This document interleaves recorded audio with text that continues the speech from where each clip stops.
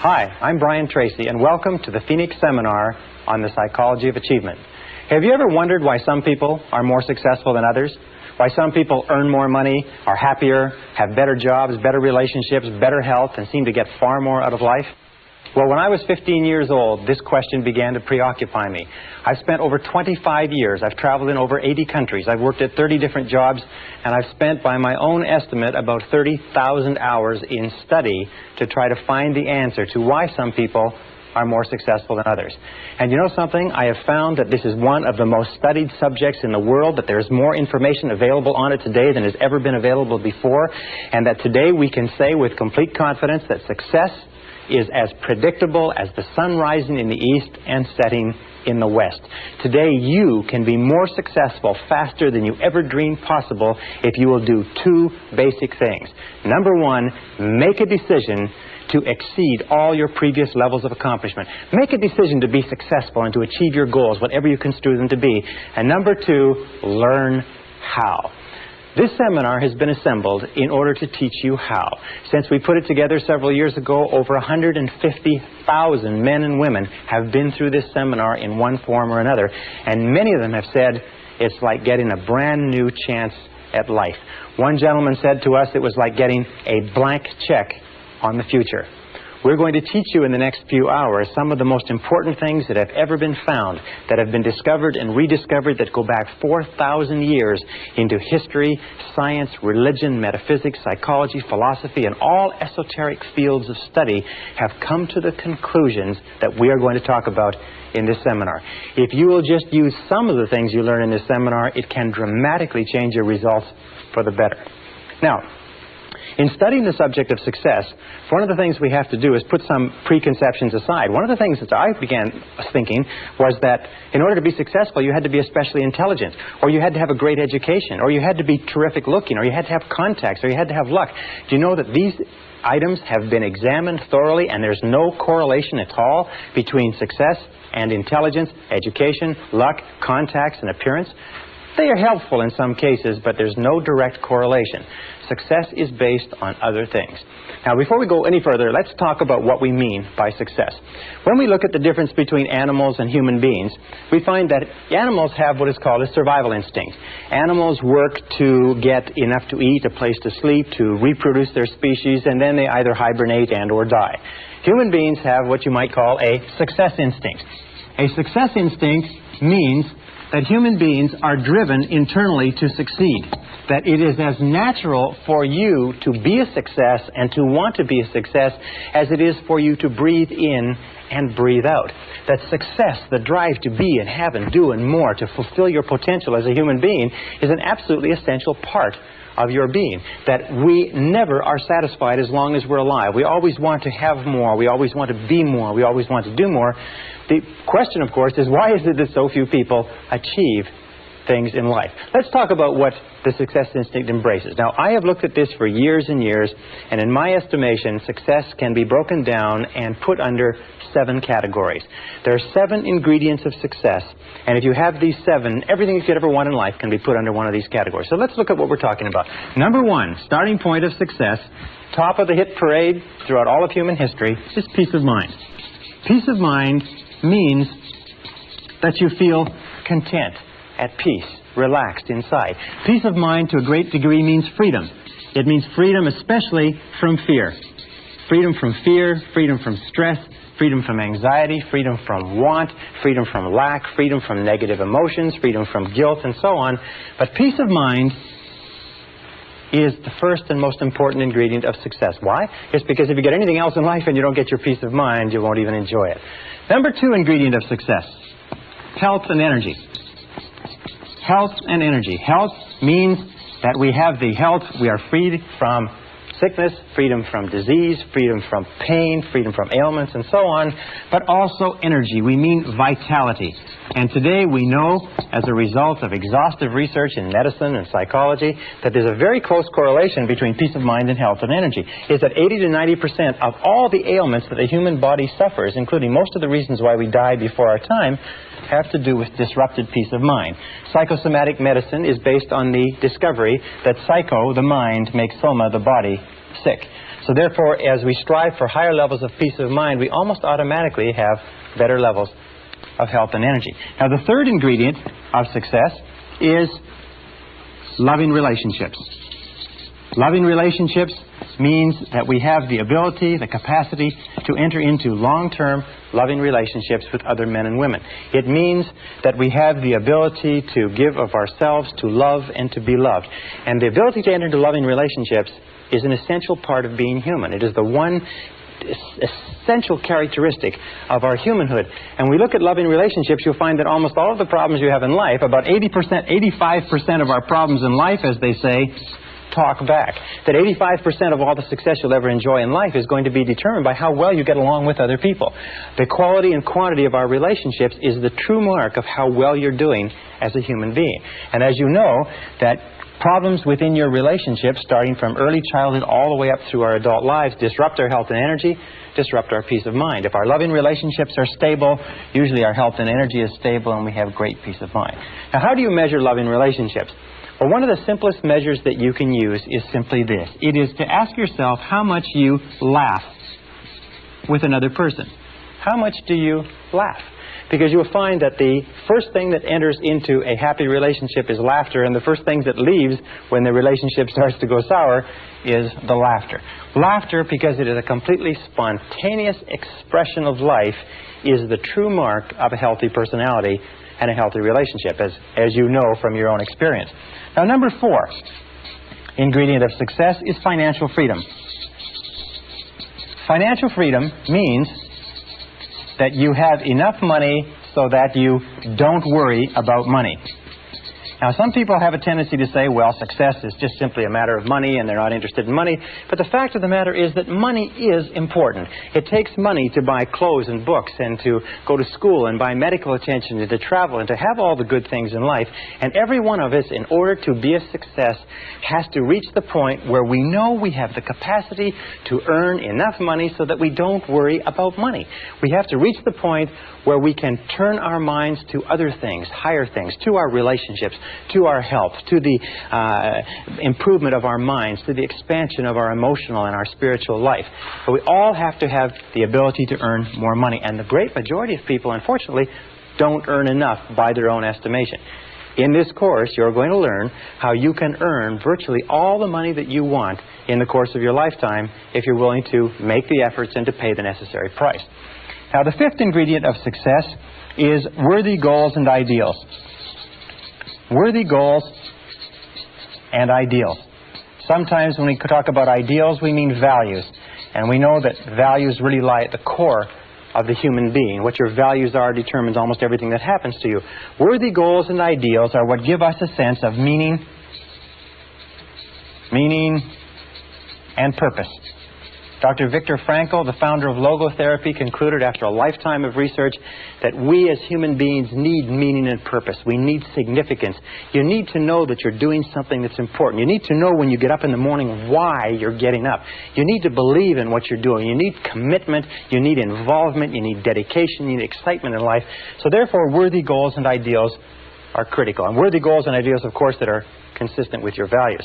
What we have found, unfortunately, is probably 80% or more of people have little or no values. They have no sense of direction. They just wander. They do whatever someone else wants them to do. And this is a major problem that contributes to unhappiness. The 6th ingredient of success is self-knowledge, self-understanding. Self-knowledge, self-understanding. What does this mean? Well, it means that you know and understand who you are, why you do the things you do, what makes you tick. It also means that you have self-honesty. It also means that you have the character and the courage to face yourself honestly and squarely. As Shakespeare said, warts and all. You have the honesty to face your strengths and weaknesses. You have the honesty, if you like, and the integrity to look into yourself to fully understand why you do what you do. What makes you tick? And in this seminar, by the way, we're going to give you an enormous amount of information on why you are the way you are and how you can change it in a very positive way if you're not happy with it. Now, the 7th ingredient of success is really a result, and it is a sense of personal fulfillment. It is a sense of personal fulfillment, what Abraham Maslow called self-actualization. Self-actualization is the feeling that you are becoming everything that you're capable of becoming. Self-actualization means that you feel every single day that you're moving toward the fulfillment of your inherent possibilities. And self-actualization comes as a result of having worthy goals and ideals, having loving relationships, having a high degree of self-knowledge and self-understanding, which generates health and energy, peace of mind, loving relationships, and so on. Now, the interesting thing is, the tragedy is the great majority of men and women today achieve so little. On a score of 1 to 10 in terms of human potential, the average person is functioning at far, far below what they're capable of. On a score of 1 to 10, the average person is scoring perhaps 2 or 3 on most of these scales. 84% of people working today are underemployed in that their jobs do not fully tax their abilities and their potential. 80% would rather be doing something else. In a study of married couples, what we found was that 38% of married couples would rather be married to someone else. We've also found that the great majority of people in our society, after a lifetime of well-paid work, retire broke. They retire poor, they retire on pensions. Only 1% become wealthy, only 5% become financially independent, 15% have some savings, and 80% are dependent on others. The average savings, lifetime savings of a retired couple in America or Canada today is less than $60,000. That's after earning between $500,000 and $1 million in an average working lifetime. Well, why is this? The number one reason is that we come into this world without an instruction manual. You can go through your entire education and never be taught anything about success. I personally believe that there should be a course on success in every single grade level, in every single school, in every single college and university. We come into the world like a computer. If you can imagine a computer, imagine that you bought this beautiful, sophisticated computer and you took it home. And you took it out of the box and you set it up, but you had no instruction manual. That you had to figure out how to work out this computer all by yourself. Or imagine a combination lock, being given a beautiful combination lock that is on a box that contains everything that you'd ever want, but you don't know the combination. We come into the world with no instruction manual, and we spend our whole lives trying to figure out how to do things right. Well, the key to success is, first of all, what we call understanding. Learning how to do things right. And this course is an instruction manual on success. You'll be able to get more out of yourself as a result of this course that you can possibly dream of today. The second ingredient is E, which requires effort. There are many people, as you know, lifelong students who study and study and study, but they never make the necessary or the correct efforts. The middle point is a multiplication sign, and understanding multiplied times effort equals results. In this course, what we're going to do is we're going to dramatically increase your understanding. We're going to give you the tools to dramatically increase the effectiveness of your efforts, so you're doing not only things right, but you are doing the right things, and you're going to dramatically increase your results. Many people have taken this course and been able to earn more in the following year than they earned in the previous 5. Many people have taken this course and been able to make more progress in 1 or 2 years than they made in their lifetime to date. It is not unusual for a person to take this course and double or triple their income within a matter of a few weeks or a few months, simply by applying some of these principles. Now, do these principles work? These principles are the basis of all success and achievement in adult life. Every successful man or woman uses them to some degree. Every successful man or woman practices them consciously or unconsciously. What we've done is we've developed them together in this seminar program as a system, very much like a process of learning anything, that if you will take it, if you will use it, if you will apply it systematically, if you will put it into action and you'll work with it consistently for even a short period of time, you're going to start to see changes that are absolutely marvelous. It is my contention that you can be, have, or do anything that you want in life. You can grow and expand and fulfill your potential. You can earn more money. You can have greater peace of mind. You can have more health and energy. You can have better loving relationships. You can have financial security. You can have a sense of personal fulfillment. You can have a great feeling of peace inside simply by following what's in this course. So please come with me. Let's go and let's begin to explore everything that you're capable of doing. Let us look at what you may be in terms of your future.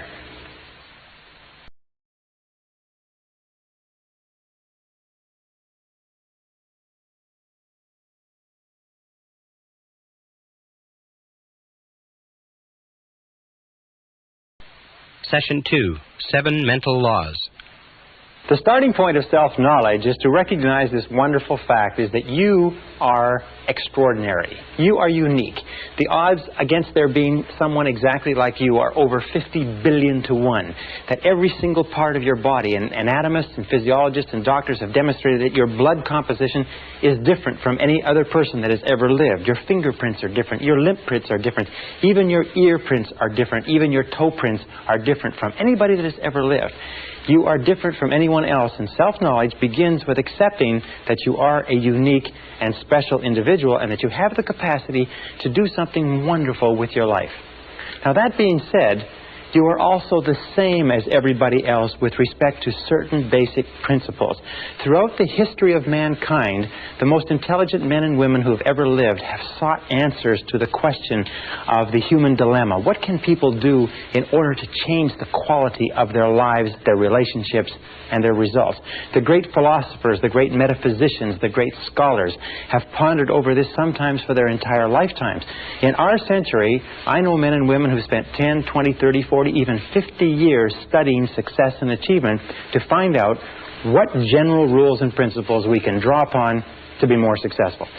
The first thing that we have to start with, the basis for this entire course, the psychology of achievement, is this, is that you are a mental creature.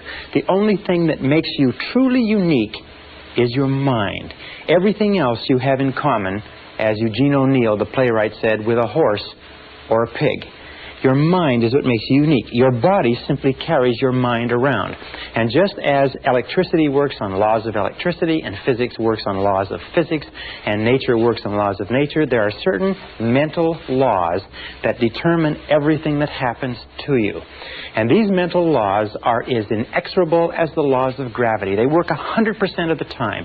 And every single success you have in life comes from living your life in harmony with basic mental laws, and every problem or difficulty you ever have in life comes from living your life out of harmony with those basic laws.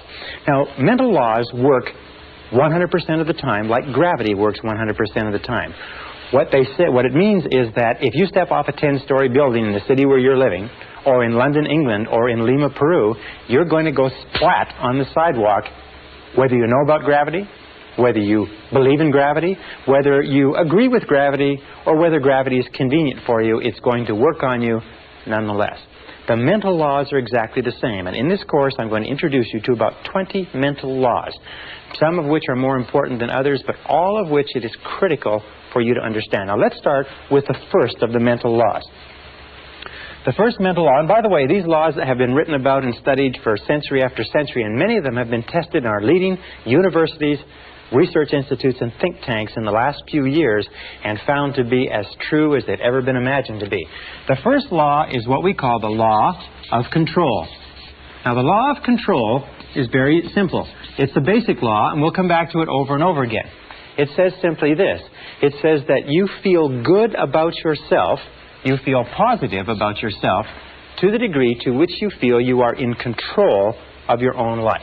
Or you feel negative about yourself to the degree to which you feel you are not in control of your own life. All you have to do is look at your life today and ask yourself, what parts of your life do you feel the best at? What parts of the life do you feel most in control? You'll find those are the places where you are the happiest. And since the supreme human good is to achieve a state of happiness, which is expressed in peace of mind and health and loving relationships, control is absolutely essential. Psychologists today call this the difference between an internal locus of control, which is feeling that you're in charge of your own life, versus an external locus of control, which means the feeling that something outside of you, your bills, your relationships, your job, your health, are somehow controlling you. As a matter of fact, locus of control research, and there are many tests that you can take to determine where you are on this chart in terms of locus of control and what areas of your life you feel more in control and less in control. People with a very high internal locus of control are high achievers, they are more successful, they're more self-determined, they're happier. And many of the things we're trying to do in this course is to give you a far greater sense of control, of being in charge of every aspect of your life. Now, control begins with, first of all, your thoughts. Interestingly enough, your thoughts, what you think about things and how you think, determines your values. It determines what is going on inside you. Once they are stored away, your thoughts determine your feelings. It's how you think about something that determines your feelings, whether you are happy or unhappy, whether you are scared or confident. Your feelings then determine your actions. So we start off with the law of control, saying that the key to success is to feel that you are the master of your own destiny, that you're behind the steering wheel of your own life. You're in charge of your life by taking full and complete control over your thoughts. Your thoughts will control your feelings will control your actions, and your actions, remember, it's always your actions, will determine your success or your lack thereof. So the law of control is important. Now, as opposed to the law of control, we have what is called the law of accident. Now, the law of accident is really a metaphysical principle. It is only a law, like a traffic law or like a legal law, to the degree to which we live by it consistently. The law of accident is what about 80% of the population live by, plus or minus. The law of accident simply says that by failing to plan, you're planning to fail. Failing to plan is planning to fail. Now, the majority of people don't believe that they're living by this, but if you look at their lives, you see that that's true. Failing to plan means planning to fail. These are the sort of people that say, well, it's not what you know, it's who you know. It's being in the right place at the right time. It's luck. It's the luck of the draw, and so on. These are people who, as a result of feeling that their life is controlled by forces outside themselves, don't have clear plans, don't have clear goals, are not working persistently and consistently day by day toward accomplishing something they want, and their lives just seem to drift and go around in circle like a ship without a rudder. Now, a person, just like a ship without a rudder, a person with no central plan is a person who has very little control. Is a person who feels that, in fact, they are out of control of their lives, like they're falling through space with no place to stop. And these people are invariably unhappy. The reason why people are negative today, the reason why people are unhappy, the reason why people are sick and frustrated, the reason why people underachieve in life is most of them are living by this law of accident. And in so doing, they have no sense of control over their lives, they have no sense of inner peace, they have no sense of happiness, and so on. So we are going to show you how to free yourself from the law of accident personally or permanently. Now, the next law is what is called the law of cause and effect. The law of cause and effect says that for every effect in your life, there is a specific cause. That everything that happens in the universe happens for a reason. That nothing happens by accident. That failure does not happen by accident and success does not happen by accident. That happiness or lack of happiness are a result of cause and effect relationships. That if you have an effect in your life that you want to have more of, more success, more money, more happiness, better health, you can trace it back to a cause. And what you do is you repeat and duplicate the cause. If you have an effect in your life that you want to have less of, if you have problems, difficulties, and so on, you can also trace that back to a cause. All progress in human life and human society stems back from identifying the causes of what we want more of or less of and changing the causes. Now, the law of cause and effect, of course, is the iron law of the universe. This is the law, if you like, that we can come back to over and over again, and many of our laws are paraphrases of the iron law. It's also called the law of sowing and reaping, that wheresoever you sow, that also shall you reap. But the iron law, the law of cause and effect, gives us a complete sense of control. If we believe that there's a cause and effect relationship, that everything happens for a reason, then we have a tremendous feeling of control in our lives. We can identify the causes, we can duplicate the causes, we can make our lives anything we want. The most important application of the law of cause and effect is this. It is that thoughts are causes. Thoughts are causes and conditions are effects. Thoughts are causes and conditions are simply effects. The starting point of everything is your thoughts about something. It's your thoughts about a job, your thoughts about a relationship, your thoughts about your health, your thoughts about your future. Your thoughts become causative agents. The conditions become the effects. That if you wish to change any of the conditions of your life, you have to change the thoughts that precede those conditions. You have to change what is going on in your mind. Now, wonderfully enough, there's only one thing in the whole universe over which you have complete control, and that is your thoughts. So if you take full and complete control over your thoughts and keep your thoughts on what it is you want, make them positive causes, the conditions or effects will take care of themselves with the inexorability of a law of nature. Now, the next law is what is called the law of belief. The law of belief simply says that whatever you believe with feeling, and this is the key, with feeling, and the more emotion you put into a belief, becomes your reality. It becomes your reality because you will always act in a manner consistent with your beliefs. As a matter of fact, your entire reality right now is simply an outward picturing of your most intensely held beliefs. If you believe something that is positive or believe something that is negative, or as Henry Ford said, if you believe you can do a thing or if you believe you cannot, you are right. Our beliefs do form our realities. To the degree to which we believe anything to be true, our beliefs act as sort of like a screen. They filter out any information that is inconsistent with our beliefs. We have a deep down desire inside of us to remain consistent. So we're always trying to view our world, rationalize our world, interpret our world so that it is consistent with what we have already decided to believe. We develop what is called scotomas. A scotoma is a word in psychology that simply says that we develop blind spots. We do not see opportunities if we are convinced that there are no opportunities. We do not see possibilities for success if we don't believe that success is possible for us. However, if we begin to change our beliefs, we begin to change our realities. Let me give you an example. There's a story of a young man who came from a small Midwestern town. It's a true story. It was reported in the psychological journals a couple of years ago. He got straight A's all through junior high school and high school. At the end of the 12th grade, he wrote his Scholastic Achievement Test to go to university. A few weeks later, he got back a letter from the university saying, "You have scored 98 on the Scholastic Achievement Test, and you're hereby admitted to the university for the fall semester." Well, he didn't know very much about Scholastic Achievement Tests, and he thought that the 98 was an IQ score. Now, an IQ score of 98 is slightly below average and is about 20 points below what is necessary for college-level work. He was convinced, and he just discarded his entire high school career, all the A's that he's gotten. He was convinced that he could not do college-level work, but he went off to college in the fall. After the first semester, he was failing or nearly failing in every subject. His counselor called him in and said, "What seems to be the problem? You did extremely well in high school. These courses are only 1 degree of difficulty removed from your high school courses. Are you having problems with girls? Are you having problems with drugs? Having problems adjusting? What is it?" He said, "Well, sir," he said, "I'm doing the very best I can, but you can't blame me. I've only got a 98 IQ. And the counselor had his file in front of him. He said, "What are you talking about?" He said, "Well, in my letter of admission to the university, it said that I got a 98 on the Scholastic Achievement Test." He said, "Son, that's not an IQ." They said, "That's not an IQ. That is a percentile. What that means is that you scored equal to or higher than 98% of the students in the country who wrote that test. You're one of the brightest kids in this university." Well, this young guy went out. He checked on the Scholastic Achievement Test. He found it was true that the 98 was a percentile, not an IQ. He went back to his courses, and 2 years later, he was in the top 10 in a 30,000 student university. He was leading in all of his classes. Once he changed his reality, once he changed his beliefs about his intelligence, his reality changed automatically.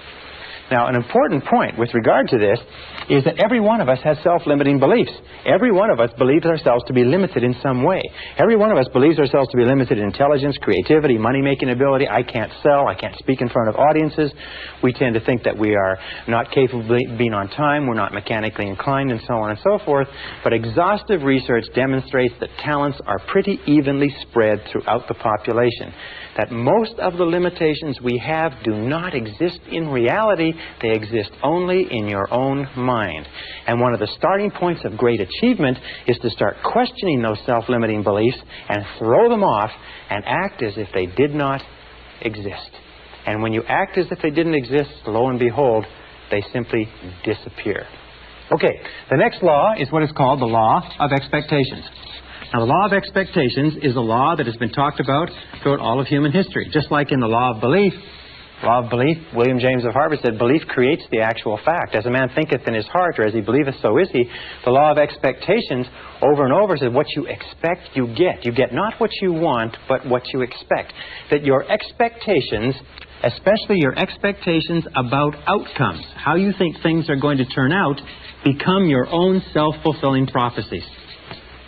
And Dr. Robert Rosenthal of Harvard University has done something like 300 experiments on expectations theory, on what is called experimenter theory. And he finds that your expectations have an effect on other people and events and circumstances even if your expectations are based on totally false information.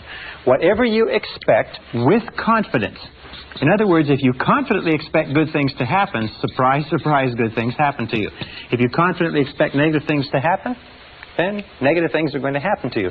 That most successful people have developed an attitude of confidently expecting good things to happen. It's called the attitude of positive self-expectancy. It is the attitude of the winner. The winner looks for good things to happen. The winner expects to win in advance, and lo and behold, whatever you expect with confidence tends to come true, even if the information upon which your expectations is based is totally false. Now, let me give you an example of expectations. Some years ago, Dr. Rosenthal, after conducting a variety of different experiments, came to the conclusion that the expectations that teachers had of students was having a tremendous effect on their ability to learn and their grade level averages. So he put together a series of experiments, and then one major experiment which was tremendous. He went to the San Francisco Bay Area, and at the beginning of the school year, he had the principal call in 3 teachers. The 3 teachers were told that by the principal, as a result of teaching excellence, they had been singled out as the 3 best teachers in the school, and that they were going to be given 30 students each of the brightest students in the school identified by IQ tests at the end of the last semester. They would be able to teach these students for the entire year, and it was estimated by experts that these students would jump in scholastic achievement an average of 20 to 30% over the course of that school year. Now, the teachers were told that one of the conditions was that they mustn't tell the teachers, they mustn't tell the students, and they mustn't tell their parents. They must continue to teach the same way, and classes were carefully monitored to make sure that they taught the same way they taught before, but only they would know that they had been given 30 bright students each to teach for the whole year. The teachers were delighted. The teachers went out. They were excited about this. They worked hard with those students. They spent time after school with them. They got really, really involved in teaching more than they ever had before. And at the end of the school year, lo and behold, those 3 classes led not only the school, but the entire school district in academic accomplishment. At the end of the year, they called the 3 teachers in. They sat them down and they said, well, you've had a good year. And they said, yes, well, it was great. Those kids were so bright. They were so eager to learn. They said, well, maybe we should tell you the truth, that this was an experiment. And the fact is that the beginning of the school year, we selected the names of 90 children by lottery from the school population at large and assigned them to your class. We didn't even know what their IQs were. They said, well, that's remarkable. Well, how could it have happened that they did so well? And then they looked at each other and said, well, of course, it's because we are the 3 most excellent teachers in this school. They said, well, the other side of it was simply this, is at the beginning of the school year, we put all the teachers' names in a hat, and yours were the first 3 names that were drawn. So this is what is called a double-blind experiment. They held constant for everything but expectations.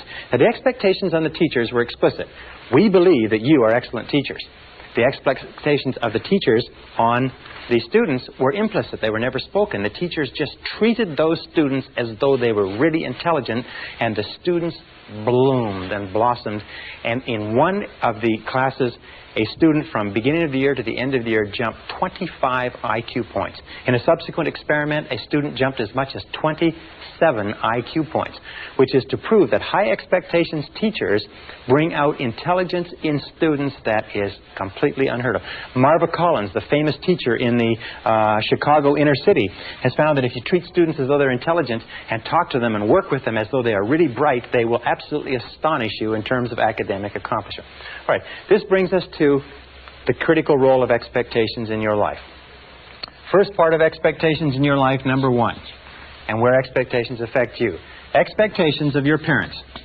We have found that we have a tendency as adults to try to live up to or down to the expectation of our parents all our lives.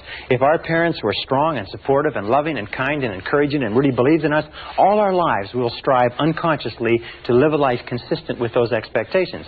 If our parents were critical and condemnatory and bitched and complained and griped about our grades and so on and so forth, we will find that all of our life we'll have a tendency to hold ourselves back. So be alert to that. What were the expectations of your parents? Were they positive? Were they negative? Were they boosting or were they discouraging? And how much are they affecting you today? Second area of expectations is the expectations of your boss. In all of our studies, we have found, especially in the studies on excellence in organizations, we have found that high expectations, bosses have high performance work environments. Now, if you work for a boss who's negative, critical, and condemnatory, if you work for a boss that has negative expectations or a negative attitude, chances are your performance will be at the very lowest. As a matter of fact, if you look at the course of your working career, you'll find that the times of your life that you've enjoyed the most is working under a boss that has high positive expectations of you and your ability. Isn't that correct?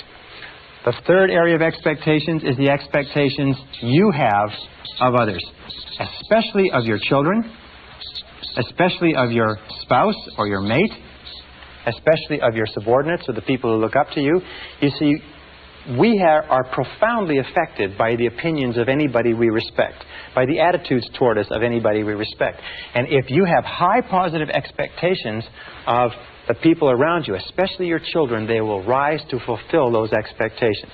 So the basic rule with regard to this is always expect good things of other people.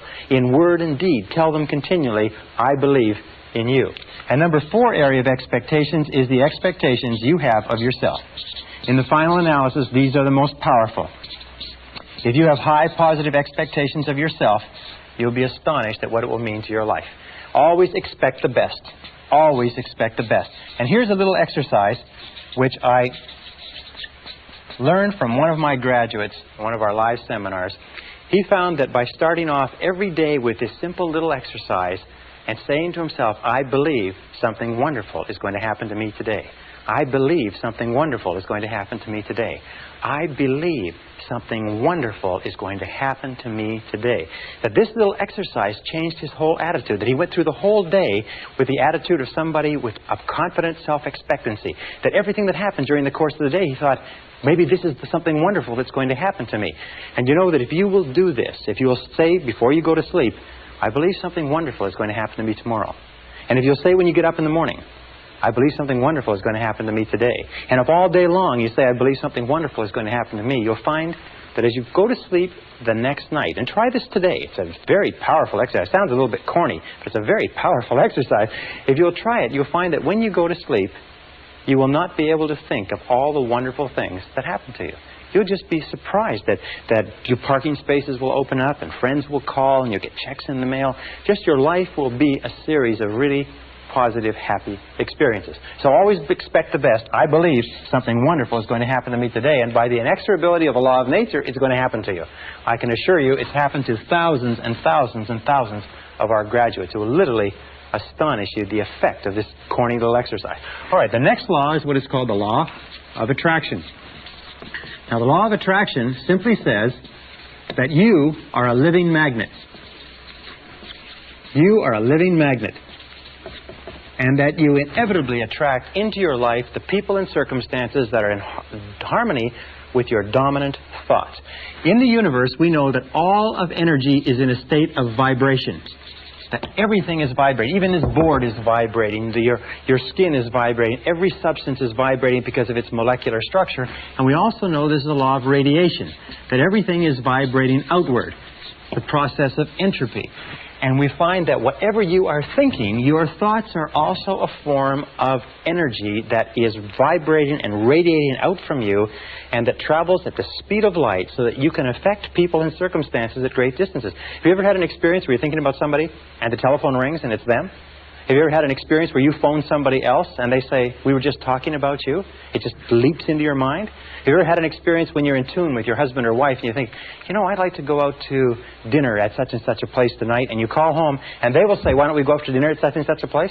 These are all examples of this law of attraction. The law of attraction is considered by many to be one of the most important laws of human existence. In this, you will always attract to yourself, positive or negative, people and circumstances that harmonize with your dominant thoughts. That whatever you're thinking on a continuing basis, you're attracting into your life. You're drawing it into your life like a magnet. That's why it's so important that you keep your thoughts on what you want, keep your thoughts on what you desire, and keep your thoughts off of what you don't want. And by the way, as you advance and develop and become more proficient and more sharp with these methods, the law of attraction will work faster for you and with greater accuracy. So be careful. Use it right. The last law we'll talk about in this session is called the law of correspondence. The law of correspondence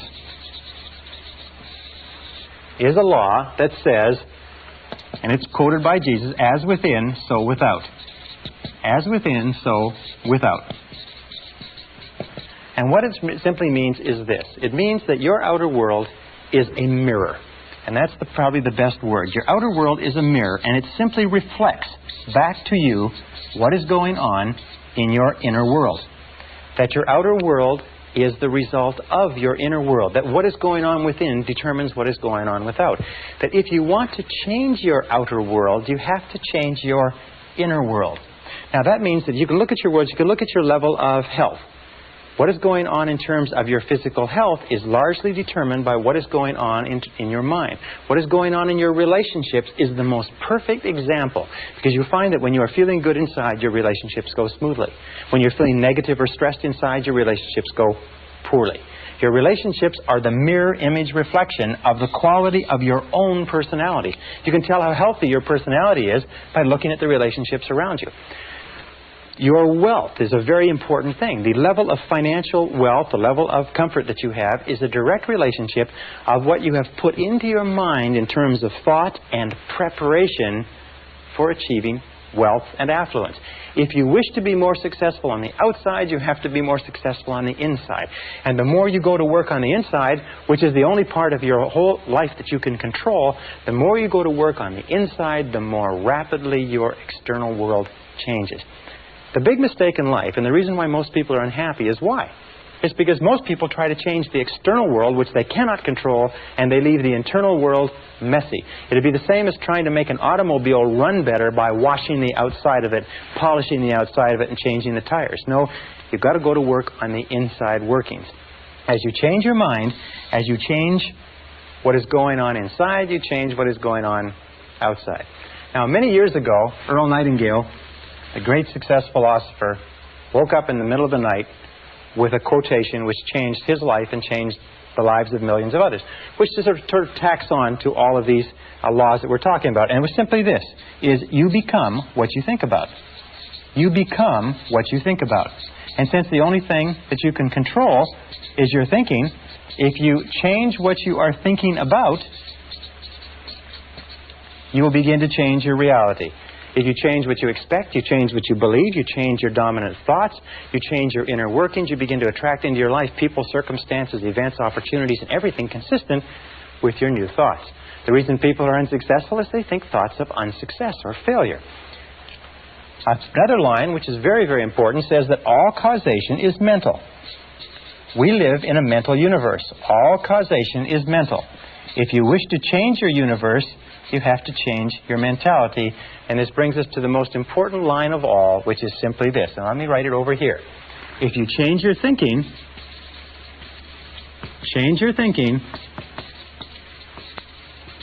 and you change your life.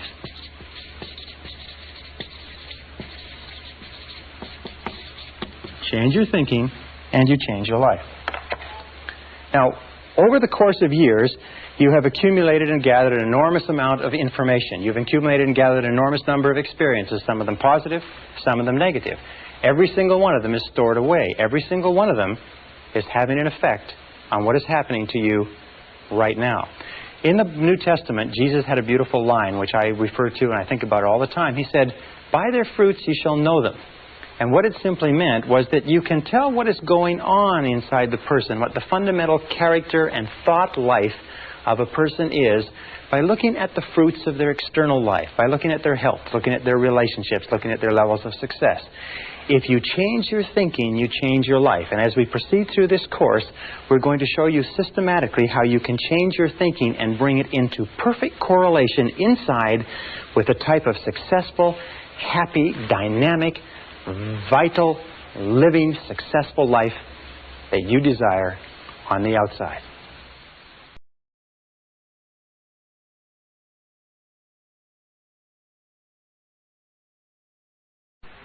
Session 3, Unlocking Your Potential. When we talk about human potential, have you ever wondered what accounts for the huge disparity in results and performance between one person and another? You know, a person who's making $250,000 a year is not 10 times smarter or better than a person who's making $25,000 a year, Why is there 10 times the difference in income? And you go all the way up the ladder to a person who's making $2.5 million a year. Is that person 100 times better, smarter than the person making $25,000 a year? Impossible. In a recent study of IQs, they picked 1,000 men and women out of the population and tested them for IQ. They found that the top person in that 1,000 selection was only 2.5 times smarter than the bottom person in that selection of IQs. Only 2.5 times the disparity, and that's probably true over the whole population. So what accounts for this great difference? Well, we talk about human potential. We come down to a very simple formula that I came up with some years ago that probably explains it a little bit. The formula starts off with what we call IA, which is inborn attributes. That's the qualities, the intelligence, the ability, the temperament, the things that you're born with that you can't really change very much, plus acquired attributes. Now, acquired attributes are very important. Those are your education, your training, your skill, your experience, knowledge, wisdom, and so on. Multiplied times A, which is your attitude, equals individual human potential, or individual human performance, or individual human results, if you like. Now, of these three, inborn attributes are largely fixed at birth. Acquired attributes can be changed, but it takes a while to change them, although sometimes they can be changed very rapidly. One valuable piece of information can dramatically change your effectiveness. But attitudes can be increased or decreased dramatically in seconds. That every single time we improve our attitude, we multiply all our capabilities.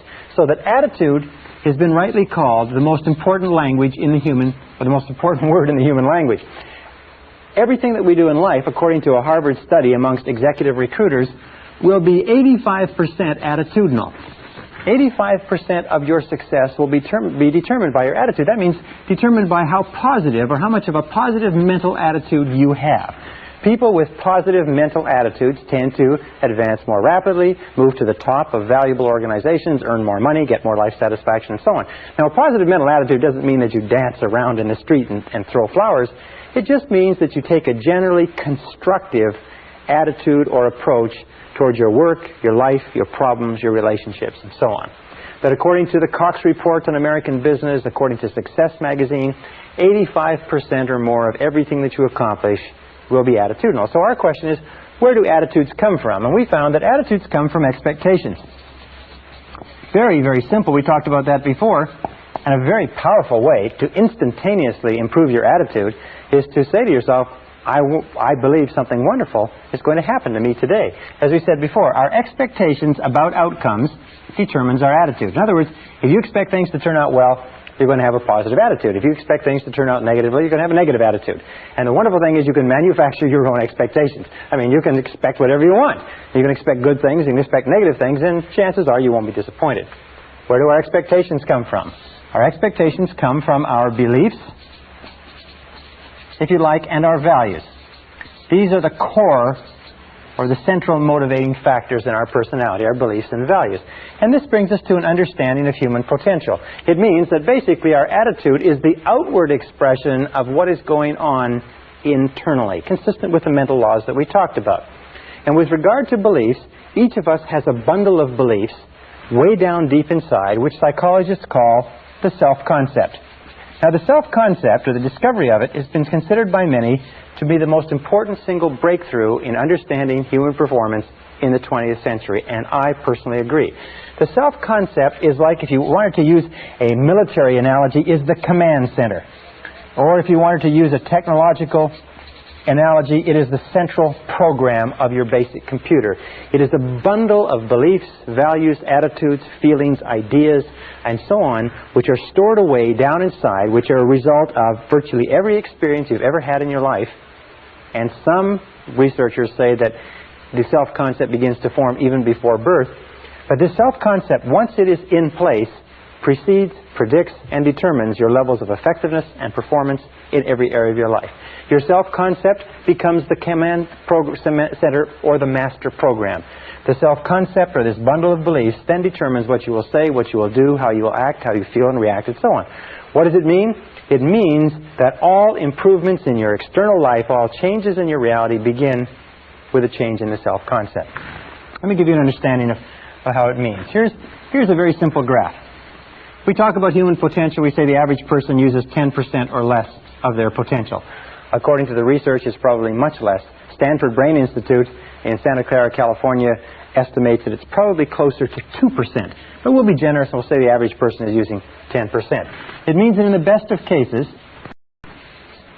the average person, you and I, have 90% of our potential untapped. One of the great philosophers, Oliver Wendell Holmes, said the great tragedy of the average person is that they go to their grave with their music still in them. They're still functioning on far, far less of their potential. So this is human potential. We find there's a direct relationship between human potential and the self-concept. That since our self-concepts, or our estimates of ourselves, if you like, are usually far lower than they need to be, our level of performance and effectiveness is far lower too. And we know that our self-concept is largely subjective. What does that mean? It means that the self-concept, what we believe to be true about ourselves, is really not based in reality. It's based on information that we've taken in, we accept it as true, and to the degree to which you believe anything about yourself, it becomes true for you because you act in a manner consistent with it. You know, there's some people who read their horoscopes and believe that their horoscopes are predicting their future. There's some people who will take criticism and condemnation from other people that they don't even respect and believe that that is an adequate or accurate reflection of their own abilities. But whatever you believe, whatever you accept as true, becomes true for you. Now, we also know that as an adult, you have a variety of self-concepts. You have a self-concept for how you dress, how much you weigh, how much you eat, how well you speak in public, what kind of a parent you are, what kind of a child you are to your parents, what kind of a husband or wife you are, what kind of a lover, what kind of a driver. Interesting about driving. All men have a very positive self-concept with regard to driving. Women don't understand this, but all men are born with an inherent genius at driving. That men are all great drivers. And if you don't believe it, all you have to do, ladies who are watching this, all you have to do is think about the last time you've tried to correct a man's driving. You'll find that it is not well responded to. How do we respond when somebody challenges our self-concept by suggesting that we are not the person we think we are? We become defensive, we become angry, we become irritable, we become difficult to get along with. We have a self-concept for how creative we are, how intelligent, how fast we read, how good we are at athletics. And if you practice a variety of different sports, you have a self-concept for every one of those sports. We have a self-concept for how well we cook, how well we raise our children, how well we clean our home, what kind of cars we drive, and so on. We also have a self-concept for what it's worth, for how much money we earn. Interestingly enough, you can never earn more than 10% above or below your self-concept level of income. That your self-concept determines your income level. This self-concept level is called your comfort zone. And even if you want more money, you will find that the natural human tendency of all action is to struggle and strive to get into a comfort zone and then to stay there. That if you earn 10% or more above your self-concept level of income, you will have an irresistible urge to get rid of the money. You'll give it away, you'll spend it, you'll blow it, you'll spend it extravagantly, you'll even lose it if you get enough. That's why people who win lotteries are often flat broke 2 or 3 years later. They just burn the money because the money is far beyond their self-concept. If you go 10% or more below your self-concept level of income, you find yourself scrambling. You work harder, you work longer, you think more creatively, you look at different ways to increase your income or second income opportunities. The only way to improve any part of your life, including your income, is to raise your self-concept level of income by beginning to think about yourself continually in terms of earning more money. If you want to lose weight, the only way you can lose weight is what? Is to think thin, by beginning to think of yourself as a thinner person. If you want to become a more popular, a more loving, a happier person, a healthier person, you have to begin to think over and over about those things until they become part of your new self-concept. And we'll talk about that a little bit later. It's an essential part of programming your mind for success. Your overall self-concept is determined by the average of your self-concepts in all the areas that you consider important. Now, your self-concept is made up of 3 critical parts. The first part of the self-concept is the self-ideal. The self-ideal is the person you would most like to be. It is your idea of what constitutes a winner. It is your vision or your mission or your ideal of the very best you that you can be. Now, one of the things that we know about successful people is this. Successful people have very clear self-ideals. They have very clear ideas of who they want to be in the future. Unsuccessful people have very vague ideals. Number 2 is your self-image. Your self-image is a picture of the way you see yourself and the way you think about yourself. Your self-image, the inner mirror, is how you perceive yourself now and determines your current performance on a day-to-day basis. The third part is your self-esteem. Now, your self-esteem is how you feel about yourself. How you feel about yourself is the engine force, it's the motor, it's the power force within your subconscious. It's the power force within the self-concept, and it determines virtually everything that happens to you. The best definition of self-esteem is how much you like yourself. How much you like yourself as a parent, how much you like yourself as an employee, how much you like yourself as a boss, how much you like yourself as a money earner, a professional speaker, an athlete, and so on. How much you like yourself, your level of self-esteem, your overall emotional feeling about any area of your life determines your performance and effectiveness in that area. Wonderfully enough, since you become what you think about, your self-concept is malleable, your self-esteem can be built by repeating over and over again, I like myself. I like myself. I like myself. I like myself. I like myself. I like myself. The more you say, I like myself, I like myself, I like myself, the more you repeat that over and over again, the more your self-esteem goes up. The more your self-esteem goes up, the more your overall self-concept goes up. When your overall self-concept goes up, you perform better at everything else that you attempt. That every single time you say, I like myself, I like myself, I like myself, I like myself, I like myself, it's like pumping yourself up psychologically. Everything that happens that causes your self-esteem to go up causes you to perform better. Everything that happens that causes your self-esteem to go down causes you to perform worse, make more mistakes, be unhappier, and so on. Now, a critical point about liking yourself, about self-esteem and self-liking, is that number one is you can never like or love anybody else more than you like or love yourself. That your level of self-esteem is the determinant of the quality of the relationships you have with others. And number two is you can never expect anybody else to like or respect you more than you like or respect yourself. That how much you like and respect yourself determines their attitudes toward you. Every single school of psychology today is coming to agreement on the fact that how much you genuinely like and accept yourself as a valuable and worthwhile human being has an effect on everything that happens to you. How much you like yourself. And what you can do is you can improve your self-esteem by saying, I like myself, I like myself, I like myself, I like myself, I like myself. Well, this brings us to the question of where does self-esteem, where does the self-concept come from?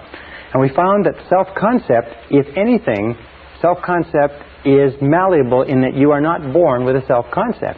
Is that you're not born with any idea of yourself. You're not born with self-image or self-esteem, that you're born in a way as pure potential. It's probably the best way to put it. The average person comes into the world as pure potential and has no self-concept. That everything you are today, every feeling that you have, every attitude or value, you had to learn over the course of your lifetime. We also know that the child comes into the world with a very high need for love and touching. And a tremendous amount of research indicates that we need a lot of love and touching all of our lives, but especially in our formative years, because as a child, we learn who we are, how valuable we are, whether we're important, intelligent, attractive, lovable, funny. We learn all of these things by the way our parents treat us. If our parents, our siblings, our aunts and uncles, but especially our parents, treat us like we're really important kids, then we grow up thinking that we're really important. If our parents do not, then something else happens. We know that the first few years of life are the most important in developing the self-concept. That a child starts off at 0 when the child is born with no idea of who she is or who he is or how valuable they are. And in the first, second, third, fourth, and fifth years of life, and the psychologists used to think it was 5 years, but now they're saying it's 3 years. In these first 3 years of life, children learn who they are. They say if you give enough high quality and quantity of love to a child in the first 3 to 5 years, you set them up for life. You set them up on a solid foundation of self-esteem, self-confidence, self-worth, self-value. As a matter of fact, there's a direct relationship between the quality and quantity of love and the development of healthy personality. That the more love, unconditional love that a child receives in those formative years, the stronger is the foundation of the personality. To reverse the equation, that virtually all problems in psychosis, neurosis, personality disturbances, and behavior problems arise from problems way down in the self-concept. And we can go back as adults. Here's our adult personality. We can go back as adults. We can correct the flaws in our foundation, the cracks, if you like, by repeating over and over again, I like myself, I like myself, I like myself, and driving down that healing concrete deep into the foundation of our personality. Remember, children need love like roses need rain. Children that are deprived of love often die of love starvation. It's a disease called marasmus. Now, what else do we know about children? We know that children come into the world with two remarkable attributes. The first is that they're fearless. Children are born with no fears. They're not afraid of anything except falling and loud noises. And this is expressed in the attitude, I can. Children come into the world believing they can do anything. And anybody who's ever raised a child to the age of 3 or 4 or 5 knows you have to spend those first few years stopping them from killing themselves because they're little kamikaze pilots, because they're not afraid of anything. The second attribute is they come into the world completely spontaneous. They say what they want, they do what they want. They are completely uninhibited. They just are completely unafraid. They do anything that they want. And this is expressed in the attitude, I don't have to. I don't have to. If you ever try to control a child, you'll find that the attitude of a young child, the first thing they say is when you start giving them orders, the first thing they learn is no. They say, no, I don't have to. Well, of course, we eventually change their minds on that one way or another. But these are the two attributes that each of us come into the world with. You come into the world unafraid and uninhibited. What does that mean? It means that our natural birthright is to be unafraid and uninhibited. And that only when we can create the same situation in adult life where we are unafraid and uninhibited do we feel truly great about ourselves. The very best organizations, the very best companies are those that create an environment where people who feel unafraid and unreserved to be themselves and to do the very best they can. Well, as we grow up, we know that children learn two ways. The first way they learn is by imitation. They imitate one or both parents, especially the dominant parent. And sometimes the dominant parent will change as the child is growing up. Sometimes children will imitate the father, sometimes the mother, but they learn by imitation. Many of the characteristics and habits that we have as adults, we learn from our parents. Have you ever had the opportunity or the occasion to scream at one of your children or shout at one of them and find yourself saying the same things your mother or father said to you when you were a child?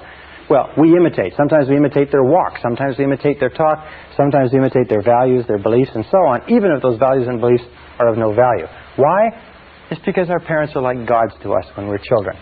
The second way that we learn is by moving from discomfort, from what doesn't feel good, toward comfort. Now, Freud called this the pleasure principle, is that we move toward what makes us feel comfortable, what gives us pleasure, what makes us feel good about ourselves. We move from discomfort toward comfort.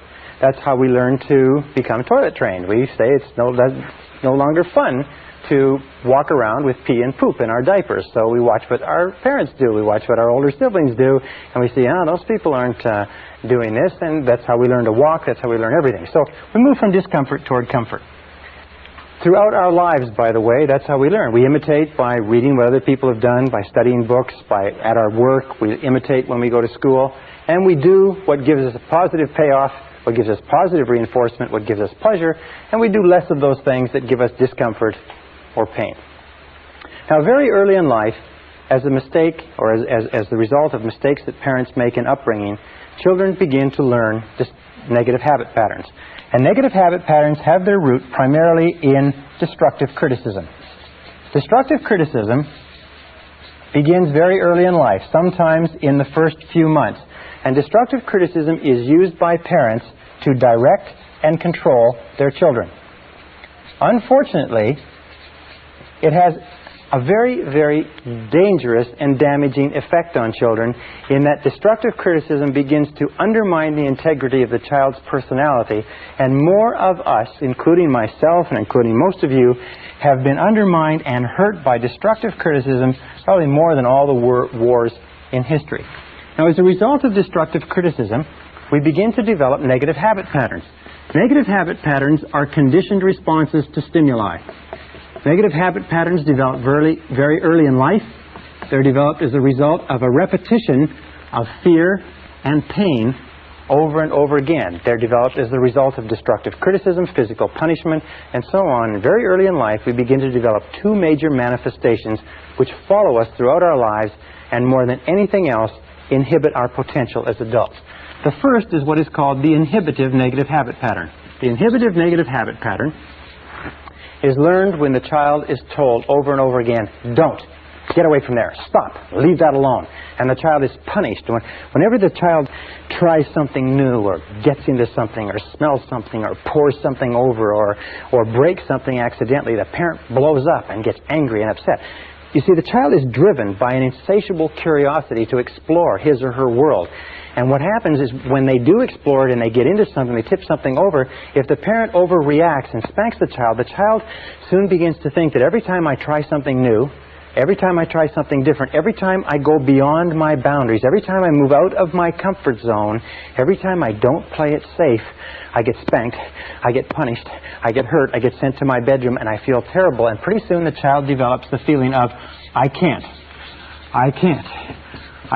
Every time I try something different, I get punished. I can't. This is like the Pavlovian response, where the Pavlov would ring the bell and feed the dog meat, and the dog would salivate, and Pavlov would ring the bell while he fed the dog meat, and the dog would salivate. They would keep doing that. Pretty soon, Pavlov would just ring the bell, and the dog would salivate. What happens in adult life is that this creates what we call the fear of failure.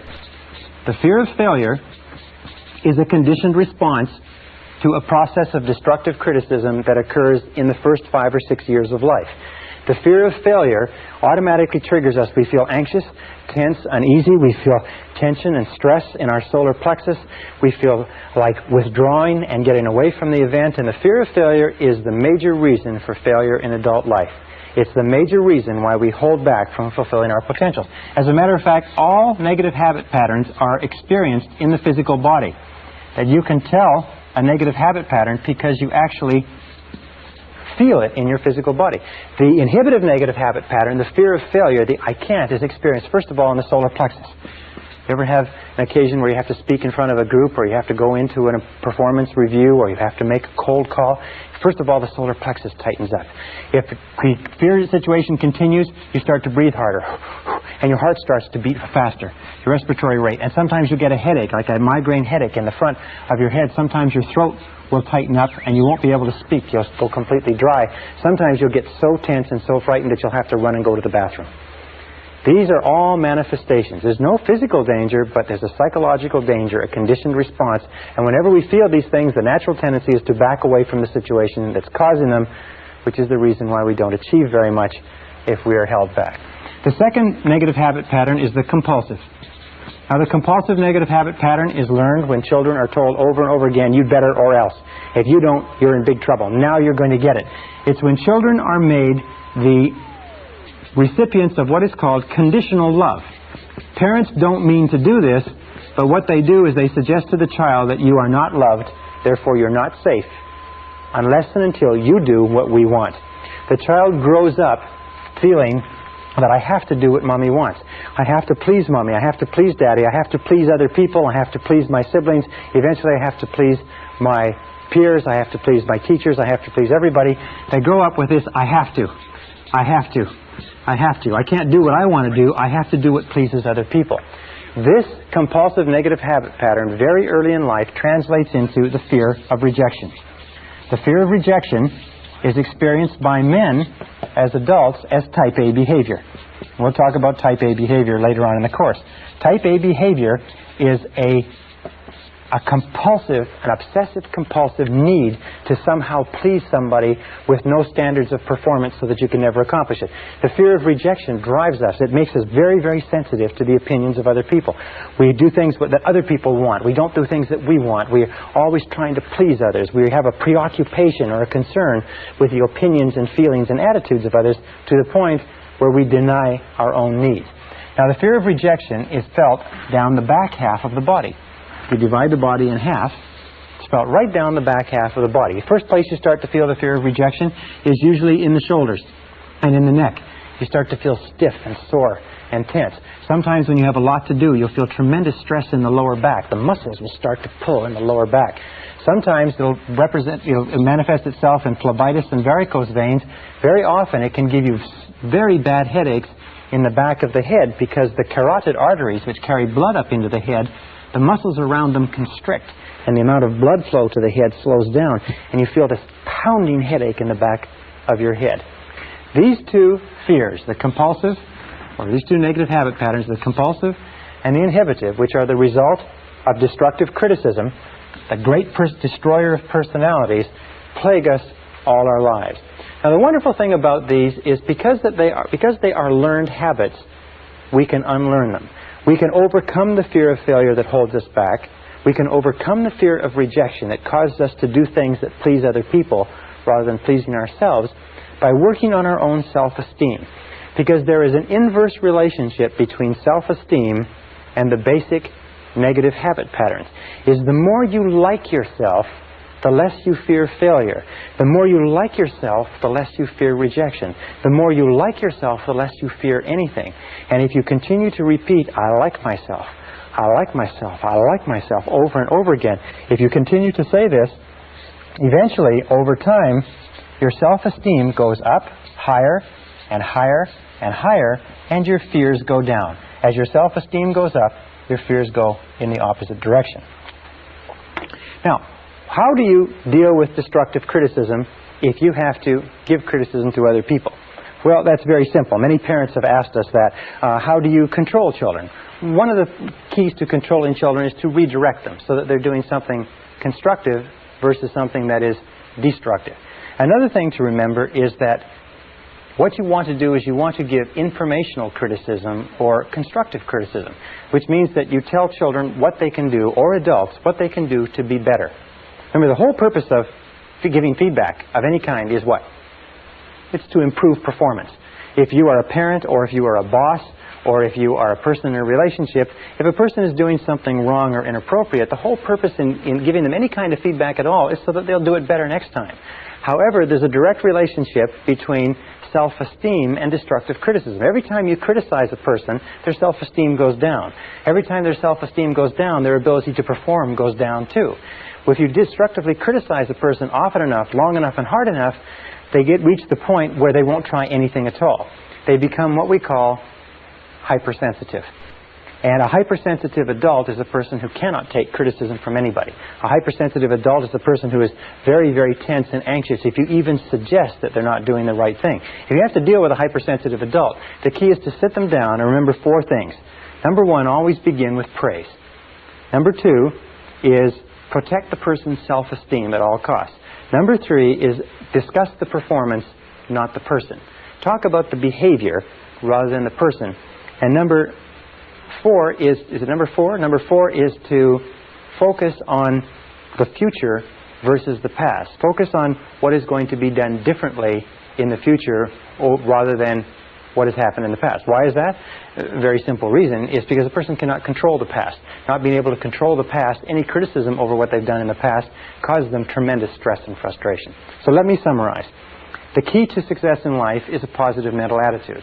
A positive mental attitude is based on expectations of success, of a positive set of expectancies. This positive set of expectancies is based on beliefs in your self-concept. The core of your self-concept, which determines your effectiveness in life, is your self-esteem, and your self-esteem is measured by how much you like yourself. The 2 things that hold us back more than anything else are the fears of failure and the fears of rejection. So one of the core secrets of success is this. It's become a perpetual self-esteem generating organism. Continually be doing things for yourself, to yourself, in your life that cause you to like yourself, to love yourself, to accept yourself, to respect yourself, that cause you to feel terrific about yourself. If you're a boss or a parent, remember that the key to peak performance in your home and in your workplace is to make people feel terrific about themselves. And the more terrific you feel about yourself, the more you like yourself, the more likely it is that you'll make the people around you like, love, accept, and respect themselves, and you'll create a peak performance environment. It is the starting point to great success and achievement in life. So say over and over to yourself, I like myself, I like myself, I like myself, I like myself. Session 4, Your Subconscious Powerhouse. In order to unlock your full potential, it's absolutely essential that you understand the relationship between the conscious and the subconscious mind. There are thousands of books have been written on this subject. There's tremendous complexities. There's references to the conscious and the subconscious, especially the subconscious, throughout all of human history. The subconscious is often called the powerhouse of your being. And we're going to talk about how you affect the subconscious more as we go through this program. But let's start off talking about the relationship between the two minds and what you can do to begin controlling and changing the programming within the subconscious. The conscious and the subconscious minds are very beautifully designed by a master designer, if you know what I mean, in that they have very separate functions and they work perfectly in tandem with each other. Probably a good way to illustrate it is to say this is the conscious mind and this is the subconscious mind.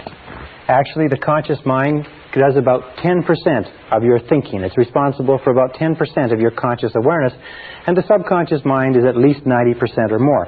When we talk about human potential and unlocking human potential, we mean unlocking the vast capacity or power of the subconscious.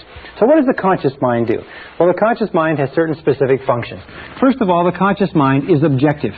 The conscious mind can look at the world clearly, if you like, with clarity, and think about it analytically, objective by meaning without emotion. Second of all, the objective mind, or the conscious mind, is rational. And it is also discriminating. These are three of the qualities. In other words, it can discern the differences between truth and falsehood. It can analyze. It is sort of like the mathematical or unemotional part of the brain. The conscious mind has four major functions. The first function is that the conscious mind identifies incoming data. Now, incoming data can come from a variety of different sources. It can be thoughts that you have, or it can be things that are happening to you in the external world. So let us say you're walking across the street. This is your mind. You're walking across the street and you hear the roar of an automobile engine. Your eyes immediately turn to the right to see what the sound is and to identify what is that sound. When you see the automobile, you identify, you attach the sound to the car. The second thing that the conscious mind does is it compares that moving automobile to all other moving automobiles of your experience.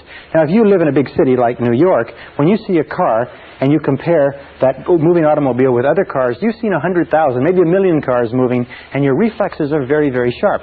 If you live in a country that doesn't have very many automobiles, chances are when you see a moving vehicle, your reflexes will be very, very slow.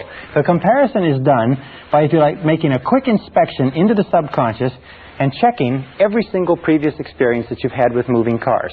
As that is done, as the comparison is done, you instantaneously get a response back. As a matter of fact, it is said that the subconscious functions at about 30,000 times the speed of the conscious mind, in that you can just have one glance, hear one noise, or think one thought in the conscious mind, and you can instantly trigger a reaction that might take an enormous amount, hours and hours of evaluation if you were to do it consciously. The third function of the conscious mind is that it analyzes. Once it has a response back in its comparison, it analyzes the situation. You're walking across the street, you hear the sound of the automobile engine, you turn eyes right, you see the car moving down at you. Your comparison tells you that that car is moving at a speed of 50 miles an hour, and it will be where you are in 1 second unless you move. So you now analyze and you say, what do I do? Should I move or not? And if the answer is yes, what you do is you move. And that takes us to the fourth function of the conscious mind, which is to decide. The conscious mind decides what to do after the analysis. It says yes or no. The conscious mind functions like a binary computer. It is always saying yes or no to incoming information. And the conscious mind can only hold one thought at a time. Now, this is really amazing, as you're going to see. It's really a brilliant structure. So you're walking across the street, you hear the sound, you look to the right, you see the car moving. The comparison says that that car is moving on you. The analysis of the moving car says you've got to get out of the way. So you say, do I move, yes or no? Answer, yes. Do I move forward, yes or no? Answer, no. Do I move backward, yes or no? And as soon as you say, yes, I move backward, and you convey this word yes to the subconscious mind instantly triggers all the muscles, all the nerves, all the sinews, all the tissues to move yourself back out of the way. You don't have to sit there and think, well, should I move my right foot first? Should I move my left foot first? All you do is send a signal to the conscious mind, backed by a charge, if you like, or a detonation of emotion. And the stronger the emotion, the more instantaneously the subconscious responds to your command. The subconscious is activated by emotion. emotion of fear, emotion of desire, the survival instinct, the love instinct, but it is always an emotion that triggers the subconscious. Okay, what are some of the features of the subconscious mind? The subconscious mind is like a massive data bank. As a massive data bank, the role of the subconscious is to store and retrieve data. In other words, the subconscious mind is the subjective mind, in that it simply is the mind that obeys. Just as the conscious mind commands, the subconscious mind obeys. The subconscious mind has no thought of its own. By the way, the conscious mind has no memory. The subconscious mind is the seat of all memory. The conscious mind, remember, can only hold one thought at a time, whereas you can remember millions of facts. The relationship between the conscious and the subconscious is the conscious is like a gardener, and the subconscious is like a garden. Whatever seeds you plant in your subconscious mind, the subconscious mind goes to work to grow. In the subconscious mind, you have a whole series of different programs, the self-concept, which contains all the information on all the subjects that are important to you and all of your previous experiences and responses to those situations, so that if you have a new situation similar to it, one of the roles of the subconscious is to keep your behaviors consistent with your previous behaviors. So that if you've always been fearful in a situation, you see the situation, you'll instantaneously be fearful without thought. If you're in a situation that you don't know anything about, the natural tendency is for you to be neither fearful nor unfearful, because you don't know enough until you build up an experience bank. And this brings us to three critical laws.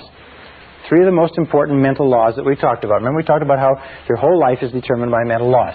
The first of these three mental laws is the law of subconscious activity. The law of subconscious activity says that whatever you plant into your subconscious mind, it immediately goes to work to bring into your reality. And your subconscious mind makes all your words and actions, it makes all your words and actions fit a pattern consistent with your self-concept. In other words, it keeps all your words and actions in a pattern, fit a pattern consistent with your self-concept, or consistent with all previous information that you have put in. Also, it keeps your words and actions consistent with your dominant goals, which eventually, if you like, become part of your self-concept.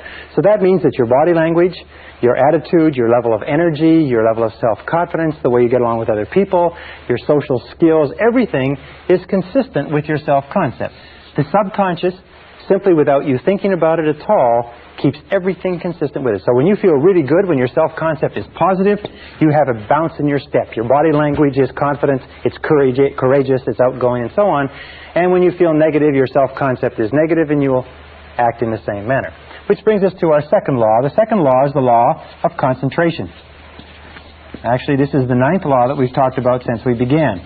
The law of concentration is very, very, very important. It's so important, as a matter of fact, each of these laws is so important in their place as to be enough in themselves to control your destiny. The law of concentration simply says this. It says that whatever you dwell upon grows. Whatever you dwell upon grows. Whatever you think about over and over again grows in your reality. It's very simple. I used to do a course on creative thinking, and the way that you explain it is you imagine that this is the total mental capacity that you have. And when you send a thought into this, it takes up this amount of space, and all the rest of the mental capacity is used to, this is your thought, is used to think about all of the other things in your mind. But the more you think, from the conscious down to the subconscious, the more of your mental capacity is committed to thinking about this one idea, until you reach a point where if you dwell upon something consistently, you reach a point where you think of nothing else. And as you think of nothing else, you begin to set up this vibratory field. The subconscious mind is the core of the law of attraction and the law of vibration and the law of radiation. You begin to set up this vibratory field that sends out thought energy from you consistent with what you are thinking about, and draws back into your life people and circumstances in harmony with those thoughts. So you just have to look around you and you have to say, What are you thinking about all the time? What are you dwelling on all the time? And the basic rule with regard to the law of concentration is to dwell upon, think about what you want to happen, not about what you fear. And this brings us to the third law in this series, and that is the law of substitution. Now, the law of substitution, I've had many of my graduates tell me this has been the most important law they've ever learned.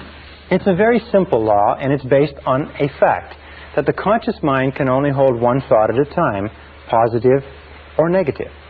If you want to get rid of a negative thought, the mind is not like a vacuum. It doesn't stay empty.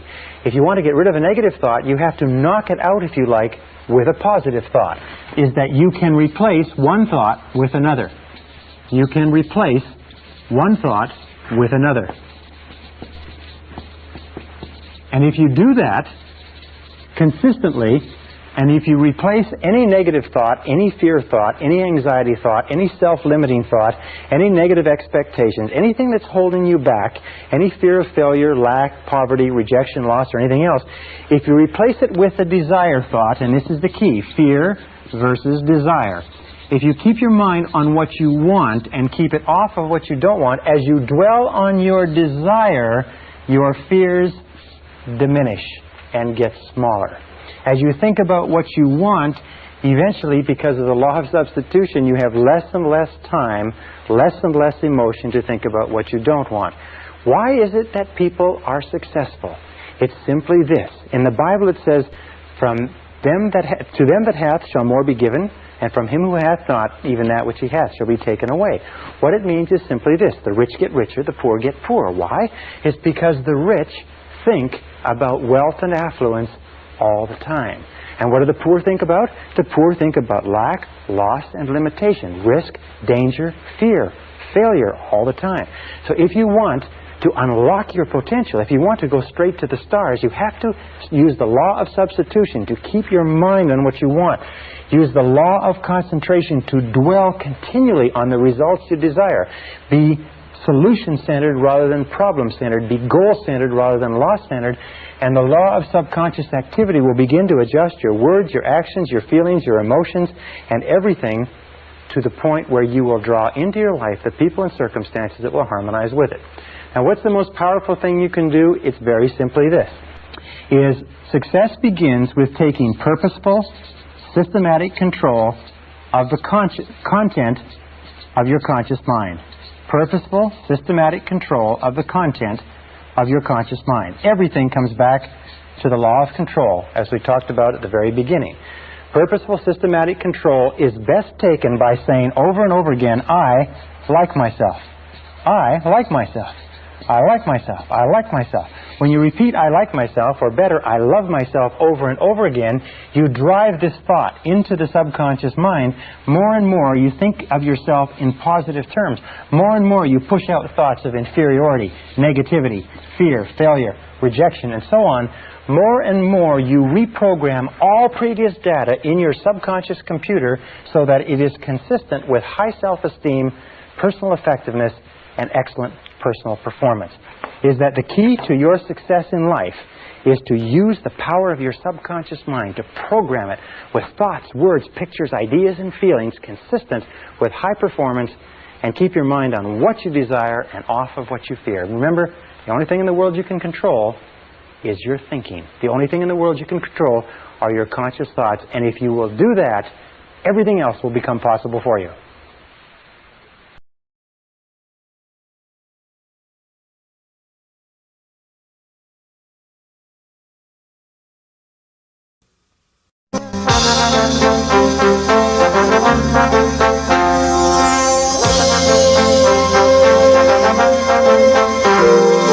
Brian Tracy presenta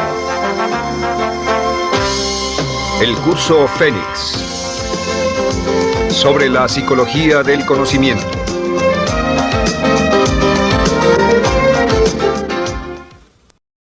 Session 5, Taking Charge of Your Life. We said in the first series of modules that the starting point of all peak performance is self-esteem. It's how much you like yourself, how much you love yourself, how much you accept yourself as a valuable and worthwhile human being. The second part of peak performance, I think the two key requirements, the second part is self-responsibility. Self-esteem plus self-responsibility, each reinforcing themselves. And what self-responsibility says simply is that you are the architect of your own destiny, that you are the master of your own fate, that you are totally self-responsible, that everything that you are or ever will be is up to you and you alone. Now, you can believe in a higher power, as I do, and you can say that the higher power is responsible, but God helps those who help themselves. And for this earthly life, you're in charge of your life. You're in charge of what happens to you. If you don't like the way things are going, it's up to you to change it. But there's no way that you can ever give away responsibility. And this whole subject of responsibility is one that is very controversial. And as you will see as we talk in this session, it's one that you have to understand with crystal clarity if you want to achieve your full potential as a human being. Now, we go over here. One of the things that we know is we start off as infants, if you like, when we're born. I'll just write I for infant. We start off as infants, and as we grow to become adults at the age of 18 years, we start off with zero responsibility. And as we grow toward becoming adults, we gain responsibility more and more, until by the time we become adults at the age of 18 years, if our parents have brought us up properly, if they have prepared us, if they've encouraged us to be self-reliant, if they've encouraged us to make our own decisions and think for ourselves and plan our own lives, at the age of 18 years, legally speaking, psychologically, morally, mentally, physically, and everything else, you are ready to take over your own life. Now, if your parents have not prepared you as an adult for total responsibility, it doesn't matter. At the age of 18, and from 18 onward, you are 100% responsible. For the rest of your life, you can never absolve yourself of responsibility. For the rest of your life, everything that happens to you is up to you, totally and without forgiveness. The slogan of the truly responsible person is, if it's to be, it's up to me. Which means, as Henry Ford said, never complain, never explain. Never complain, never explain. What that means is if you don't like the way things are, then it's up to you to change them. And if you're not willing to take steps to change them, then don't complain about them. Just simply accept them. Men who are men and women who are women don't complain about the difficulties of life. They just accept them as the difficulties of life, and they either do something about them or they don't say anything. So if it's to be, it's up to me. If it's to be, it's up to you. This is one of the hardest things to understand, because when we're children, at this stage, we're totally dependent. And being totally dependent, we develop, if you like, a habit pattern or a conditioned response, and we look for the reason that things happen outside of ourselves. As we become adults, if we're not careful, we will still retain this dependency, and we will long for what is called the pseudo-security of childhood. That time in childhood when someone took care of us. That time in childhood when we were fed and clothed and our home was taken care of and our school and everything. We didn't have to worry about a thing because they took care of it. As we grow up, we go off to school, and the people at school, they take care of things. And if we're not careful, we get into the work world, and then again it's they. It's always someone else outside of ourselves who is ultimately responsible for ourselves. One of the things which I'll talk about later is the whole idea of self-development. Most people, because they've been taken all their education in the public school system, think that it's up to them when they're adults to continue their education. If nobody comes along to continue it, they just simply don't do it. Now there's another point, and that's the difference between maturity and immaturity. And here's a very simple example. Imagine that this is the course of life, again from infancy to adulthood. And everybody reaches the stage, sooner or later, where they come to this great cliff and this great canyon. And this is the side of immaturity. This is the side of childhood. This is the side where we are dependent upon others and where we look to others for our answers and our solutions. We look outside of ourselves. At this point, we come to the edge of this canyon. At the edge of this canyon, we look across into the land of maturity, the land of adulthood. And each one of us has to make a decision to jump in one great leap from being a child to being an adult. Now, sometimes this is forced on us. Sometimes it happens in an evolutionary way. But sooner or later, we have to make the decision to accept the fact that we're in charge of our own lives, we're the architects of our own destinies, and then get on with it. What do most people do? Unfortunately, what most people do is they turn back at this point They slip into marriages where somebody will take care of them. They take jobs where they expect their bosses to take care of them and so on.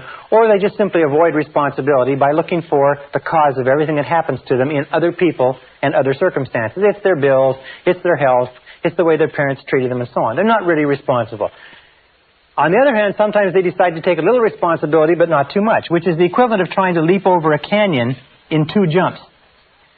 And where the vast majority of people end up, unfortunately, is in the valley. And this is the valley of excuses. The great majority of people spend their whole life in the valley of excuses, making excuses rather than making progress. There's an old saying that says the disease of excusitis, which is the habit of making excuses to excuse away our failures and our inadequacies, is fatal to success. The habit of making excuses is fatal to your success. So the question you have to ask yourself when we talk about responsibility is, what excuses do you use not to move ahead? There was a very famous story by Tolstoy, where Tolstoy and his brothers would play, and they had a game. And the game was that out in the garden there would be a box. And in the box was the answer to all the riddles of life. And you could find the box under a certain bush as long as you didn't think about a big white rabbit. As long as you kept your mind clear of that big white rabbit and you didn't think about the rabbit, you could find the answer to all the mysteries of life. Well, of course, nobody ever found the box, or nobody ever found the answer to the mysteries of life because they couldn't stop thinking of the big white rabbit. The question you have to ask yourself is, what is your big white rabbit? What is it that you think of? What is the excuse that looms into your mind whenever you think of something that you could do or have or be? A new job, a new challenge, an opportunity, changing something in your life that you're not happy with. What is the white rabbit? What is the excuse that pops into your mind? You say, well, I can't do that because. Or another thing is, yes, but. I'd like to, but. There's always a reason. I'm too young, I'm too old. I'm too tall, I'm too short. I don't have enough education, I've got too much education. It's the wrong time, it's the wrong place, and so on. What is your white rabbit? What is it that sticks in the back of your mind that causes you to make excuses, that causes you to hang back from taking responsibility, that keeps you in the land of childhood, immaturity, and irresponsibility? Very, very important question to ask. Now, when we talk about responsibility, we talk about something else. It's simply this, is that the acceptance of responsibility is not optional. Many of us like to think that, well, I'll take a little responsibility here, I'll take a little responsibility there. No, the acceptance of responsibility is not optional. From the time you become 18 years old, you are 100% responsible. You have no choice in the matter. As a matter of fact, there are very few things in life over which you have no choice, but you have no choice in this. It is mandatory. It is mandatory if you wish to fulfill your potential, if you wish to become everything you're capable of becoming, you must take full responsibility for bringing about the circumstances, for making the changes, for making the hard decisions necessary. If you take the word responsibility, you can break it into 2 words, response and ability. And one of the things which I've learned as I've studied history is that all of life is a series of challenges, difficulties, problems, setbacks, obstacles to face. And the difference between the winners and losers in life is not the difference in problems, because everybody has problems. And most people, and many people, have more and bigger problems than you or I could ever dream of. The difference in life, the difference between winners and losers, is the responses to the problems. Many years ago, a man named Oswald Spengler wrote a book in which he talked about what he called the challenge-response theory. The challenge-response theory simply said that civilizations grow and decline to the degree to which they meet challenges effectively and respond effectively. A small society starts out small, and almost invariably it will be challenged by either an external enemy or nature or weather or something else. If the society responds in a positive and constructive way to the challenge, the society grows. As it grows, it triggers additional challenges, difficulties. If it responds to them effectively, it grows some more. Oswald Spengler studied the 21 great empires of human civilization and found that every single one followed this cycle. As long as the civilization continued to rise to the challenge, it continued to grow stronger and stronger. The reason why this analogy is so important is that we as human beings are exactly the same. We grow to the degree to which we respond effectively, to the degree to which we rise to the challenges without making excuses that life throws at us. And when we look at the great men and women of history, whether it's Albert Schweitzer or Winston Churchill or George Washington or Abraham Lincoln or Franklin Delano Roosevelt, we look at those great people, we find that they were always people that rose to the challenges of the time. If ever you wish to be capable of rising to great challenges, what you have to do is you have to start off on a daily basis rising to small challenges, which means no matter what happens, you accept the challenge, you accept the responsibility, you refuse to make excuses, and you go forward. Now, there's three areas in life, in our modern life, which you must be very, very aware of. The first area is the political area. If you look around you, you will find that there is a great drive toward the government doing it, the government being responsible. Make the government responsible. What people are doing is they want the government to be their parent. They want the government to protect them and take care of them. But as the more you vote for politicians to do things for you, the more you give politicians control. You see, you can never give away responsibility. You can only give away control. How do you give away control? You give away control in terms of voting for them to spend more of your money, regulate more of your businesses, tax away more of your income, and so on. The second area, so let me just finish this. The urge towards statism, collectivism, socialism, large government, and so on is all aimed at somehow making the government, that faceless bunch of bureaucrats, responsible for the challenges of our own lives. Now, the second area where this is prevalent is in the criminal justice system.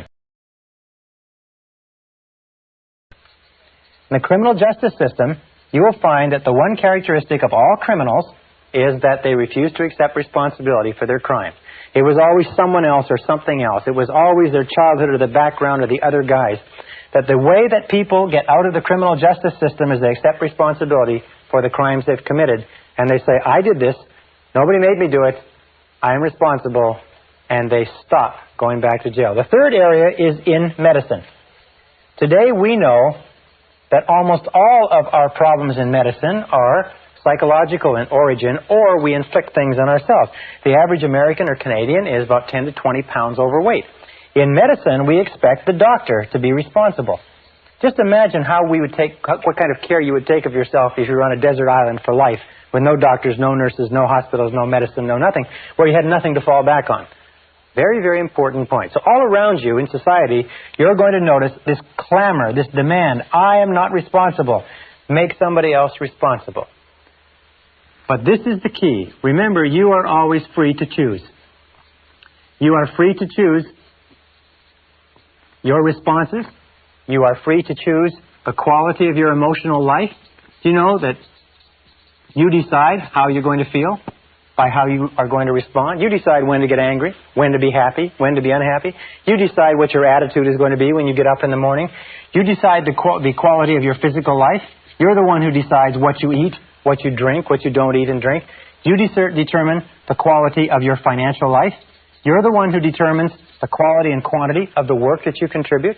In every case, you're free to choose what you want. If you want things to be different, the starting point is to accept full, unqualified responsibility for your life. I first discovered this whole concept of responsibility when I was 21 years old. I was living in a little apartment. I was working on a construction job. It was 35 degrees below zero outside. I didn't have a car. I didn't have any money in the bank. My clothes were old. I had failed out of high school. And I looked around me in that cold winter in that little apartment with no future and not much of a past. And I said to myself, if ever I want anything to change, it's up to me. That's the time where I really got scared. It suddenly hit me right between the eyes that if I wanted my life to be different, it was up to me to make my life different. And if I can get only one point across to you in this simple segment, this little segment is this, is that the starting point of flying to the stars, the starting point of taking complete charge of your life, the starting point of great success and great achievement is to accept complete, unconditional responsibility. If it's to be, it's up to me. If it's to be, it's up to you.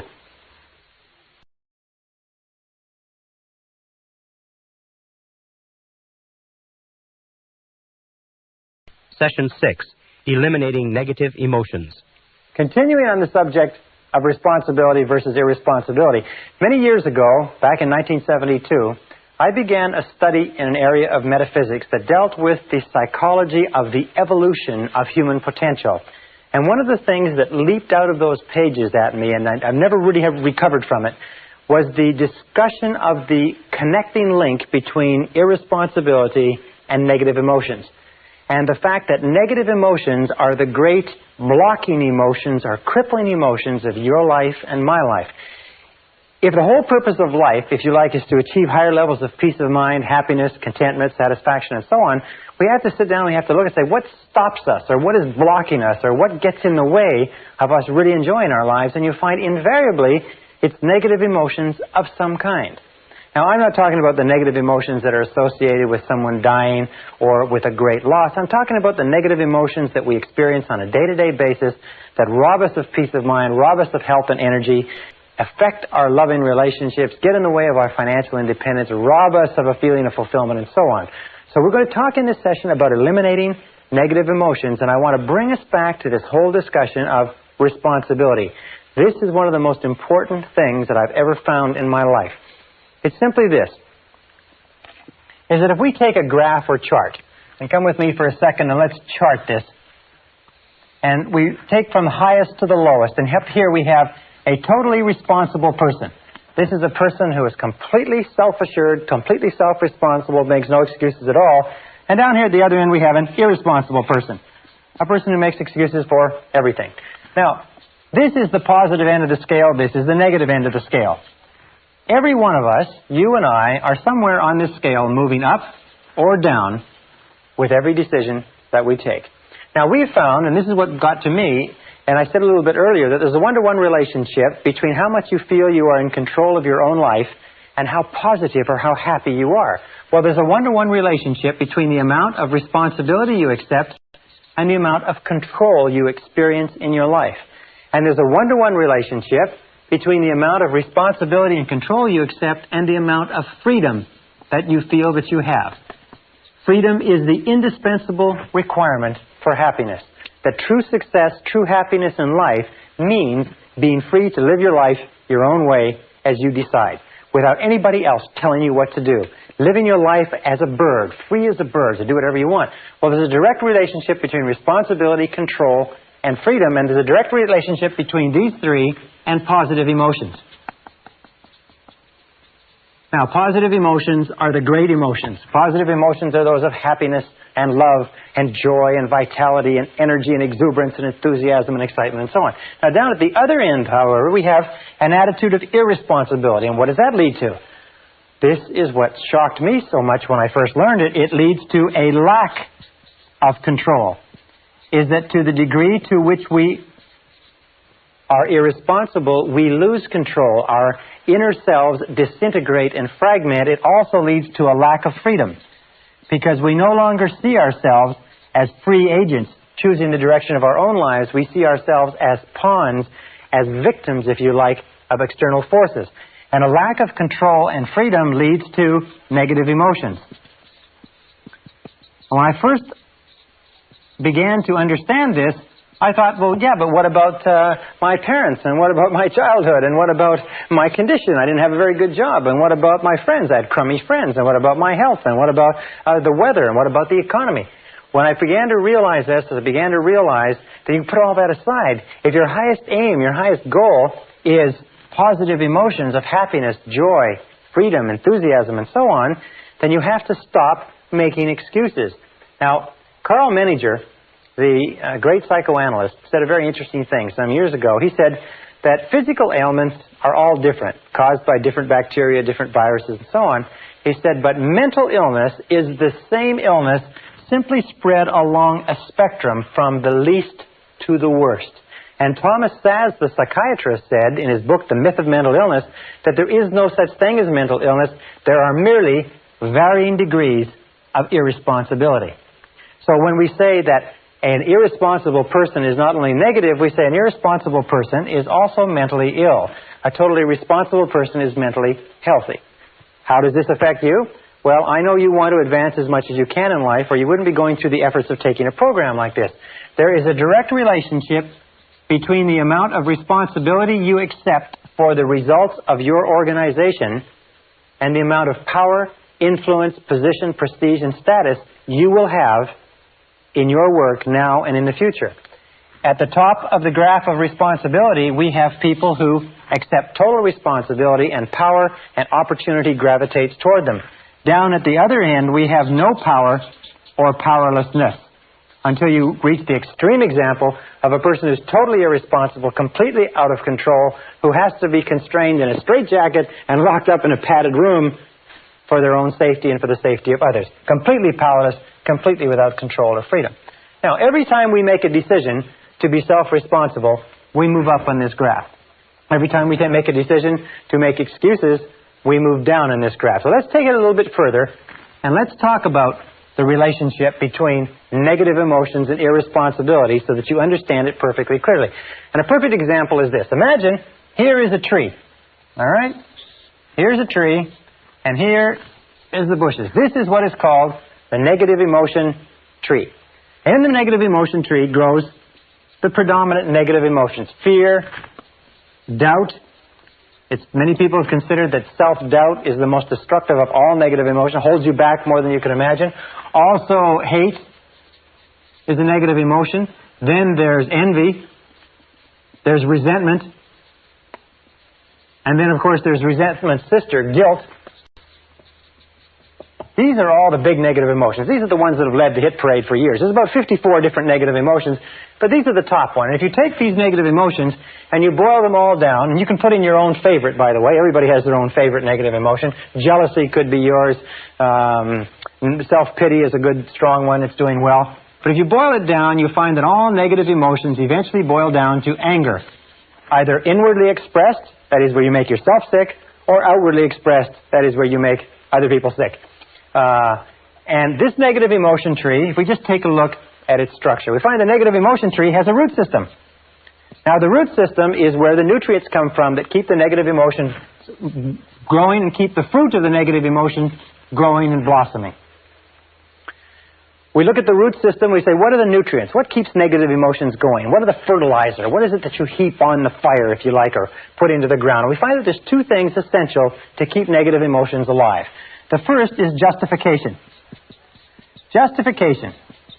That's merely telling yourself and anybody else who will listen why you are justified in having this emotion. And the other is what we call identification. Identification means taking things personally. That's why, of course, they suggest that a person who acts as their own lawyer has a fool for a client. Probably a person who acts as their own doctor has a fool for a patient, too. Because we become so personally identified with our own situation, and so do you, we take it so personally that we get all emotionally involved and wrapped up in it.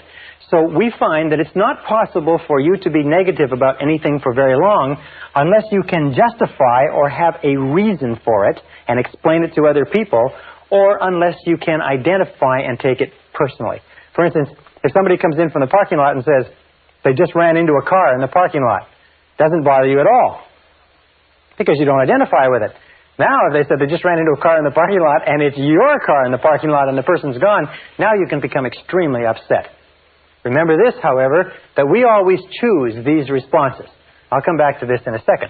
So how do we get rid of justification? How do we starve the root system of the negative emotion tree? The way that we get rid of justification is by becoming non-judgmental. In the Bible it says, "Judge not that ye be not judged." And since the Bible is, amongst many other things, a book of philosophy and metaphysics and how to live, being non-judgmental means that you just refrain from judging. Hold back from judging. Instead of casting a judgment that somebody is guilty of something, somebody has done something, just remain open and neutral. Just remaining neutral, and that's the key, stops the negative emotion from getting going. One of the things that we know about negative emotions, and I've studied them for years, is that negative emotions start off like a spark. And as they are fed, as we dwell upon them, as we justify them, as we become judgmental about the situation, they start to grow and grow and grow until they absolutely consume our minds. Now, with regard to identification, which is taking things personally, what we do is what is called, we disidentify. We objectify, or we again remain neutral. We try to keep it at arm's length. We say there is a problem, but I am not the problem. There is a difficulty, but the difficulty is not me, and we keep it at arm's length. So these two, once we begin to stop justifying and stop identifying or taking things personally, stop getting emotionally involved. Have you ever had the situation where somebody comes to you with a problem and you get so emotionally involved with their problem that you start to feel upset, and they go away and they don't have a problem anymore, and you're still there and you're upset. This is because we've taken it so personally. However, the key to getting rid of negative emotions, and this is the most important part of this, is the trunk. It's cutting down the trunk of the negative emotion tree. And the trunk of the negative emotion tree is blame. Blame is 99% of negative emotions. Now, it's very important to understand where negative emotions come from. Negative emotions come from inside you. Negative emotions are not contained in external situations. Negative emotions are not caused by other people or other situations.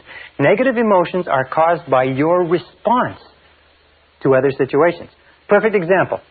Two people meet the same situation, a traffic jam, a rude waiter, whatever it happens to be, and one person gets all upset and uptight and angry, the other person lets it go off their back. Another example. The same person, 2 different days. One day they've had an argument or a flat tire or they're late for work, they get into a traffic jam and they're angry and they're uptight. The next day, they leave with plenty of time, they had a lovely breakfast with their family, they got lots of time to get to work, they have a traffic jam, it doesn't bother them at all. In both cases, it's an example of the negative emotion does not come from the situation. Is that you are always free to choose the quality of your emotional life. Is that you choose to become angry. Now understand this, nobody makes you feel anything. Nobody makes you feel angry. Nobody makes you feel tense. Nobody makes you feel upset. You always decide how you're going to feel, and then if you're not careful, you will fall into a negative habit pattern of blaming the other person. Blame is the core of all negative emotions. When you stop blaming, you cut down the negative emotion tree. You cut it off, you kill it, and all the negative emotions die simultaneously. It's almost exactly as if this negative emotion tree were a Christmas tree and it were plugged into the wall. And the negative emotions were Christmas tree lights. And you took this plug and you jerked it out of the wall, what would happen? Well, what would happen is that all the negative emotions, the lights, would go out simultaneously, just like that. How do you do this? You do this by using the law of substitution. Remember, the law of substitution says that the conscious mind can only hold one thought at a time. It's the thought that the conscious mind holds that determines how the emotions will react, how the subconscious mind will react. Since it can only hold one thought at a time, what you do is you knock out the thought that is causing the negative emotion, the blame thought, and you replace it with this affirmation. I am responsible. I am responsible. I am responsible. This, in conjunction with I like myself, I am responsible, is the most powerful, positive affirmation you can use, because the instant that you say, I am responsible, you exert complete control over your emotional life. The instant you say, I am responsible, suddenly you are back in the driver's seat. You cannot say, I am responsible, and feel a negative emotion simultaneously. The one knocks the other one out of your conscious mind. And you can start off, for instance, each one of us has a situation that causes us a lot of aggravation. You have a situation, maybe a person, but every time you think about it, you get angry. Every time you think about it, you get cross or you get distracted. What you do is whenever you start to think about that situation, neutralize it by saying, I am responsible. Wait a minute, I am responsible. Is it a relationship? Who got yourself into the relationship? Did somebody put you there at gunpoint, or did you get into it by yourself? Is it a job? Is it an investment? Is it a health problem of some kind? In every case, accept responsibility. Now, there's a big difference between acceptance and responsibility, and let me just write this up. It's responsibility versus blame.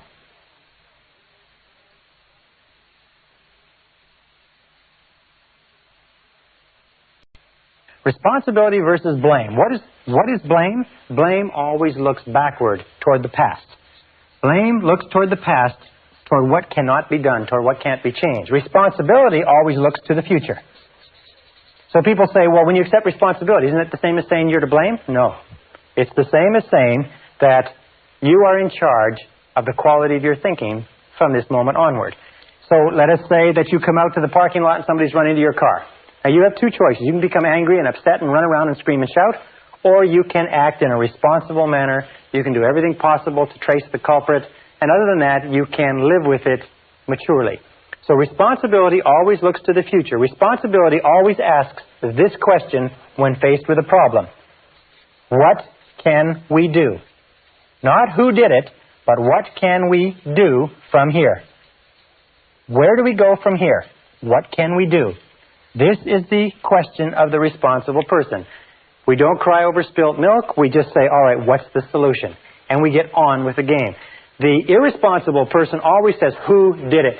And is obsessed with finding out who did it and then taking whatever blame there is and apportioning it so that everybody gets their fair share of the blame, which of course does nothing to resolve the difficulty.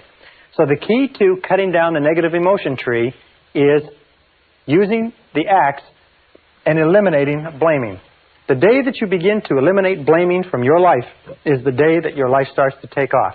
Because the day that you start to eliminate blaming and negative emotions, suddenly most of the problems, most of the things that stand between you and the happiness you desire vanish. Why am I making such an emphasis on negative emotions? Well, let me make that clear for just a second. What I found, and this is what was staggering to me, because I've always been committed to realizing my potential as a human being, is that you cannot advance in life except to the degree to which you get rid of your negative emotions. You cannot make any progress.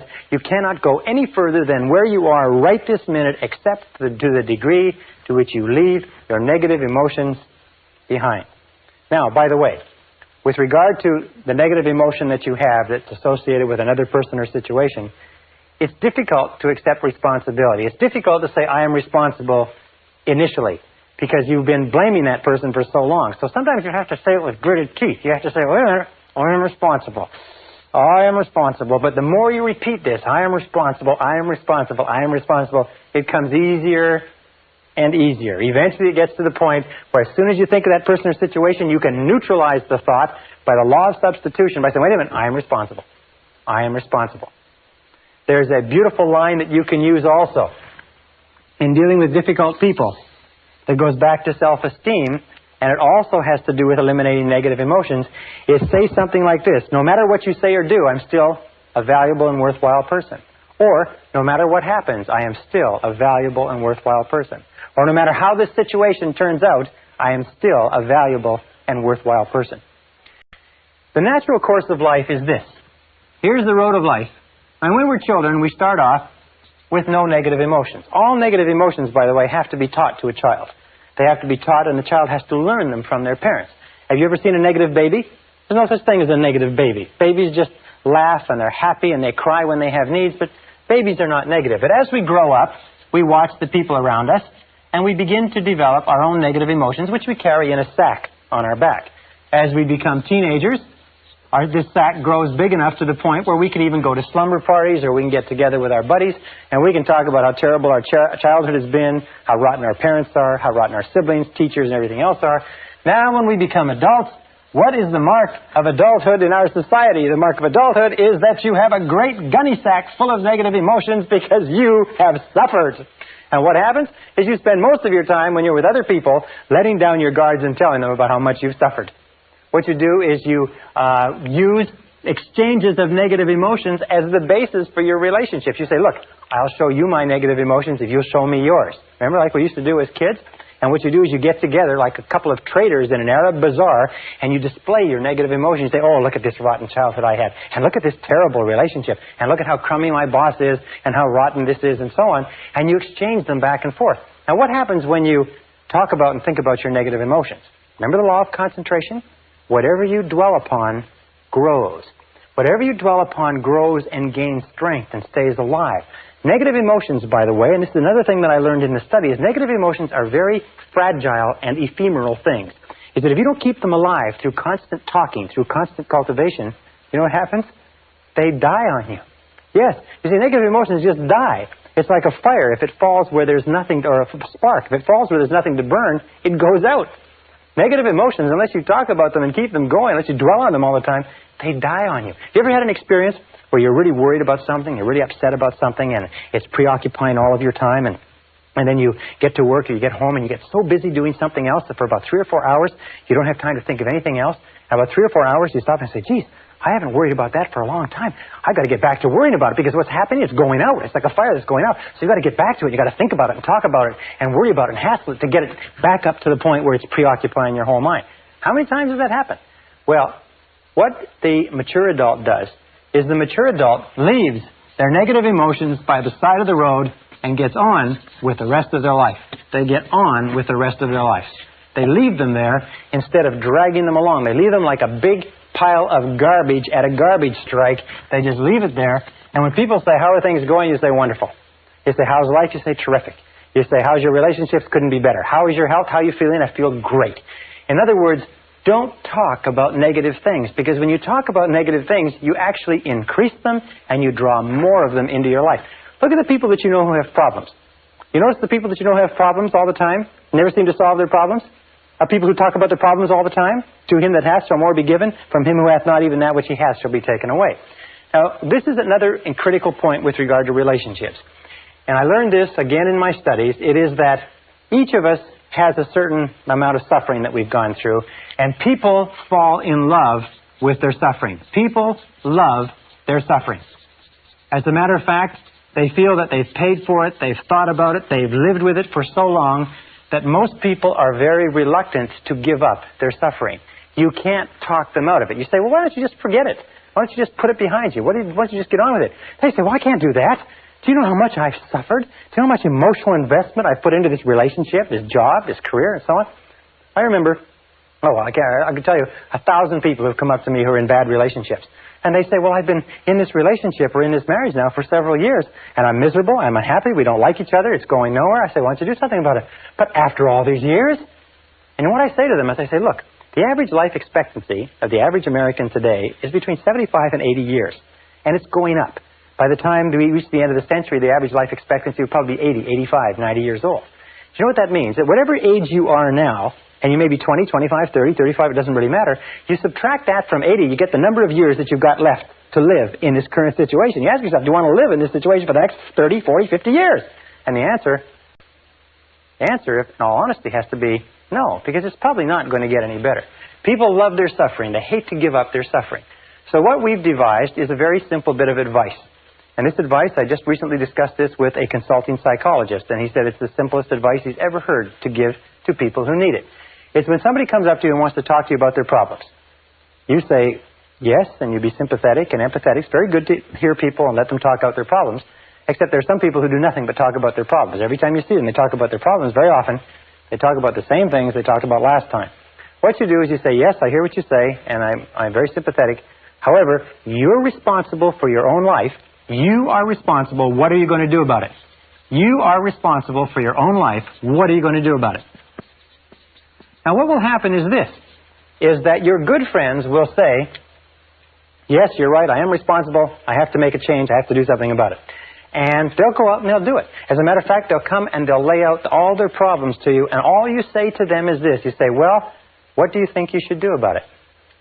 Now, your good friends can use that conversational time to get their own thoughts in line, to come up with their own conclusions and go out, and they don't need your advice. Most people don't need advice. There's an old saying that says that don't worry about the universal propensity to give advice, because the propensity to ignore it is equally universal. People don't need advice sometimes, they just need a sounding board. However, there are some people who don't have any intentions of doing anything about their problems. All they want to do is they want to use their problems as an excuse to get you to talk about them. You understand that? It's a very common neurotic tendency in our society is to use their problems as the basis for the discussion. Here's my problems, let's you and me talk about them. And the person in himself or herself has no interest in you at all. All they have an interest in is having you listen. As a matter of fact, we say this as a joke. We say that this is what these people look like. Is these people look upon you as being a person, and this is your face, and this is your eyes, and these are your ears. See? And here is your eyes, preferably wide open and sympathetic. Here's your mouth, preferably shut. And here's your ears, preferably wide open. These people don't even look upon you as a person. They don't care about your problems at all. All they care about is you sitting there listening and nodding sympathetically and giving them advice which they have no intention whatever of following. When you run into people like this, it's a very simple way to test the friendship. Just start talking about yourself. Say, well, you know, I'm really glad you brought your problems to me because I've got some problems of my own, and I'd like to discuss my life with you. You will find these people will run for the door. They'll watch their watch. They've got an appointment. They'll take off so fast you can't imagine. All right, now one final point, and this is critical. It's absolutely critical to the whole subject. It's the wrap-up point, if you like. It's this. is that when we start talking about giving up negative emotions, almost everybody says, yes, I agree. What you say is true. It makes sense to me, Brian, and I am going to give up my negative emotions. I am going to accept responsibility. I am going to take charge of my life, and I'm not going to blame anybody else anymore, except for one. Everybody has one that they're not going to part with. Everybody has that favorite negative emotion that they've been paying for and holding on to for years. Now, let me tell you why it's so important that you give it up. Here's a car. Imagine it's a beautiful Mercedes automobile. Brand new from the factory. Absolutely spitting 560 SEL, $55,000, beautiful vehicle. Tested in every aspect. Absolutely perfect. It's given to you without a flaw. Except for one. This is the front of the automobile, and there's one small problem. Is that for some mechanical reason, this brake is locked on. Now you get into this beautiful Mercedes, just as you are. Beautiful mind, beautiful body, beautiful potential, incredible capability. You get into this beautiful Mercedes and you start it up and you step on the gas. And what happens? Well, if the front brake is locked on, what will happen to the car? No matter how hard you step on the gas, what will happen to the car? What will happen is that the car will spin. It'll go around in circles. It'll spin and it will go around in circles until you stop stepping on the gas and you give up. As long as that front brake is locked on, you can't go anywhere.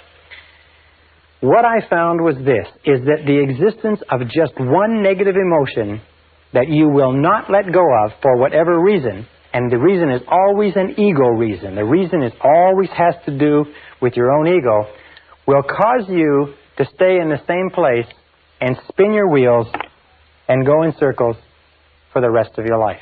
That you all know people who are talented, who have opportunities, good educations, and so on and so forth, and their life just goes around in circles. They just seem to be spinning. They've got everything going for them, and they just continually have problems. Why is it? Almost invariably, and this is what all psychoanalysis does, all psychotherapy, is they've got one negative emotion locked on, and the negative emotion they have locked on is blame. There is somebody that they are still blaming for something. There's somebody that they are not going to let off the hook because that son of a gun did something to them. You know what I'm talking about? You know what I'm talking about, because we're all in the same boat. We're all human beings. The reason this makes sense to you and I is because we do have a tendency to fall in love with our suffering. We do have a tendency to gunny sack and to think that part of our humanity is all these negative emotions. We do have a tendency to see that other people are responsible. Other people have hurt us. They did cost us money. They did hurt us in a relationship. But the key to peak performance, the key to happiness, the key to success is to use the law of substitution and knock those negative emotions out of the box. By the very first time you think of anything that causes you any stress, you say, I am responsible. Wait a minute, I am responsible. I am responsible. I am responsible. I like myself and I am responsible. I like myself and I am responsible. And nothing outside of me is going to disrupt my peace of mind. I am in charge of my emotional life. I am responsible. You are responsible.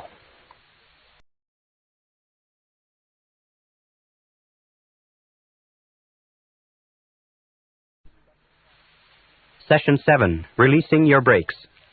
When I began studying negative emotions many years ago, the most critical point I discovered was that you cannot make any progress toward health, happiness, love, and fulfillment of your potential as long as you insist on keeping your negative emotions intact. Now, the only good thing about negative emotions, if there is any good thing at all, is that negative emotions are not permanent. Even according to Sigmund Freud, there is no permanent place for negative emotions in the subconscious. In other words, they are unwanted visitors. They are negative habits or negative response patterns that can be eliminated. And the starting point of eliminating them is understanding where they came from. Understanding what were the causative factors going back to early childhood that have triggered the development of negative emotions and have given us as adults a propensity to be negative in one way or another.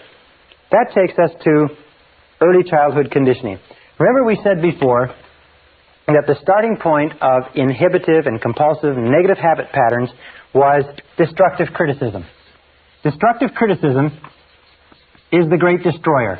Destructive criticism destroys people on the inside and leaves them walking around on the outside. More personalities have been undermined and destroyed. More self-esteem has been cast aside as a result of destructive criticism than anything else that we can possibly imagine.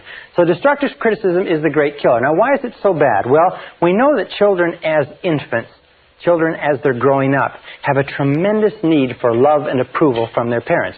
In fact, many psychiatrists and psychologists have said that the number one reason for mental illness in adulthood is withdrawal of love, or love withheld.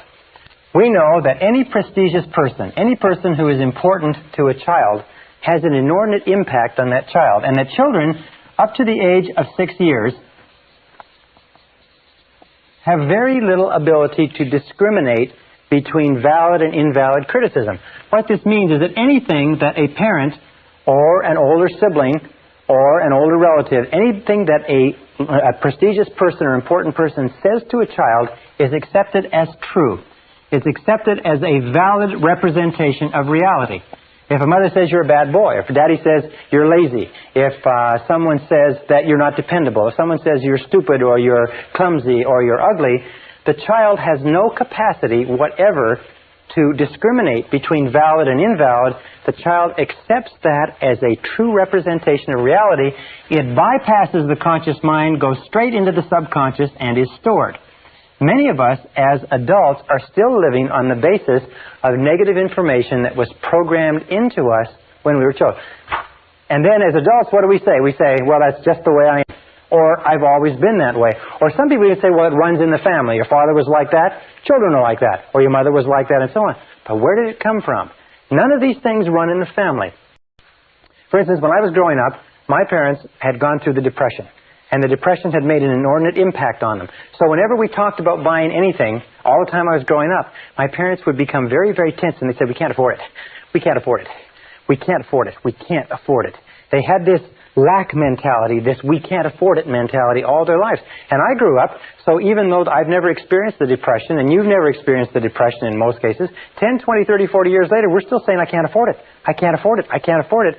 We're still going on the basis of those critical remarks, those emotionalized remarks that our parents said. Maybe your parents said, as my father told me over and over again, you never finish anything you start. You never finish anything you start. You never finish anything you start. Or you're lazy. You never finish anything you start. You know, when I was an adult, I had a terrible time finishing things that I started. As I would get close to the end of a task, I would actually begin to seize up and look for every single excuse to procrastinate and delay. Now, the second factor that predisposes us to negative emotions is lack of love. We know that children's personalities develop to the degree to which they receive a high quality and a high quantity of love from their parents. There's a one-to-one relationship between the amount of love, the quality and quantity of love, and healthy personality. That love withdrawn or deprivation of love is the key cause of unhappiness, negativity, and mental illness in adulthood. Now, in order for a child to feel truly loved, the child must have high self-concept parents, and most of us, unfortunately, had parents that were the victims of their parents and the victims of their parents. What one of the writers says, everybody is a victim of a victim. We are all victims of victims. In other words, parents meant to raise us the best way they could, but they were victims of victims themselves. Now, in order for a child to feel fully loved, three conditions have to exist. Number one condition is that parents must love themselves. Parents must love themselves. Remember, you can never give any more love to others than you have for yourself. If you don't love yourself, you can't love your children. If you have a little bit of love for yourself, you have to spread it over your children. If you have a little bit of love for yourself and that's all taken up by your husband or your wife, then sometimes, even though you want to love your children, you don't have the love. Even if your parents wanted to love you, in many cases, they didn't have the love to give. Why? It's because they never got it when they were growing up. The second requirement is that parents must love each other. In order for a child to grow up feeling self-confident, to grow up feeling loved, to grow up feeling safe and secure, he or she must grow up in an environment where the parents love each other. There is nothing that is more frightening to a child than to grow up in a household where the parents are fighting with each other, where the parents don't love each other, where there's difficulty, because the child always has a tendency, first of all, to be a victim, in that the child is shouted at and screamed at, and the child believes that the reason my mommy and daddy are fighting is it's my fault. Now, interesting research. Since there are so many single-parent families today, interesting research shows that when one of the parents leaves as a result of a separation or a divorce, the remaining child or children are invariably convinced that the reason the other parent left was because of something they did. And it's critical, if a marriage or a relationship is going to end and one is going to leave, that the remaining parent tell the children over and over again that the reason the relationship didn't work out has nothing to do with you. It has only to do with me and Daddy or me and Mommy. It has nothing to do with the child. The child needs to hear it many, many times before the child feels confident and secure. And of course, it's always better that a child be raised in a home with one parent that loves them rather than two parents that don't love each other. Now, the third condition that must be fulfilled if lack of love is not to exist is that parents must love the child. Parents must love the child. Well, this seems pretty obvious. I mean, it's pretty logical. The fact of the matter is, though, and this is the hardest thing for you or I as adults even to think about, but it is possible that our parents didn't love us. Not that they didn't intend to. I mean, they meant to love us, and they wanted to love us, and they had us intending to love us, and so on, but simply because they had conflicts with each other, and they had unresolved problems with their parents, and they had the war and the depression, and they had their careers, and they had other responsibilities, they just never got around to it.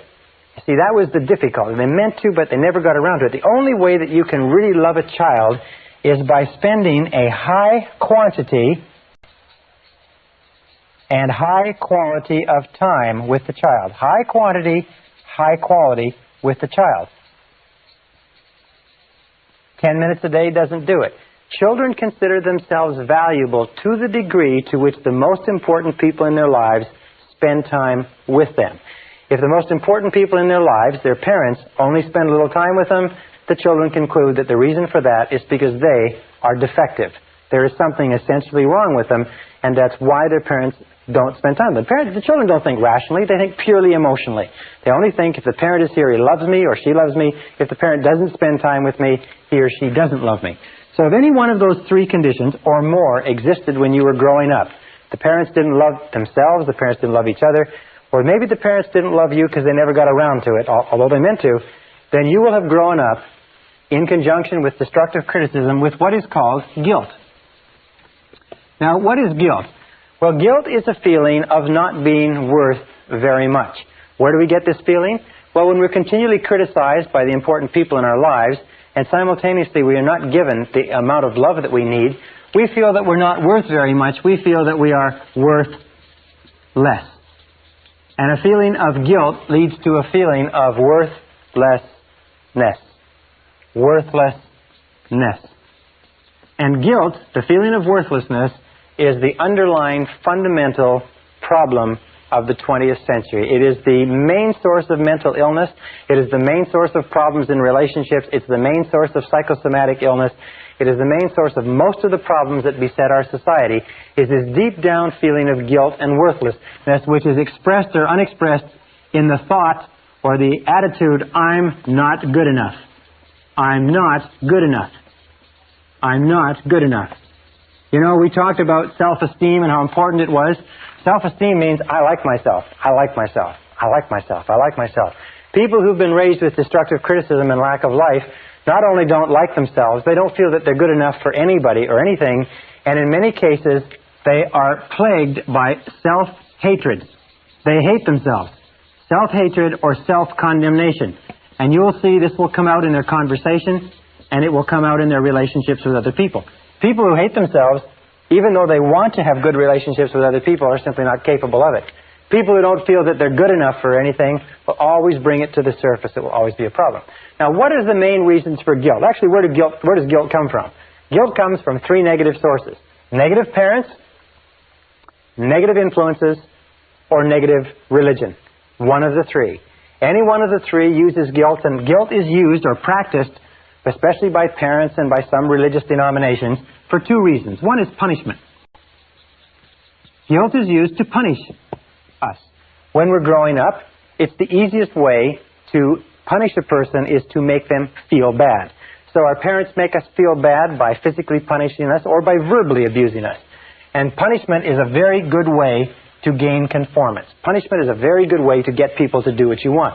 The second reason why guilt is used when it's consciously practiced, and some organizations practice it consciously, is for control. Emotional control especially, because if you can emotionally control a person with guilt, you can manipulate their behavior. And there are many organizations that use guilt as a tool of control and manipulation. If you can control people strongly enough, especially emotionally, you can get their money, you can get their time, you can get their commitment, you can demand their resources, and so on. And many organizations use punishment, use guilt as a tool for doing this. Many of the charities that advertise on television, especially charities for very needy causes involving children or disabled people, use the feeling of guilt. You're doing so well, you should feel guilty for these people who are suffering, therefore send us some money, and that will take care of your guilt for a little while, until we get you on our mailing list, and so on. So guilt is a standard. Why is it that guilt is so commonly used? Well, first of all, because almost all of us have it to a greater or lesser degree, and number two, it's easy. Guilt is the easiest. Why do our parents use guilt on us? Why do our mothers use guilt on us? Because a mother can control us with guilt across a crowded room. She can control us over 1,000 miles of telephone line. Parents can use guilt on their children because their parents use guilt on them, when their parents use guilt on them, because it's the easiest. There's no physical effort. You can do it with a look, a glance, and a word. And people always do the easiest thing, as you know. So be alert to it. Now, if you've been brought up in an environment where you've been made to feel guilty, and almost all of us have, you must understand that guilt is like a cesspool of negative emotional bacteria that sits at the core or the root of your psyche or your subconscious, and it springs forth all other negative emotions: anger, hatred, envy, resentment, frustration, and doubt and fear, and so on and so forth. It controls, it creates them all. And the way to really, really get rid of that core is to excise it and cut it out completely. So that's what we're going to do in the rest of this session. First of all, how can you tell if you have been brought up with feelings of guilt? All right, we'll call this the adult manifestations of guilt. Adult manifestations of guilt. You can tell, and you can just test yourself, how many of these do you have? Number one, adult manifestation of guilt, is you have feelings of inferiority. Feelings of inferiority, feelings of inadequacy, and feelings of undeservingness. In other words, you don't feel that you deserve good things to happen to you. If a person has been brought up with destructive criticism, made to feel guilty, then when they do succeed, even with tremendous effort later on in life, they have a terrible tendency to feel that they don't deserve it. This is called, by the way, fear of success. Fear of success is just another way of saying that a person who has been conditioned to believe themselves to be unworthy or not good enough feels very, very uncomfortable when they experience success. They feel very, very tense and uneasy. As a matter of fact, if they feel too much tension, they'll start snorting coke, drinking too much alcohol, they'll engage in self-destructive behaviors, they'll have a tremendous, overwhelming feeling of anxiety, like somebody's going to find them out. There's a book on the bookstand that says, if I'm doing so well, how come I feel like an imposter? They have what is called the imposter syndrome. Have you ever been successful at something and people come up to you and say, boy, you did a great job at that, or that's wonderful, even if you had worked hard at it, and you felt like they were going to find you out? You felt like, they would find out that you weren't really that good, that it was just a fluke, it was just an accident. And of course, that's what people say. They say, it was just a fluke. It was just an accident. I don't know how it happened. I'll blow it next time. They do everything possible to get away from this feeling of inferiority and undeservingness. So be alert to that. Now, the second adult manifestation of guilt is destructive self-criticism. There is a line from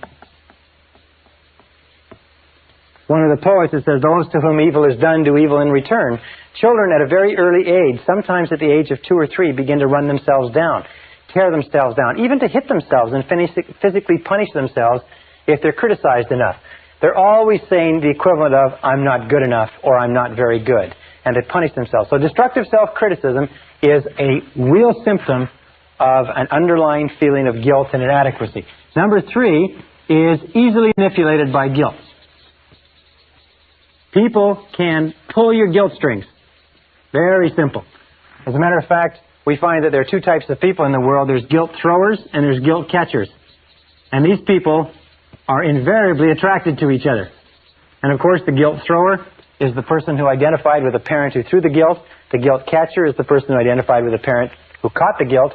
But the guilt throwers and the guilt catchers then get together.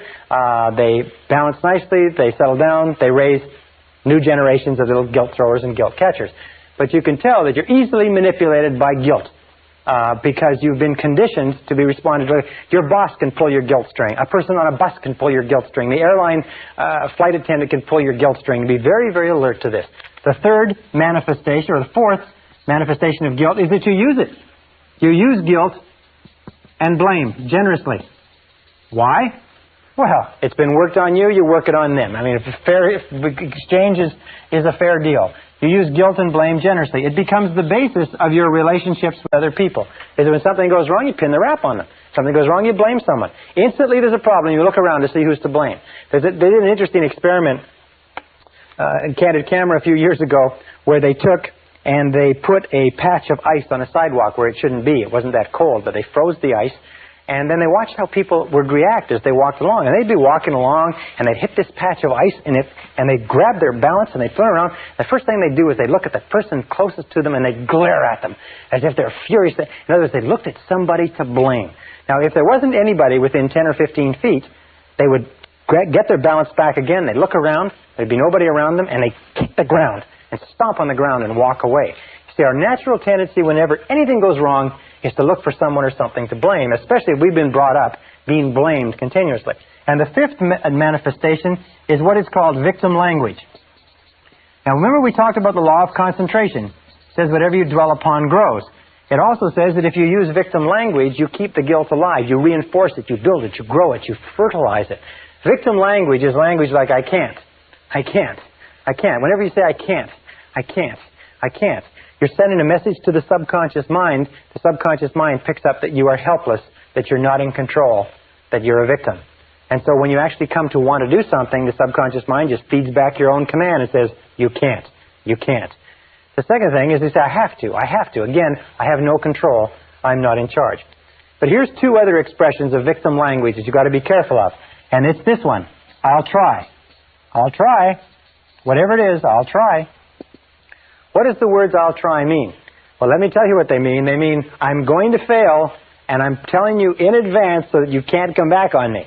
In other words, you say, well, I'll try to be there on time, but what you're saying is I'll probably be late, and there's no point. You can't come back on me because I said I'd try.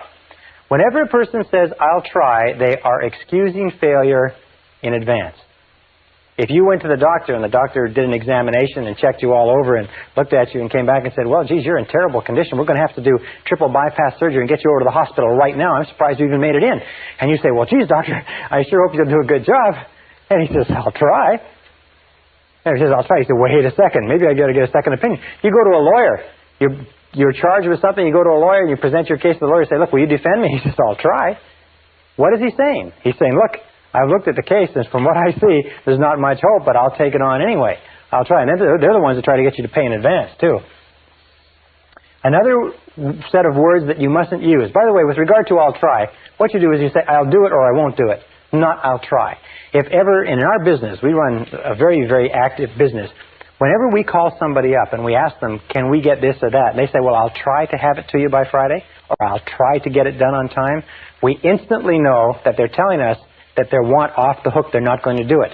And so we never let anybody get away with I'll try. We say it has to be done or not, and we want a guarantee. And if necessary, we'll go and pick it up. But whenever they say I'll try, what they're doing is they're sloughing you off. So be alert to that. And the other words are I wish. A wish, as they say, is a desire or a goal with no energy behind it. I wish. What does I wish mean? I wish means that I would like to have something, but I know I never can. When you say, I wish I could lose weight, what does it mean? The unspoken words are, but I know I can't. Why can't you? Because of the excuses that you have and the metabolism that you have and the problems and so on. There's always reasons because you have to go out and so on. I wish I could quit smoking.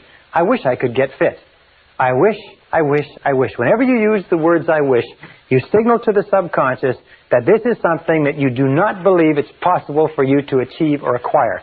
The subconscious then completely discards it as a goal and gives you no energy, no motivation, no drive, no desire to accomplish it. So be very, very alert to victim language. Be alert to the expression, yes, but. Oh, I do it, yes, but. Oh, someone says, why don't you do this? You say, yes, but. The word but, by the way, is the great eraser.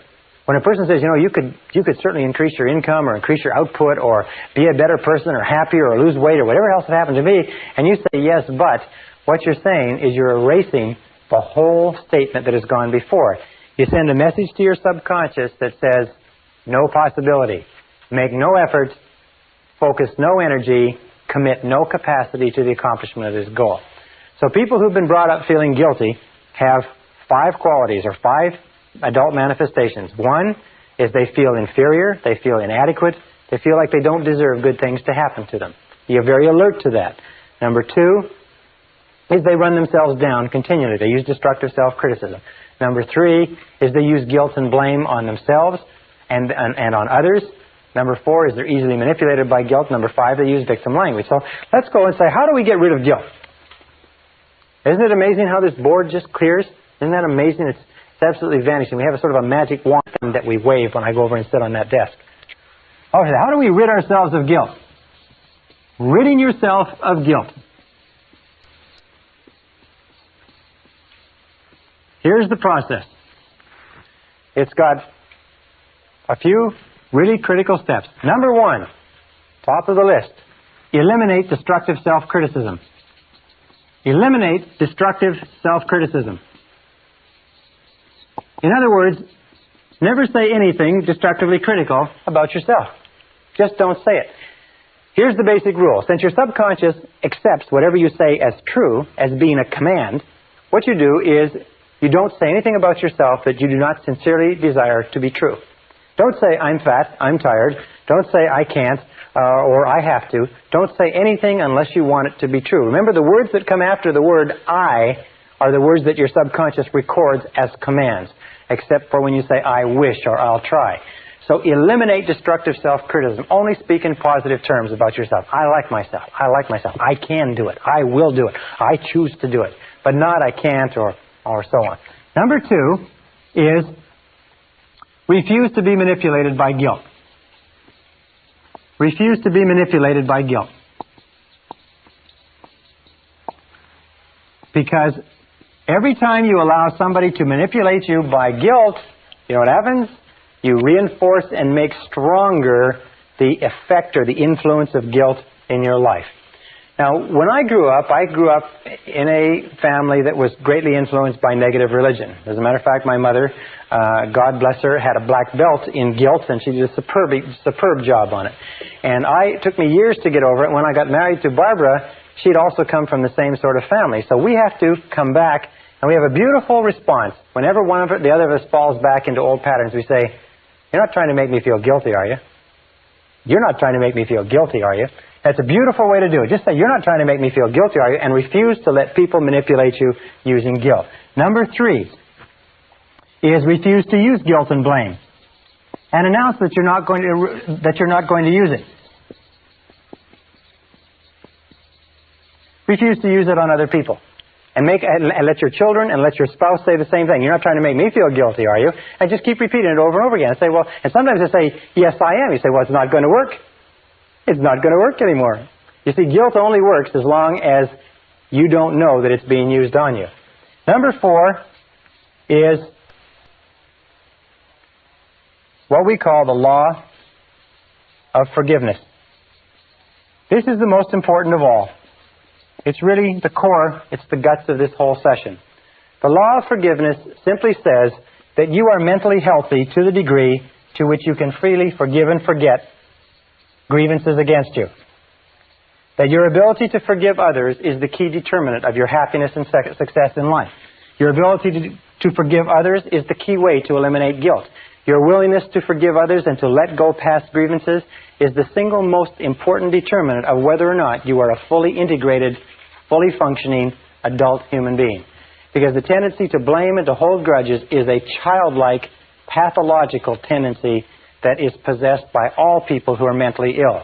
The ability to let go of grudges, to forgive freely, is the mark of the truly enlightened human being. Now, if you accept that as true, there's 4 people that you have to forgive. Number 1 is forgive your parents. Forgive your parents for everything that they've ever done that hurt you. Most of our research shows that almost all of our adult problems trace back to being unwilling or unable to forgive our parents for something that they did that hurt us. Forgive them 100%. Write to them, telephone them, tell them, or at the very least, forgive them in your heart, but forgive your parents. Number 2 is forgive others. Forgive everyone else. Forgive everyone who has ever hurt you in any way for anything. Just let it go. Now, some people say, well, I can't forgive that person because what a terrible thing they did to me. Remember this, that forgiveness is perfectly selfish. Forgiveness has nothing whatever to do with the other person. It has only to do with your peace of mind and with your assuring your own mental integrity. Number 3, forgive yourself. Forgive yourself for every wicked, senseless, brainless, foolish, stupid thing you ever did. Because every single person has done wicked, senseless, brainless, foolish, ridiculous things. But forgive yourself 100%. And finally, the last part of this is if you have done something to hurt someone else, go and apologize. It's amazing how many lives are ruined year after year by people who do not have the intestinal fortitude, the guts, the courage to go and say, I'm sorry. One of the most important things in life is to develop character. We develop character to the degree to which we do things which are hard for us, the degree to which we do things which we know are right, even though they're difficult, and especially when they're difficult emotionally. And the key to getting rid of guilt, the key to being a totally, fully functioning person, is to forgive others. Forgive people that you've been in relationships with. Forgive previous employers. Forgive friends who've hurt you. Forgive investments that went wrong. Forgive bosses that fired you. Forgive your parents. Forgive everybody. Develop an attitude toward life that you refuse to hold a grudge against anybody. Just repeat over and over again, I forgive him or her for everything.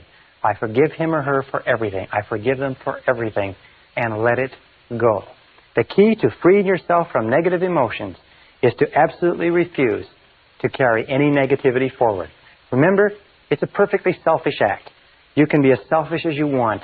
The act of forgiveness frees you and liberates the other person and guarantees that you will move rapidly toward the fulfillment of your potential.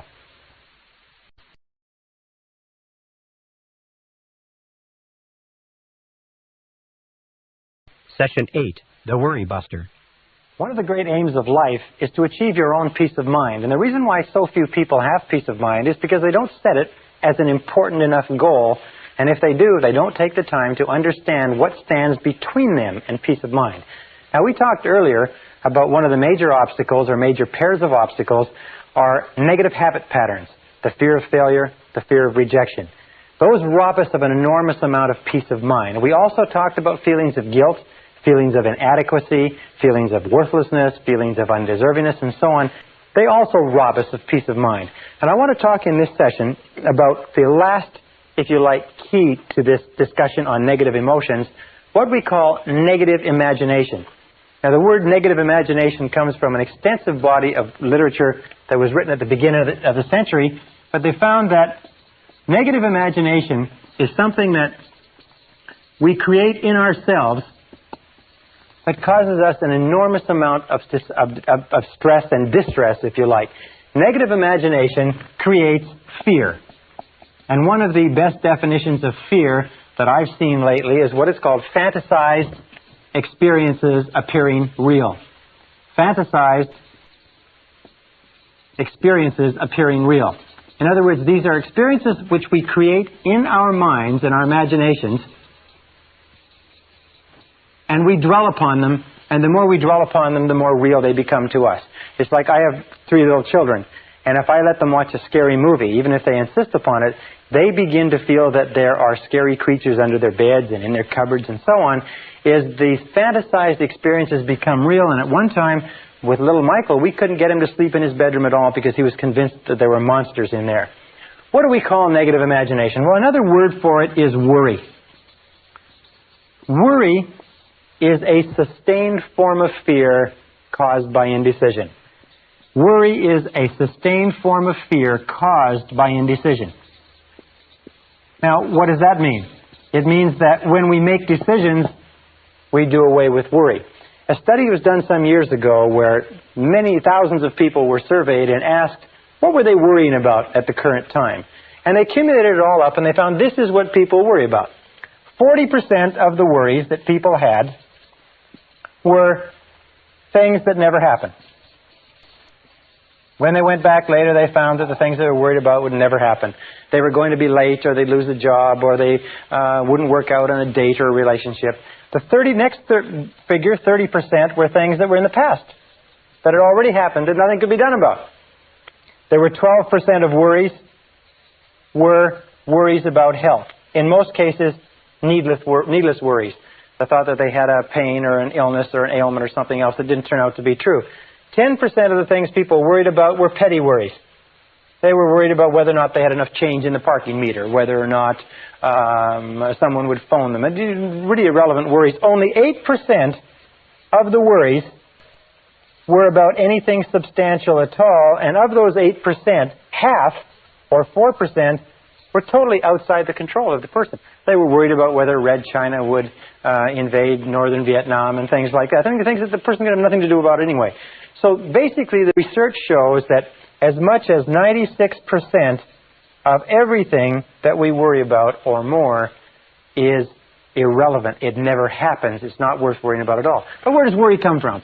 Well, worry comes from a worry mentality. As a matter of fact, if you were brought up in a family where your mother or father was a worrier, they worried all the time, then you're probably a worrier too. It's a conditioned response. You saw them worrying, you want to be like your mommy and daddy because they're the most important people in your world, so you worry too. And I've seen little kids 4 and 5 years old that are really good, accomplished worriers, and they and their parents will sit together and worry, even though there's nothing involved. But it's fantasized experiences appearing real. Our job is to eliminate worry, and I'd like to give you 2 or 3 simple ideas that you can use. Number 1, which is one of the most popular of all, is just simply this. It's live one day at a time. Live one day at a time. Is don't worry about what might happen tomorrow. Don't worry about what may happen a year from now or 6 months from now. Just do the very best you can right now. There's a beautiful line from Teddy Roosevelt. He said something to the effect that do what you can where you are with what you have and don't worry about the rest. Do what you can where you are with what you have and don't worry about the rest. Live one day at a time. Just worry about getting through today and taking care of today. And as the Bible says, let the morrow take care of itself. Sufficient unto the day are the cares thereof. Number 2 key to dealing with worry, and I have an enormous number of challenges that I face in my business life, is get the facts. This is so important. Get the facts. Not the apparent facts, not the quick facts, not the facts that seem obvious, but get the real facts. Take the time to look into a situation and find out what the real truth of the matter is. I have found that most worry situations evaporate if you get enough facts. You hear that somebody has done something or not done something. You hear about a change in your business or your personal life or change in one of your relationships. Find out. Call the person. Find from the right information source the answer, and you'll often find that the facts eliminate the worry. Most people who worry are people who would much rather worry than take the time to ask and find out what exactly is going on.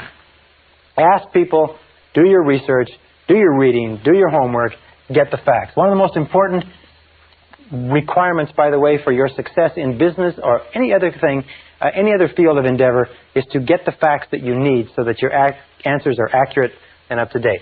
Now, the third method is what I call the worry buster. The worry buster is a word or an expression that came from one of our graduates. He said this expression literally saved his business and saved his mental health. It's one of the simplest of all techniques, and it is just dynamite. It consists of 4 steps. All right, step number 1 is when you have something on your mind, define it clearly in writing. Define it clearly in writing. Sit down, take the time to write it out. and say, what exactly is it that I'm worried about? And sit down and write it out. I am worried about this, and describe the situation exactly the way you see it. In medicine, they say that accurate diagnosis is 50% of the cure. Accurate diagnosis, defining it clearly in writing, is 50% of the cure. Now, an important point here is sometimes when you have what seems to be an overwhelming problem, you have more than one problem. You have what is called a cluster situation, where you have 2 or 3 or 4 problems all together. If you define it clearly in writing, sometimes you can write it out, 1, 2, 3, 4, that there are several little problems that are all together that are worrying you. And sometimes if you eliminate one of those difficulties, the rest of them evaporate. Sometimes one problem in a cluster of problems is the key, and all the others become irrelevant. So be alert to that, but define it clearly in writing. Number 2 is, once you define it clearly, this is the key. Determine the worst possible outcome. Determine the worst possible outcome. In other words, ask yourself, what is the worst possible thing that could happen as a result of this situation? Left to itself, if the worst happened, what would it be? Determine the worst possible outcome. Now, an interesting thing happens here. We find that in worry, we are not worried or stressed by the event. An event does not trouble us. What troubles us is anticipation of an event, and the resistance that we put up psychologically, wishing, hoping, praying that it doesn't take place. If psychologically we determine the worst possible outcome in writing, and you say the worst possible thing that can happen is this, and we make it concrete and we put it down on paper, you will find a remarkable thing. Your worries disappear. They just seem to evaporate as soon as we define the worst possible outcome. The stress comes from not wanting to face what it could be. We talk about this later, but it's the psychological phenomenon of denial. We deny, we don't want to put off. For instance, you have an investment, and the investment is getting worse and worse. So you have to say to yourself, what's the worst thing that can happen with this investment? And the worst thing is that you lose it all. Once you say, I lose it all, suddenly you're not so worried about it anymore, because, it just may happen. The third step, or let me go back a second, with regard to a relationship. Sometimes we're in a relationship that's very unhappy, and we say, well, what's the worst thing that can happen here? The worst thing that can happen here is that you lose the relationship. The relationship disappears. Then you have to ask yourself, will that kill me? Will the loss of the investment kill me? Will the loss of the job kill me? Will the loss of the relationship kill me? And the answer, of course, is no. You will recover from the loss of almost anything. So number 3, by the way, there are many people who get and have the signs of cancer, but they won't go to a doctor because they don't want to know. The stress of not knowing actually exacerbates the course of the disease, and finally, when they do have to go to a doctor, it's gone so far the doctor can't save them. But the stress of not facing the possibility keeps them away from a doctor long past the point where a doctor could help them. Number 3 is resolve to accept the worst should it occur. Resolve to accept the worst should it occur. This is not passive, and this is not fatalistic. Just say, if nothing could be done, and this were to happen, I will accept it. I have a saying which I use that is, what cannot be cured must be endured. What cannot be cured must be endured. So you say, well, all right, if this happens, I'll accept it, and I'll learn to live with it. I'm not going to let it break me. I'm not going to let it kill me. And then number 4 is begin immediately to improve upon the worst. Begin immediately to improve upon the worst. What does that mean? It means you've now accepted that it might happen, and you've now decided that you will live with it should it occur, and now you do everything you possibly can to work back and make sure that the worst doesn't occur. In business, by the way, this is called the minimax regret analysis.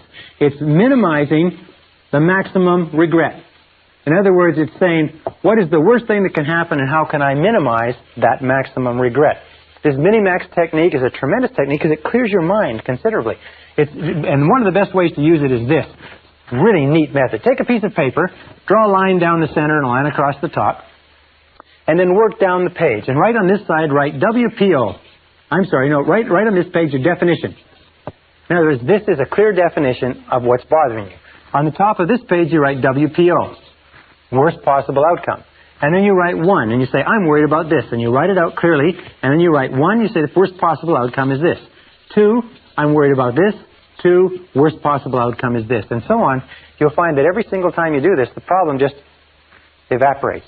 And most, not all of course, but most of the stress or strain disappears. Your mind goes clear, and with a clear mind, you can then deal with it effectively. Now, the final point with regard to this whole idea of worry and negative imagination is, what is the antidote? What is the antidote to worry? What do you think it is? Well, it's simply this. It is purposeful action. The only real antidote to worry is purposeful action.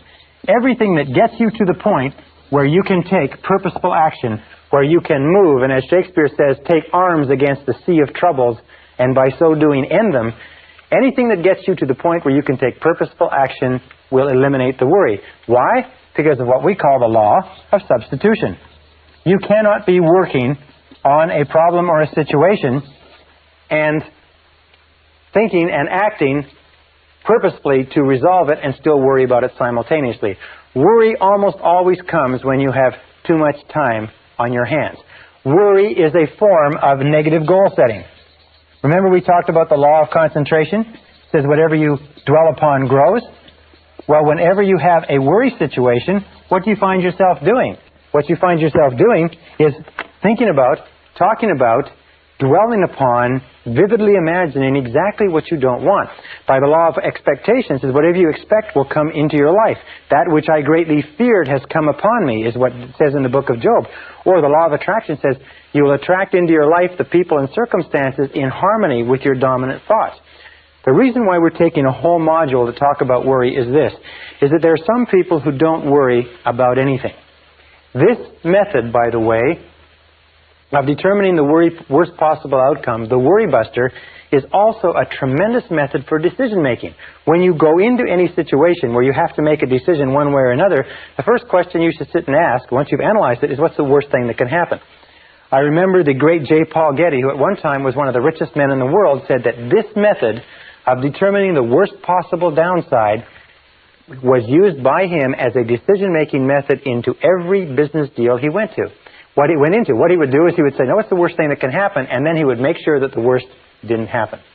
So make the decision right now that you're going to eliminate worry, fantasized experiences appearing real, that you're going to accept the worst possible outcome should it occur, and now get busy, do everything humanly possible to take constructive action to eliminate the worry situation and do away with it. That's the key to eliminating the final of the worst of our negative emotions. This is the end of Side 2. Please fast forward the tape to the end to cue up Side 1 for your next listening.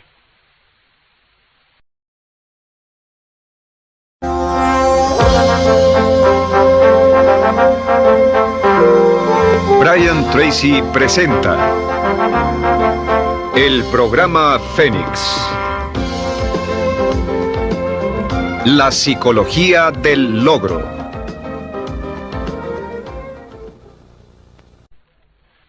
Session 9, Programming Your Mind for Success. Everything you are or ever will be is a result of what is going on inside your mind. This is the most awesome concept that I've ever discovered, that anybody has ever discovered, that you can dramatically change the outer realities of your life by changing your inner attitudes of mind, as William James said. We talked earlier about the various laws, the law of belief, that your beliefs do become your realities, that you actually see the world in terms of what you believe to be true about it. Beliefs create the actual fact. As a man thinketh in his heart, or as a woman thinketh in her heart, so are they. We also know that law of correspondence says that your outer world will always correspond with your inner world. That means that there is something in your inner world that corresponds to everything in your outer world. The great Emmett Fox said this when he talked about the mental equivalent. He said that everything in your outer life has a mental equivalent in your inner life. Anything that you want to see different in your outer life, you must first provide the mental equivalent internally. And the law of attraction says that anything that you keep holding your mind on a continuing basis, you draw to you. That your dominant thoughts set up a force field of energy that draws into your life the people and circumstances that you need. I mention that because of this. Many people say, well, how will I get a better job or a better relationship? How will I find the information I need or get the education and so on? You don't have to worry about it. All you have to do is get it crystal clear in your mind, and you trigger into and get into the flow of these universal mental laws, and everything that you need will be brought to you exactly as you need it, exactly when you need it, and exactly in the form that you need it. Now, we're going to talk in this session. We talked about self-concept before. We said that your self-concept is that bundle of beliefs inside that determines everything that happens to you. Your self-concept is the sum total result of every single piece of information that you've ever taken in about yourself or your world, accepted as true. It becomes part of your self-concept, and your self-concept is the corresponding inner mechanism that determines what happens to you. What does this mean? It means that all change begins with a change in the self-concept. All change begins by you taking in new information that changes your beliefs.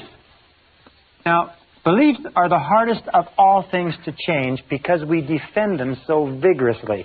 We have to be willing to give up some of our self-limiting beliefs.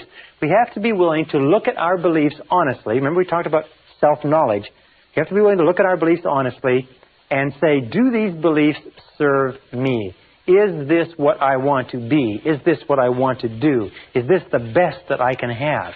And you begin to question your beliefs and change your self-concept by taking in new information that develops a new self-concept. And that brings us to a concept called the psychology of becoming. The psychology of becoming says that each one of us is in a continuous state of growth and change, that your self-concepts and your beliefs are changing all the time. For instance, when you were a child, you believed one set of things about the adult world. When you were a teenager, another. When you were in your early 20s, you believed another. And as we grow and evolve, we change our beliefs and our self-concept. We change our self-image. We change the way we see the world. So we're in this process of becoming all the time. It's going on. It's almost like this. It's like a tumbleweed, is that you are evolving and changing and growing all the time, but always in the direction of your dominant goals. Always in the direction of what you are thinking about the most intensely at the time. For instance, an alcoholic or a drug addict is also evolving and changing in the direction of his or her dominant goals, because that's what they think about all the time. And if you want to evolve and grow rapidly, you have to make those goals clear, you have to make them sharp, you have to make them intense, and you have to dwell on them all the time. Sometimes you see people who are very successful at an early age, but you'll find that those people had an obsession, a total preoccupation with a particular area or field for a long time, whereas other people who may be much older have never had an intense feeling or have never dwelled on anything they want to accomplish. Now, there's two obstacles to this psychology of becoming. Number one is called homeostasis. Now, homeostasis is the desire for consistency. It is a natural desire within the human mind to stay constant with what has happened in the past. If you like, we like to maintain the status quo. These are the people who say that's the way we've always done it, this is the way we do it around here, etc., etc. You must watch out for homeostasis, because what it does is it causes your thinking to become rigid and inflexible. And the other is called psychosclerosis. Psychosclerosis is simply a hardening of the attitudes. A hardening of the attitudes. People with psychosclerosis develop what is called fixed ideas. Fixed ideas lead to rigidity and an unwillingness to change. Both of these lead to getting stuck in the comfort zone. Remember, the natural tendency of all human behavior is for you to start doing something in a certain way and then get stuck in a comfort zone. You get stuck in a comfort zone in a relationship, even if you're not happy, in a job, even if you're not satisfied, with a particular level of income, even if it's not enough. You have to fight the comfort zone, because the comfort zone very soon becomes a rut. And they say that a rut becomes a grave. And the only difference between a rut and a grave is the depth. Or another way that it's been put is that a grave is simply a rut, or a rut is simply a grave with the ends kicked out. So be very alert to that, because the great majority of people in our society tend and evolve naturally to get into a comfort zone, to become very rigid defenders of the status quo, to become very hardened in their attitudes. They get into this comfort zone, they fall into this rut, and even if it would be good for them, they don't change. Now, this leads us to the two great powers that control everything that happens to you. And the first power is the power of love. The power of love is the power that shapes your personality and shapes your destiny. The power of love simply says that everything that we do is either to get love or to compensate for the lack of love. We said earlier that children's entire personality is formed by the quality and quantity of love that they get, and that all adult problems are as the result of love withheld. Love withheld from our parents, and perhaps love withheld from people when we grow up. The other power is the power of suggestion. Now, the power of suggestion works on us all of our lives. The power of suggestion is extremely strong. What it does is it begins working on us almost from the time that we're born, sometimes from before birth, and the power of suggestion shapes us. It means that every single thought you think, everything you hear, everything that you see, touch, taste, or smell, everything that affects you in any way has an effect on your personality. We say it this way. We say everything counts. Everything counts, and especially when you become an adult, remember that everything counts. Now, the average adult in America watches 20 to 25 hours of television every week. The average senior citizen watches about 7 hours of television. Average child watches 3 or 4 hours of television per day. Do you know that the average chief executive officer of major American corporations watches less than 5 hours per week? Now, let me ask you a very simple question. Do you think there's a correlation between the number of hours that a person watches television and how successful they are in life? Do you think that the suggestive influences, books, magazines, tapes, courses, seminars, people, television programs, and so on, that you watch, listen to, read, associate with on an ongoing basis, do you think these suggestive influences are having any effect on your future? Let me just put it this way. Everything does count. And you have to ask yourself this question. I learned this many years ago. Is ask yourself this question: what is it that you want in life? Once you've asked yourself what it is you want in life, then you can look around your world and you can determine what is right for you and what is wrong for you. What does that mean? It means that everything that moves you toward what you want is right, and everything that moves you away from what you want is wrong, but everything counts. Well, I have a good friend who goes on a diet on a regular basis. And every so often, I catch him eating cheesecake. And sometimes he's eating 2 pieces of cheesecake with lunch. And I say to him, I said, I thought you were on a diet. I said, I thought you only eat fresh fruits and vegetables and natural foods. And he says, sure. He said, well, I said, what about the cheesecake? He said, well, I don't count that. Do you know how many people sit at home and watch television 3 or 4 hours a night, who want to be successful, who read the comic strips and the sports pages, who read junky magazines or nothing at all, listen to the radio, don't do anything with their time or their minds, and they say, but I want to be successful. I want to be more successful. I said, well, what about all these things that you're doing to waste your time? They said, well, I don't count that. But unfortunately, nature counts everything. So this brings us to some laws that I want to share with you. The first law is the law of habit. Now, these are also mental laws. The law of habit is very similar to the law of inertia. The law of inertia says that a body at rest tends to remain at rest unless acted upon by an outside force. It also says that a body in motion tends to remain in motion unless acted upon by an outside force. The law of habit says that in the absence of a specific decision on your part to change some aspect of your life, the natural tendency will be to go on the same way indefinitely. As a time management specialist once said, the more you do of what you're doing, the more you'll get of what you've got. So you have to look at what you've got and look at what you're doing and say, is this what you want? You will go on indefinitely in the same direction unless you make a very concrete, specific decision to change. Also, there's another law. It's called the law of emotion. And by the way, before I get into the law of emotion, let me say this. That about 95% of everything that we do is by habit. That the only major difference between successful people and failures is that successful people have success habits and failures have failure habits. For example, you've heard the old saying, early to bed and early to rise? They say, makes a man healthy, wealthy, and wise. Well, why is that? Why is it that so many successful people get up early in the morning? It's because they get a jump on the day. It's also because it forces them to go to bed earlier at night so they don't waste the evenings when they're the tiredest and least productive. So you find that over and over again, successful men and women are early to bed and early to rise. They have a success habit. Why is it that people don't go to bed early or don't get up early? Because they're too lazy, they're too undisciplined, they don't have goals that they want badly enough, they do not have success habits. 95% of your success is going to be determined by the type of habits you develop. And if you have good habits, you're going to be successful in spite of anything else. The law of emotion says simply this. It says that every decision that you make is based on emotion. Is that we used to say over and over again that people are 90% emotional and 10% logical. Well, one of the great discoveries that I've made in the course of my research is the discovery that we are 100% emotional, that we're not even 99% emotional. Every single decision we make is an emotional decision. If somebody says, well, it's the logical thing to do, what it simply means is they have more emotion invested in that, even though it sounds logical. The law of emotion says that every decision that we make is emotional, and it says this. It says that stronger emotion will dominate a weaker emotion. Stronger emotion dominates a weaker emotion.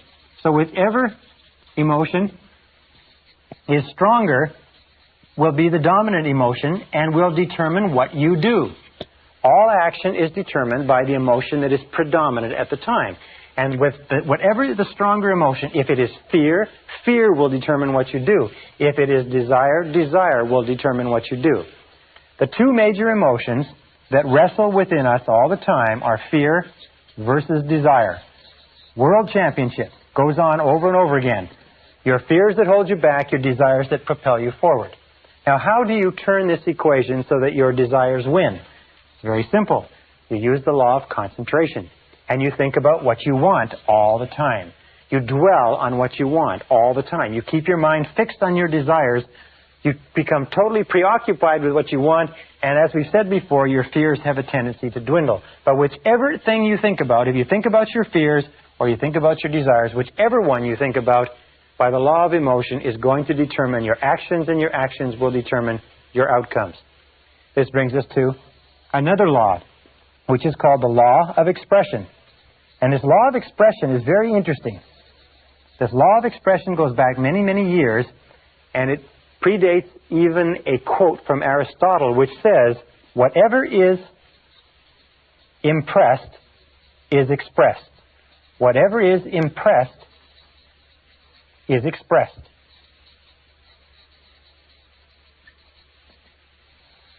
Whatever is impressed is expressed. Now, what does this mean? Let me go and sit down while we get the board cleaned off. It means simply this, is that whatever is impressed into your psyche for any reason, and from whatever source, whatever is mixed with emotion and dropped into your self-concept will eventually be expressed as part of your personality, part of your reality. It says, in effect, that you see the world through your self-concept. You actually see your concept of the world. You do not believe what you see what you believe.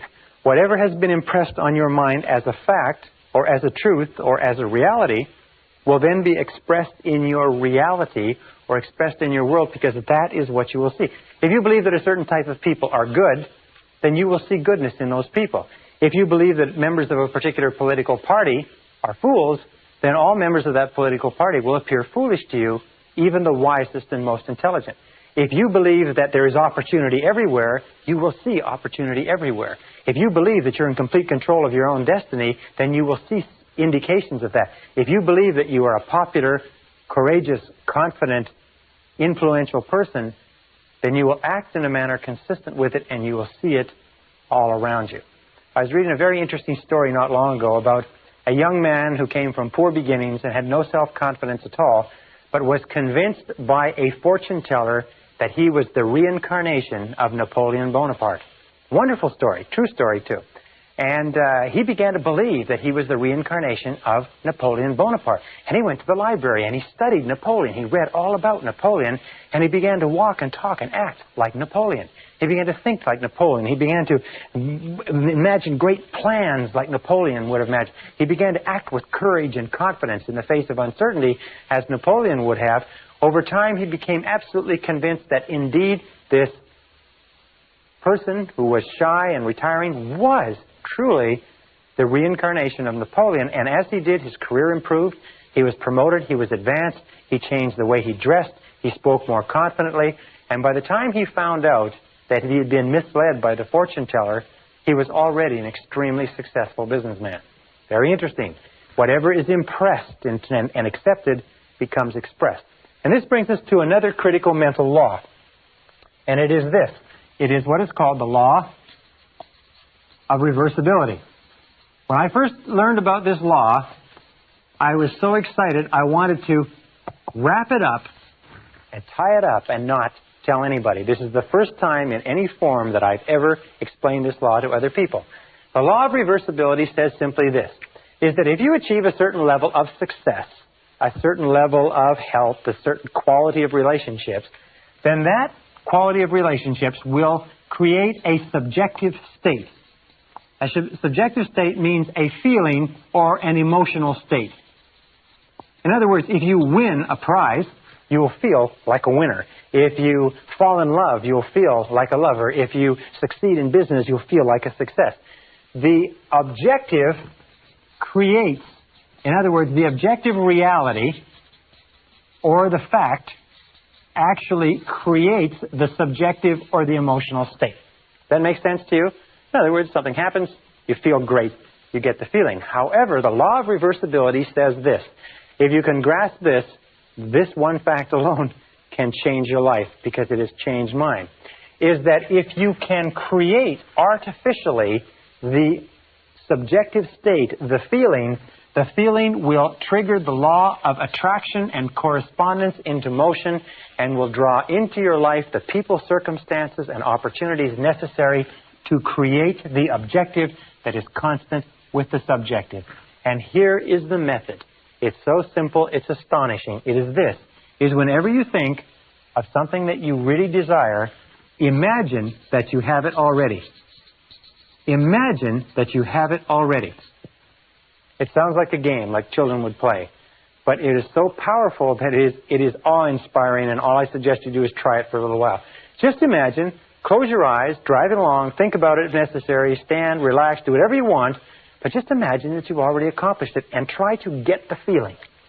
Get the feeling. As though it were already a success, as though it were a past tense, as though it were already accomplished, that you don't have to worry about it again. You've already got the feeling. And if you will play that feeling over and over again, this law of reversibility will create this feeling. As you dwell upon the feeling more and more, the feeling will actually begin to change things inside you and outside of you, draw you toward your goal and draw your goal toward you, and the objective will come into reality exactly at the right time and place. You don't even really have to worry about the process between the two or what the steps are. All you have to do is hold that feeling very, very intensely. And we'll talk about this a little bit more when we talk about mental programming methods. Now, the next law is the law of practice. The law of practice is also called the law of repetition, but it says that whatever you do over and over again, often enough, becomes a new habit. Do you want to be a positive, exciting, enthusiastic person? Do you want to become wealthy and successful? What is it that you want in life? Whatever you want in life, if you will practice it over and over again, it eventually becomes a new habit. If you practice it by thinking about it, you see, a new habit takes about 21 days to develop. It takes about 21 days to develop a new habit. 21 days of repeating it over and over again. Now, what we're going to ask you to do as a result of this course and as a result of what we've talked about is we're going to ask you or suggest that you go on what we call a 21-day PMA diet. That means that for 21 days, we're going to ask you to do a very difficult thing. One of the most difficult things you'll ever do in your life is for 21 days, we want you to keep your mind on what you want and keep it off of what you don't want. Keep your conversation on what you want. Keep your conversation off of what you don't want. Keep your dreams, your imagination, your thoughts, your feelings, everything in your environment consistent with what you desire, and keep it off of what you don't want. It's very simple. It's not very complicated. It's one of the most difficult things that you'll ever do. Now, why do we pick 21 days? Well, a very good reason. You see, it takes 21 days for a chicken that has a brain the size of a pea to sit patiently, calmly, faithfully on an egg to hatch the egg. Now, we feel that if a chicken with a little brain like that can sit on an egg for 21 days without seeing any change, just in faith, for 21 days it can sit there on that egg, then we could probably ask adults who have brains that are the size of 3 pounds, that have 12 to 20 billion cells, and have the capacity to remember and retain all the knowledge known to man, if their brain could be tapped, we ask them to keep at it for 21 days. If you will go on a positive mental attitude diet for 21 days, keep your mind on it, the goal is to become what we call a purely positive person. A purely positive person. Because we know that if you're a purely positive person, if your conversations, your acts, and your relationships are purely positive, what we call a PPP person, and you practice that for 21 days, you will find that your life will change. That everything around you will change. Your health, your relationships, your work, your opportunities, and everything else. It's simple, but it's not easy. If you can do it, if you can practice it, it will become a new habit. The very law of reversibility, the very law of emotion, the very law of habit that we talked about will actually begin to be changed. Now, what are the 4 things you need in order to make this great change? Number 1 is you need desire. Desire is the starting point of all change. The most important question that you have to ask yourself in life is, how badly do you want what you want? How badly do you want it? Or do you want it at all? You see, there's an awful lot of people who want an awful lot of things. But how badly do they want it? If you want it so badly, if you want it with tremendous intensity of desire, there's really nothing in the world that can stop you from getting it. There's an interesting story was told about Socrates, and Socrates was talking to one of his students, and the student said, I am hungry for knowledge. What can I do to increase my knowledge? And Socrates said, knowledge is something that is readily available and easy to get if you want it bad enough. He said, I'm sure I want it badly enough. And Socrates said, come with me. And he walked him offshore into the ocean, and walked him offshore into the Aegean Sea. And they got about 3 or 4 feet, and Socrates, a very, very strong man, grabbed the young man and put his head under the water. And the young man began to struggle and struggle and struggle, and finally became incredibly frantic, and finally brought him up. And he said, now what did you want while you were under the water? And he said, all I wanted was air. He said, all I could think of in the whole world was air. He said, when you want knowledge with the same intensity that you wanted that oxygen, you will get all the knowledge that you could desire. And when you want anything with great intensity, if you have the desire, you'll get it. Now, the second step is decision. Over and over again, where I travel, I find that the major change in a person's life begins when they make a decision.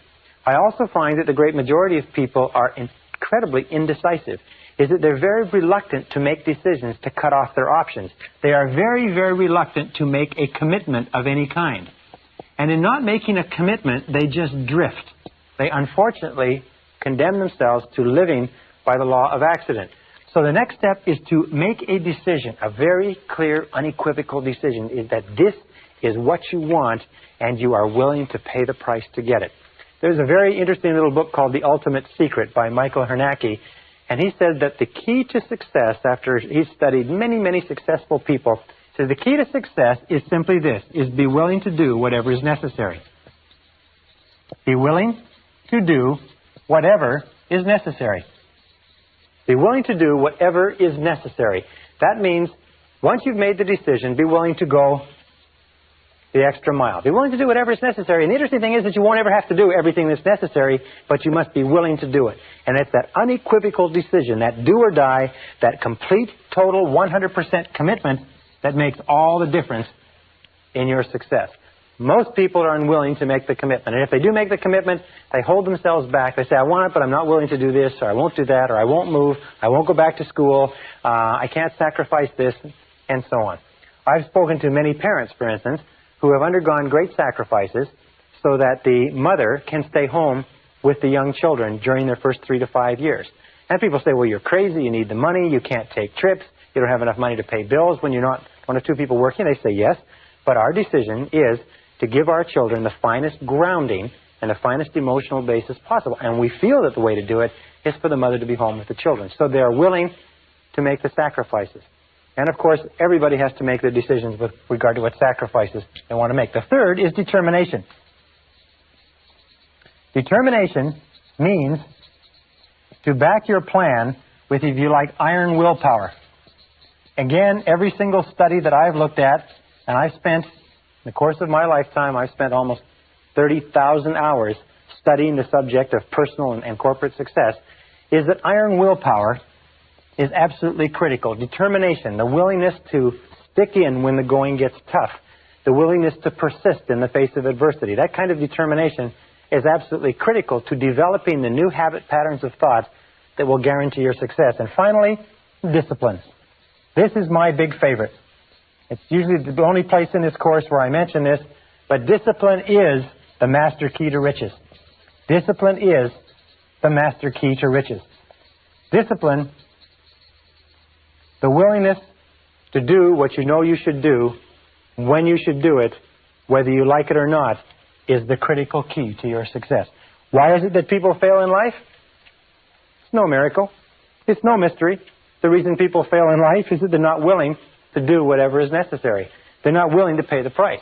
Half the time, three-quarters of the time, they don't know what they want, and the ones that do know what they want are not capable of disciplining themselves. So the next time you sit there watching the television, next time you drive along listening to the radio instead of listening to an audio cassette program, you have to ask yourself quite honestly, in terms of the wonderful life that you are capable of enjoying, in terms of all the things that you want, is this moving you toward it, or is it moving you away from it?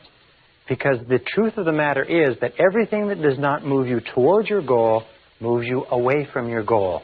That nothing is neutral. That everything counts. That the sands of time are running. The clock, the meter is going right now. A very good friend of mine said, remember, this life is not a rehearsal for anything else. This is the real one. And the question you have to ask yourself is, are you serious about being and having and doing everything that's possible for you? If you're going a 21-day mental attitude diet, a PMA diet, if you will keep your thoughts on what you want for 21 days, if you will practice the law, develop new habits, practice repetition over and over again, practice the law of reversibility, and visualize and imagine yourself as the person you want to be, and practice the law of expression, that whatever is impressed on your mind will be expressed in your reality, you will see dramatic changes start to take place in your life, and sometimes far faster than you can currently imagine.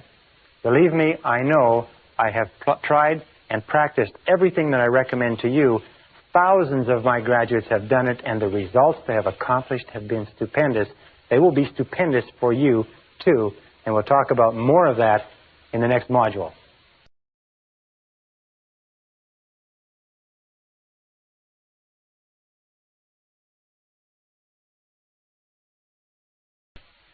Session 10, Changing Your Self-Concept. To repeat, all change in your life begins with a change in your self-concept. And that brings us back to what we talked about when we talked about the three ingredients of self-concept at the very beginning. We said that there were three parts: the self-ideal, the self-image, and the self-esteem, or how much you like yourself. And what I'd like to do now is I'd like to talk a little bit about what we call the self-ideal. Because the self-ideal is the person that you would most like to be. When you start thinking about changing your personality, improving the quality of your life, your inner and your outer life, you have to start off with a target. You have to start off with something to shoot for, something to aim at. So let's talk about this. The self-ideal is a fundamental part of your personality. The self-ideal is a combination of all of the qualities of men and women that you have read about, studied about, associated with, or admired throughout your entire life. Your self-ideal is sort of like a role model for you, an internal role model. And this internal role model acts as a directional mechanism within your psyche that determines your words, actions, thoughts, behaviors, and so on. As a matter of fact, you are today, in many respects, the sum total composite of all the different men and women whose qualities and characteristics that you've ever admired. If you read a biography, an autobiography, a story about a person who has done something that you think is admirable, displayed qualities of intelligence or character or compassion or perseverance or persistence or courage and so on, if someone has done those things and you have a tendency to admire them, if you admire them, what happens is you have a tendency unconsciously, even without your knowing it, to try to be more like them. Now, there is a difference between the self-image, which is where you see yourself now, and your self-esteem. which is how much you like yourself. And there's a difference between your self-image and your self-ideal. The distance between these two, the way you see yourself now and the way you would ideally like to be, has a major impact on your self-esteem. People who see themselves working progressively toward becoming more and more like the people they want to be have high self-esteem. People who see themselves as having an enormous, almost unbridgeable distance between the person they see themselves as now and the person they know they should or could be usually have low self-esteem. So the starting point of change in the self-concept, to repeat, comes with defining clearly what it is you want to look like. Now, when I was about 17, 18 years old, I sat down with a notebook and I wrote out a description of the person that I wanted to be when I grew up.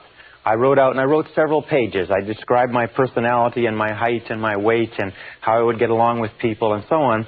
And many years later, 10, 15, 20 years later, after I had traveled around the world twice, after I'd been in 80 countries, after I had done a great variety of things, I came across those notes in an old suitcase. And I looked and I read them. And you know, the surprising thing was that I had become, over the course of that time, the person that I had described in that notebook. So I suggest to you this, is you start off by saying, who is it and what is it that you would like to look like 1 year, 3 years, 5 years from now? Or let's put it this way, and here's a really good question. Name 3 men or women, living or dead, that you really admire, that you really feel are wonderful, fine, upstanding role models. And then ask yourself the question, why is it that you admire them? Why is it that you like them? What is it about them? What are their qualities, if you like, that you consider outstanding? Because those are the qualities, if you can identify them, that you'll begin moving toward accomplishing in your own life. Remember, we said that desire, discipline, determination, and decision are the keys to success, but also definition. You have to define clearly what you want to be. I remember a wonderful story of a young fellow who decided he wanted to improve his life, and he was working for an insurance company. And he sat and looked around him, and he was number 28 or 29 out of 30 people in an insurance company selling insurance, and he'd been there for several years, and his career was going nowhere. And he began looking about him, looking at this, and he said, now, who do I admire? Who would I like to be like? Who would my ideal be? And he decided he wanted to be like the top salesman in the branch. And he started to look at the top salesmen and the top 1 or 2 salespeople in the branch, and he started to think about them and think about what they did. And he began to talk to them and get advice from them. And over the course of the next few years, by using this process, by patterning himself after the people he admired, he became more and more like them. He dressed like them. He walked like them. He talked like them. He worked the way they did. He studied the way they did. And in time, he became not only the top salesman in the branch, the top salesman in the region, the top salesman in the division, eventually the top salesman in the country, and he became a marketing vice president for one of the biggest insurance companies in the nation, simply by establishing a self-ideal and then working progressively toward it. Well, what are the stages? The first starting stage, as we say, of changing the self-concept, of changing your mind, becoming a new or a different person, is that the change must be perceived by you as being both desirable and necessary. In other words, you must see that if you were to make this change, it would be a worthwhile change, and in terms of what you want to be, have, and do, in terms of the future of your life, it's necessary that you make this change if you want to get ahead. I'll give you another example of a famous gentleman from a Fortune 500 corporation, was promoted to president, came up through engineering, left brain, had no people skills at all, was very, very concerned about this part of his personality in that he didn't know how to get along with people. He preferred problems that didn't talk back. But he recognized that a change in his self-concept, a change in his ability to communicate effectively with others was essential to his success. So he began taking courses on interpersonal communications. He began taking courses on relationships. For 2 solid years, he read books, listened to tapes, took courses, and became an authority within the company on human relations, and then put together a course of his own and went throughout the company as the president of the company and taught this course within his company, becoming the things that he was teaching. In other words, he decided that to be very good with people was both desirable and necessary for himself, his company, and his future. And then he went about through the process of gradual defining the ideal and began working progressively toward it. In 2 years, he had rounded out his personality from being a lopsided, left-brain, linear, analytical person to being a totally rounded, fully functioning human being. One of the hallmarks of great leaders, one of the hallmarks of outstanding men and women, is that they're willing to make the efforts necessary to bring about the changes that are essential. Now, the second stage, or the second step in changing your self-concept, is to begin thinking about yourself as you would ideally be. Begin thinking about yourself as your ideal person. For instance, if you wanted to be an outstanding person in human relations, you'd begin thinking about yourself as you would be as a human relations specialist. But let us say you want something very simple. Most people say that their major weakness is that they are too impatient, too intolerant, they get angry too quickly, irritable, so on. Maybe what you should do is start with something very simple. Very important to start with something simple, because if you can change something simple, it proves to you that you can change something large. So you begin thinking about yourself. Let us say that you tend to be a little bit impatient or short-tempered when you're tired, or you're a little bit irritable with your children or your spouse at the end of the day. So then you begin thinking about yourself as you would be if you were a warm, patient, kind, loving, tolerant human being.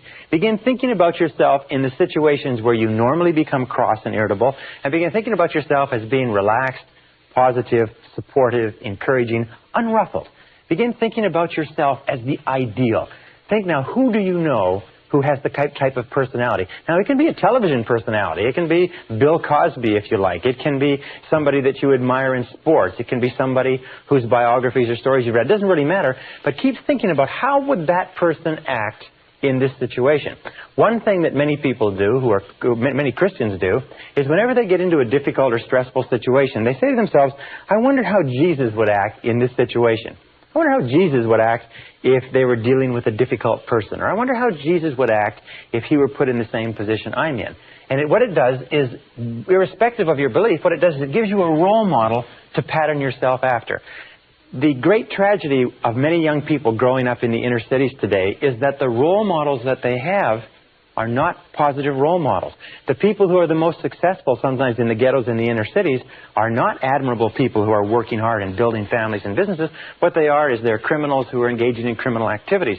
So the role models that you choose have a critical effect on who you become. So begin thinking about yourself as you would like to be. As you would like to be. Now that's the starting point. Because of the law of expression, whatever is impressed is expressed. If you begin thinking about yourself, you begin finding it's almost like turning the wheel of your personality. You begin to become a different person. Now the third stage, the third step, is you begin to visualize. Now what does visualize mean? Well, there are thousands of books written on visualization. One of the most powerful of all human abilities is the ability to create clear mental pictures. You see, your subconscious, which is where all of your programming takes place, is activated by mental pictures combined with emotion. So when you create clear mental pictures, when you begin to dwell on a clear mental picture of the person that you would like to be, you begin to close your eyes or think about the person that you would like to be, the subconscious cannot tell the difference between a real experience, one that is actually happening to you, and one that you vividly imagine on the screen of your mind. And this method of visualization, of creating a clear mental picture, and then remember we talked about the law of practice, which is the law of repetition. By practicing it over and over and over again. Imagine, for instance, that you wanted to become a proficient public speaker. Simple as that. And let us say this is you, and this is your eyes, and here is your conscious mind, and here is your unconscious mind. Let us say you wanted to become a proficient public speaker.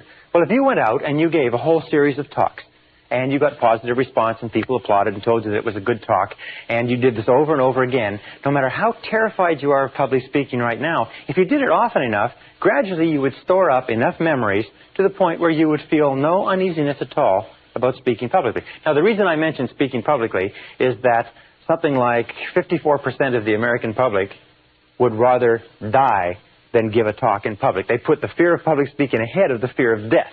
It's one of the greatest of all fears in our society. However, no child is born as afraid of public speaking. No child comes into the world with a fear of speaking in front of audiences. As a matter of fact, every one of us gave our first public talk stark naked, upside down, in front of a room full of strangers, if you remember that, and it's been downhill for most of us ever since. If you have a series of external experiences, however, and all of those experiences are positive, then they're stored away as positive reports in the public speaking file. However, let us say that you have a tremendous feeling of anxiety about speaking, and that can come from 100 different reasons, but you begin to play on the screen of your mind. You have this continuous real projector. You begin to play on the screen of your mind a picture of yourself speaking effectively in front of a group. You begin to read about other people who speak effectively. You begin to read the books of successful speakers who tell how they did it and how nervous they were. You begin to take a course and you begin to study and you begin to learn how to do it. You begin to learn how to prepare and to outline a talk. And you begin thinking about yourself over and over again as capable of doing it. The picture that you play on the screen of your mind is accepted by the subconscious as a real experience as long as you vividly imagine it. And this is the key. It is the vividness of the picture. The more clearly you visualize it, the more frequently you visualize it, the more emotionally or intensely you visualize it, and the longer you visualize it, the more of an impact it has on the subconscious mind, so that you can, in many respects, actually become halfway or three-quarters of the way toward being a competent speaker or being competent in almost anything simply by visualizing and playing this picture over and over again. By the way, I use the example of speaking in public for a very specific reason. Most of us are afraid of it. And what I have found is that if you can use these methods of mental programming to eliminate one major fear that may be holding you back in life, you will prove to yourself forever that you can eliminate any self-limiting belief and overcome it and go on to accomplish what you want. I have given this advice to thousands of people. It's simply this. If you have an uneasiness with regard to public speaking, or any other fear, but public speaking for this example, make the decision right now to get over it. Now, here's two ways that you can get over it. Toastmasters. Does this method work? Well, I'll guarantee you that it works. Toastmasters was set up in 1923 as an organization, a voluntary organization. Groups of men and women come together, small groups. They meet once a week, and they have breakfast, lunch, and or dinner meetings. And at each meeting, each person has a chance to talk. People who are so terrified of public speaking they could not lead silent prayer in a phone booth, after 10 or 15 weeks in Toastmasters are capable of standing up with 1 minute's notice and giving an extemporaneous talk in front of an audience of strangers. Toastmasters works. Why? It's because every single time a person stands up, they get positive feedback, they get correction, they get advice, they get applause, they get support. Eventually, what you do is you build up a whole series of positive reports in your subconscious mind that says, when it comes to public speaking, it's easy. If you want to be effective at selling, if you want to be effective at leading, if you want to be effective as a parent, if you want to be effective with other human beings, all you have to do is practice over and over again, and practice in your mind over and over until eventually you will find that when you think about whatever it is, the fear level will go down, confidence level will go up. By the way, one other area that you can go to if you want to learn to be more capable speaking is Dale Carnegie. Dale Carnegie has a wonderful course, which is just called the Dale Carnegie course, which really helps people become proficient in public speaking. Over 10 to 14 weeks, you get an opportunity every single week to get up and speak in front of your peers. The next is affirmations. Now, with affirmations, your potential is unlimited. Affirmations are the most powerful words that you can possibly say. Affirmations are based on what we would call the 3 Ps. In that with affirmations, we reprogram ourselves unconsciously. Affirmations are strong, positive, assertive statements that you say about yourself, to yourself, and believe. And they're based on the 3 Ps. And the Ps are, first of all, personal. All affirmations, all statements that you say to yourself have to be couched in the personal tense, the I. If you say, I like myself, I like myself, I like myself. When you say, I like myself, it accesses the subconscious directly. Every single command that begins with an I opens the subconscious mind and says, valuable information coming down. Prepare or get ready. And also positive. All all affirmative statements must be couched in the positive tense, because the subconscious mind filters out negatives and only takes the words that the positive expression. For example, if you wanted to quit smoking, you wouldn't say, I don't smoke anymore. I don't smoke anymore. You would say, I am a non-smoker. I am a non-smoker. The words I am are two of the most powerful words in mental programming. When you say I am, because only you can say I am about you. In the whole world, nobody else can use those two words with regard to you. And your subconscious recognizes it. When you say I am responsible, I am responsible, you can actually feel the impact of these words on your unconscious mind. You can feel the words I am responsible and feel their effect on your emotions. Now the third is that they must be in the present tense. Not I will lose weight, or I will quit smoking, or I will get a better job, but I have a better job. I weigh X number of pounds.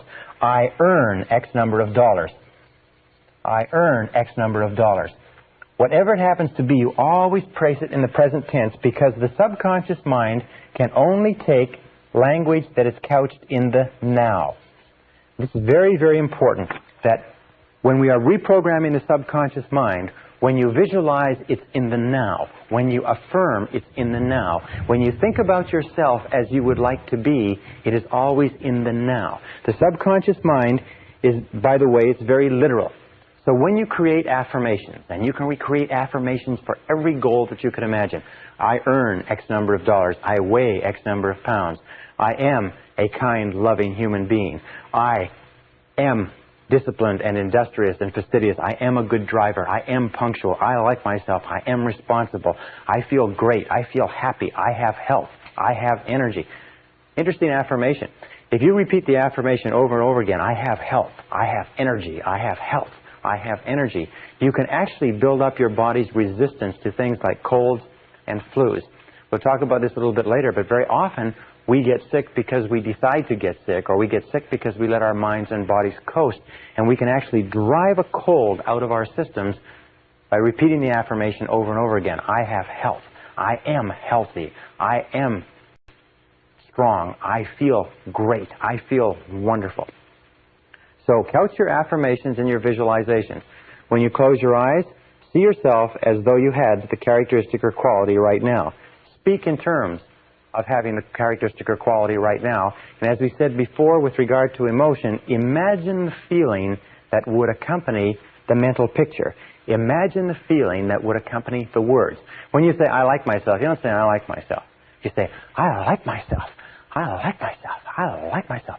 Imagine when you say, I am responsible, you don't say, I am responsible. You say, I am responsible. I am responsible. In other words, emotionalize it. Wrap it up with emotion. Drive it into the subconscious mind like a detonator, and the effect that it will have on your personality and on your feelings will be tremendous. Now, again, with regard to affirmations, what I use is a series of index cards. And you can put your affirmations, your positive, present tense, personal statements on affirmations, and review those affirmations over and over again. Every time you review them, every time you think about them, every time you repeat them and drive them into the subconscious mind, every time you impress them, you increase the potential for them to be expressed externally. Now, one final thing is when you use affirmations, try to keep your daily words and actions consistent with your affirmations. Try to keep the things that you say when you're walking around and the things that you do consistent with the words that you say to yourself in private. All right, the next thing that we do is what is called verbalization. Verbalization is speaking aloud, speaking your affirmations aloud. Now, there's two ways that you can do this. Best to do it in private, but basically you increase the impact of an affirmation by as much as 80% and even more when you say it out loud. If you say to yourself, I like myself, but if you say, I like myself, or I feel terrific, or I feel wonderful, or I am responsible. I earn $50,000 a year. When I first learned about this process, my goal was to earn $50,000 a year, and I realized that the only way I could ever earn $50,000 a year was by repeating this over and over again. And surprisingly enough, when I began doing it, I was not making anywhere near $50,000, and I was very, very skeptical of whether or not it would work. I can only tell you from the bottom of my heart that it does work. So verbalize it. Another thing that you can do is in front of a mirror. If you verbalize in front of a mirror, you have two impacts working simultaneously. You have the impact of what you can see, plus what you are saying, plus if you emotionalize what you are saying, you have three access points to reprogramming the subconscious working simultaneously. So you stand in front of a mirror, you can say, in front of the mirror, you can say, I feel terrific, or I look great, or I look great, or you can say, you look great. Because when we talk to ourselves in front of a mirror, now you mustn't do this in a public washroom when there's other people around, because they may think you're a little bit strange, but nonetheless, verbalization is a very important part of driving this message into the subconscious. Remember, the key to this is whatever you can hold in your mind on a continuing basis, you can have. The only question is, can you repeat it long enough and hard enough, often enough, to impress it permanently in the subconscious mind?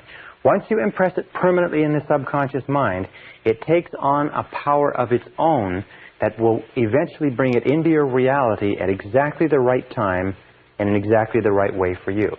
And this brings us to the next method, which is the method of assume the role. Assume the role. Assume the part. You see, one of the most important discoveries that we have made in behavioral psychology is this, is that if you feel a particular way, if you have particular emotions, the feelings will lead to actions. We've talked about this before, that we act in a way consistent with our feelings. However, what we've found is that most of us do not start off feeling motivated. Most of us do not start off feeling positive. Most of us do not start off feeling confident and capable of accomplishing our goals. Most of us start off feeling average to negative. However, if you will act exactly as if you had the feeling, the action will generate the emotion just as the emotion generates the feeling. In other words, you can act your way into feeling. This is very important. You can act your way into feeling. Have you ever had the occasion where you are sitting comfortably, relaxed, and somebody says, come on, let's go and do this, or let's get up and do that, and you say, no, I'm comfortable. Remember, you're into your comfort zone. Comfort is a great killer of human potential. You say, no. They say, oh, come on, just get up and do a little bit. So you get up just a little bit, and you move just a little bit, and as you begin to move, you start to get into the swing of it, and pretty soon you get into it completely, and you totally forget about going back to the couch or the chair that you were in. Well, you can act your way into feeling. You can act your way into feeling almost anything. We call this, if you like, pretending. Pretend that you have the quality already. For instance, if you want to be courageous and unafraid, pretend that you're courageous and unafraid already. If you want to be confident, pretend that you have the confidence. There's an old saying that says, fake it until you make it. Fake it until you make it. Remember we talked about the gentleman who was told that he was the reincarnation of Napoleon? That all he had to do was he had to act like Napoleon and realize that he had this cultural history behind him, that he had the decisiveness, the power, the courage, the genius, the brilliance, the tenacity, the foresight of one of the world's great leaders. Well, this acting, this pretending, this assuming the role is a critical part of actually becoming that person. If you want to be the finest salesperson in your organization, if you want to be a superb executive, if you want to be a tremendous technician, if you want to be an excellent medical professional, if you want to be the best mother or the best father, if you want to be excellent in athletics, there's an entire body of work today in neurolinguistic programming and what is called the inner game of winning that says that if you want to be a better tennis player, for instance, what you do is you imagine that you were a championship tennis player. Imagine that you are Arthur Ashe or Jimmy Connors or Chris Everett Lloyd or Maria Navatra, whatever her name is, Navatra, or one of the great tennis players, and play tennis exactly as if you were one of those. Play tennis as though you were them and in their body and on the court. And you know what will happen is that judges and people observing a person doing this find that you will hit more accurately, you hit with more force, you are better, you are more confident, you're more capable. Golfers. Another example is if you want to be a great golfer, is imagine that you are already a great golfer. If you want to be a great salesperson, imagine that you are already a great salesperson and walk, talk, carry, act as though you had the part already. Dress the part. Look at yourself in the mirror and say, do I look the part of a great golfer? Do I look the part of the executive, the salesman, or the saleswoman, or whatever it happens to be that I would like to be? These four, we call this the VAVA. V-A-V-A. V-A-V-A. Well, actually, I should do it this way. V-A-V-A. These are the keys to rapid personality change. The V is for visualization. Visualize and play the picture of the desired person you would like to be over and over again until it is accepted by the subconscious as a reality. Remember, the subconscious obeys your conscious commands. If you command the subconscious, and you command the subconscious by the thoughts you hold in your conscious mind, by the thoughts that you dwell upon, the law of concentration. If you hold that thought in your mind on a continuing basis, eventually it clicks into the subconscious and it takes on a power of its own. The second is to affirm, and affirm over and over again. There are many people who say that they would rather go without breakfast than go without their affirmations each morning. Speak to yourself positively. Use positive self-talk all the time. Remember, you talk to yourself at the rate of almost 1,500 words a minute. Most people talk to themselves in terms of doubt and fear and worry and anxiety. Talk to yourself positively. I can do it, I can do it, I can do it, I can do it. Just repeating, I can do it, over and over again. Boost your self-confidence and boost your self-esteem. When you have nothing else to do, say, I like myself, I like myself, I like myself, I like myself. Because saying I like myself or I love myself expands your ability and your capacity in every area of your life. Also, verbalize. Speak out loud. Make sure the things that you say out loud are consistent with the person that you want to be and the things that you want to do. Verbalize and say, I like myself. Don't say aloud things that, like, I'm never on time, I can't lose weight, I can't quit smoking, I wish I could, and so on. But always speak in positive terms. Remember that you can almost double the force of an affirmation by speaking it aloud. And if you speak it really loud, I like myself, I like myself, I like myself. If you speak it really loud and really strong, it has double, triple, sometimes several times the impact. And finally, assume the role. Pretend as though you already had the part. Assume the role. Imagine you have been hired to play the role of an extremely successful person in a Broadway play. And in this role, what you are going to do is you're going to walk, talk, and act as though you were the success, as though you were the role model, as though you were the ideal image of the perfect person that you want to become. And if you walk it, talk it, pretend it, visualize it, think it, and affirm it over and over again, that is the person that you become as inevitably as the sun rising in the east and setting in the west. And in the next session, I'll tell you more about how to incorporate these personality attributes into your character.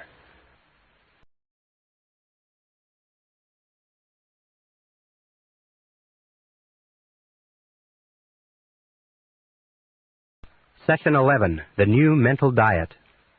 Back in the 1930s, a man named Gaylord Hauser shocked the medical world by coming out with a series of claims and statements that said that everything that we ate in some way affected our body.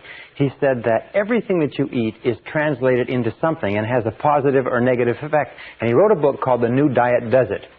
Now, in this session and in the previous sessions, we've been talking about the new mental diet. And just as everything that you eat has an effect on your physical body, everything that you take into your mind has an effect on your mental body, on what's going on inside you, which determines what happens around you. When we were talking a little bit earlier, we said that the power of suggestion is one of the most important powers in your life. The power of suggestion says that everything that you take in, everything that you think about, everything that you read, everything that you listen to, all of your conversations, radio, television, newspaper, books, papers, magazines, everything that you allow to influence your thinking affects your subconscious mind, affects your attitudes, your expectations, your values, your beliefs, and ultimately your potential as a human being. In fact, the great difference between human beings is not intelligence and not education and not opportunity. It is what they are feeding into their minds on a regular basis. Now, we also said, and it's the same thing, if you were to say, well, yes, I eat good food a lot of the time, but some of the time, or 50% of the time, I eat junk food. I eat food that's high in salt, high in sugar, low in nutrition, inert foods, dead foods, white flour, French fries, grease, and so on. But it doesn't bother me, it doesn't have any effect on my body. You would know that that is nonsense because everything counts. Everything counts. One of the marks of a truly honest person is that they accept reality. And reality is that everything that you do, mentally or physically, counts.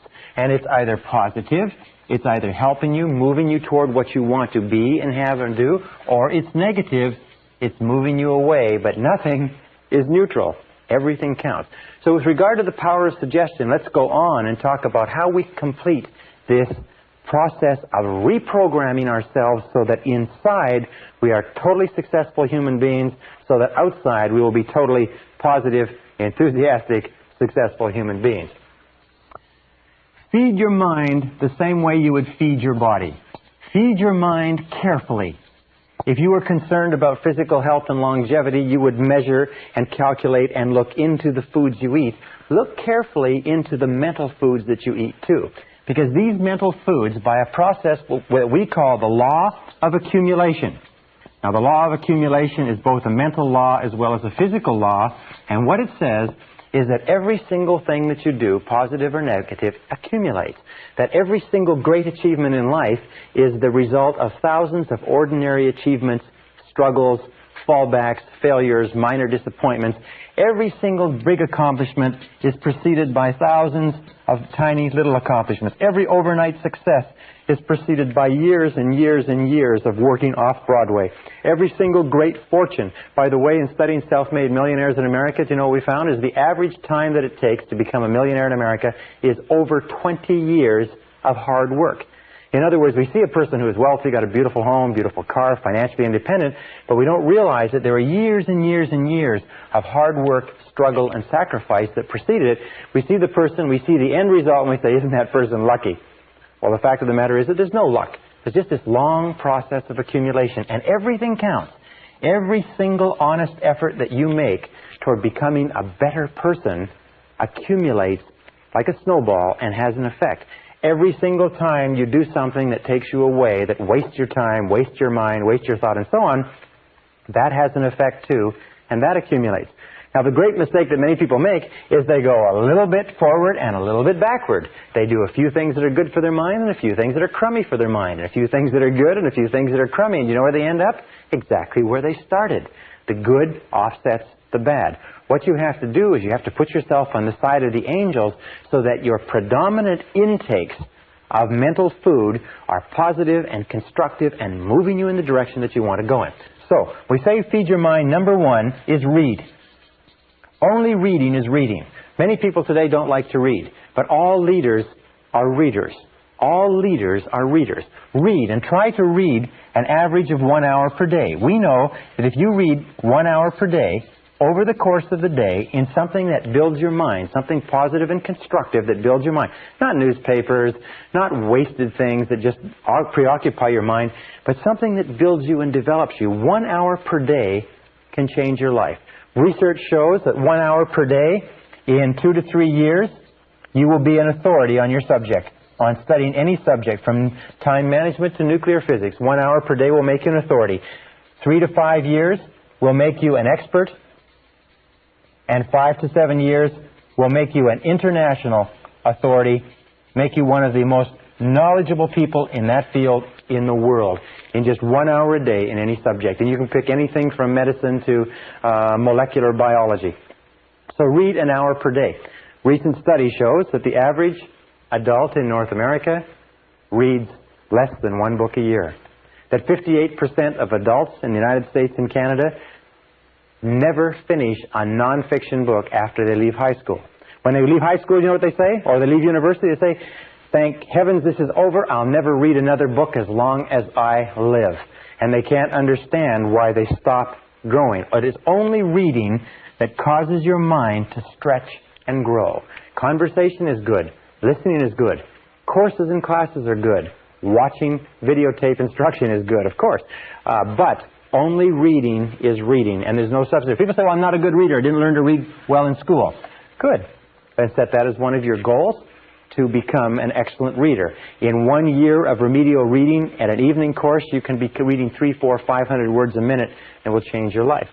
In fact, according to the Gallup organization's poll on who's who in America, the Great American Success Story, they found that the top people, the top 1% in this country, read an average of 12 nonfiction books per year. That means that you can join the top 1% in the nation by simply reading one book per month. One nonfiction book that develops your mind and expands your ability to think in a subject that interests you. One book a month will put you in the top 1% in a very short period of time. If you were to read 30 to 60 minutes each day, as I'll recommend later, 30 to 60 minutes each day would translate into a book per week. A book per week would translate into over 50 books a year. Now just imagine if you were to read 50 books a year for the next 10 years. How many books would that be? That would be about 500 books, if you can work it out. Now let me ask you a very simple question. Do you think that if you read one book a week for the next 10 years, in a world where the average person reads less than one book a year, do you think that would give you the edge? Do you think that would affect your life in any way? Do you think that would change your career and your income? Do you think it would change your environment? Do you think it would change everything that goes on around you? You bet your bippy it would, because by the power of suggestion, by feeding your mind with new information, 500 books in 10 years will transform your life in such a way that you will never be able to recognize it. Right, the next thing with regard to feeding your mind is listen to tapes. The discovery of audio cassette learning has been considered the greatest single advance in education since the discovery of the printing press, or the invention of the printing press.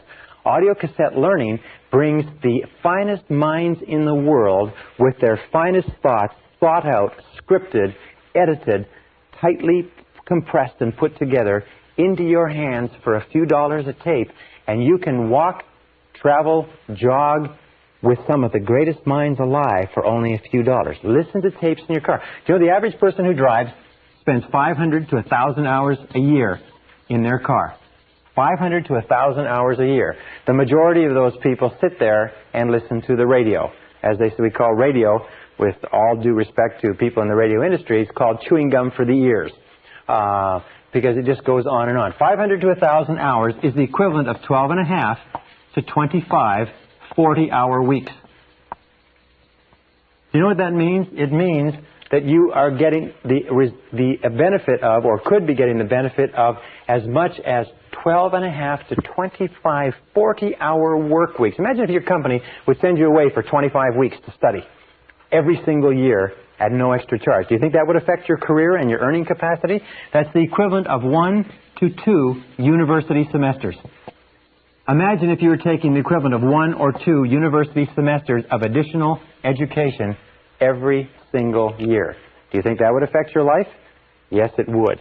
So, listen to tapes and finally take additional courses. Become a lifelong student. And when I say take additional courses, the very best place to take courses is from people who are experts in their field. Try to avoid taking courses from people who've only got their education out of a textbook. Take courses from people who are experts. Take seminars. Seminars, for instance, like this seminar that you're attending, you can get more information in a 1 or 2 day seminar taught by people who spent 10, 20, 30 years gathering and compressing the information than you can in an entire university course. So take additional courses. I recommend a minimum of 4 per annum. 1 every 3 months. In a world where the average person never takes an additional course, 80 to 90% of people never take a course after they leave high school or university. If you take 4 per year, listen to tapes in your car and read on a regular basis.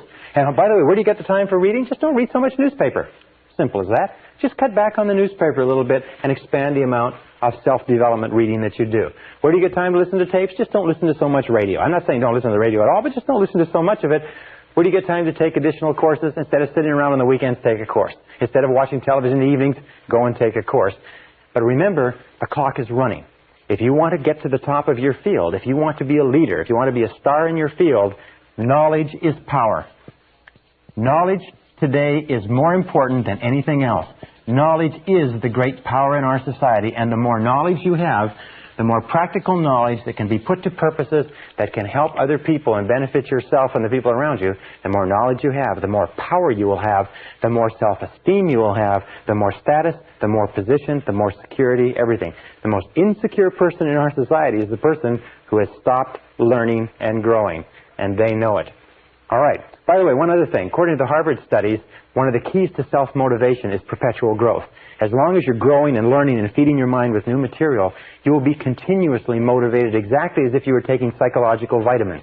As soon as you stop growing, you start stagnating. When you start stagnating, your self-esteem goes down, your energy level goes down, your health level goes down, you become prone to more diseases, and so on and so forth. So as long as you're learning and growing, you'll be vital physically and mentally. The next part of feeding your mind is what we call the reference group. Or put it another way, get around the right people.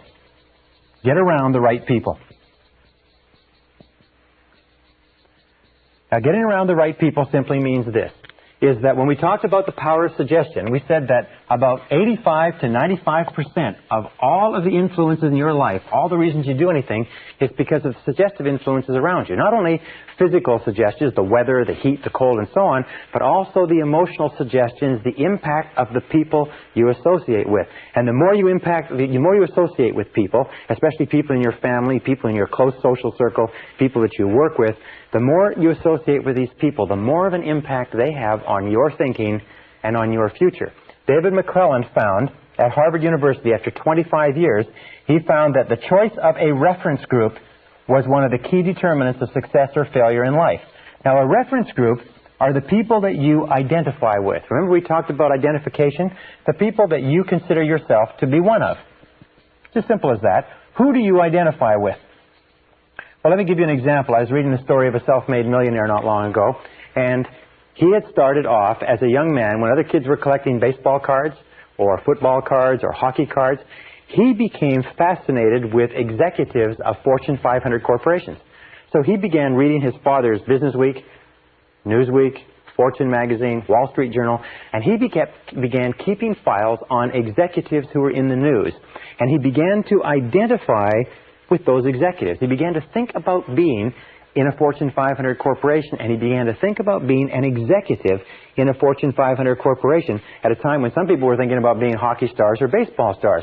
The interesting thing was that as he grew up, this directional mechanism, this role model, this reference group that he identified with began to affect what he read in school, what he studied, how much he applied himself, how hard he worked, what companies he went to work with, what company he went to work with when he came out of high school and university.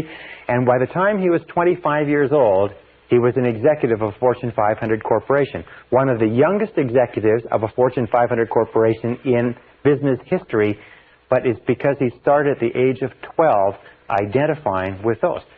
Question, who do you identify with?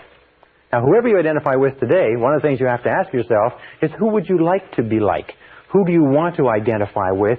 And then you start getting around the right people. The starting point of getting around the right people is to start to read the magazines that they read. If you want to be a successful person in business, read successful business magazines. If you want to be a top salesperson, read successful sales magazines, marketing magazines, books written by top salespeople. If you want to be a successful executive, if you want to be a successful marketer, if you want to be a successful parent, then begin getting around these people through their writings, through their tapes, and through their courses. The other thing is to seek them out and begin to associate with winners. As we say, fly with eagles. Now let me make one point here that's absolutely critical. It is simply this, is that if you scratch with the turkeys, you can't fly with the eagles. That if you spend time with losers, you will be a loser yourself. That David McClelland of Harvard found that 99% of the failure rate in life could be attributed to associating with people who were going nowhere. Because we're so strongly influenced by the people around us. We talk like them, we walk like them, we take on their attitudes, their values, their beliefs, their expectations, even their self-concepts. If we associate with negative people, critical people, cynical people, lazy people, people who waste their time, we will become exactly like them. Every one of us has the tendency to be like a chameleon. We take on the colorings and the behaviors of the people around us. So it's very important that you make a decision what you want to be like, and you begin to associate with people who are like that. And especially get away from the losers. Get away from the no-hopers. Get away from the negative people, because these people will drag you down as surely as an anchor would drag you down if it was tied to your leg. Many people come to me and say, well, I'm working for a negative boss, or I'm in a negative relationship. And I say this, if you're working for a negative boss, you'll never realize your potential working for that boss. You'll never be happy, and you'll never accomplish everything you're capable of accomplishing. They say, well, if I'm in a negative relationship, what do I do? I say, you have to ask yourself this question. Do you want to fulfill your potential as a human being or not? If you want to fulfill your potential as a human being, here's the facts. I'm not making the facts up. I'm just telling you, here's the facts. But if you associate with losers, you'll be a loser. And it's been worked out for 25 years, and they can't find any exceptions to it. And I've spoken to thousands of people who've told me that coming to terms with this is one of the hardest things that they ever did. Because sometimes it means that you have to say goodbye to family, say goodbye to friends, say goodbye to relatives, say goodbye to relationships. But if that is the fact, the sooner you do it, the better. It's almost like taking out a rotten tooth. The sooner you do it, the less pain you suffer. Now, with the next part with regard to reference group is this. It's what is called the Mastermind Alliance.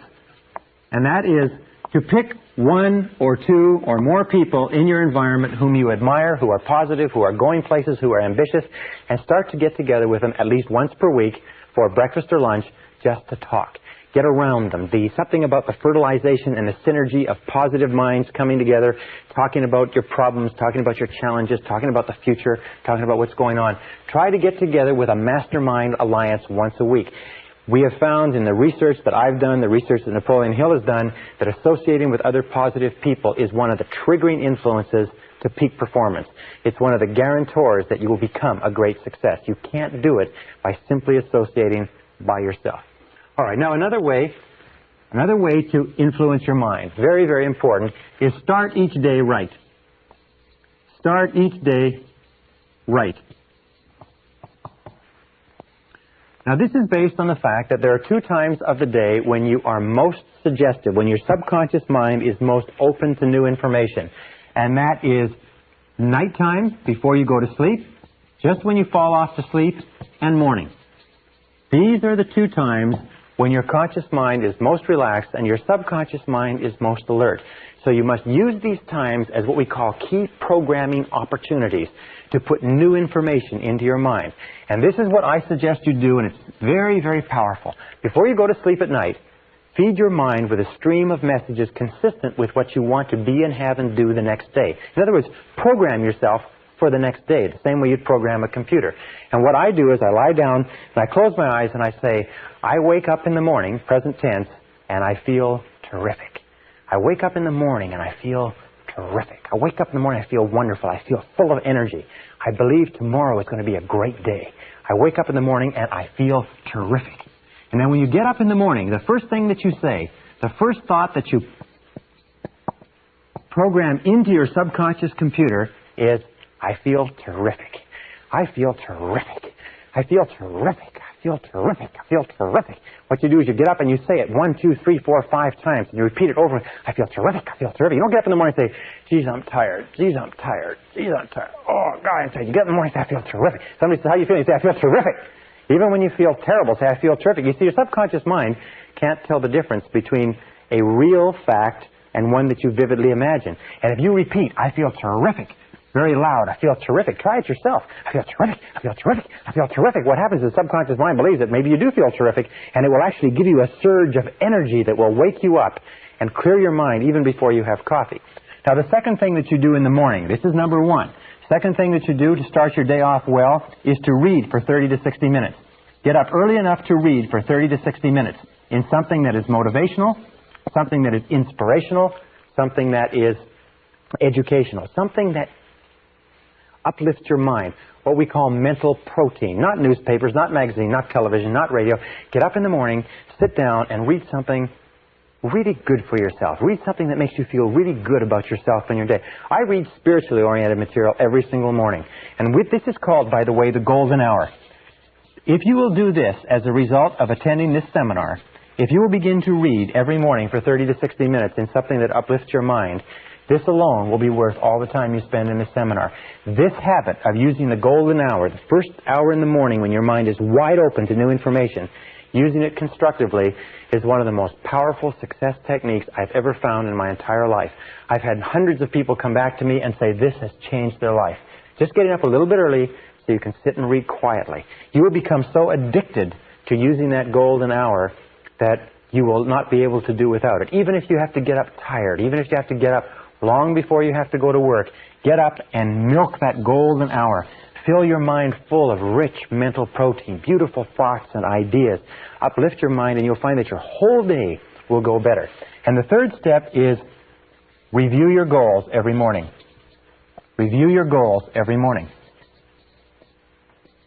Every morning before you start out, review your goals. Just the same as if you were on a long motor trip, or if you were at sea, you'd look at the map. You'd shoot the stars and the moon. In other words, you'd take a look at where you are and you would plot your destination and you would think about it, because when you review your goals, you program them into your subconscious mind. Well, programming them into your subconscious mind by repeating them every day and using that wonderful technique, that golden hour.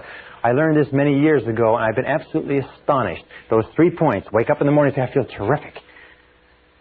Read for 30 to 60 minutes and write and review your goals every single morning. And the most remarkable thing that happens is you start off every day supercharged. You start off every day feeling positive. You start off every day feeling energetic.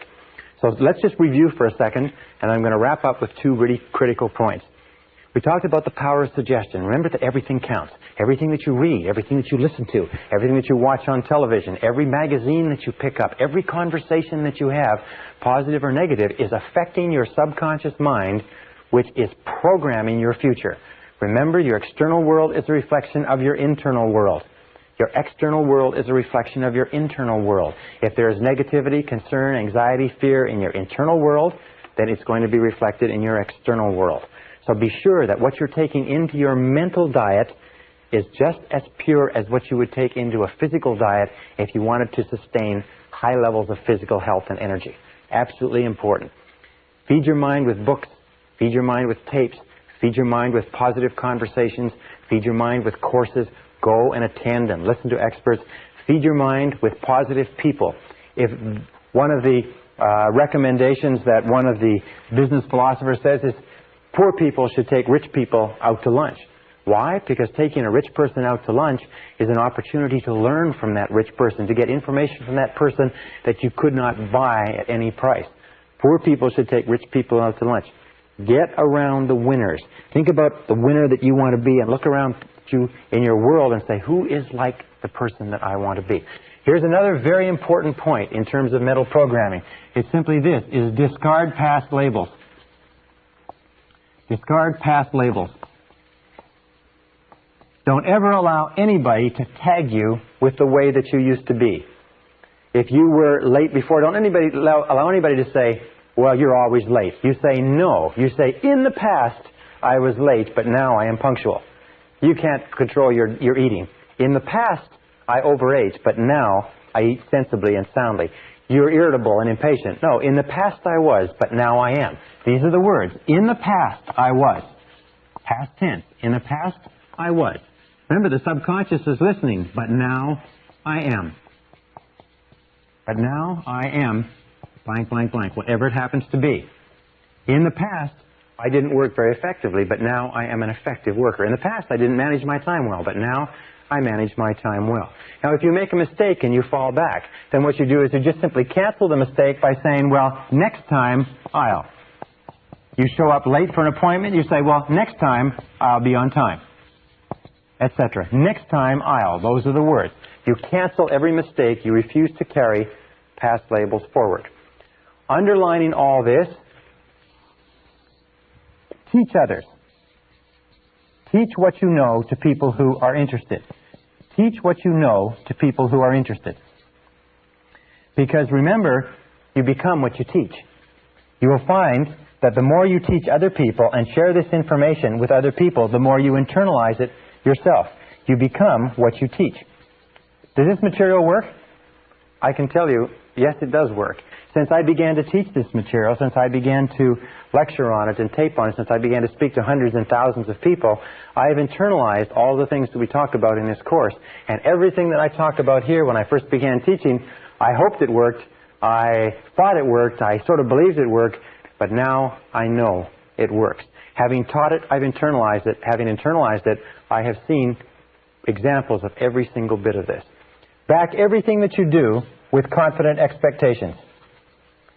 An attitude of confident expectations is the mark of the truly healthy personality.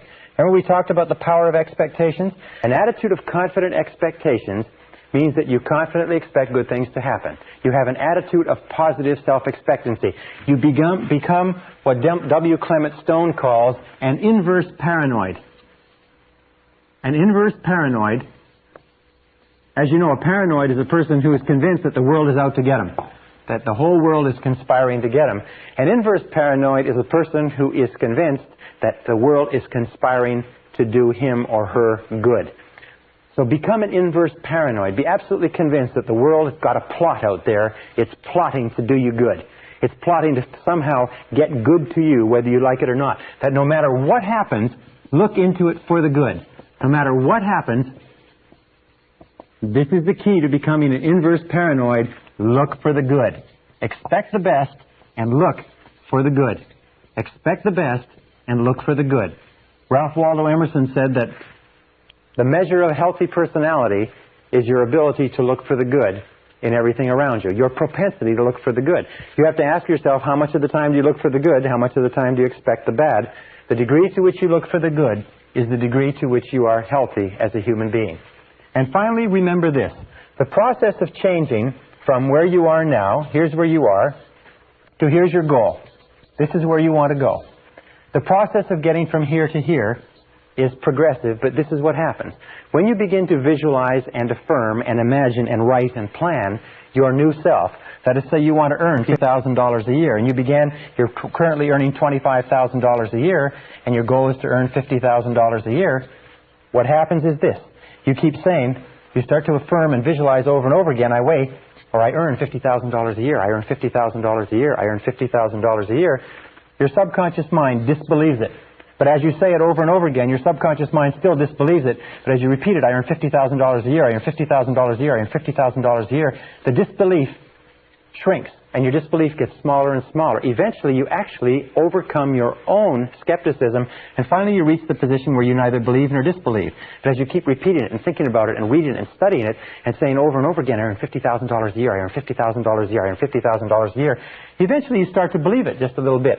Also, you start to get a slight increase in pay, and your salary goes to $26,000 a year. And then you get a bonus and you find yourself earning $27,000, and so on. You find that the more you repeat it and affirm it and visualize it and plan for it and prepare for it, the more it comes into your life, and you just keep saying, I earn $50,000 a year, and you begin to believe it more and more, and you believe it more and more. And as you repeat it and visualize it and affirm it and over again, your belief grows and grows and grows, and eventually it gets to the point where you absolutely believe that you earn $50,000 a year. And if somebody were to wake you up at 3 o'clock in the morning and give you a shake and say, how much do you earn? You say $50,000 a year, even though still at this point you've never earned more than $27,000 in your whole life.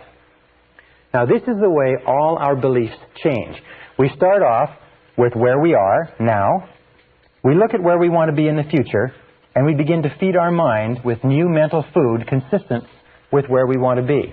As we feed our mind with that new mental food, we start off with a lot of disbelief and skepticism. As a matter of fact, your skepticism and disbelief is the biggest obstacle to your success.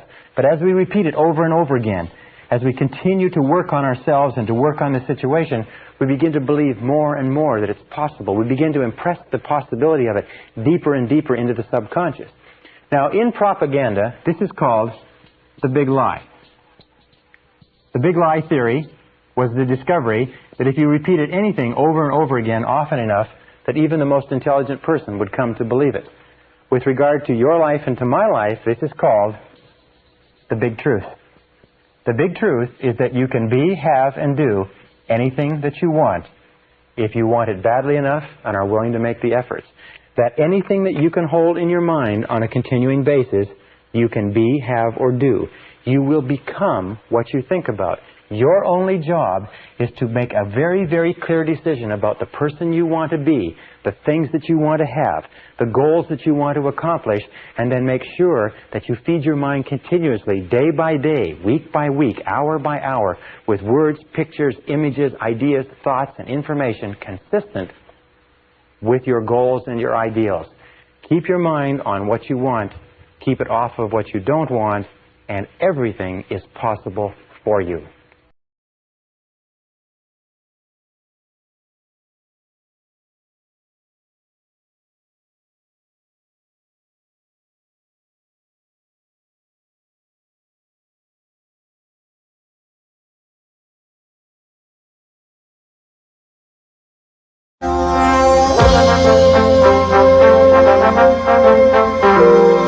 Brian Tracy presenta el programa Fénix. La psicología del logro.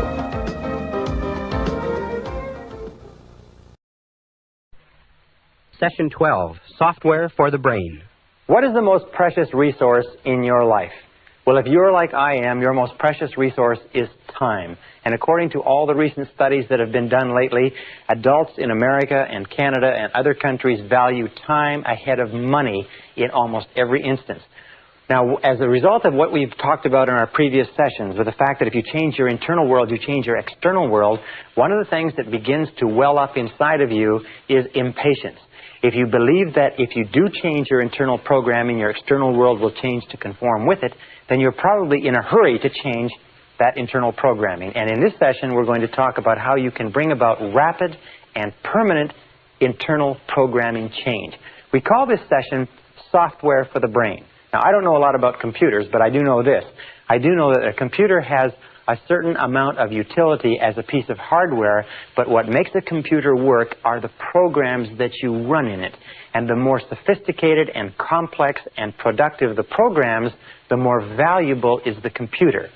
So what we're going to do today is we're going to take the things that we talked about in terms of mental programming, visualization, and affirmation, and so on, and we're going to combine them into a series of techniques that you can use to multiply or to speed up the process at which your new thoughts and ideas are accepted by your subconscious mind and then go to work and attract them into your reality. And the first technique we're going to talk about is what I call written programming technique. It's one of the simplest of all, and yet it is so powerful that it's almost scary. Again, I've said this to many audiences, but I'll say it to you, is that if you just practice this one technique, it will be worth 10 times the time and price of this program. If it's all you learn is this one technique, it will have an astonishing difference on your results. When I first learned about this and applied it some years ago, I couldn't believe how effective it was. And all it requires to use is discipline plus one of these. Now, this is what I use. It's a spiral notebook. It costs here $1.99, Walgreens Drugs. All it has is lined pages. And what you do is you use this to write and rewrite your goals. It's very simple. You buy one for $1.99, and you use this as the basis of written programming technique. Let me explain to you how it works.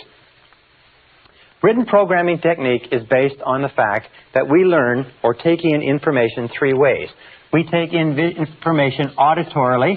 In other words, we hear the information or we speak the information. We take it in visually.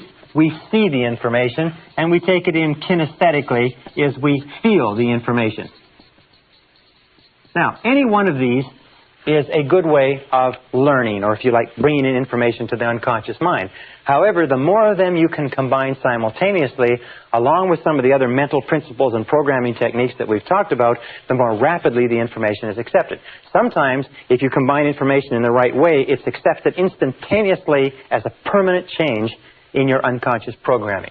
Written programming technique is based on this, as are some of the other programming techniques which we'll talk about in the next few minutes. Written programming technique is based on the fact that when you write something down, it requires total concentration, law of concentration. You cannot write accurately and correctly and think of anything else at the same time. So writing requires concentration. It also requires intensity, it also requires visual, because you can't write without looking. And when you do write, you have a tendency to what is called sub-vocalize. In other words, you say the words to yourself as you're writing. So even though you can't hear them with a conscious ear, you hear them internally. And kinesthetically, you move and you feel. It requires tremendous mental, emotional, and physical energy to write. So written programming technique simply says this, is that every single morning, without fail, you rewrite your major goals. After you've done your reading, you rewrite your major goals. Now, this whole process, by the way, can take about 2 minutes, maybe 5. You may get to the point, as I do, where you'll write 10, 20, 30, sometimes even an hour. But you just rewrite your major goals as positive, present tense, personal affirmations. In other words, your goals could be, I earn X number of dollars per month. I weigh X number of pounds. I am outstanding in my field. I do this. I achieve. I accomplish. I choose, and so on. Whatever you want to be, have, or do, you just write it out in a series of affirmations, one at a time. Now, you'll find, and we'll talk about goal setting later on, you'll find that as you write your goals over and over again, an interesting thing will happen, is that your more important goals will tend to be rewritten first, and they'll tend to become clarified and to become sharper and more distinct. And every single time you rewrite your major goals, you are driving them, you are impressing them deeper into the subconscious, which leads to the guarantee that they will be expressed in your reality. Every time you rewrite your major goals, you're programming them into your subconscious, and you're setting them as a directional mechanism, the same way you would set the directional mechanism on a guided missile, so that it will move you unerringly in the direction of accomplishing it. Number 2 is close your eyes after you've rewritten your goals. Close your eyes and visualize your major goal or goals of the day as accomplished. Visualize them as a reality. What would they look like? Now, a very valuable thing to do, by the way, is cut out clippings from magazines and books and put them in your notebook so that you can actually look at a picture. Do you want to own a brand new car or a beautiful house or something like that? Well, then get a picture of it and make a very clear picture, so when you write out the goal, you can look at the picture and then close your eyes and feed that picture into your subconscious mind. And then the third part, which is most important, is imagine the feeling of pleasure you would have.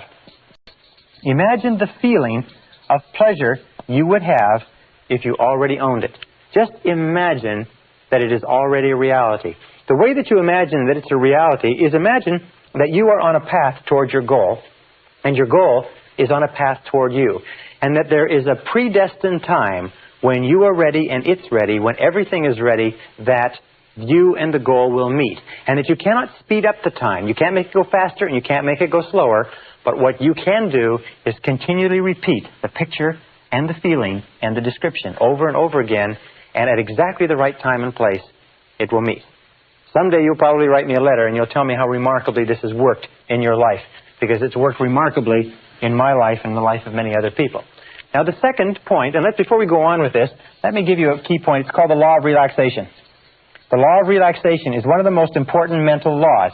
The law of relaxation simply says this, that in the physical world, if you want to drive a nail, the harder you hit it, the more physical effort or energy you put behind it, the faster you accomplish something in the physical world. If you want to drive a car faster, you step on the gas, which causes the engine to work harder and propels it forward. However, in the mental realm, it's exactly the opposite. The law of relaxation says that in all mental working, effort defeats itself. In all mental working, effort defeats itself. What does this mean? It means that the harder you don't try, the better it works. Now, it's interesting. I'll give you a perfect example. Relationships. You will notice that in any relationship of yours that works, the harder you try to make a relationship work, the more difficult it is. Because a relationship is basically a meeting of minds. And whenever you just relax and let the relationship flow, the relationship unfolds exactly the way it should. If ever you try to speed something up or slow it down out of its own time, you create a crisis. You create tension, stress, and anxiety. So anything that has to do with mental working, anything that has to do with minds, and all interactions between people have to do with minds, anything that has to do with goals and dreams and plans requires that you just relax and let it unfold. That's why we say, close your eyes, visualize, imagine the feeling, and just relax. without making any effort. And the more relaxed you are, the more rapidly the idea is accepted by the subconscious mind. Now, the next technique is what is called the quick affirmation technique, or quick programming technique.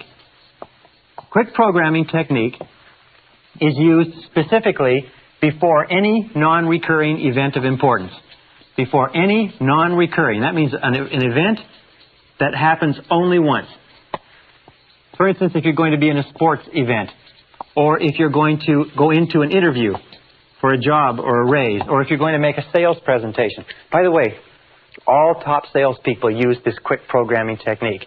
Very, very powerful. What it does is it has a temporary effect, but it sets you up psychologically, physically, mentally. It programs your self-concept and your subconscious to give you the words and actions and behaviors that are perfectly appropriate to the situation. All athletes use this, as we'll talk about in a second. Now, how do you use quick programming technique? Well, let us say that you have a talk coming up. A good friend of mine just gave a very important talk to 2,500 people. And he was very tense and worried about it. I said, look, this is all you have to do is each time you think about this talk that's coming up, just close your eyes and use this technique and just think like this. First of all, visualize the perfect outcome. Visualize the perfect outcome. In other words, visualize, if you could script what was coming up, the interview with your boss, the sales presentation, so visualize the perfect outcome. In other words, the perfect outcome for a discussion about a raise would be the boss giving you the raise. The perfect outcome of a sales conversation is the person signing the sales order. The perfect outcome of a job application is getting the job. In this case, my friend's situation, his perfect outcome was a standing ovation. So he visualized a standing ovation. That's what he programmed into his mind. He saw the entire audience rising to their feet in a standing ovation at the end of the talk. Then affirm the visualization. In other words, it could be as simple as, this talk goes beautifully, or this talk is extremely successful, or I feel absolutely perfect going into this talk, or this talk is a complete success. In other words, give an affirmation that is consistent with it, and affirm the visualization, and then emotionalize it, or imagine how you would feel if you experienced it, and release. And this is the key word. And then just release it as though it had already happened. Just let it go.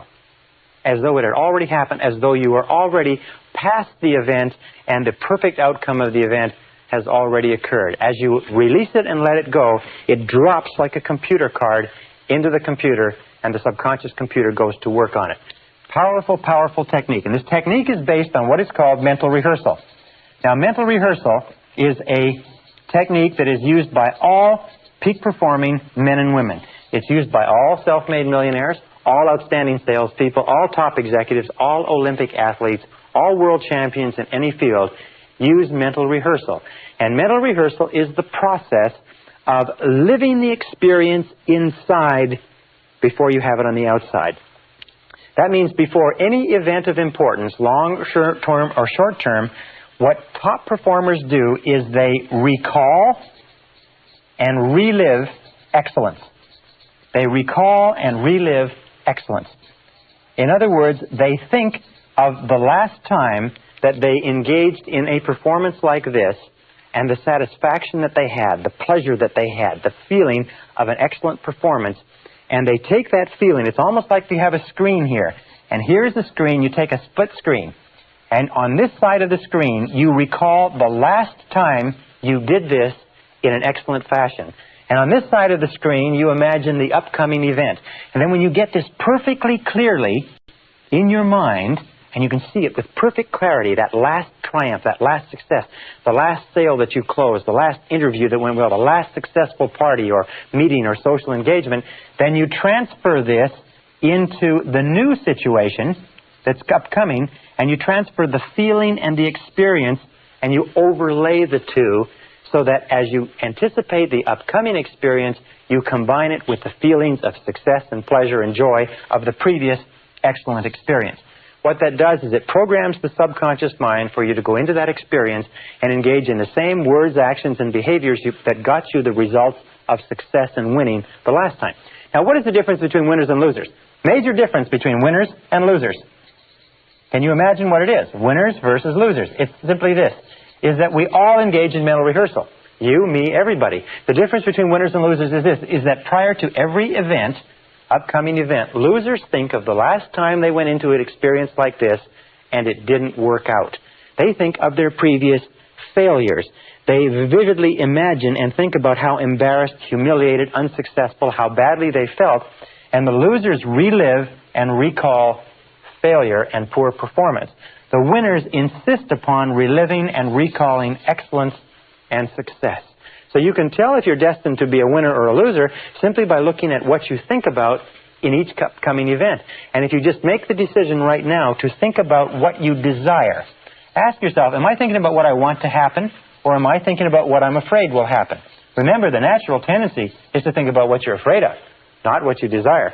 So force your mind, using the law of substitution, take your mind off of what you fear and refuse to entertain it. There's a beautiful technique that I learned many years ago. Whenever you start to think about something that's causing you to be upset or anxious or tense, just say this word very, very loud to yourself. Say, stop. Stop. It's very much the same as knocking the side of a record player and joking the needle off the record player, or slamming on a tape recorder, or shouting at a person who's saying something. Just say, stop. And what it will do is temporarily it will stop your mind. And as it stops your mind, then switch your attention onto what you desire. And insist upon thinking about what you desire. And every single time you find your thoughts drifting back to what you're afraid of, say stop and get your mind onto what you desire. Here's a very simple diagram or graph. And it's like this. This is what you desire. This is what you fear. Now, here are you on this slope between what you desire and what you fear, going up or going down. This, however, is easy. The natural tendency of human nature is to focus on what is negative and to slide back into what they fear, what is the worst possible outcome. This requires effort. It requires a consistent effort to keep your mind on what you want. Now, most people are lazy. Most people are undisciplined. Most people are not willing to make the effort. So what they do is they have a tendency to slide into thinking about what is the worst thing that can possibly happen. They slide into negativity. That's why the great majority of people today are negative, and very few people are positive. So be alert to that, is that whenever you find yourself thinking about something that's coming up in advance, it's natural to be filled with doubt and fear. Are natural human tendencies for a variety of reasons that we've talked about before. But the superior human being keeps their mind on what they want. The superior human being stops the negative thoughts. The superior human being concentrates on excellent performance. Now, somebody will say, well, I've never done it before. How can I concentrate, or how can I recall and relive excellence? Easy, in your imagination. You can pretend and imagine that you've done this before. Pretend that you've already succeeded at this. Think about how you would act if you were a superb success in this area. Walk as though you were a success.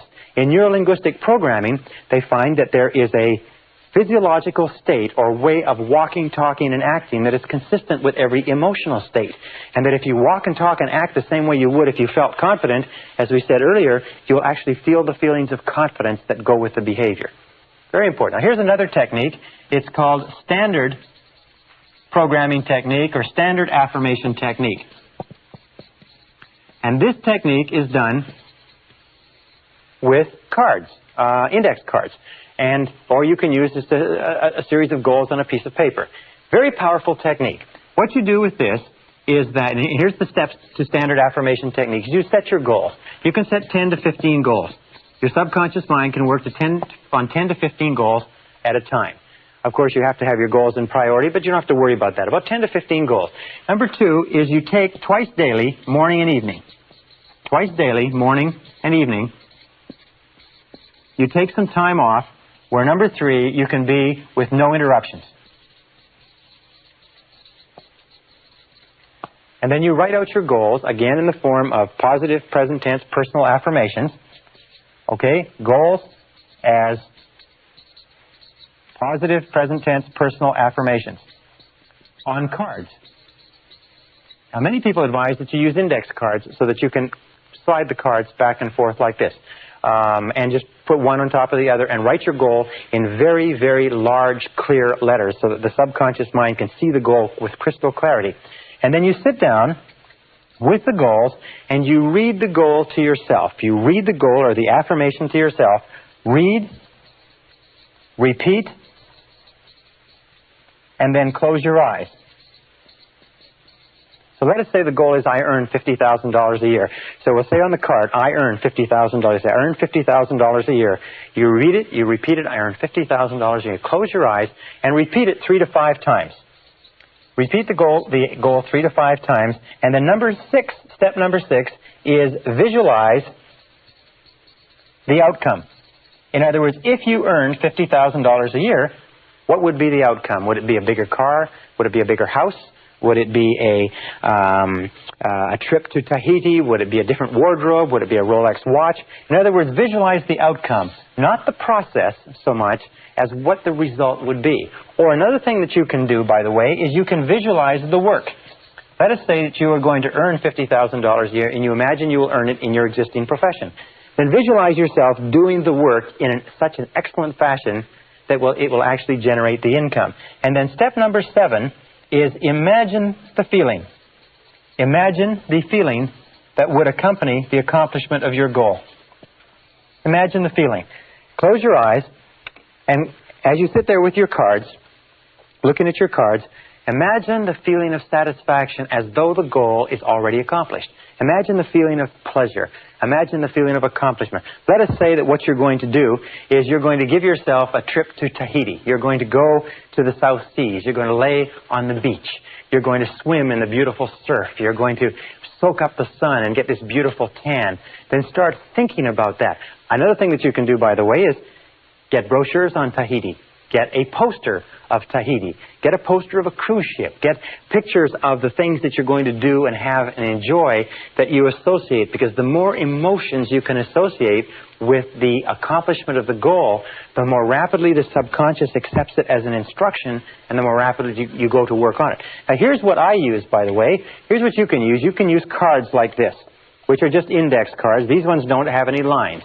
But you can use cards with lines, and you just sit there and you just write out your goal, and as you read the goal, repeat it 3 to 5 times, imagine it, visualize it, see yourself doing whatever is necessary, visualize the outcome, and then just change the card and go on to the next one. The more relaxed you are when you do this exercise, because of the law of relaxation, the more rapidly the subconscious accepts it. Here's something else that you might want to get. It's one of these spiral cards with index cards throughout it that you can write a variety of different affirmations on, carry it around with you, and just flip it. Write affirmations down. Whenever you think of something that you want, write it down, and then just take some time every so often to review your affirmations. Now, one final technique is what is called sports programming technique, which combines all the others. It's used by all top Olympic athletes. It combines mental rehearsal and relaxation. It's based on what is called autogenic conditioning, which means that if you want to become better at a sport, the technique is very simple. First of all, get some instruction in the sport. Learn from an expert. Study and learn what excellent performance in the sport constitutes. Second of all, before you go to sleep or sitting in a very relaxed position, take several deep, deep breaths and relax your body, and then visualize perfect sports performance. Say you want to be a better skier. Very simple. What you do is you learn how to ski, you look at films and pictures of people skiing excellently, and then you visualize yourself actually being the skier. You close your eyes and you do 2 types of visualization. The first type of visualization is where you look at yourself actually skiing. You look at yourself and you look at your performance.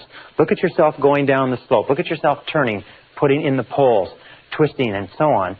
You look at yourself skiing beautifully and watch yourself going almost as though you were a spectator.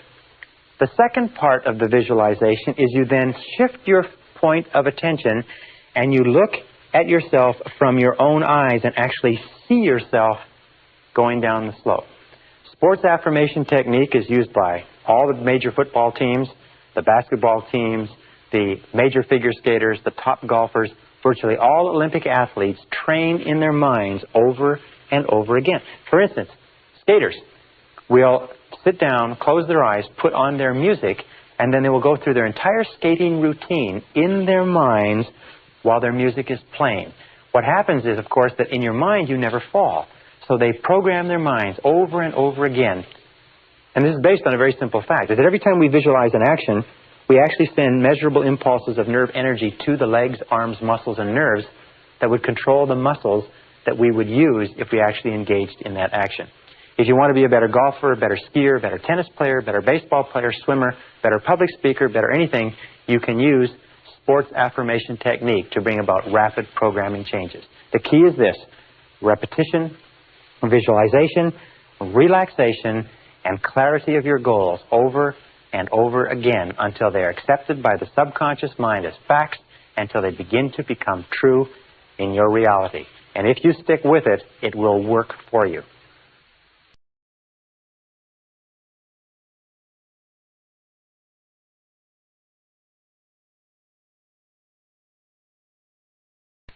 Session 13, Rapid Learning Techniques. At the beginning of this seminar, we talked about human potential and about how the average person uses less than 10% of their potential, how Albert Einstein's brain was removed from his cranium when he died, and it was studied at Cornell University, and they found that he never used more than 15% of his mental potential in his entire lifetime, one of the great geniuses of this century. What does this mean, mental potential? Well, it means the ability to use our thinking capacity. It means the ability to activate the brain cells in what is called the neocortex, or the thinking brain of mankind. And one of the things we're going to talk about in this session is how you can use your brain more effectively, and some of the things that have been done to help people develop and learn rapid learning techniques, or what we call whole brain learning, accelerated learning, or even super learning. One of the things that we know is that the average person really uses not much more than 1 or 2% of their thinking capacity. That we don't use 10%, because if you could use 10% of your brain, you could accomplish anything you could dream of on this earth. Our role in this session is to show you how to use more of it. We know some things about the brain. We know one thing with regard to intelligence, is that intelligence is not a matter of IQ. Intelligence is a way of acting and a way of thinking. When we look at people who are apparently extremely intelligent, we find one thing. We find that they are not much more intelligent than you or I, but they have developed their intelligence. So let's put it this way. Intelligence is developed through effort. Intelligence is developed the same way that muscles are developed. A person who has an intelligence with regard to a business or a profession, a lawyer or a doctor or a business person, is not necessarily a person who was born with that genius. It's a person who has developed it as a result of years and years of study and practice. So look upon intelligence like a muscle. IQ is malleable. IQ, or percentage points, or mental ability, is malleable over a broad range. Remember we talked about the case of positive expectations where one student's IQ jumped 25 points in the course of one school year. This is very common. We've had many cases on record where IQ points, in other words, the total thinking ability of an individual has jumped 10, 20, 30 points as the result of a particular way of learning or a particular way of studying. And we'll talk about some of these ideas. So IQ is malleable over a broad range. What I'm saying is that you are far smarter than you know. You are far more intelligent than you've ever given yourself credit for. We also know that IQ is a matter of self-concept. There are many people who have been found to be extremely intelligent, but because they've been brought up in negative environments, had been convinced at an early age that they weren't particularly bright. One gentleman who was encouraged to leave school in the 10th grade because they felt he was a complete academic failure was turned out later to have an IQ of 175 when he tried to enlist in the Army. After he got out of the Army, he started 6 businesses and became a multi-millionaire by the age of 28 because they proved to him that he was brilliant. The reason he didn't pay attention in school was not because he didn't have the intelligence, but because he learned everything the first time it was mentioned and he was totally bored.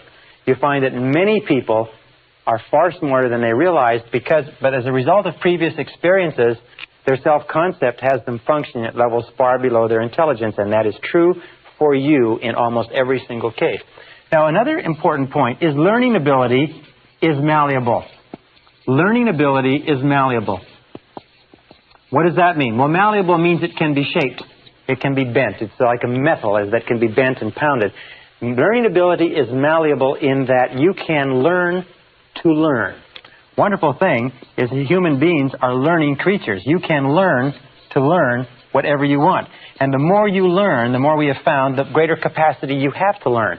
Is that learning ability is like a muscle. The more you stretch it, the more you use it, the greater its capacity becomes. The more you learn math, the more capable you are of learning history. The more you study philosophy, the more capable you are of learning psychology.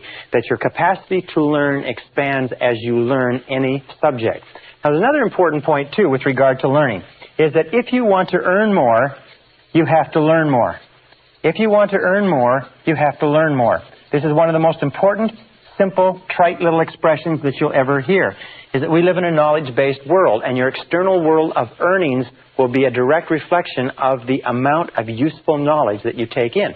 So if you're like me, you're probably impatient, and you probably would like to know how to learn more faster so that you can earn more faster, and that's what we're going to talk about. Our third point, by the way, is a direct relationship between longevity and learning. Is that we find that the more active your mind is, the longer you live. That whenever you see cases of people beginning to develop senility in their early 60s, you see an example of a person who stopped reading a long time ago and started watching a lot of television. Senior citizens in America watch an average of 7 hours of television per day. And what it does is it makes their mind very, very passive. Their brain begins to atrophy. Their reflexes, their intelligence, their ability to respond and to be alert to their environment begins to deteriorate. The longer you learn, the longer you study, the more active you keep mentally, the more energy you have, the more vitality, the healthier you are. In fact, if you look at the lives of the great creative men and women like Goethe, began the composition of the second part of Faust when he was 85. Grandma Moses started painting at the age of 75 and was still painting at the age of 100. Albert Schweitzer, whom I worked with in Africa, was still working a full day at the age of 91, when most of the people, if not all the people he had grown up with, had been in their graves for decades. So, if for no other reason than the fact that you want to live forever, is you must become an active, intelligent learner. You must develop the capacity to learn. You must learn how to learn. Now, a few years ago, back in the 50s in Bulgaria, a man named Georgy Lazanov began some experiments that have had a tremendous Lazanov have had a tremendous influence on our thinking in the Western world in the last couple of decades. A tremendous book has been written on his work called Super Learning, talking about the results of his experiments. And Lazanov began studying the fact that information was exploding at such a rate that nobody could keep current on their field anymore. That no matter what field you were in, tens, hundreds, even thousands of articles were being written every year, that nobody could absorb the information. So he became preoccupied with the need to create a way for people to learn more rapidly. He called his system accelerated learning. We call it rapid learning. Some people call it super learning. It means the same thing. It means how can you take in more information at a faster rate? And what Lazanov found was this. He began as a pioneer of whole brain research. He found that there are really two hemispheres of the brain, and the two hemispheres of the brain perform different functions. And that people who learn the very best are capable of harmonizing and using both hemispheres of the brain. If the left hemisphere is responsible for certain functions, the right is responsible for certain functions. He also found that there's a massive tissue that divides the brain called the corpus callosum, and that children up to the age of 5 or 6 learn at about 25 times the adult rate.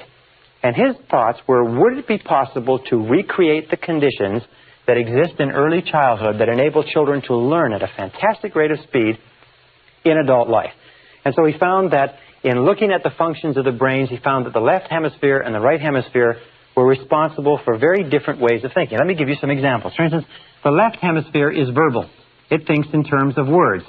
The right hemisphere is pictorial or artistic. It thinks in terms of pictures. The left hemisphere is analytical,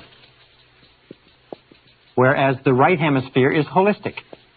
It sees all the facts and information. It sees the big picture, if you like. The left hemisphere is pragmatic. It's very matter-of-factual. The right hemisphere is intuitive and is the seat of intuition and feelings. The left hemisphere is concrete. It likes to see things that it can count, touch, taste, and feel.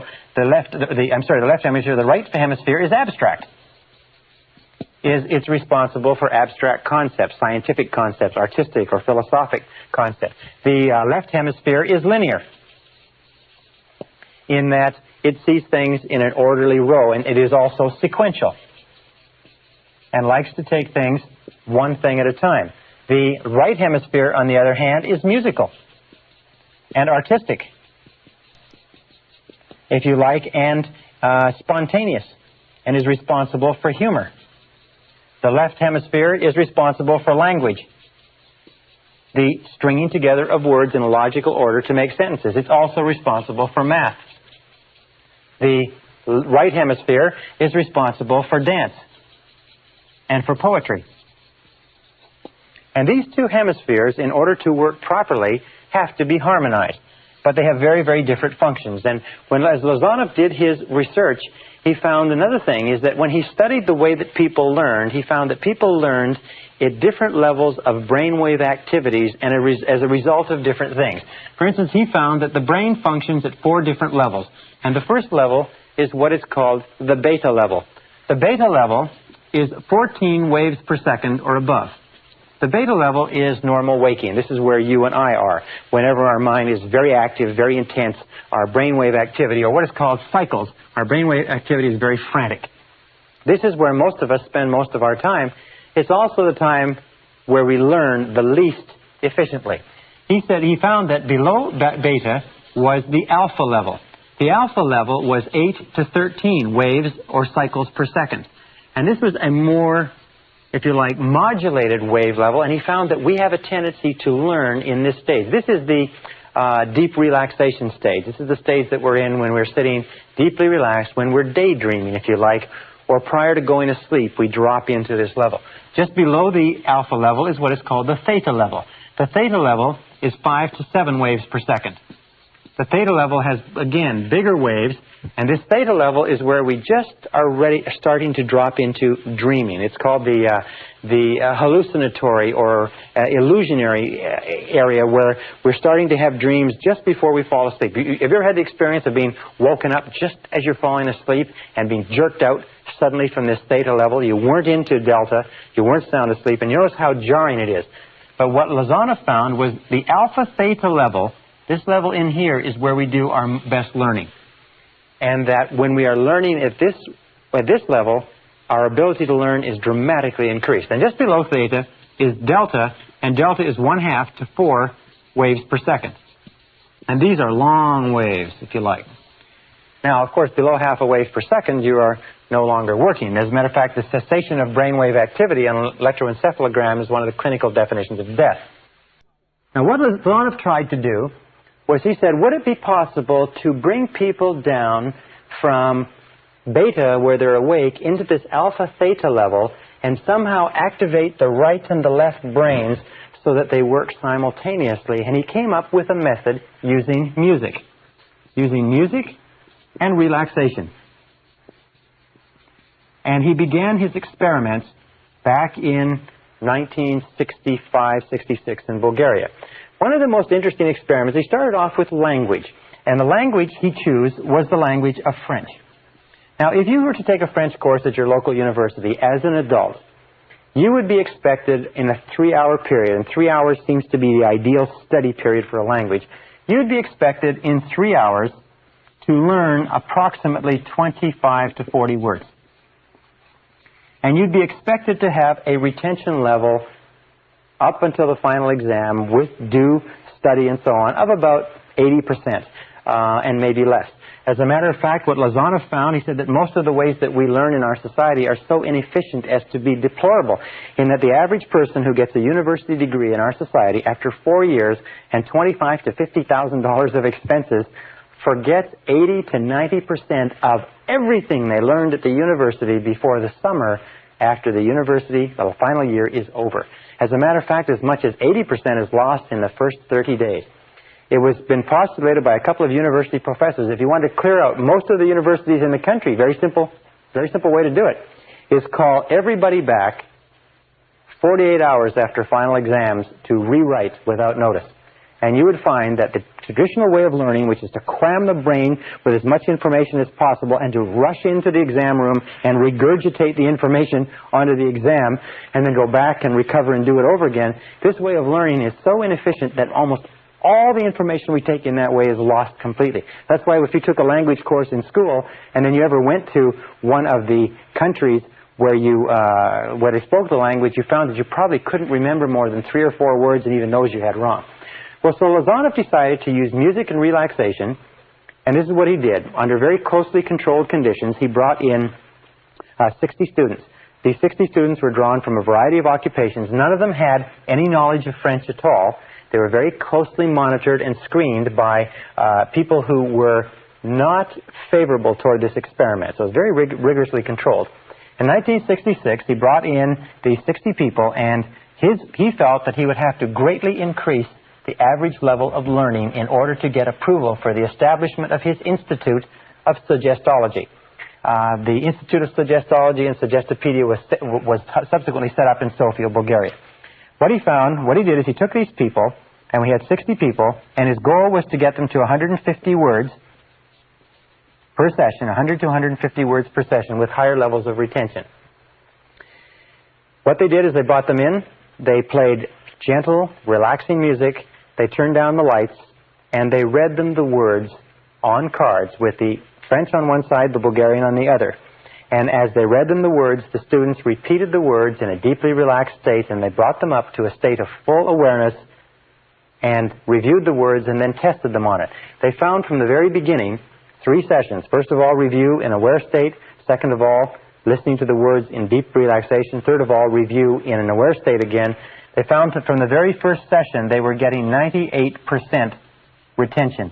In that, in testing at the end of each session, they were remembering 98% of what they learned. They conducted this experiment for 6 weeks, and every single student in the class got up to a 98% retention rate with no experience in the language at all. Now, before they disbanded this experiment in '66, he called for volunteers and got 15 more. 15 of these students volunteered, and they said, would it be possible to learn 500 words in one day? Well, they came in on a Saturday. They worked all day because nobody in recorded history had ever learned 500 words in a day. And at the end of the day, they tested out at 98% retention of 500 words. Now, an interesting point is that many of these people were suffering nervous disorders. As a matter of fact, 40% of them were drawn from the registers of psychologists and psychiatrists. And after this 6-week learning period, learning 150 words a day, almost every one of them was completely better. That there was no stress in this type of learning, that it was very, very relaxing, that they found that it cleared their minds and they felt wonderful afterwards, as opposed to our current way of learning, which is so stressful and so tense and so competitive. They found that after this 500 words, at the end of the day, everybody felt great. There was no stress, no fatigue, nothing. Well, he said, let's see if it's possible to increase this before we disband the experiment. And he called back 12 of the students, the best learners. 2 weeks later, they got together to see if they could learn 1,000 words in one day. 1,000 brand new words in one day. The result of it was that at the end of the day, they were able to learn the 1,000 words and test out at 98%. Interesting, later on, about 6 months later, they brought these students all back to see how much of the language they had retained with no opportunity to read in it, no opportunity to speak it. They found that they tested out at 69% recall without any review, and with one review, the entire class was back up to 98%. In other words, this method of music with deep relaxation, dropping into alpha theta and activating both brains had led to a dramatic increase in learning ability. Now, in 1974, Lazanov, under a controlled experiment, got the rate up to 1,800 words in one day with 98% retention. In 1979, in a special experiment with selected students, Lazanov got the rate up to 3,000 words in one day. In other words, by activating the brain and with still 98% retention. Now, this is a phenomenal thing. It's almost an unheard of thing to believe. But what Lazanov has found is that the learning capacity of the brain is infinite. That the capacity of your brain to learn and to take in information. For example, if you speak English well, you probably speak and use about 1,200 to 2,000 words in the course of your day-to-day life. All you need is 2,000 words to be functionally fluent in any language. The average English-speaking person uses less than 1,200 words. As a matter of fact, some people, and especially as you go down the educational ladder, use sometimes less than 500 words in their entire language. But 2,000 words will enable you to read any newspaper, any magazine, watch any program, radio, television, except something of a technical nature. What Lazarov proved was that it's possible for a person to learn one language per day, permanently. Now, this learning technology is beginning to change the way that we learn. It's beginning to revolutionize all of our understandings about language. Lazarov has also developed many other techniques and understandings. He found that gentle classical music is a critical part of this learning. That Baroque music, with 60-beat Baroque that slows down the heart rate and slows down the brainwave activity rate so that the body and the mind get into sync with the music and the incoming information, is critical. That you can learn technical subjects, you can learn medicine, philosophy, psychology. I have taken extended courses now in accelerated or optimal learning to learn these methodologies, and what I have found is that you can learn, even without any of the science or technology, you can learn things very, very rapidly if you'll do 2 or 3 things. Here are the keys to speeding up the way that you learn. Number 1 is define what it is you want to learn and need to learn in order to be more successful and more effective. You cannot learn something that you're not interested in. You cannot learn something that does not hold your attention. You cannot learn something that is boring. So make sure that what you're studying is important to you. So number 1 is to define it. And when you begin to study, define your purpose. Why are you learning this subject? Think it through, read it through, study it, and only study things with an aim in mind. Remember, you have to have a goal. Number 2 is you must have an intense desire to learn. You must have a desire. In other words, you cannot learn because somebody else wants you to learn. Number 3 is always study, when you can, with classical music. Gentle classical music with no words. Gentle classical music of any kind, especially music from the classical period of Mozart, Bach, Brahms, Dvorak, Beethoven, and Stravinsky, for instance. These composers have a classical 60-beat Baroque backbeat within their music.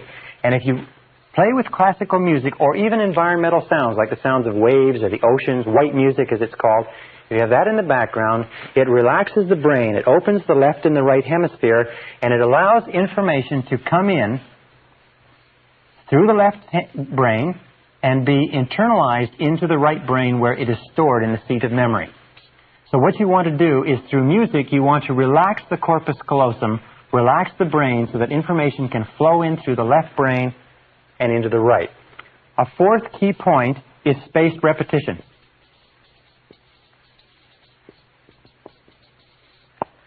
Spaced repetition is important. Now, some people say, why is it, or how is it that I can give a seminar like this all day without notes? And I sometimes do day after day after day of seminars without notes. I must have a great memory. I don't have a great memory. I just study all the time, and I use spaced repetition, and I review it over and over again.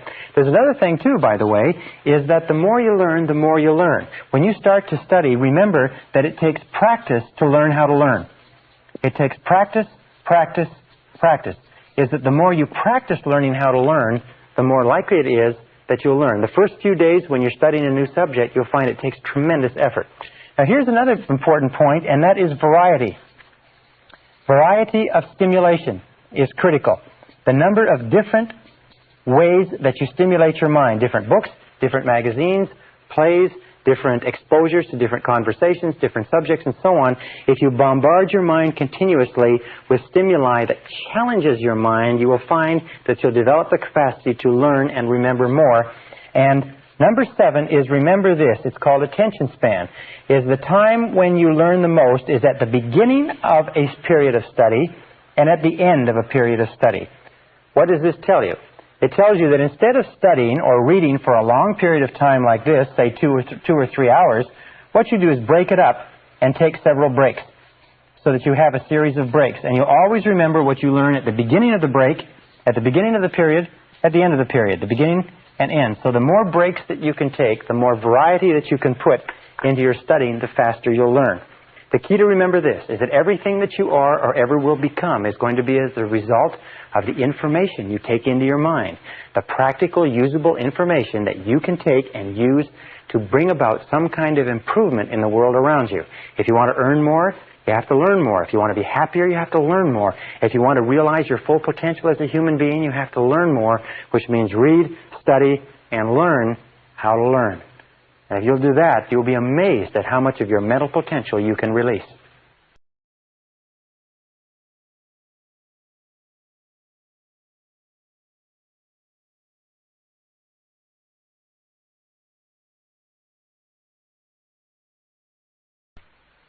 Session 14, Progressive Relaxation with Music. The work of Georgi Lazanov in establishing the sciences of suggestology and suggestopedia, which is the application of the power of suggestion to the process of learning, also have applications with regard to you and I in terms of reprogramming our subconscious mind. You see, if we can learn a subject like French or English, if we can learn history or mathematics, if we can learn something very, very fast as a result of deep relaxation with music in a systematic, organized process, can't we also learn new belief systems? Can't we also learn new ideas, concepts, characteristics, qualities? Can we develop confidence, courage, the ability to earn more money, the ability to be better parents, better bosses, and so on, using the same techniques? Yes, we can. Now, over the years and over the centuries, over all the course of mankind, great mystics, great leaders, great religious teachers, great philosophers and thinkers have found that by relaxing deeply, even without music, just relaxing deeply and meditating or dwelling on particular thoughts or ideas, whether it's a quality or a mantra or something else, deep relaxation and meditation on a particular thought enables us to internalize the thought. Let me talk about this for a second. The key is deep relaxation. Remember we talked about the law of relaxation that says the harder that you don't try, the better it works. In all mental working, effort defeats itself. Therefore, whenever you present new information to your mind in a state of deep relaxation, it is accepted far more rapidly. If you want to become a positive, outgoing, enthusiastic, wealthy, influential, successful human being, you must change your mental programming so that your internal programming, your beliefs, your self-concept, your essential fundamental convictions are consistent with what you wish to experience in the outside, and deep relaxation is the key. That relaxation is the key to the vault of riches. That relaxation is what unlocks your tapped potential. And most of our modern times have been spent on finding ways to do things harder, to force things, to drive things, but we're finding more and more as we study the history of man and the Eastern religions and the research that's been done in this field that deep relaxation is the key. Even Harvard University has done experiments on relaxation and found that even one process of deep relaxation changes brainwave activity over that of people who don't. Now, there's several ways. One is meditation. Well, what is meditation? Meditation is simply closing your eyes, taking a deep breath, dropping into alpha. It's as simple as that. As you take a deep breath and close your eyes, you drop into alpha, and your brainwave activity from here just goes here. When you sit on a park bench and daydream, you're in a form of meditation with your eyes closed. Meditation is very, very healthy, restful, very refreshing, and many people have gotten into what is called transcendental meditation, which is really a systematization of the process of meditation, where you take a mantra and you sit down, close your eyes, relax, and you repeat the mantra. Now, what is a mantra? A mantra is merely a meaningless word. Dr. Herbert Benson at Harvard University found that if you just repeat the word one over and over again, that'll be good enough. In terms of closing your eyes, repeating the word one, each time you exhale, you'll drop into a state of meditation in a matter of a few seconds, even if you've never done it before. Now, meditation is very healthy. What does it do? It relaxes the whole body. It relaxes the mind. It integrates the personality. It causes you to feel more calm and more assured. It lowers your flashpoint in that it causes you to be more self-assured and less likely to get angry, to get tense. It causes you to sleep better at night, causes you to digest better, it causes you to achieve your goals better, and so on. So meditation or deep relaxation is an essential part of you achieving your potential. Sometimes people say, I don't have the time to do this. Whenever you don't have the time, that's the time when you have to do it the most. Anything that takes you into a state of deep relaxation brings you down to the point where your mind can function in the levels of alpha and can integrate your personality. There's a whole science called the science of psychosynthesis that says that meditation on any subject actually synthesizes and integrates and brings together the mind. Well, what Lazanov also found, that if you combine relaxation with music, and this is the second part, you can accelerate the process. That when you play gentle music, when you are in a state of deep relaxation, you actually go deeper into relaxation, your mind relaxes even deeper, and as a result you function better. And if you combine relaxation plus music plus informational input, or the input of words or ideas, that you can learn at an accelerated rate. You can bring about rapid and permanent behavioral changes. On the market today, there's a great number of subliminal tapes where they play words hidden beneath the sounds of music or ocean waves or something like that. Now, there's a tremendous amount of research that shows that subliminal tapes work. Many of the subliminal tapes that are sold are not based on that research. They're based on other principles, and I suggest you look at it very carefully before you buy them, because some of them are completely useless, overpriced and useless. Some of them are excellent. But music plus informational input causes the conscious mind, which is the mind that says, wait a second, I'm not taking in that information, causes the conscious mind, the guard at the door of the subconscious, it causes it to relax and fall asleep. And when the conscious mind falls asleep, the words with the music combined flow straight into the subconscious mind, change and revise all previous programming, and bring about permanent behavioral change. We call this the process of taped affirmation, which I'm going to explain in a second. But let me give you just a brief explanation with regard to Muzak. There are many systems now that have been developed, Muzak systems, which play sort of neutral music as background music in offices, warehouses, and stores. In a Montreal experiment, in a Dominion stores experiment some years ago, they put under the Muzak system a series of messages that said, do not shoplift. Shoplifting is bad. If you shoplift, you'll be caught and you'll be prosecuted. If you shoplift, when you're prosecuted, you'll get a criminal record. So shoplifting is something that you shouldn't do. And they repeated these messages over and over again, but they were inaudible to the human ear. The only thing that shoppers could hear was music. Now, this was a store that was in an area where there was a lot of shoplifting. They found that they played this for a period of 2 months.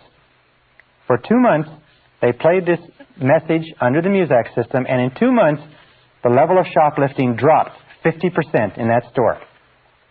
They left it on for 2 months, and it stayed at that level, and then they put back the regular music. Over the course of the next 2 months, the level of shoplifting went right back up to normal. They are now using this same process, by the way, where they will put Muzak. There's sales messages, for instance, in sales organizations, they will put a whole series of messages behind the Muzak system. They'll tell everybody that they're there, because they'll say, you love to sell, you're a great salesperson, you love this product, you eagerly make calls, you are a good closer, you're a good prospector, you manage your time well. A whole series of messages like that, which will be played behind the Muzak system, and they will find that sales will go up 10, 20, 30, 40, 50%. In some warehouse operations, they have systems where they'll have a Muzak system that says, do not steal from your employer, do not pilfer from the warehouse, and so on. They'll find that theft and pilferage will drop 20, 30, 40% in a matter of a very short period of time. Now, this brings us to what we call taped affirmation, which is progressive relaxation with music. Taped affirmation is absolutely wonderful. Taped affirmation is a way of putting your goals onto a tape with music and playing them over and over to yourself in a relaxed state so that they bypass the conscious mind, drop into the subconscious, and begin to come true in your reality. I began using taped affirmation several years ago. I have now thousands of graduates who use taped affirmation. I'll just tell you this, is that every single goal I have ever put on a musical tape and played to myself over and over again has materialized in my reality. Every single one of them has come true, and some of them in a surprisingly short period of time. This is one of the most astonishing discoveries. Like taped learning is one of the most astonishing discoveries in education. Taped affirmation is one of the most astonishing discoveries in the whole process of goal setting and goal achieving. You can change your personality, achieve goals, increase your income, lose weight, quit smoking. You can do remarkable things with your life, and you can do it rapidly and permanently using this method. Now, here's some of the keys to taped affirmation that you should understand. Number one is a form of progressive relaxation with music. Progressive relaxation is a method of going through the body with words and relaxing each muscle group. So when you play the tape, you will hear a voice that will count you down and be more and more relaxed, and each part of your body relaxes deeper and deeper and deeper, and you get more and more and more deeply relaxed. You'll find that all the tension is let out of your whole body. And as your body completely relaxes, you'll find your conscious mind relaxes and you drop into alpha. Now, a second is that this is a form of what is called heterogenic conditioning. Now, heterogenic conditioning means hetero means other and genic means mind. So in this, we use the word you. It's a conditioning process so that when you listen to the tape, it always says you. You like yourself very much. You really like yourself. Or you accept complete responsibility for your life. It uses affirmations that are very simple and clear, positive, present tense, but they in the you case. Why? It's because whenever we listen to another voice, even if you make your own tape with your own voice, you always use you. Whenever we take in information from another voice, we are accustomed from infancy to our parents or someone else saying you. Now, there are some people who say that you're supposed to put on the tape the words I earn or I weigh or I like myself. But whenever we listen to somebody else talking about themselves, it makes no impression on our subconscious. So when you make a tape that you listen to, it's always you taking the message in. When you speak to yourself, it's always I. I am, I can, I do. Our third point is that this is healthy. This is relaxing. And this is refreshing. You will find that if you play this tape, which is about 20 minutes, and we're going to give you this tape in a little while, if you play this tape, when you come home in the evening, if you play it in the middle of the day, it's better than a nap. It's better than taking a sleep. It's better than a steam bath because it will relax you, it will refresh you, and you'll feel healthy. And even if it does nothing else, it makes you feel great. Now, a third or fourth requirement is that you do it twice daily. Optimum is to do it twice daily, morning and evening, and do it on an empty stomach. The very best time to play this tape is in the morning before you have breakfast, and the evening after you come home but before you have dinner. If you can only do it once a day, do it in the evening. It's better than a drink. It's better than a Valium. It's better than a Librium. It will refresh you, pick you up, smooth your personality, make you feel just great about yourself. So do it twice daily. Number 5 is that we use relaxing, gentle music. Now, you can use almost any music you like. The slower, the more relaxing, the more classical music that you use. You can use Baroque. You can use the sound of the ocean. You can use gentle classical music from any piece that you like. But relaxing, gentle music in the background is what causes the mind to relax and relax and relax. You can use flute music. You can use guitar. You can use violin. You can use anything that is relaxing to cause you to calm and settle down. But not music or anything that has words to it. Now, another characteristic of this is that the position that you use, and we call this assuming the position, is to sit erect, relaxed, eyes closed. We call this assuming the position. And basically the position is you sit in a chair, you sit completely erect, you put your hands on your lap, not touching, close your eyes, take a deep breath, and just listen to the tape. The tape is complete. All you have to do is put it on, and it will count you down into a state of deep relaxation, very much like this, into a state of deep relaxation. While you're in that state of relaxation, it will play a series of 10 affirmations, 5 each. And at the end of the 10 affirmations, it will then count you back out to a state of full awareness. The entire process takes 21 minutes, maximum. Very simple. It's completely harmless. You don't have to worry about it. Now, it's very important with regard to this position that you be sitting erect. Some people say, well, can I do it before I go to sleep? Well, what happens if you try to do it in bed or laying down is one of two things. Either you'll fall asleep, and when you fall asleep, the message stops going into the subconscious mind, or number 2 is you will become so relaxed and refreshed that you'll wake up and you'll be unable to sleep. The best time to do this is not before you go to bed, unless, of course, you're having difficulty sleeping. We've had many people who've been going through stressful periods in their life who have found that by playing this, sometimes 5, 6, 7 times a day, they've been able to completely calm down get over their insomnia, and sleep deeply for the first time. So number 7 is do it with no interruptions. Go somewhere where you can play it where there's no interruptions. If you're near a telephone, disconnect the phone or go away from the phone.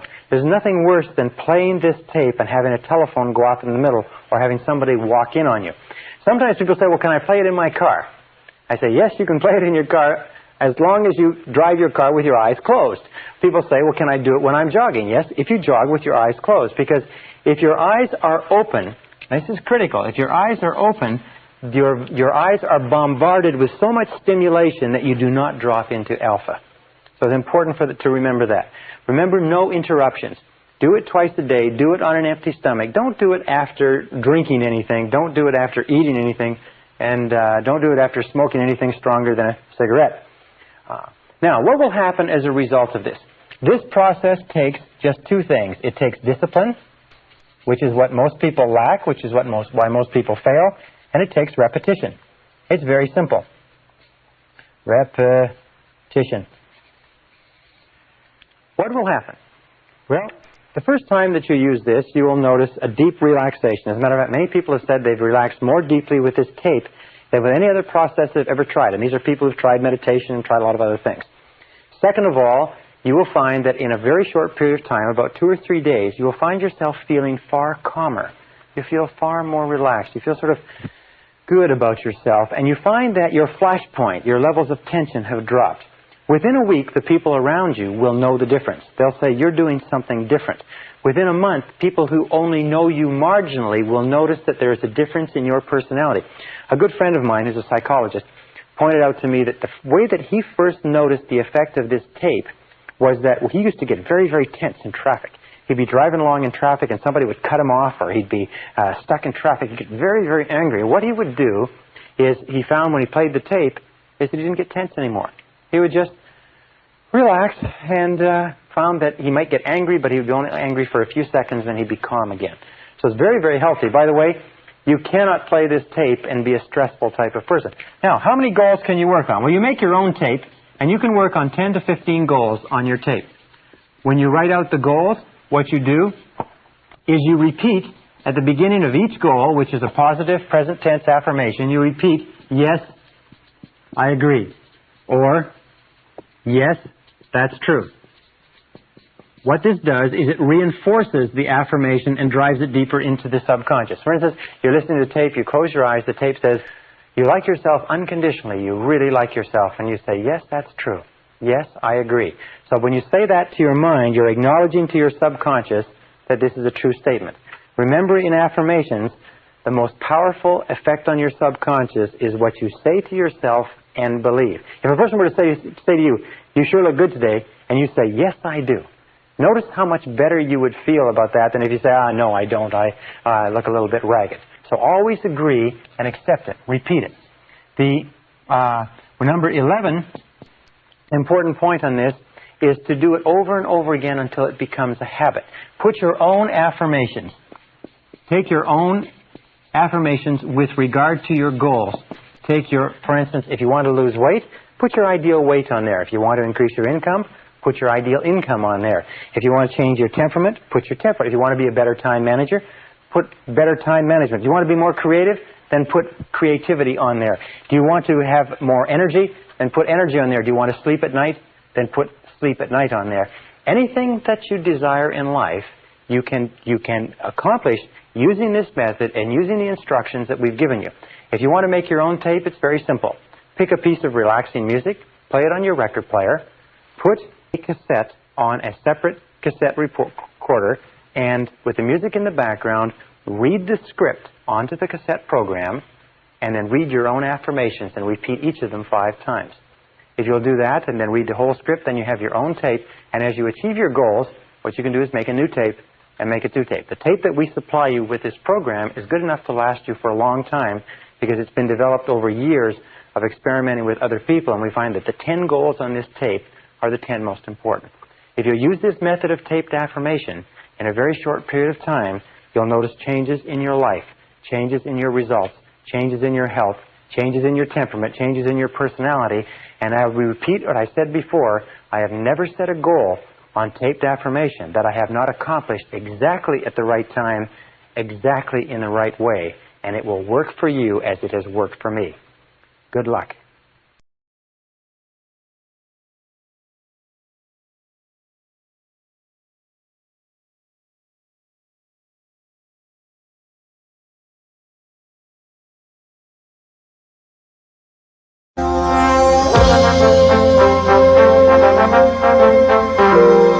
Brian Tracy presenta el programa Fénix. La psicología del logro. Session 15, 5 Keys to Goal Setting. We started this seminar asking the question, why is it that some people are more successful than others? And a friend of mine who's been working in this industry for many years told me a story that I think you'll enjoy and which I found very relevant. He said that he invited, as the deacon of his church, he invited a Jewish gentleman to come to his church, a Christian church, and speak to the congregation on comparative religion, how the Jewish religion compared with the Christian religion. Well, the Jewish gentleman came after several weeks, and he stood up, and he began his talk. And he said, ladies and gentlemen, he said, I've examined your books, and I've examined our books. He said, I've examined your basic teachings, and I've examined our basic teachings, and I've come to this conclusion. He said, the Bible and the Talmud and all of our books say that the two great rules of life are to love God and to love your neighbor as yourself. He said, ladies and gentlemen, all else is commentary. All else is commentary. He said, we've been working in the field of success for 25 years, and we sat down around the table not too long ago, and we said, what is success? What are the determinants of success? And the unanimous conclusion was simply this. Ladies and gentlemen, success is goals, and all else is commentary. Success is goals, and all else is commentary. And I don't think there's anything that you'll ever learn that is truer than that. During the course of this seminar, we've talked about many different laws, the law of attraction, law of correspondence, law of belief, expectation, and so on. But you find that the only way to utilize all of those laws, or the easiest way to utilize all of those laws, is just to simply set a goal. When you set a goal, what do you believe in? A goal. What do you expect to happen? A goal. What do you attract into your life? People and circumstances in harmony with your goal. What does the law of correspondence affect? Your outer world will harmonize with your inner world with your goal. What do you concentrate on? Your goal. What do you plant in your subconscious? Your goal. What do you use for the law of substitution? A goal. A goal makes it possible for you to bring to bear all the laws of the universe to help to make you successful, without even thinking about any of the laws. That's why in every single study of successful men and women, you find intense goal orientation. And yet even knowing that success is dependent upon goals, crucially dependent upon goals, we find that less than 5% of the population have goals at all. I once wrote a paper or an article for a newspaper, and the quote they pulled out of the newspaper was, those who do not have goals are condemned forever to work for those who do. If you don't have goals for your life, you're condemned forever to help other people achieve their goals.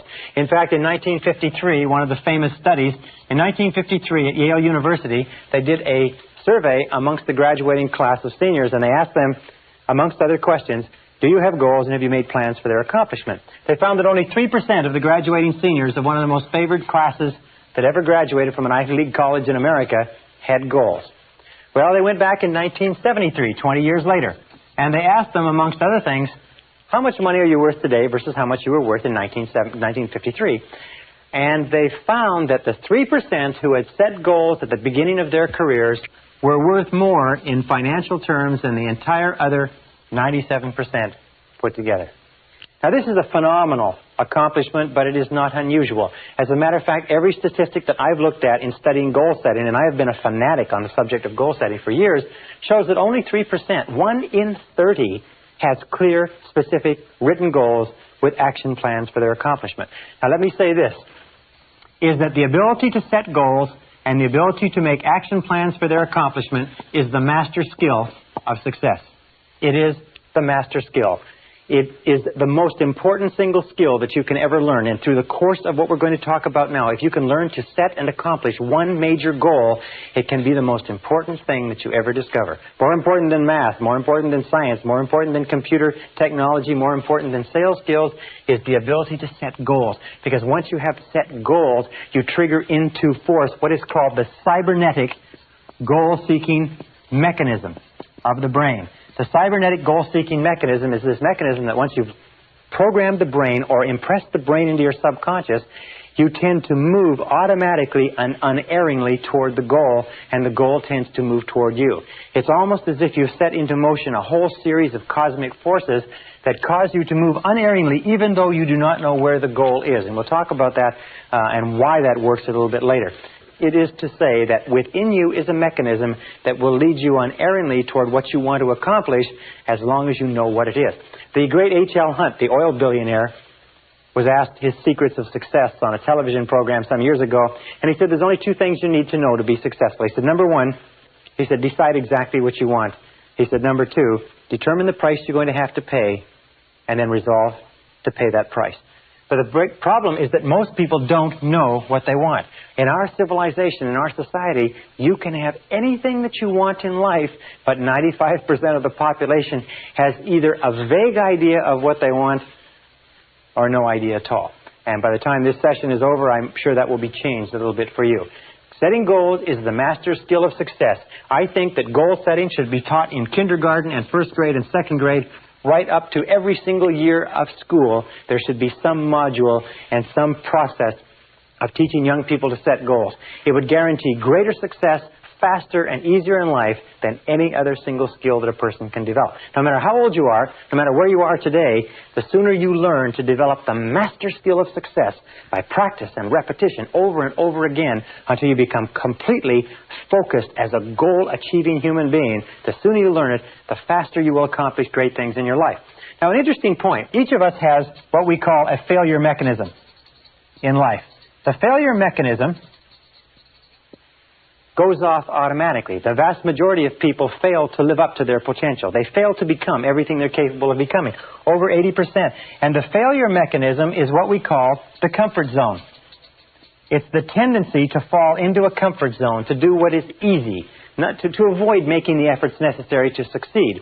Now, this failure mechanism goes off automatically. From the time we are infants, we talked earlier about the pleasure principle. We always move toward what is pleasurable, what is easy, what is fun, what is enjoyable, and we move away from what is uncomfortable, what is difficult, what requires discipline, what requires effort, and so on. However, the only way to override this failure mechanism is by activating your success mechanism. And your success mechanism is triggered by a goal. Whenever you write out a goal, you override the failure mechanism. Whenever you think about a goal, you override the failure mechanism. You see, when you set a goal, it releases positive energy. It builds up drive and desire. It gives you persistence. It gives you clarity of thought. It gives you intensity of purpose. And it moves you forward towards your objective. The only way you can break out of the comfort zone is by setting goals that are progressively higher than anything that you've accomplished. And all leaders in every study that I've looked at in the last few years make a habit, a conscious habit of not getting stuck in a comfort zone. They're always aware. Natural tendency is to slide, to take it easy. So they're always setting goals that are just a little bit higher than they've ever accomplished before. They're always striving, always reaching out beyond anything they've done before. And that's what keeps them growing. That keeps them alive. It keeps them alert. It keeps them bright. And it keeps them successful. Now, we know, by the way, that achieving goals is automatic. You have this cybernetic mechanism that once you've programmed a goal into your mind, you go off toward it automatically. The problem is not in achieving goals. As human beings, you are a goal-achieving organism. The only time you're happy is when you have a goal. The only time that you are fully alive is when you're working towards something that's really important to you. You need that sense of meaning and purpose, that sense of direction, that sense of significance in your life. The question is not why is it that people don't achieve goals, because achieving goals is automatic. The question is why is it that people don't set goals? Now, I've heard for years before I began working in this subject, you're supposed to set goals, you're supposed to set goals. And yet I talk to people who've read the books and taken the course. I say, do you have written goals? They don't have any written goals. So I began to look into the psychology of goal setting, and I found that there are 4 major reasons why people don't set goals.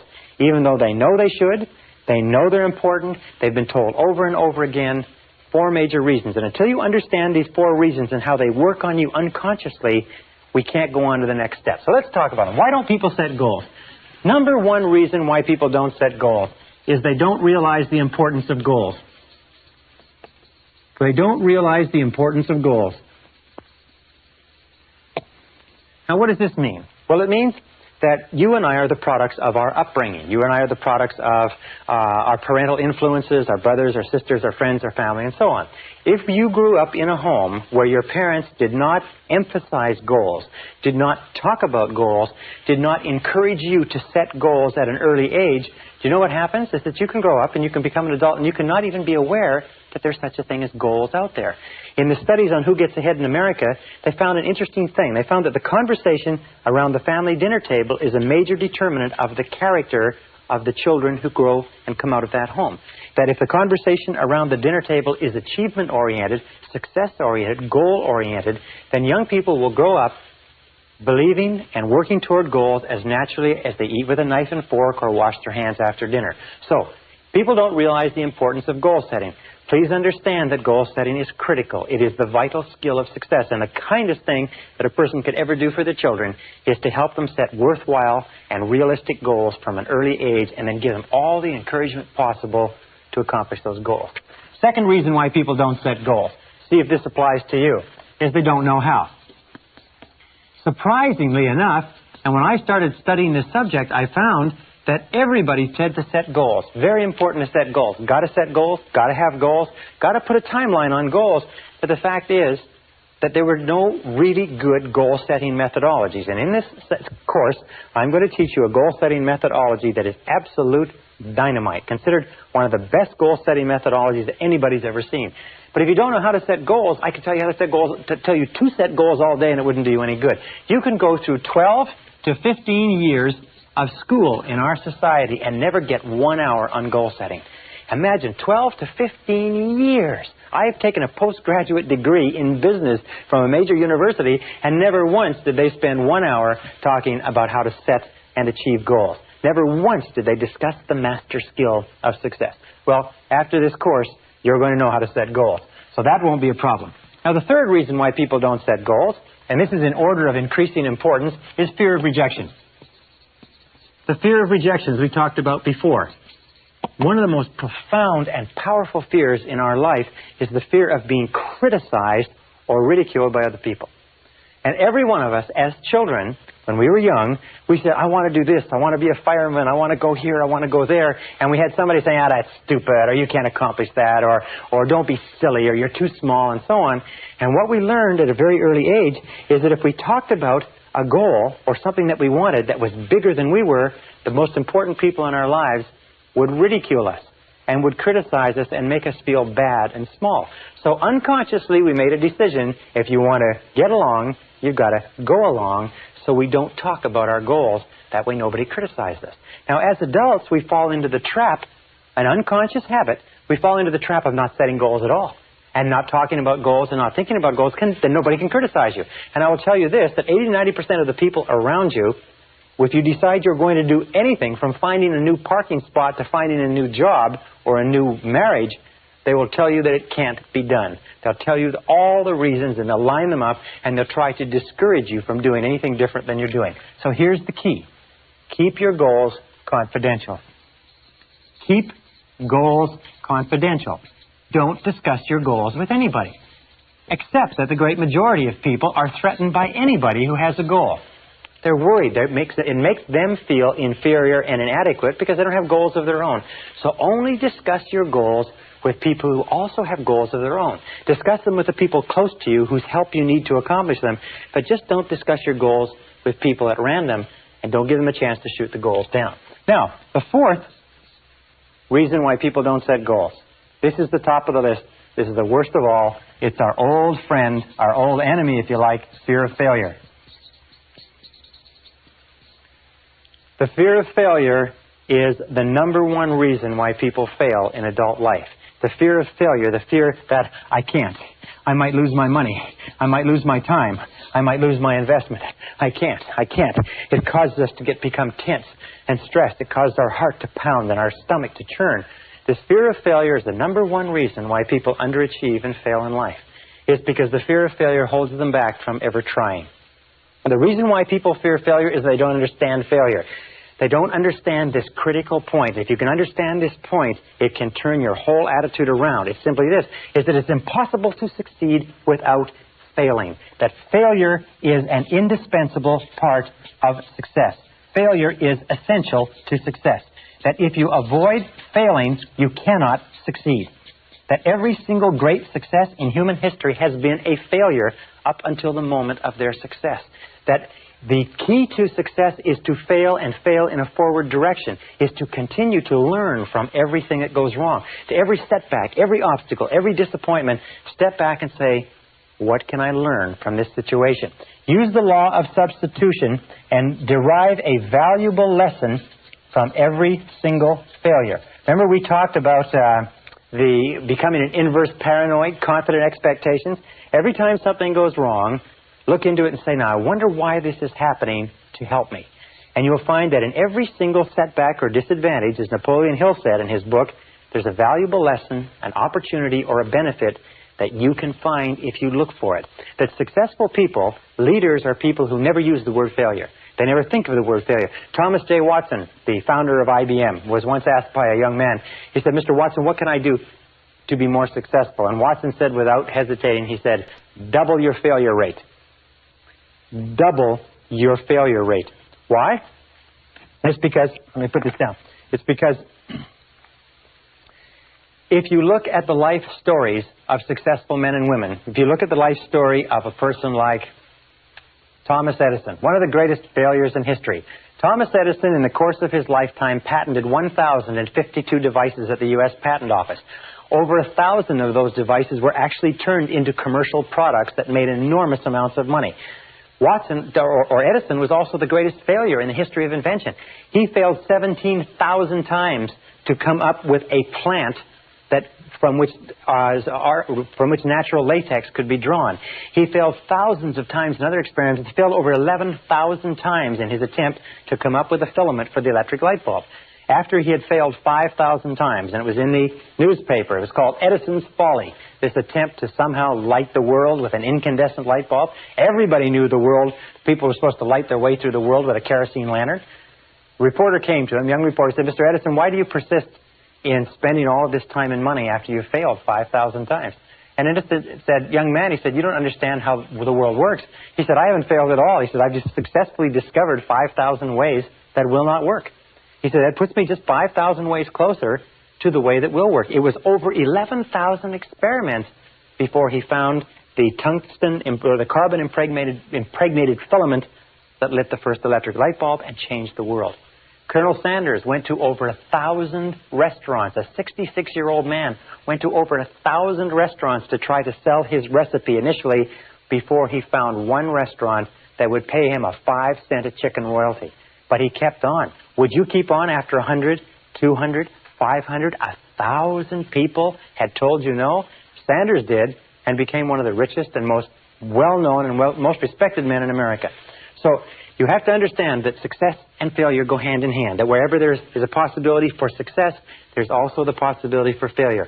There is nothing wrong with failing as long as you learn from every lesson. And remember, if you have a certain number of failures that you have to go through in order to learn the lessons and gain the experience in order to achieve your great success, the sooner you do it, the faster you get on with it, the more mistakes you make, the more times you fall on your face and pick yourself up and learn from it, the faster you're going to achieve what you're capable of achieving. All right. This brings us to the second part of goal setting. And these are what I call the 5 keys. Now, these 5 keys are 5 key parts of the process of goal setting for you to keep in mind on a regular basis. The first key part, number 1, is this, is that the scariest thing in human life today is change. We know, however, that change is inevitable, that change is a part of progress, that there's no progress without change, that your life cannot even improve with change. We know that change is scary. And there's a natural tendency, what we call homeostasis, There's a natural tendency for people to resist change, to push it back, to avoid it, to dig in their heels, to get into that comfort zone. And as I've said before, the comfort zone is the greatest single enemy of human potential. Change is scary unless it is goal-directed. Unless it is goal-directed. And this is the key, is that we can overcome this persistent unconscious fear of change by one simple technique, is by taking control of it. Remember we said that the law of control is the critical law of human harmony, that you only feel positive about yourself to the degree to which you feel you are in control of your own life. Well, goals allow us to control the direction of change. We know that life never goes on in a straight line for any period of time. Life is either getting better and improving, or life is getting worse and deteriorating. That just happens to be the fact. However, when we set goals, we can control the direction of change. And controlling the direction of change is the key to our success. So that everything that happens in our life is goal-directed. It is towards something that we want. It is toward improvement. It is in the direction of our highest ideals rather than random. See, nobody fears change if it's in the direction of something that they want. The only change that we fear is change that leaves us worse off than we were before. Now, this brings us to our second key concept in goal setting. It's what we call the area of excellence. Now, the area of excellence concept is very simple. What it says is that everybody has talents that rotate around the average. These are average talents. So we are better at cooking, worse at math, better at communicating, worse at selling, better at speaking, worse at history, and so on. We all have talents, but it also says that every one of us has talents somewhere that are in the exceptional range. That every single human being has an area of excellence in which they are extremely capable if they can find it. That every single person, we'll talk about this earlier, has genius in some area. And one of the great jobs of adult life is to find your area of excellence and to throw your whole heart and soul into that area of excellence and into becoming very good in the area where you have unique gifts and abilities.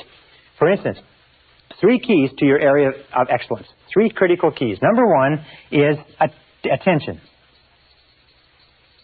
Attention, the things that hold your attention are a very, very good indicator of where your area of excellence might be. What do you like to read about? What do you like to talk about? What do you like to think about? What do you like to study? What do you like to learn more about? Also, interest. What are you interested in? What has held you or been a fascinating subject for you throughout your life? Sometimes we are programmed internally to be interested and drawn towards things that are the very best for us. And finally, absorption. What could you become totally absorbed in? What absorbs your attention completely? When you're working at it, when you're thinking about it, when you're reading about it, it absorbs your attention completely. Attention, interest, and absorption are the 3 keys to finding your area of excellence. And one of the most important responsibilities of adult life is to find your area of excellence. Because until you do that and commit yourself to it, you will never achieve your full potential. And everybody has an area of excellence. Now, the next key, number 3, area of excellence is number 2. Next key is what we call the acres of diamonds. And the acres of diamonds theory comes from a story about an old farmer who went off seeking diamonds in Africa, sold his farm, wrapped up everything, went off seeking diamonds, ran out of money, and finally died, poor, impoverished, and alone. And meanwhile, back on his farm, the new owner went out and discovered some of the biggest diamonds in history. The Acres of Diamonds philosophy says that under your own feet, right now, in almost all cases, is everything that you're looking for. Right now, contained within your own talents, your own abilities, your own experience, your own wisdom, your own knowledge, your industry, your family, your contacts, that somewhere right now under your own feet is the opportunity that you're looking for. You don't have to go across the world. You don't have to move to another city. You don't have to change. All you have to do is mine your own acres of diamonds. But the interesting thing is that diamonds don't look like diamonds in their rough form. Diamonds or opportunities always come disguised as hard work. The reason why people are always looking somewhere else is because they don't recognize that your great opportunities always come disguised as hard work, and they take a tremendous amount of work and effort to develop and to realize. So look under your own feet for your acres of diamonds. Look into your own unique talents for your area of excellence. Absolutely critical to goal setting. Now, the fourth is the importance of balance. In life, in order to be truly successful, you must have balanced goals. You can't have just goals that are all money. You can't have goals that are all in any one direction. You need a balance of goals, and here are the three key areas. Number one is you need personal and family goals. Now, your personal and family goals are the goals that, more than anything else, determine the quality of your emotional life, determine how good you feel about yourself and life. And your personal and family goals, you need about 3 to 5. These are the reasons why. These are the why of your life. This is why you're alive in the first place, which is to achieve a life that is significant and important and pleasurable to you. And you must never sacrifice these for anything else. The second set of goals are business and career goals. Now, your business and career goals are the way that you earn the wherewithal. They're the way that you fulfill your potential as a productive member of society. They're the way you make a contribution. These are the what goals. But remember, these are not as important as the why. The natural tendency for us, if we're not careful, is we get so caught up in the what, the business and career goals, that we forget the personal and family, which are the reasons why we started in the first place. And you need 3 to 5 goals in the business and career area. And number 3 is the self-improvement goals. Now, self-improvement goals means that you look upon yourself as a do-it-to-yourself project. It means that you look into yourself as a person who has infinite capacity, but it has to be developed. And you need 3 to 5 self-improvement goals, too. Now, your self-improvement goals are what we call the means. Self-improvement are the means to get the what, which is what you need in order to accomplish your why. One more point, and that's this. And it's point number 5, and that is the need for a major definite purpose. A major definite purpose is the number one goal in life. And every single study that we have looked at, every single study that I've looked at in peak performance, high achievement, and so on, comes back to this very simple equation, this very simple factor, is that your life only begins to become great when you fix upon a major definite purpose.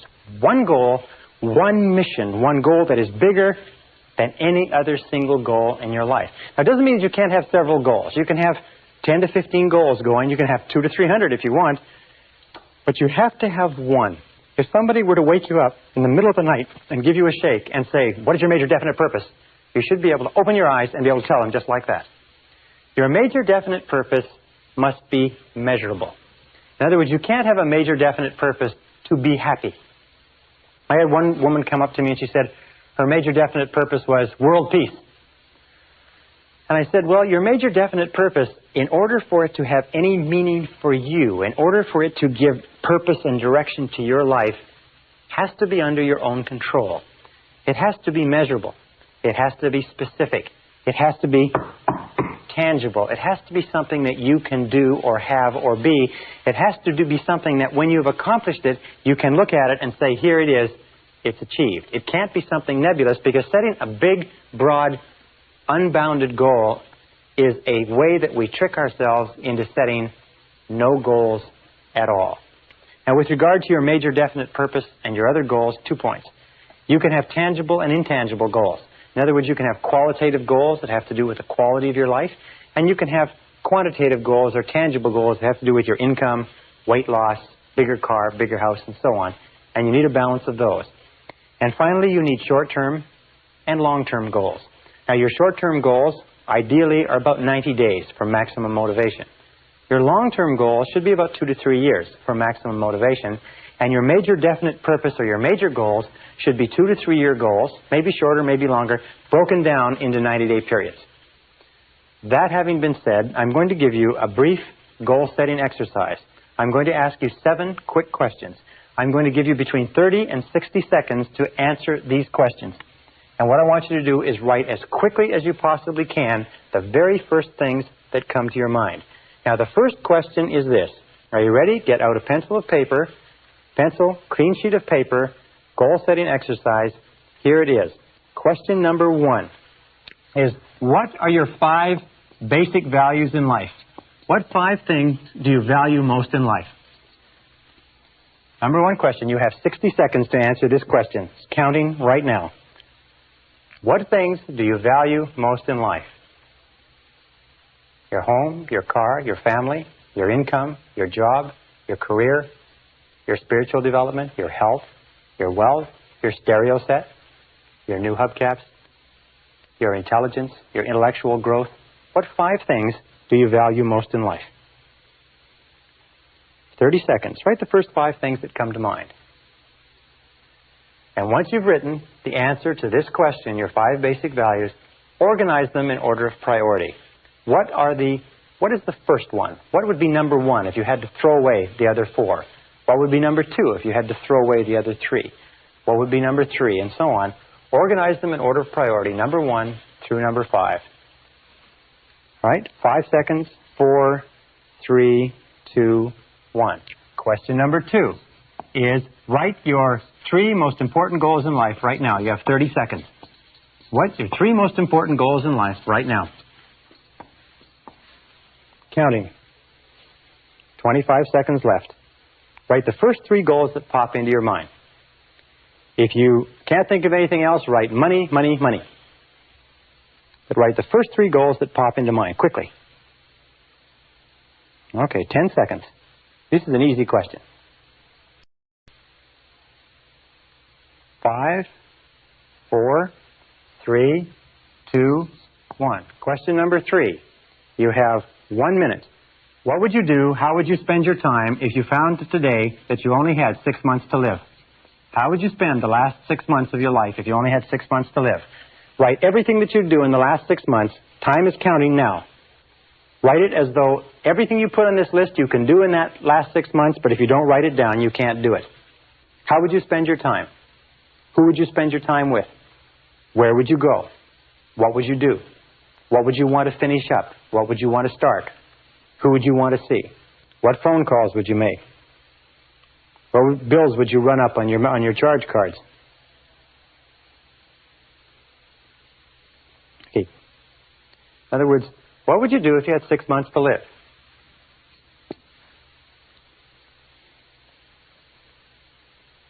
All right, 10 seconds. Write everything you can think of. Remember, if it's written down on this sheet in front of you, you can do it. If you forget to write it, you won't be able to do it. 5 seconds. 4, 3, 2, 1. Question number 4. What would you do, how would you change your life if you won $1 million in the lottery tomorrow? If you became an instant millionaire, what would you do differently from what you're doing today? If you became an instant millionaire, what would you do differently? You've got 1 minute to write. Everything that you write, you'll be able to do with that $1 million. If you don't write it down, you won't be able to spend it. The $1 million won't be given to you. Interestingly enough, when most people are asked this question, the average amount that they can spend is about $200,000. They can't get their mind around $1 million. What would you do differently? Good question. Would you continue working at the job you're working at if you won $1 million? If the answer is no, it means you're in the wrong job for you and you are wasting your life. Would you stay in the relationship that you're in? Would you continue spending your time the way you spend it? What would you do if you won $1 million? All right, 5 seconds left. Write down everything you can think of. I had a farmer in one of my courses once. He said he'd just keep on farming until it was all gone. Anyway, number 5. You have to be a farmer to appreciate that. Number 5 is, what have you always wanted to do but been afraid to attempt? You've got 30 seconds. What have you always wanted to do in life but been afraid to attempt? 30 seconds. Right? The first thing that pops into mind. Run for public office, give a professional talk, start a new relationship, start your own business. Half the population would like to start their own business. Did you know that? Over half the population. But they don't do it because they're afraid of failure or rejection or something else. 10 seconds left. What have you always wanted to do but been afraid to attempt? This is a very revealing question. Write whatever comes down on the page. All right? Question number 6. What sort of activities in life give you your greatest feeling of importance? What sort of activities give you the greatest feeling of pleasure, self-esteem, happiness, joy, and fulfillment? What do you really like to do? Look back over your life and ask yourself, when have you been the happiest? 30 seconds left. 30 seconds to go in this question. When have you been the happiest in life? When have you been the most fulfilled? When have you felt the very best about yourself? When have you had the greatest amount of peace and personal satisfaction? What sort of circumstances? What were you doing at the time? Who were you doing it with? Where were you going? What were your goals? What were the circumstances? And so on. Very, very important question. All right, 5 more seconds. And then here is the key question in determining your major definite purpose is this. Imagine that I could give you a pill that was a magic pill, and if you took this magic pill, you could accomplish any one thing in the whole world. And the question is simply this. What one great thing would you dare to dream if you knew you could not fail? What one great thing would you dare to dream if you knew you could not fail? All right, 45 seconds. What one great thing, what one goal would you dare to dream if you knew beyond a shadow of a doubt that you could not fail? You're absolutely guaranteed of success. What would it be?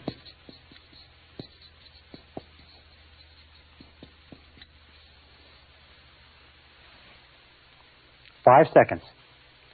Now, in almost every case, by the way, the answers to these questions will spring to your lips. Some people, however, have been able to go through this whole exercise and not been able to answer a single question. And there's nothing wrong with that. The whole purpose of this exercise is to help you begin crystallizing your goals and especially your major definite purpose. Let's look at these goals. Let's look at these questions, and I suggest that you take this exercise every single month until you can pop out the answers to every one of these questions and they begin to improve and crystallize. 5 basic values in life. We said that self-esteem is the key to peak performance. Well, self-esteem only comes when your goals and your values fit like a hand in a glove. That the most successful men and women in our society are people who know what they believe, who know what their values are, and they organize their time so that it's consistent with their values.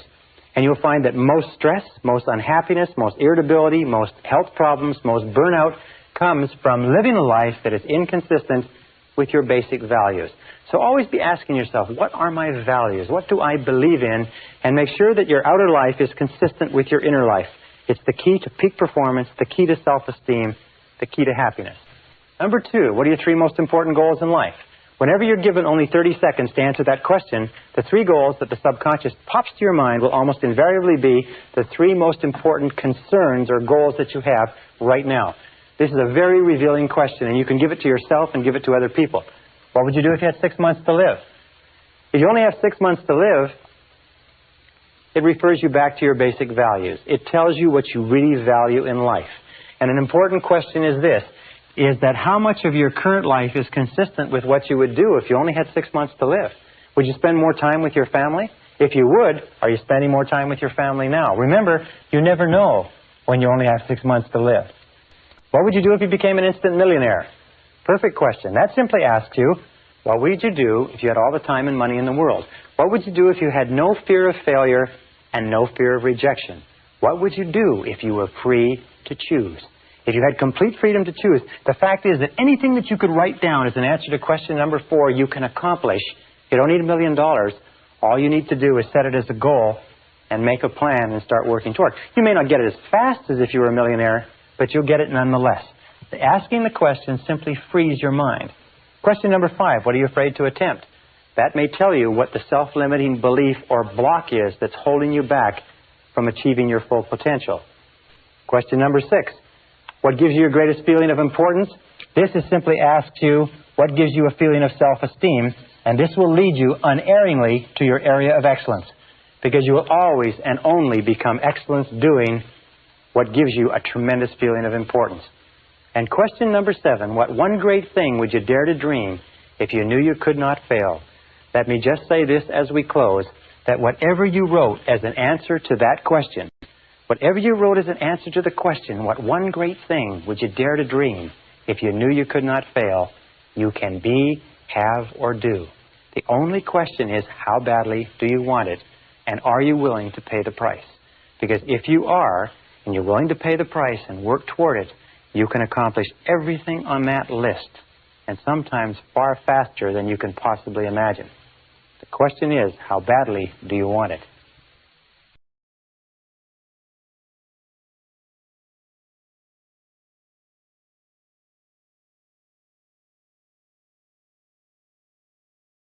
Session 16, 12 Steps to Goal Achieving.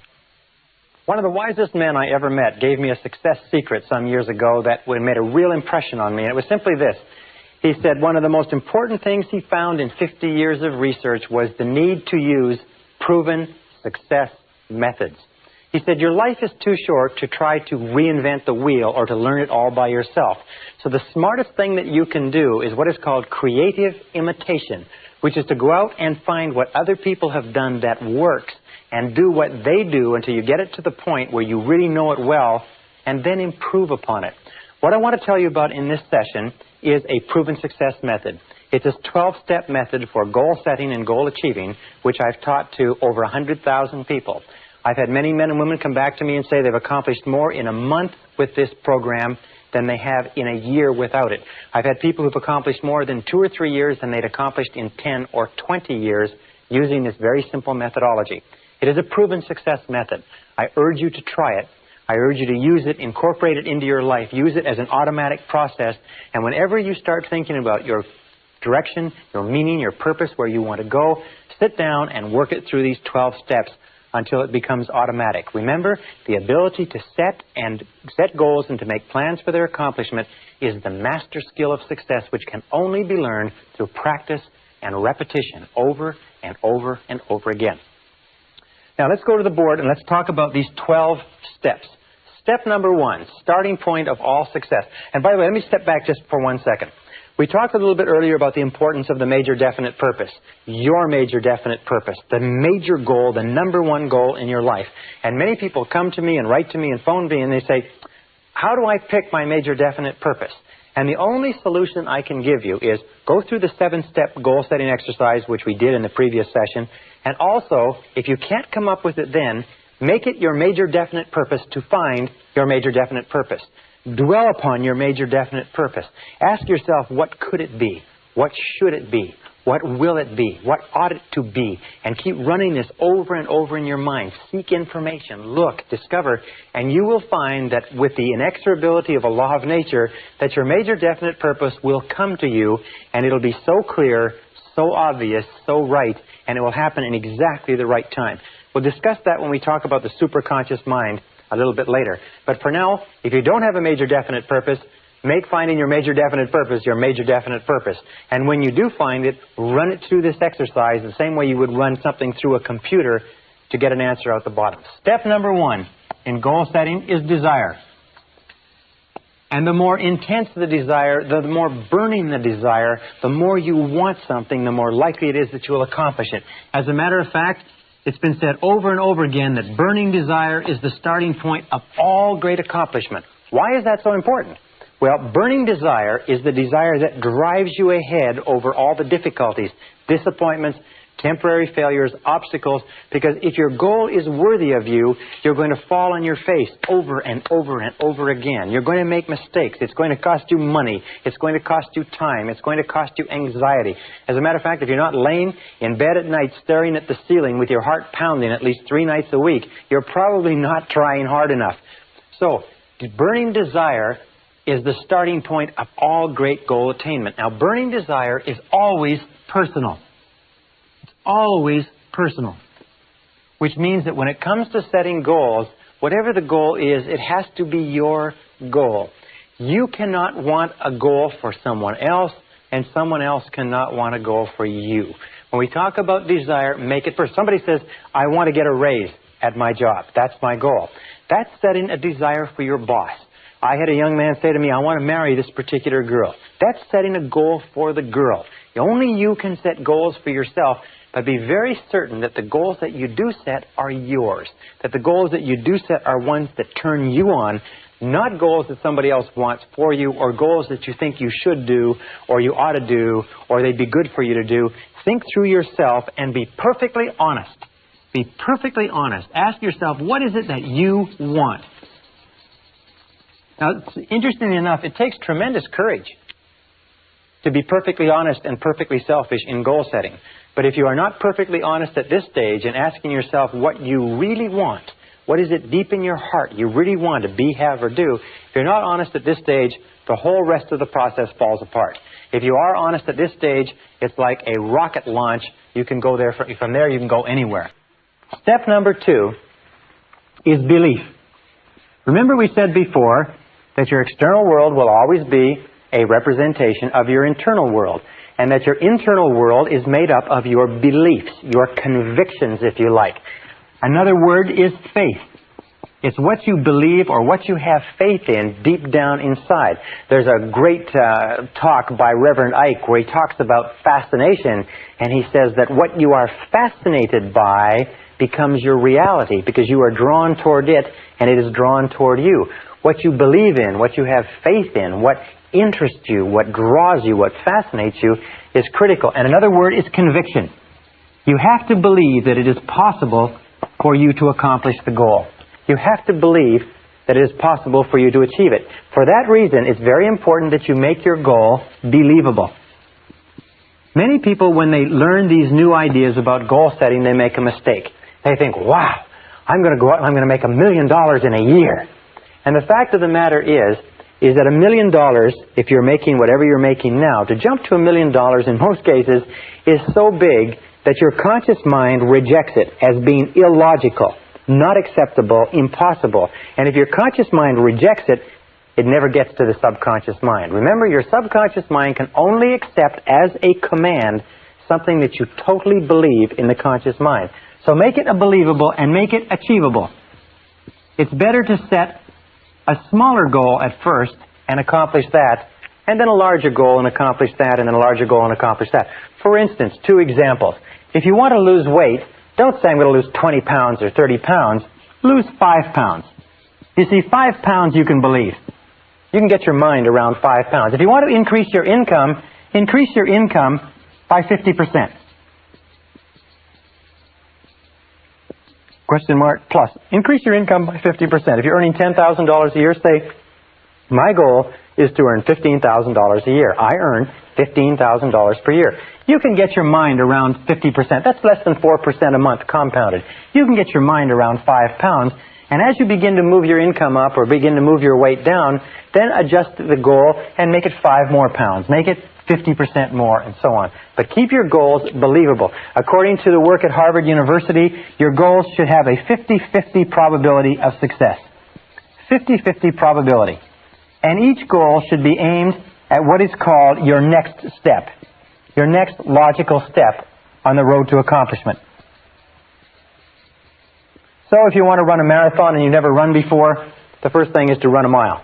Then run a mile without pain. And then run 2 miles and then run 3 miles. But to go from 0 to running a marathon has been found to be a self-defeating exercise. It'll actually hurt you more than it will motivate you. Remember, in order for a goal to unlock the motivational capacity that lies within you, you must be able to believe that it's possible of accomplishment. So better to set it lower to start with and then raise the standard than set it so high that it defeats you right at the beginning. Number 3 is write it down. Now this is very important because most people don't write their goals down. Only 3% of the population have written goals.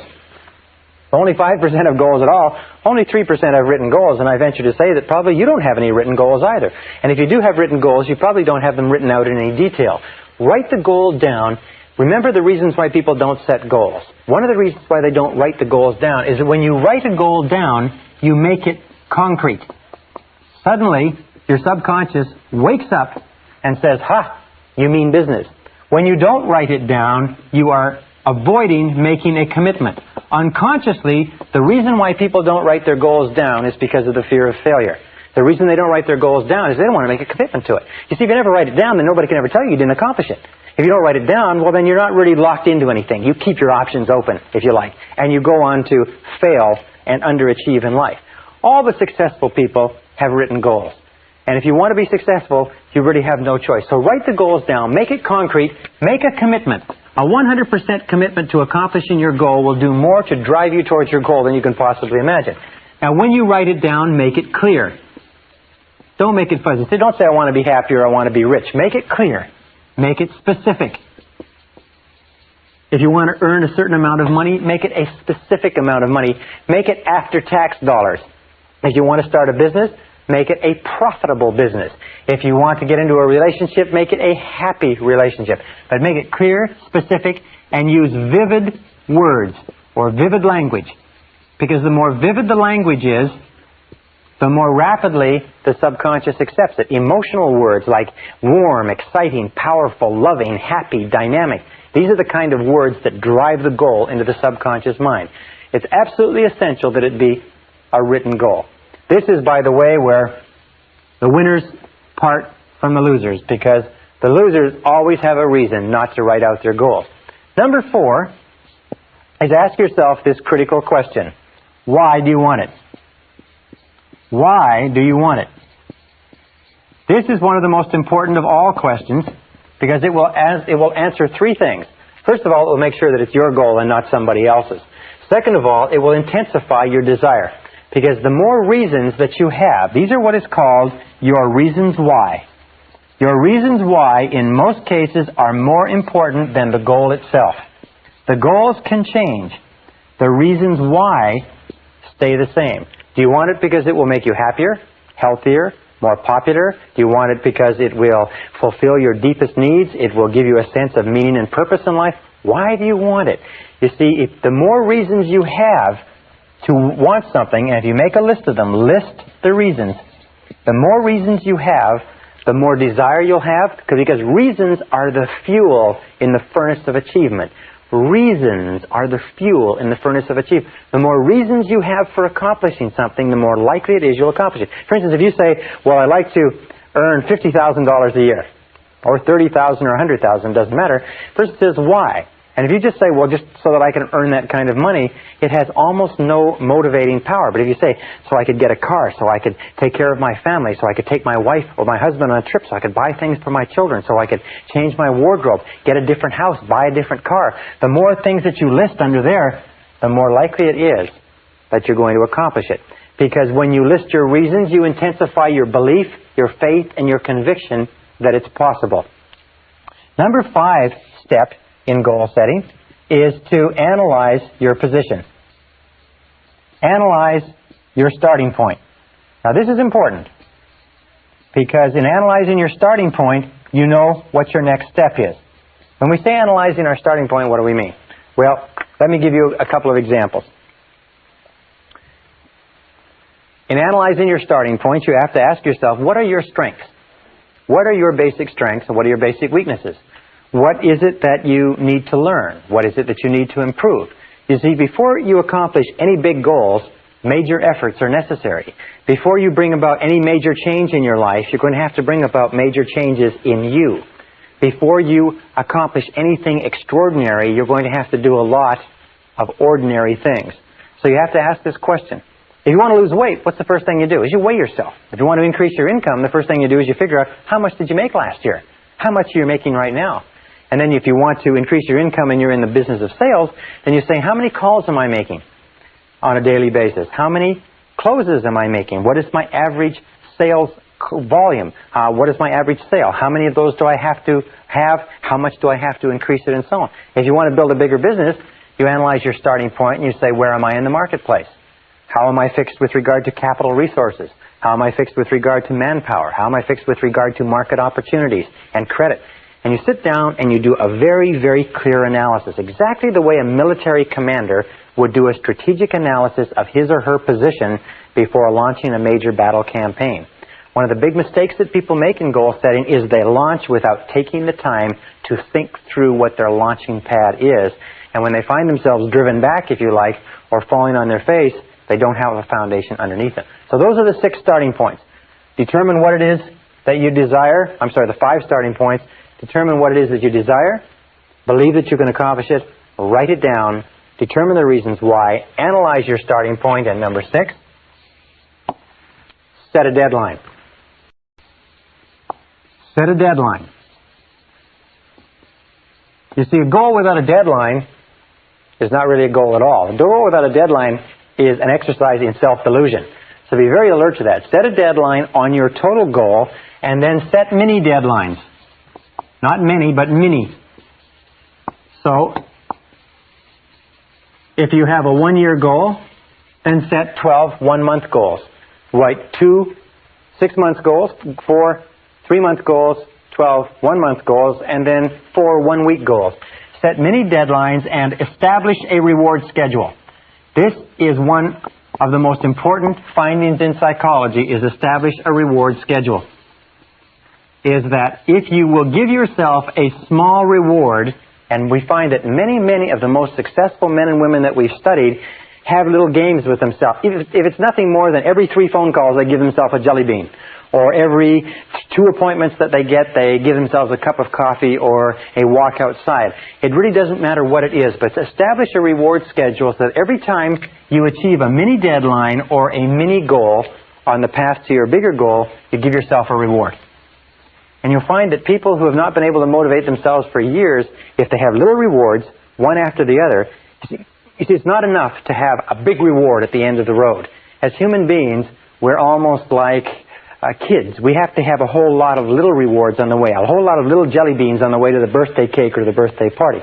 So set yourself a reward schedule. It may be buying a new article of clothing. It may be taking a trip. It may be going out to dinner. It may be anything that you like. You can have little rewards for small achievements, medium-sized rewards for medium-sized achievements, big rewards for big achievements. And make sure that that why is there, because it intensifies the desire, it keeps up your excitement and enthusiasm, and it unconsciously reinforces you and drives you forward into the next action. Step number 7. And this is where we come down into the planning step. Step number 7 is this, is identify the obstacles you will have to overcome. Identify the obstacles. One of the things that we know is that obstacles equal success. Success means obstacles. That there is no success without obstacles. As a matter of fact, obstacles come to instruct, not to obstruct. Instruct versus obstruct. Remember this, every obstacle or difficulty that you meet on the way to your goal has come to instruct you in some way. So identify the obstacles you're going to have to overcome on the way to your goal. One of the things that holds people back from great accomplishment is that they see that there's an enormous number of obstacles that they have to overcome. It's like the settlers coming across the prairies 100 years ago saw those enormous Rocky Mountains and said, how are they ever going to get through that massive mountain range of mountains? Until some of the trappers and some of the scouts found that there were valleys that they could find that would lead them through the mountains. And all they needed was one valley through one set of mountains in order to be on the other side. So identify the obstacles and then list the obstacles. Ask yourself, what are all the things that are holding you back from accomplishing the goal right now? Why aren't you at the goal right now? You see, if there aren't any obstacles, then it's not a goal at all. It's just an activity. So what's standing between you and the obstacles? Also, be grateful for obstacles, because it's obstacles that assure that there is success at the other end. Where there are no obstacles, where there are no difficulties, where there are no challenges to overcome, there's no possibility of success either. Then, set priorities on your obstacles. In other words, look at them and say, of all the things that are standing between me and my goal, which one is number 1? Which is the number 1 obstacle? Imagine that this is you, okay? Hope you can see that this is you, and here is your goal. Well, now, on the way to your goal, there's a road. And the road twists and turns. And on the way to the goal, there's a few obstacles, and there's pitfalls, and there's deadfalls, and so on. But somewhere on the way to this goal, there's also what we call the rock. Now, your rock is your major obstacle. The rock is the major thing that is stopping you from achieving your goal in the quality and the quantity that you desire. One of the most important things that you can do is ask yourself, what is your rock? What is the major boulder? What is the big obstruction that stops you from getting from here to there? Identifying the rock is one of the marks of the strategic thinker, and identifying the rock is one of the key things you do. Why? Because if you get rid of all of these other little obstacles on the way to the goal, the rock is still going to be there, and you're still not going to accomplish the goal. If you're not very careful, if you don't set priorities on your obstacles, you'll tend to work on a whole lot of irrelevant things and leave this rock undisturbed. However, the intelligent person focuses on the rock. The intelligent person says, this is the major obstacle, and they go to work on that rock. And they work day and night. They work as long as is necessary. There's a beautiful expression that says, swarm all over it. When you have a major problem, a major obstacle, a major difficulty that's in your way, swarm all over it. Concentrate all of your effort and attention. Work at it day and night, week in and week out, to get rid of it, because getting rid of that one obstacle will get you further towards your goal than getting rid of all of the other obstacles put together. So, in terms of your major definite purpose, what is your rock? What is your major obstacle? What's stopping you from going ahead? It could be internal. It could be lack of self-confidence. It could be self-doubt. It could be fear of loss. It could be a lot of things. That's quite normal. Or it could be external. It could be lack of money. It could be lack of information or knowledge. It could be lack of support from other people. It could be health. It could be a variety of things, but whatever it is, if you're determined to accomplish your goal, find out what it is and go to work to remove it. Now, number 8 is identify the knowledge you're going to require. Identify the knowledge that you're going to require. You see, we live in a knowledge-based society. There's no question about that. Is that no matter what it is that you want to accomplish, you're going to need more knowledge than you have now. The basic rule of life is that to a greater or lesser extent, you have gone as far as you can go in your life at this moment with what you now know. That's why I've emphasized so strongly the need for in continuous self-development, reading, learning, taking in new information, because you need more knowledge. Now, there's 2 ways that you can get knowledge. You can go out and get original knowledge, which is to read, research, and find it yourself, or you can get knowledge from other people. But in any case, identify the knowledge you require. What do you need to know? For instance, if you want to be successful in business, one of the things that you have to know is marketing and sales. If you want to be successful in your own business, the critical skill in entrepreneurial success is salesmanship. The critical skill in executive success is the ability to sell your ideas to others and to persuade others. So maybe what you need, maybe the critical knowledge you need is persuasion skills. Or it could be the knowledge that you need has to do with the law, has to do with accounting, has to do with technology. 2 points is set priorities on your knowledge. You see, when you set priorities and you determine what's the number 1 piece of knowledge that you need, what's the number 1 piece of knowledge that more than anything else can hold you back from accomplishing your goal. And you'll find that if you concentrate on the number 1 piece of knowledge, it's like the rock in terms of obstacles. The number 1 piece of knowledge, once acquired, will catapult you toward your goal. Whereas if you accomplish a whole lot of other knowledge, it won't help you at all. Now, finally, and this is the last part with regard to knowledge, is ask your way to success. Ask your way to success. This is one of the pieces of advice by a great success counselor is ask, ask, ask. What he said, and what every person who's ever studied this has said, is that this 3-letter word, ASK, is the key to your success in life. Ask the people who have the knowledge. If you need, hire the lawyers, hire the consultants, hire the specialists, hire the accountants. Ask your way to success. Find other people who are in your field. Find people who have the success. Find people who are experienced and go to them and ask. Why is it that people don't ask? Very simple reason. Most people are afraid of rejection. But the key to getting the things that you want in life is, first of all, you're going to have to learn it all yourself. Or second, is you can ask other people. And surprisingly enough, if you ask other people, they'll tell you. If you ask successful people what they did right, they'll tell you. If you ask successful people for their advice, they'll tell you. As a matter of fact, I was studying the life of a self-made millionaire, and he said, one of the keys to success in business is to become a negative thinker. And I thought that was astonishing, because I teach that you should be a positive thinker. And as I read on, what he said is, by that I mean is that once you come up with a great idea, take it to experts who can tear your idea apart, who can point out holes and weaknesses and flaws. Now, if you cannot plug the holes, weaknesses, and flaws, it probably means the idea isn't good enough. But if you are not willing to subject your idea to the scrutiny of critical people whose job is to find fatal flaws in something, then the idea is probably not good enough. So seeking out negative people, asking people their opinion, ask your way to success. Remember, in order to succeed, you need knowledge. You need more knowledge than you've got. You don't have very much time. You've got to get the knowledge the fastest, cheapest way possible. If necessary, buy the knowledge you require. Don't be cheap when it comes to knowledge. Number 9 step in goal setting is identify and ask yourself, who is your customer? Who is your customer? This means that you have to identify the people, the groups, and the organizations whose cooperation you require in order to be successful. Who are the people? Who are the groups? Who are the organizations? You see, in life we have a very simple equation, is that everybody makes their living by satisfying or serving somebody.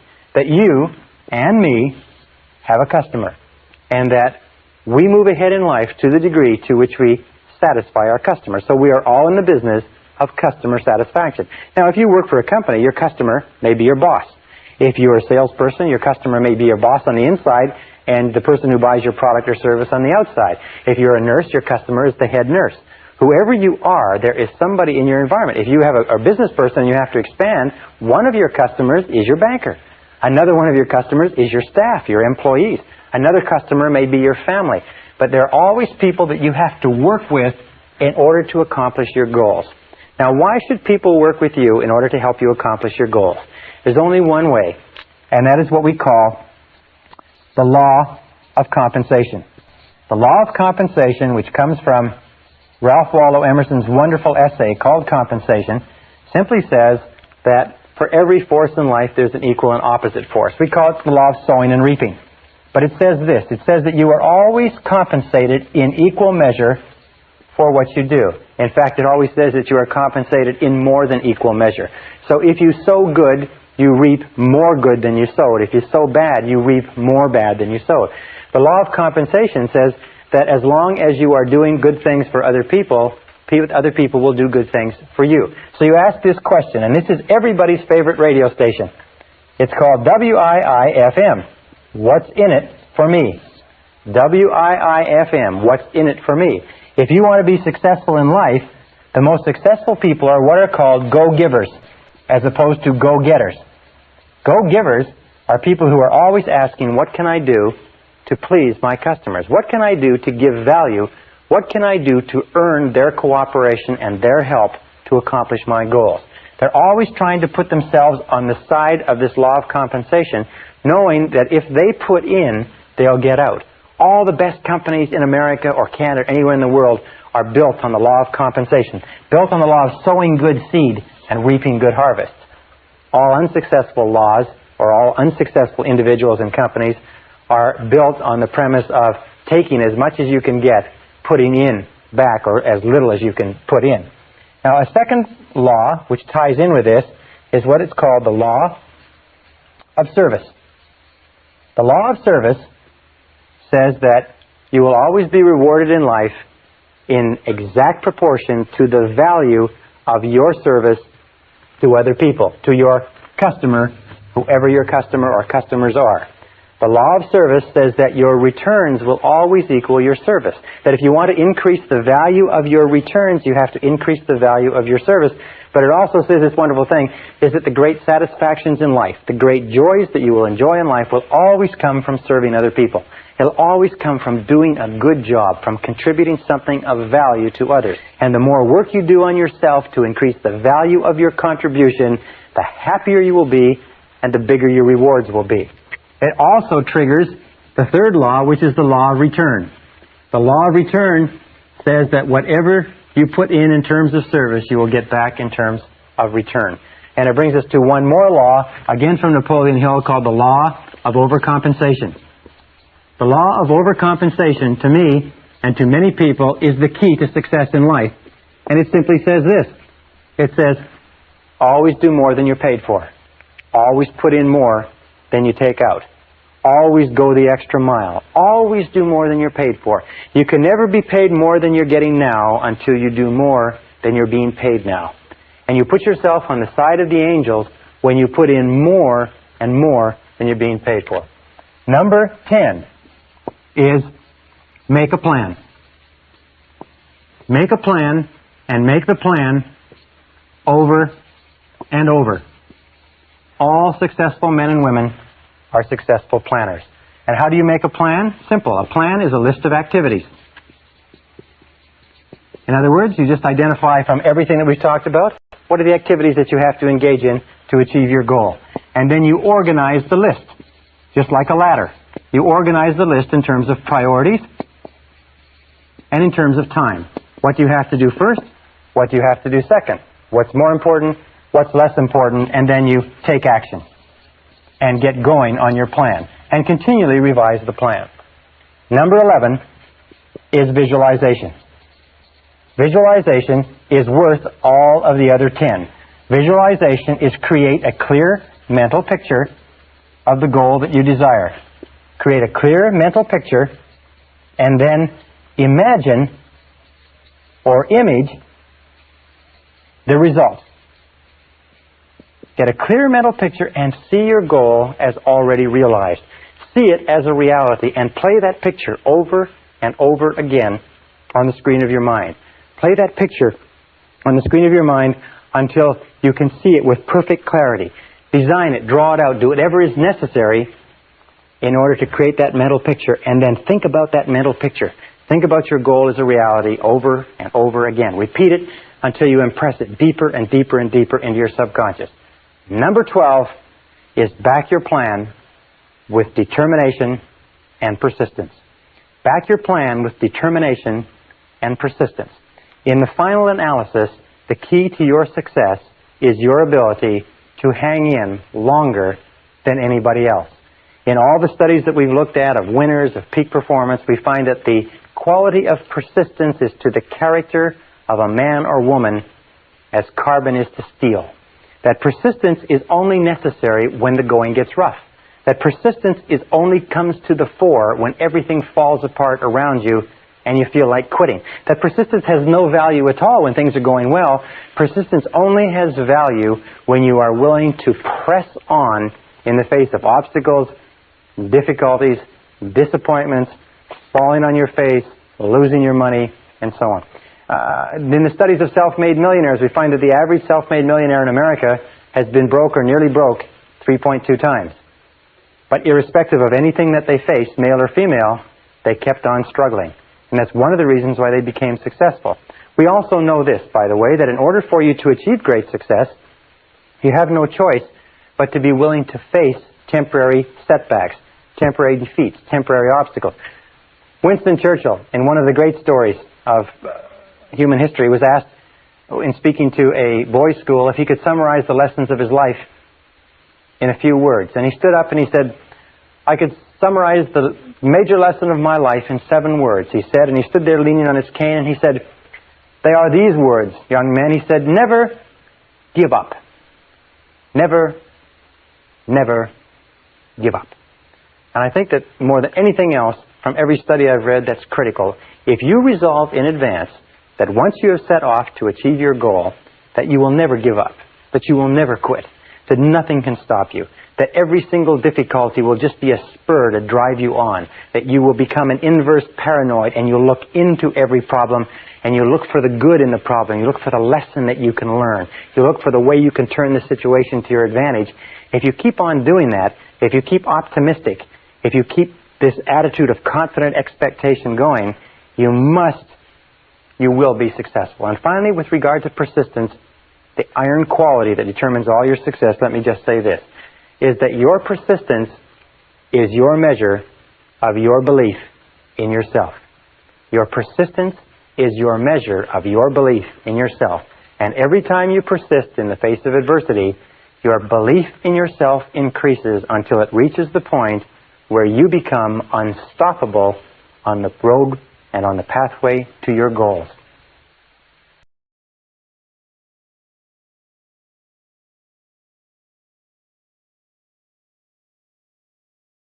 Session 17, Time Management Strategies.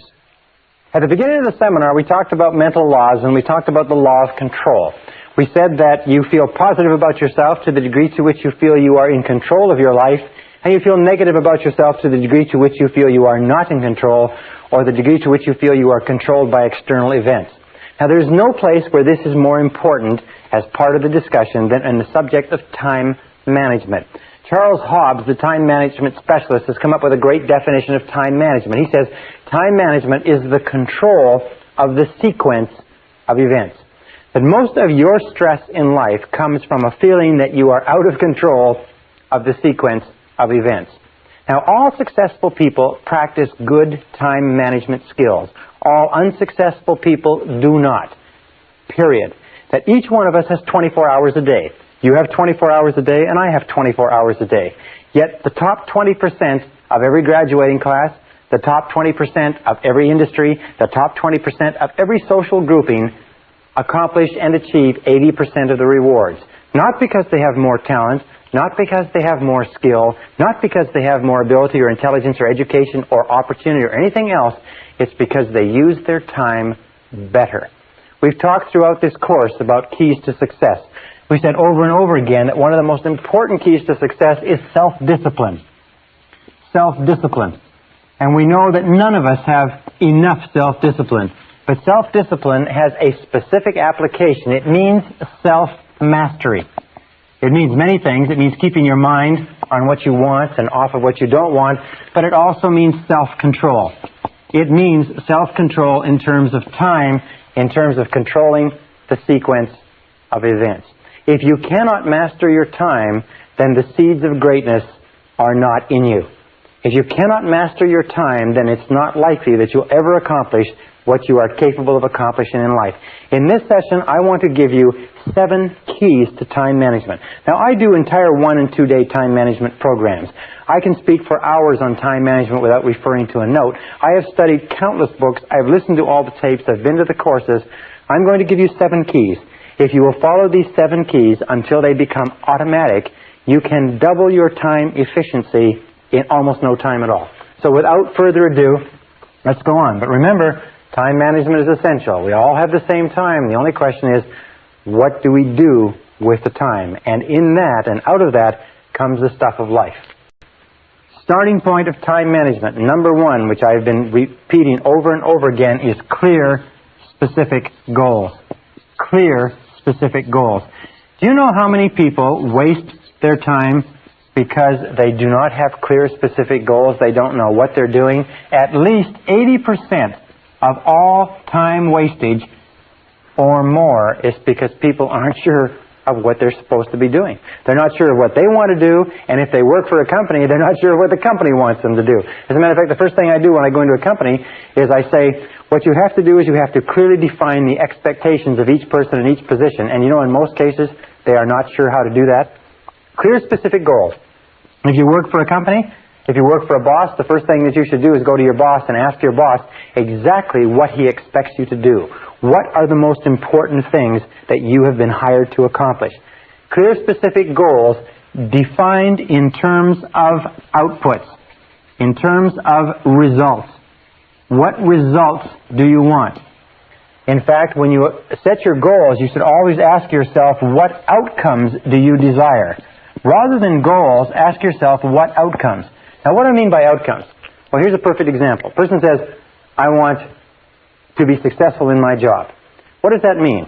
Well, what it means, the outcome that they desire is they want interesting, challenging work that pays well. And sometimes we find ourselves working at a job where it's not interesting or challenging, and we can't understand why we can't get any satisfaction out of it. Or a person says, I want my relationship to work. However, what are they saying? What they're saying is, the outcome I desire is I want to be happy in my relationship. And it doesn't matter who you're happy with, if the outcome is clear that you want to be happy in a relationship, that's very different from insisting upon being happy in this relationship. Another thing, a person says, I want to be rich. Well, you say, what does rich mean? What would rich look like? What would your outcome be if you were rich? How much would it take to accomplish that outcome? And then you start looking, you say, well, if I had a certain amount of money, I'd be able to do this, I'd be able to do this, I'd be able to do this. And sometimes you find that it's possible to achieve that outcome without accomplishing that kind of financial acquisition. Sometimes you find you cannot achieve the outcome you desire in life from the work that you're in. So be alert to outcomes. Clear, specific goals written down. Step number 2 is clear, written plans. As we talked about before, clear, written plans. And organize your plans, if you like, in a list of activities so that you know all the things that you have to do. These 2 alone, taking the time to plan, they say every minute spent in planning will save you 5 to 15 minutes in execution. And action without planning is the cause of almost every failure. Action without planning is the cause of almost every failure. So clear written plans and clear list of activities to work on, as we talked about in previous sessions. Step number 3 is make a list. All successful time managers work from lists. All unsuccessful people don't bother to write lists. Make a list for every day. Make a list for every week. Make a list for every month. Be a chronic list maker. When you have a series of things to do, the first thing you do is grab a piece of paper and write a list. Think on paper. All good time managers think on paper. They make a list of everything that has to be done. They don't try to carry it around in their minds. Consolidate all of your thinking. If you have to accomplish something, write down every single thing that you're going to have to do in order to accomplish it, and then begin working on your list. Call it a to-do list. By the way, the best time to make a daily list is the night before. Because if you make a list the night before, the subconscious goes to work on it while you're asleep. And in the morning, sometimes the subconscious has organized it, processed it, and gives it back to you and solves problems for you while you're asleep. Step number 4, once you've made a list, and this is the key to time management, is set priorities. You see, there's never enough time to do everything if you're living a busy life. But there's always enough time to do the important things if you can decide what they are. Setting priorities means using the 80-20 rule. The 80-20 rule says that 80% of the value of what you do comes from 20% of what you do. If you have a list of 10 things to do, that 2 of those things will be worth all the rest put together. Setting priorities means always looking at what is called the vital few versus the trivial many. The vital few versus the trivial many. The 1 or 2 things that you can do that make a real difference. Now, most people waste their time, not because they're not working hard or not because they're not busy, it's because they're working on the trivial many, and no matter how many of them they do, it doesn't make any difference. The truly successful people do a few things, they do the right things, they do things one at a time, and they stay with them until they're complete. So set priorities. A very simple time management system is what is called the ABCDE system. The ABCDE is very simple. A stands for top priority tasks. Number 1 must be done. B is secondary priority tasks, things that should be done. C are not particularly important tasks, which could be done if you have enough time after you've done your A's and B's. And D is delegate, and E is eliminate. Then what you do is you take and you list all of your A goals from your list, and then you write A1, which is the most important of all. And then you write A2, which is the second A goal, and so on. And then you begin to work, and you work on your A1. And you never work on an A2 or a B of any order until your A1 is complete. Very simple. Now here's the key question for time management. This can be worth a fortune to you. It's been worth a fortune to me. Ask yourself over and over again. Repeat it and repeat it and repeat it until it rings in the back of your brain. What is the most valuable use of my time right now? What is the most valuable use of my time right now? What is the most valuable use of my time right now? Every time before you start any new task, ask yourself this question, and then discipline yourself to do only what is the most valuable use of your time. Remember, Benjamin Franklin had a beautiful line. He said, "Do you value life, then waste not time, for it is the stuff of which life is made." If you are not working on the most valuable use of your time, just exchange the word time for life. And say, what is the most valuable use of my life right now? And remember, if you are working on a second-order priority, you are, relatively speaking, wasting your time and wasting your life. Number 5 is concentration of power. Again, a beautiful word from Charles Hobbes. Concentration of power means that you do first things first and second things not at all. Do first things first and stay with them until they're complete. Surprisingly enough, in the studies of every effective man or woman whose lifestyle has been examined, we find they're always doing first things first, they do things one at a time, and they stay with them until they are 100% complete. They don't do a lot of things, but they do the most important things. They do them right, and they carry them through to completion. You know, one of the most valuable attributes of executive life is the ability to carry a task through to completion. So once it's been assigned to you, the person who's assigned it to you never has to think about it again. Concentration and single-handling. Single-handling means once you've picked it up, don't put it down. Most of our time wastage comes from picking up things and putting them down, and starting them over and putting them down, and starting them over and putting them down. So concentrate single-mindedly, 100%, stay with it until it's finished. As in my estimation, the ability to concentrate is one of the most important abilities of success, because no success is possible unless you can concentrate single-mindedly on your most important task. Number 6. Number 6 is overcome procrastination. Overcome procrastination. It's not the thief of time, it's the thief of life. And the way that you overcome procrastination is by using affirmations. And the most powerful affirmation of all is do it now.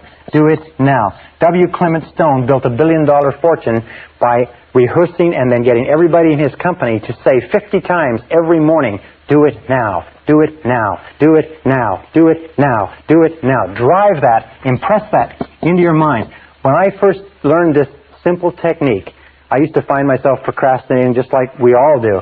But the more I repeated this, do it now, do it now, do it now, do it now, do it now, do it now, the more you repeat it, the more you find that eventually it works automatically. And it has a tendency to drive you to start a task when your natural tendency is to put it off or procrastinate.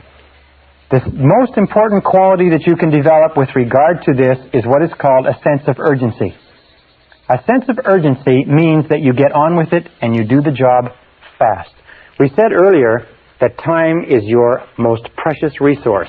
Time is the scarcest and most precious resource of accomplishment in our civilization.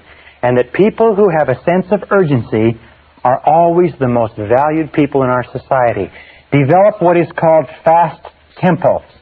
Fast tempo is essential to success. Fast tempo is essential to success. What that means is that the harder and the faster you work, the more energy you have. The harder and the faster you work, the more drive you have, the more you get accomplished.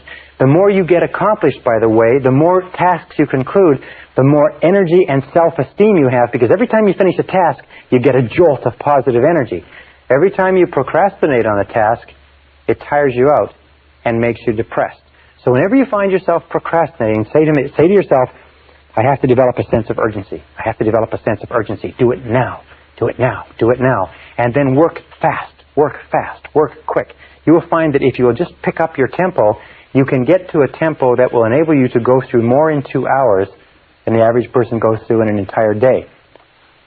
In a study done by a business journal amongst 104 chief executive officers of major American corporations not long ago, they found a very interesting thing. They asked them what qualities would put a person most rapidly onto the fast track in their corporations. They said the two most qualities, 84% of them agreed, the two most important qualities, number 1, the ability to set priorities. Number 2 is a sense of urgency to get on with it and get the job done. And number 7, the 7th key to success is balance. Keep your life in balance. Make sure that you take time every day to spend with the people who are close to you. Make sure that you take time every day to think through your values. What is it that you really care about? Why are you doing what you're doing? What is it that you believe in that is relevant? And who are the people that you love? Who are the people that you care about and who care about you? Keep your life in balance. Don't let it get all work. Don't let it get all play. Don't let it get all anything. Keep your life in balance. Spend time with the people that you care about. Work hard when you work. Play hard when you play. Manage your time well. Control the sequence of events. And you can become anything that you want to become.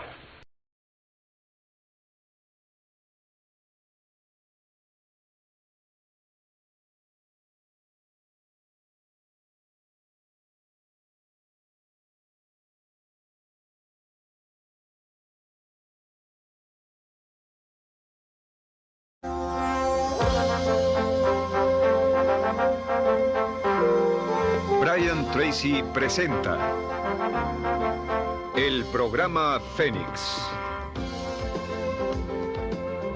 La psicología del logro.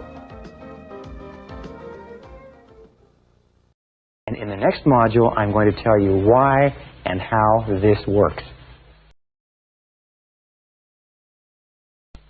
Session 19, Tapping Your Inner Genius. Another reason that I can say with complete confidence that you are a genius is that you have access to a mind that is far greater than anything that you could ever devise or develop on your own.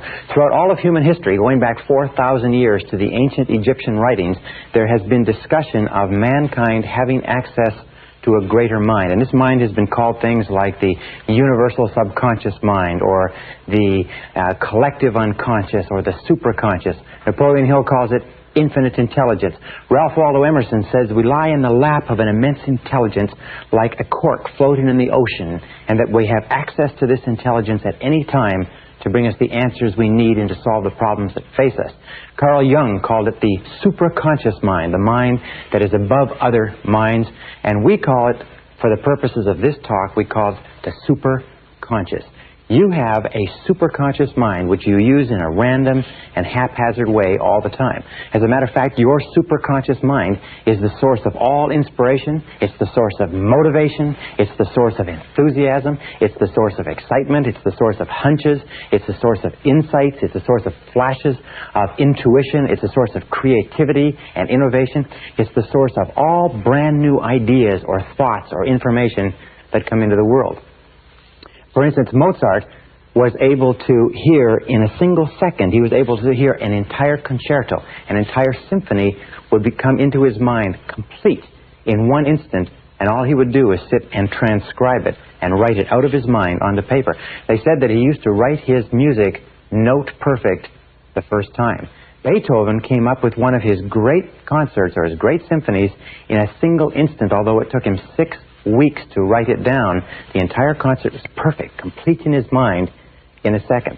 Many of the great inventions, many of the great discoveries, many of the great breakthroughs in history, in literature, in art, in music have been the result of a flash that has come in a moment of daydreaming, while asleep, while in the middle of a conversation, and you have access to this mind as well.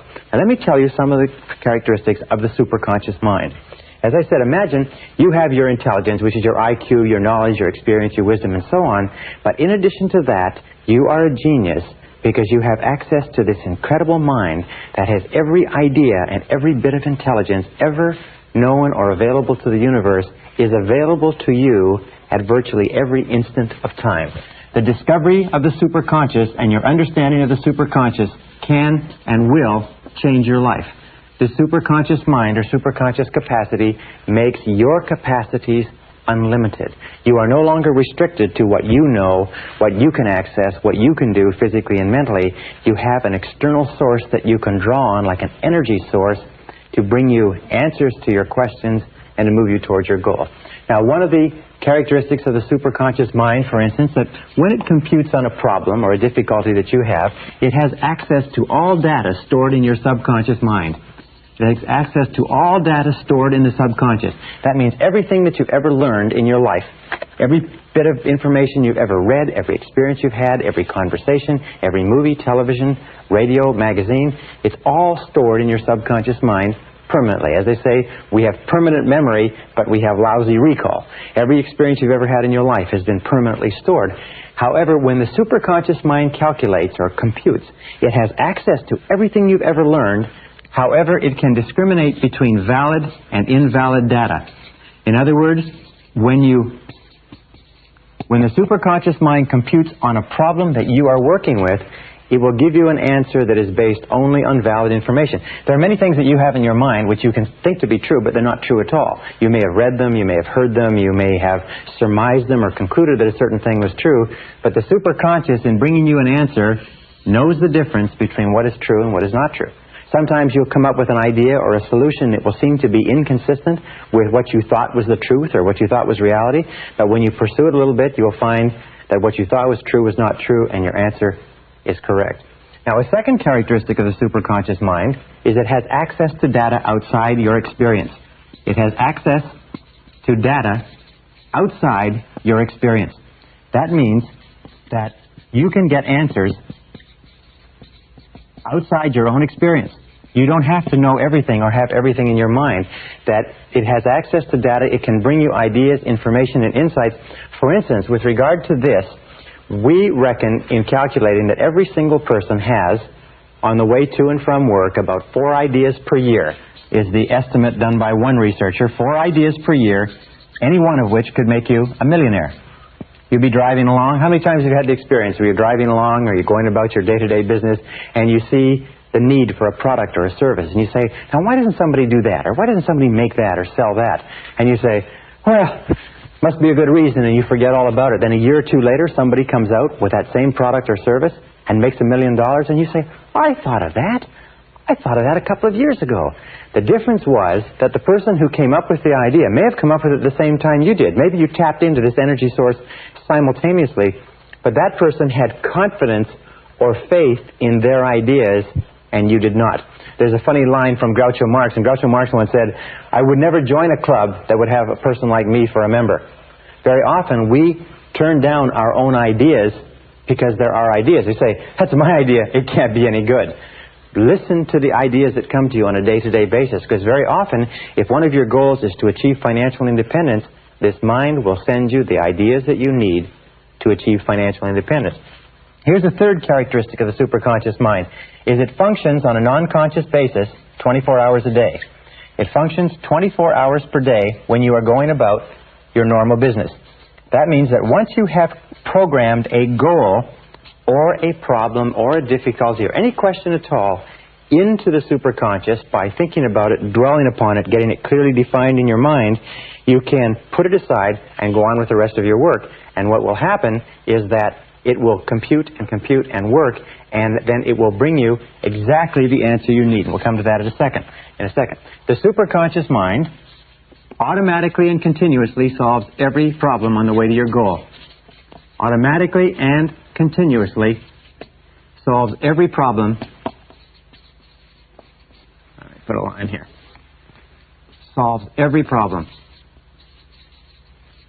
That's why you don't have to be able to see your goal. You only have to take the first step. And as you take each step and resolve the difficulty that is immediately facing you, in the Bible there's a beautiful line that says, this one thing I do, forsaking all others. If you just do one thing, the superconscious will resolve the next and the next and the next. You take them one step at a time, like a hurdler takes one hurdle at a time, like a journey is one step at a time. The superconscious mind will automatically and continuously solve every problem on the path to your goal, exactly as you meet it and exactly in the way you require. Now, a fifth quality of the superconscious mind is that it is capable of goal-oriented motivation. Sometimes people say, well, I'm not motivated. And invariably, when you talk to a person who is not motivated, you find that there's nothing that they want very badly. When you decide upon a goal or an objective, something you want to be, have, or do, the superconscious mind releases motivation. It is the superconscious mind that gives you the energy and the enthusiasm and the excitement that moves you toward it, but it requires a goal that you intensely desire. That's why we talk so much about goals in this course. Goal-oriented motivation, it releases ideas and energy for goal attainment. The superconscious mind is a source of what is called free energy. In other words, you can actually tap into this energy, and when you're excited about a goal, it doesn't matter how physically fatigued you are, you seem to be able to tap into a source of energy outside yourself that can run you and propel you, sometimes day after day, week after week, on only a few hours sleep a night. Everybody's had the experience of being caught up and involved in something that's really important, really exciting, really driving, requiring tremendous commitment, and you just have energy flowing continuously. Nikola Tesla, the great electrical genius, was actually able to tap this free energy to run the electric lights and the electric appliances in his home in a way that we still don't understand. But in order for goal-oriented motivation to be released by the superconscious, you must have clear, specific goals. This is the key. The goals must be clear. Clear, specific goals are what release this motivation. There's an old saying, which is a little bit trite. It says, feeling listless, make a list. What it means is that if you're feeling listless and you make a list of 10 things that you want to accomplish in the next year, you will find that just writing that list of 10 things will give you a jolt of energy, almost like a detonator going off. Now, a sixth characteristic of the superconscious mind is that it responds to clear, authoritative commands. Responds to clear, authoritative commands. Now, what are clear authoritative commands? Well, one example of clear authoritative commands is positive affirmations. Whenever you use a positive affirmation, whenever you say, I earn X number of dollars, I weigh X number of pounds, I like myself, I am responsible, I feel terrific. Whenever you use these commands and you emotionalize the commands, that's why they must be authoritative and they must be emotionalized. You drive this message from the conscious into the subconscious, and the subconscious accesses the superconscious.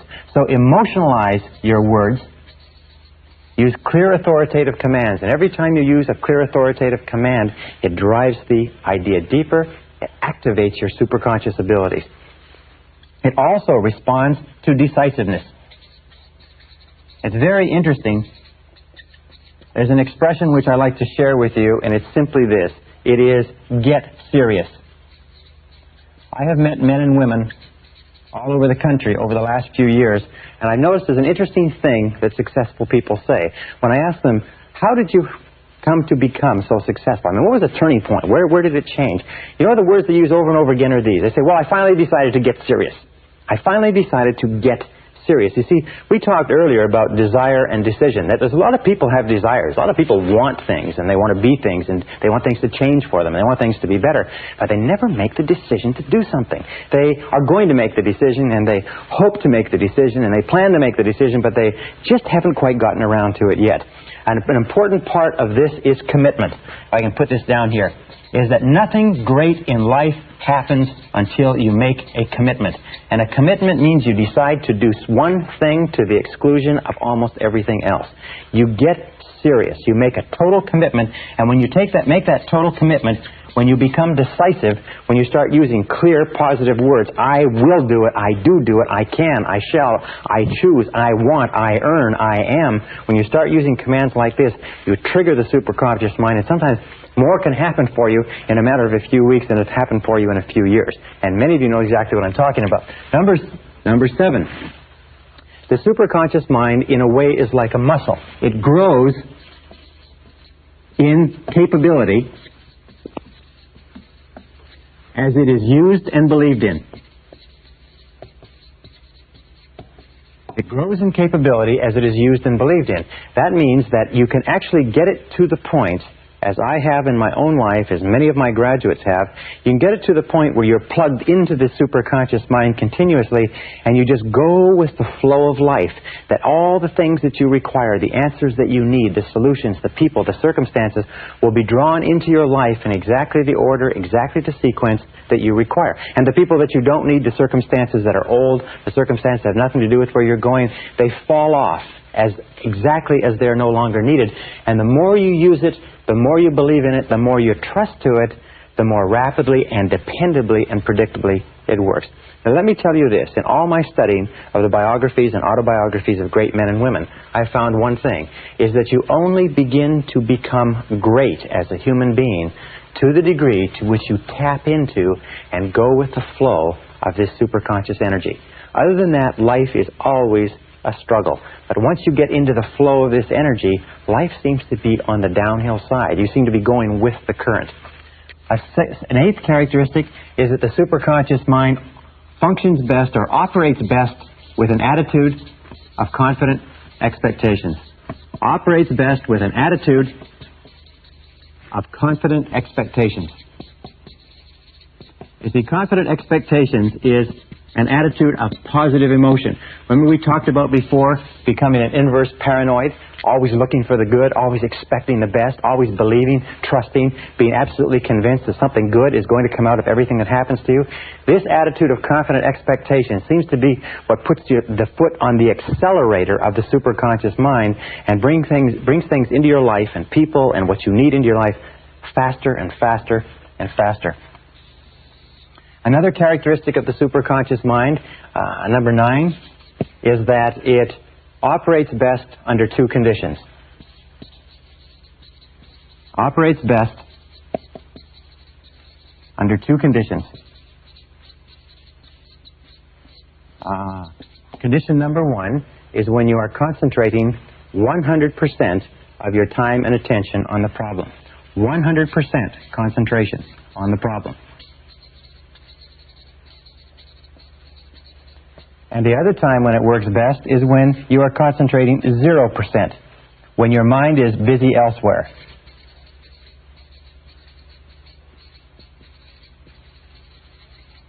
Those are the two things, but somehow the superconscious mind does not function in between. So the key, or the solution to activating the superconscious mind, is to try consciously to solve the problem. Now here is a very simple way to do it. You start to solve the problem by, number one, defining clearly what it is. Define your problem or define your goal. Write it down, discuss it, get it very clear in your mind. What is it that you're trying to achieve, avoid, or preserve? Number two is do some research. Gather information. Look around, read, talk to people, go to the library, call people who know, call experts or authorities on the subject. Get as much information as you possibly can. Almost all good decision-making comes from getting information. I've had experiences where I have had a clearly defined problem or situation, and as I'm thinking about it, I say, where can I get some information? And bang, the name of a person you may not have spoken to for a year will pop into your mind. You pick up the telephone, you call them up, and you say, hi, I'm thinking of doing this or not doing this. What do you think about that? And they have exactly the piece of information that you need to do it or not do it. Be very, very alert to that. The third thing that you do is you try consciously to solve the problem. Now that you've got the information, you ask questions, you've done the reading and the research, you've got clear in your mind, you try as hard as you possibly can with your conscious mind to solve the problem. And if that doesn't work, then you simply turn it over to the superconscious mind, almost as though you are submitting it to a large computer. Turn it over to the superconscious mind and get your mind busy elsewhere. Get your mind busy doing something else and just get on with something else completely. For instance, we'll talk about this. You could work on another project, go for a walk, do physical exercise, go out for dinner. Get your mind busy elsewhere. And at exactly the right time, what will happen is that the answer will come to you. It'll just suddenly be there. Which brings us to another characteristic of the superconscious. And it is this, is that the superconscious mind, and this is number 10, the superconscious mind brings you exactly the answer you require at exactly the right time for you. Brings you exactly the answer you require at exactly the right time. Now, one important point with regard to superconscious creativity is that when you get this answer at exactly the right time, you must act immediately. A superconscious answer is time-dated. That means that it may, if you get the answer on Thursday at 12 o'clock, the answer may not be valid at 9 o'clock on Thursday. It may not be valid at 3 o'clock on Thursday. So when you get the answer, when it comes into your mind that this is what you should do, and you'll feel a very, very strong feeling of rightness about a superconscious solution, act immediately. Sometimes you'll be working on a problem. Have you ever had this situation? You're working on a problem and you get this feeling you should phone somebody. And you say, I should phone so-and-so, but I'll do it later. And you do it later, the next day or the next week, and you call them up and they say, I wish you'd phoned me last week because I had exactly the answer you needed, or I had the person, or I had the situation, or I had the job for you, and so on. So when you get this, I know a man who built $1 billion business, and he built $1 billion business by fully understanding what we're talking about here and doing just one thing. Very limited business acumen, but he always followed his superconscious instincts. Whatever he felt was the right thing to do at any instant, he acted immediately. He immediately took action. And his action orientation was enough for him to open doors of opportunity, to get feedback and information, to self-correct, to draw to himself the people that he needed to maximize the opportunities and so on. And he went from selling cars to $1 billion business in less than 10 years simply by following his superconscious intuition and following it continuously. Now, another characteristic of the superconscious mind is that it will bring you the experiences you need to be successful. It brings you the experiences you need to be successful. This is one of the most incredible things I've ever found in my life. It brings you the experiences you need to be successful. And it'll bring you a whole bunch of different experiences. Now imagine that this is you here. All right? And let's say that you decide that you want to increase your income by 50% a year for the next 5 years. Let us say over the course of your lifetime you decide you want to become financially independent. Well, now you normally, if you're working at a job or in a field, your line of sight, as they say, is that you will somehow find a way to do it in your existing field, within your existing experience and knowledge. However, once you have set this clear goal in your mind, once you have this idea of what your goal or your star is, as you start off, you'll often find that your life will go into almost like a crazy obstacle course. It'll seem to go through a whole series of convolutions over and over, and very often you will find a year, 2 years, 5 years, you will find your goal in a totally different place, doing something totally different, something you never expected. In studying self-made millionaires in America, we find that almost half of them made their fortunes doing something totally different from what they started off doing. As they moved down the road of life, they found there was an insurmountable obstacle or barrier in that direction. The market collapsed, the technology changed, the interest rates went up, it didn't matter what it was, and they found that they had to change course and change direction, and they had to go over a hurdle.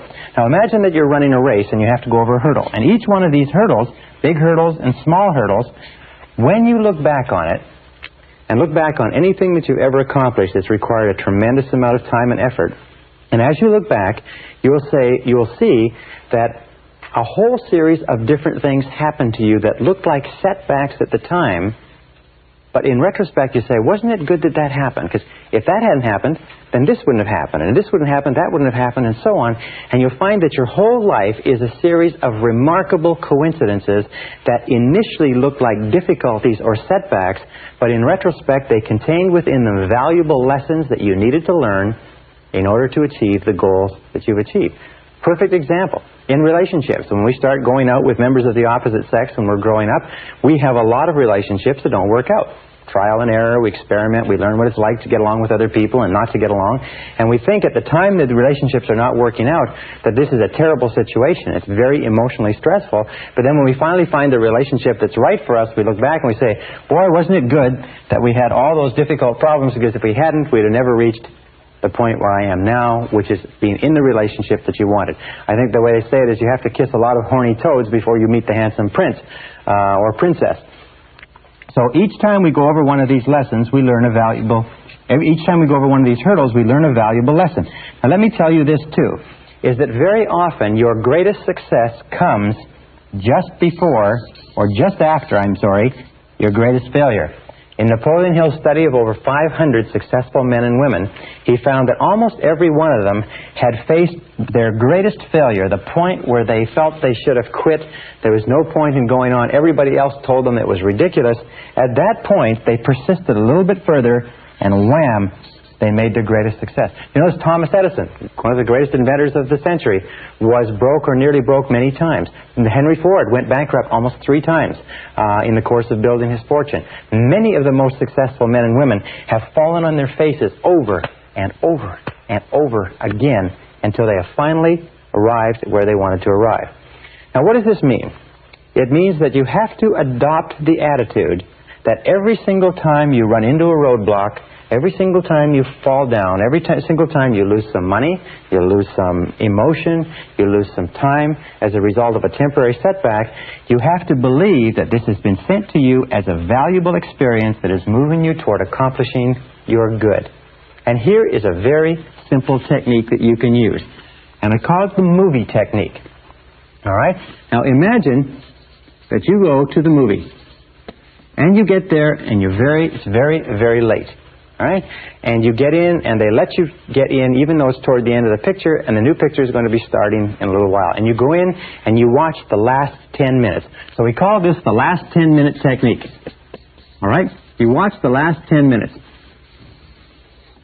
You see how the movie ends. You see how everything comes together. You see how the hero advances. You see how everybody achieves. You see how it all falls together, and everybody ends up happy, and so on. Now, having seen the last 10 minutes, you then sit through the whole movie.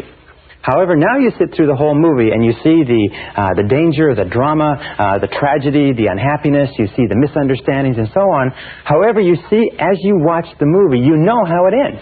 You know that there's a happy ending because you've seen the last 10 minutes. Now, this is the critical attitude. As you look at the difficulties that you face on a day-to-day basis, have this attitude that these are just what happens, but in the last 10 minutes, everything comes out right and you achieve your goal. So take a look and take this philosophic attitude toward every difficulty as this is part of the movie, but I know that in the last 10 minutes, it's all resolved. Just pretend that you already know the end of the picture, and that pretending will make the movie come out exactly as you desire, and probably better for you. Number 12, the superconscious mind makes all your words and actions, makes your words, what you say, and your actions, and their effects. And this is the critical word, the and their effects. In other words, the result of your words and actions fit a pattern consistent with your self-concept and your dominant goals. Fit a pattern consistent with your self-concept and your dominant goals. What does that mean? That means that the subconscious mind, which is a mechanical part of your thinking, makes your words and actions fit a pattern consistent with your self-concept. If you feel good about yourself, your words and actions will be consistent with that. If you feel negative or tired or fatigued, your words and actions will be consistent with that. However, the superconscious mind, once you have planted it with a very clear goal or set of instructions, will make your words and actions and the effect of those words and actions conspire together to bring you towards your goal. You've all had experiences where in the middle of a conversation something will just pop out of your mouth and you'll just say it and you never thought to say it, and it will turn out to be exactly the right thing to say in that situation. It may be in a date with a member of the opposite sex. It may be in a business meeting. It may be on a sales call. But you'll find that you'll just naturally say exactly the thing or the words that are appropriate for the situation. And you'll find that if you just trust to this and you have this feeling that you should say something, or let me tell you this also, every so often you'll be in a conversation where you're planning to say something. You're planning to bring out a particular point, you're planning to make a particular presentation, but something inside you will be saying no, it'll be blocking it. Or the other person will keep saying things that stop you from making this. What you do then is the superconscious mind is telling you don't say this because it's not consistent with your ultimate aims and desires. So whenever you feel that you're not sure whether or not you should say something or bring something up, the best rule is don't do it at all. Just hold off and you'll find out it was the best thing to do. Now there's two words, by the way, which are very popular today. One is called serendipity. Serendipity is the process of making happy discoveries. It's found that there are certain people who have the capacity to always find the things they need, the people they need, they find the book they need, the particular spice they need, the particular piece of cloth or furniture and so on, but they're always stumbling across the things that they need. And this is called serendipity or serendipitous behavior. The interesting point is when we've discovered when we've studied people who have this serendipitous capacity, we find that the discoveries that they make are all consistent with goals that they have set. In other words, you only find things when you're looking for things. That people don't make happy discoveries unless they are looking for something to contribute toward their goals. And there's another word called synchronicity. And synchronicity is the process or the coincidence of events where two or three things that are totally unrelated happen simultaneously, and we call this synchronicity or synchronizing of events. And the interesting and only factor in synchronicity is that all three of the events conspire together to help you achieve your goal. Now there's some interesting work done on synchronicity. It says that there is a higher order or a higher organization of events where events are organized on the basis of meaning. And the meaning that they have, the significance that they have, is defined by you and what your goals are. So very often you'll get a phone call, read a book, hear about an article, and visit a person, and all of those simultaneously will come together to bring you what you're after. Be very alert to these two happening. Now number 13 is the superconscious mind contains all monitor circuits. Contains all monitor circuits. That means that you can pre-program the superconscious mind, and it will work for you. Two ways that people pre-program the superconscious mind all the time is parking spaces. Many people find that by confidently expecting there to be a parking space wherever they're going, there always is. That you can pre-program your mind, sometimes 10 out of 10, 20 out of 20, to get a parking space even on a busy street, even in a busy shopping center. And if you get there and they're all full, you'll find that somebody is holding your space and they back out just as you arrive. Just as you pull up, you'll find that their taillights will go on and they'll back up, not one car earlier, not one car later, but exactly where you are. And I've had thousands of people come back to me and say that after learning this, they get parking spaces wherever they want. The key is you must believe that it works. If you don't believe that it works, it doesn't work for you. The second is waking up. There are many people who wake up with no alarm clock. Many people don't need an alarm clock at all. I haven't used an alarm clock for years. Why? You can just program your mind to wake up almost to the minute, any given time. All you have to do is do this 3 times. You'll develop the habit for life. And by the way, this is something the alarm clock industry keeps quite secret, mind you, because nobody needs an alarm clock. You can wake up at any time. You can wake up with 3 hours sleep or with 13 hours sleep. You can wake up in pitch black darkness. You can sleep for 20 minutes or 2 hours just simply by programming your mind. You can also program your mind to remember to do something, remember not to do something, and so on. And I'll tell you this so that you can write it down. It's what we call the law of superconscious activity. The law of superconscious activity. And it is this, is that because of the power of the superconscious mind, any thought, plan, goal, or idea that you can hold in your mind, your conscious mind, on a continuing basis, must be brought into reality by your superconscious mind. Any thought, plan, goal, or idea that you hold continuously in your conscious mind and that you intensely desire or intensely fear must be brought into reality by your superconscious mind. Whether positive or negative, good or bad for you, if you can hold it continuously, if you can emotionalize it, if you can visualize it, in your conscious mind, the superconscious mind will begin to organize the entire universe of experience around you to draw into your life the people and circumstances necessary to make that idea come true. So what we've been saying throughout this entire program is that your thoughts are extremely powerful, that your thoughts objectify themselves, that your thoughts become your reality, and it is this understanding of this superconscious capability that makes it a fact that your thoughts do become your reality. So keep your mind on what you want, keep it off of what you don't want.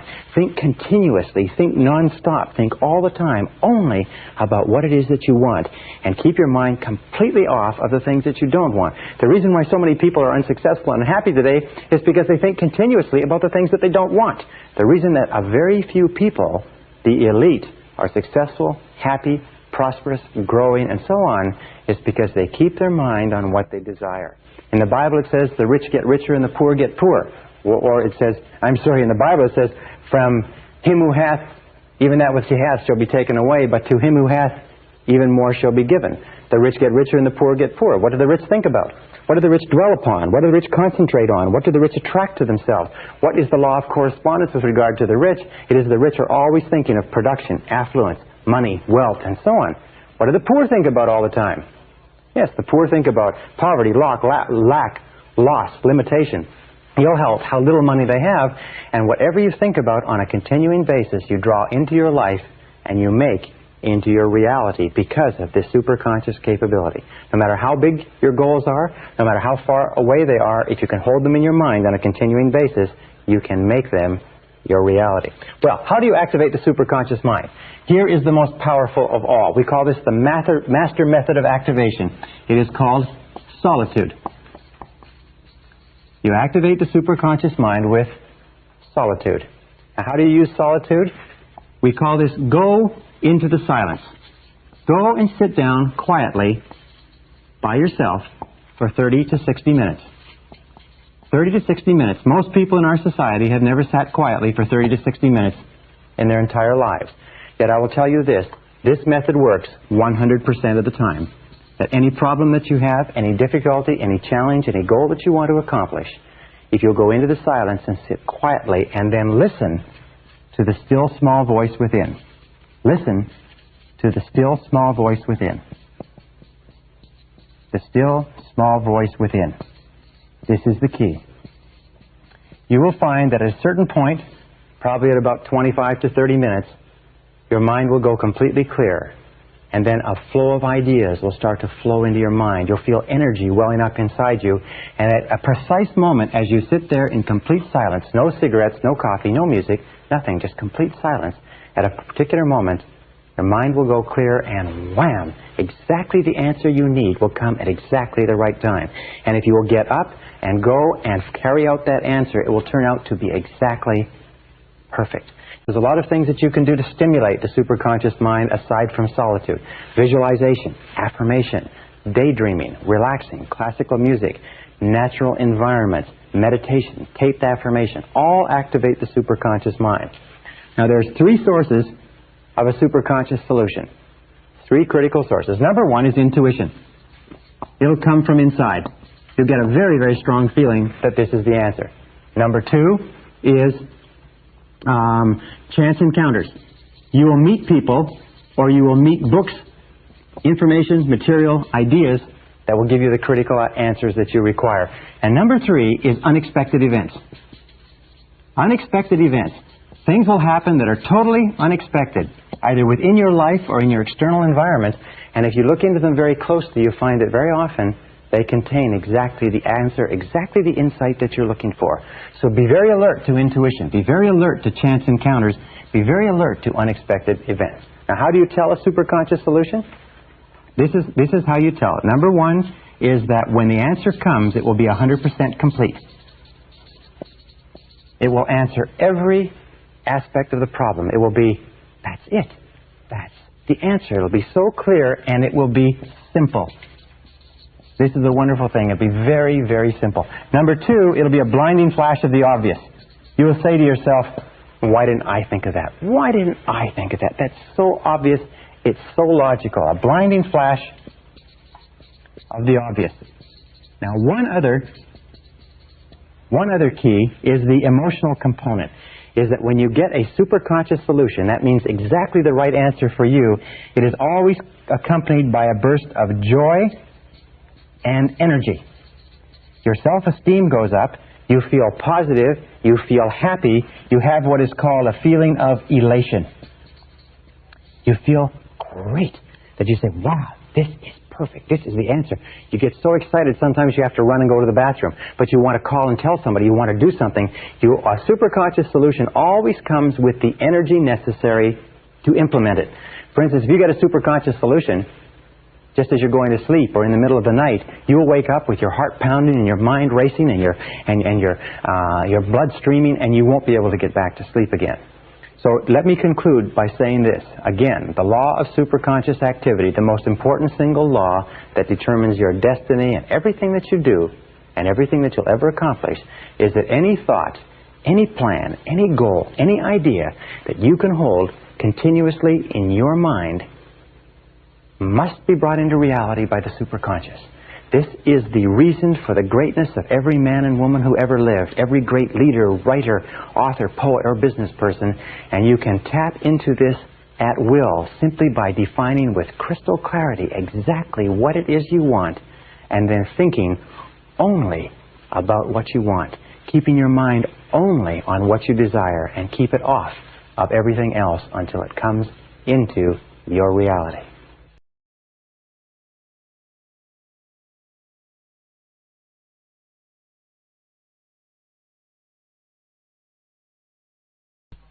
Session 20, Creative Problem-Solving Techniques. Remember when we talked about that survey that was done where they checked the IQ of 1,000 people at random, and they found the difference in IQ between the least intelligent and the most intelligent was only 2.5 times? And we talked about, with regard to income, how people earning $250,000 a year are not 10 times smarter than people earning $25,000 a year. Well, this subject has fascinated me for years, and I've put together courses which I've taught to major Fortune 500 executives and administrators, and I've come up with some pretty interesting ideas with regard to intelligence and IQ, and I'd like to just sort of impress upon you one thought, which is this, is that intelligence is a way of acting. Intelligence is not a matter of IQ. It's not a matter of education. It's not a matter of background, contacts, grades, or anything else. There are many extremely intelligent people who can't make a living. There are many people with extended university degrees who are unemployed. But there are also people who didn't finish high school who are running major corporations, because intelligence is a way of acting. What I found was that if you study the way intelligent people, by which I mean people who can get the results they want, act, and you act or you use your mind the way they use their mind, you will actually start to function with the same level of intelligence that they function at, irrespective of your IQ or anything else. So let's start off with this basic sentence.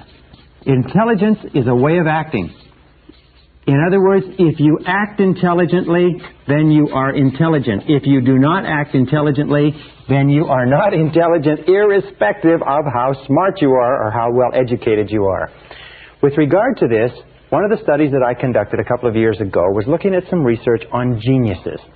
What are the characteristics of geniuses? People who perform by the judgment of their peers at exceptional levels of intelligence. People who are over 140 IQ and going up right to 150, 160, 170, 180, and so on. And I found that there are 4 keys to genius. And all 4 of these keys are learnable behaviors. If you learn the 4 keys, you can function at a level of intelligence that is double your level today. So what are the 4 keys? Number 1 key to genius is clarity.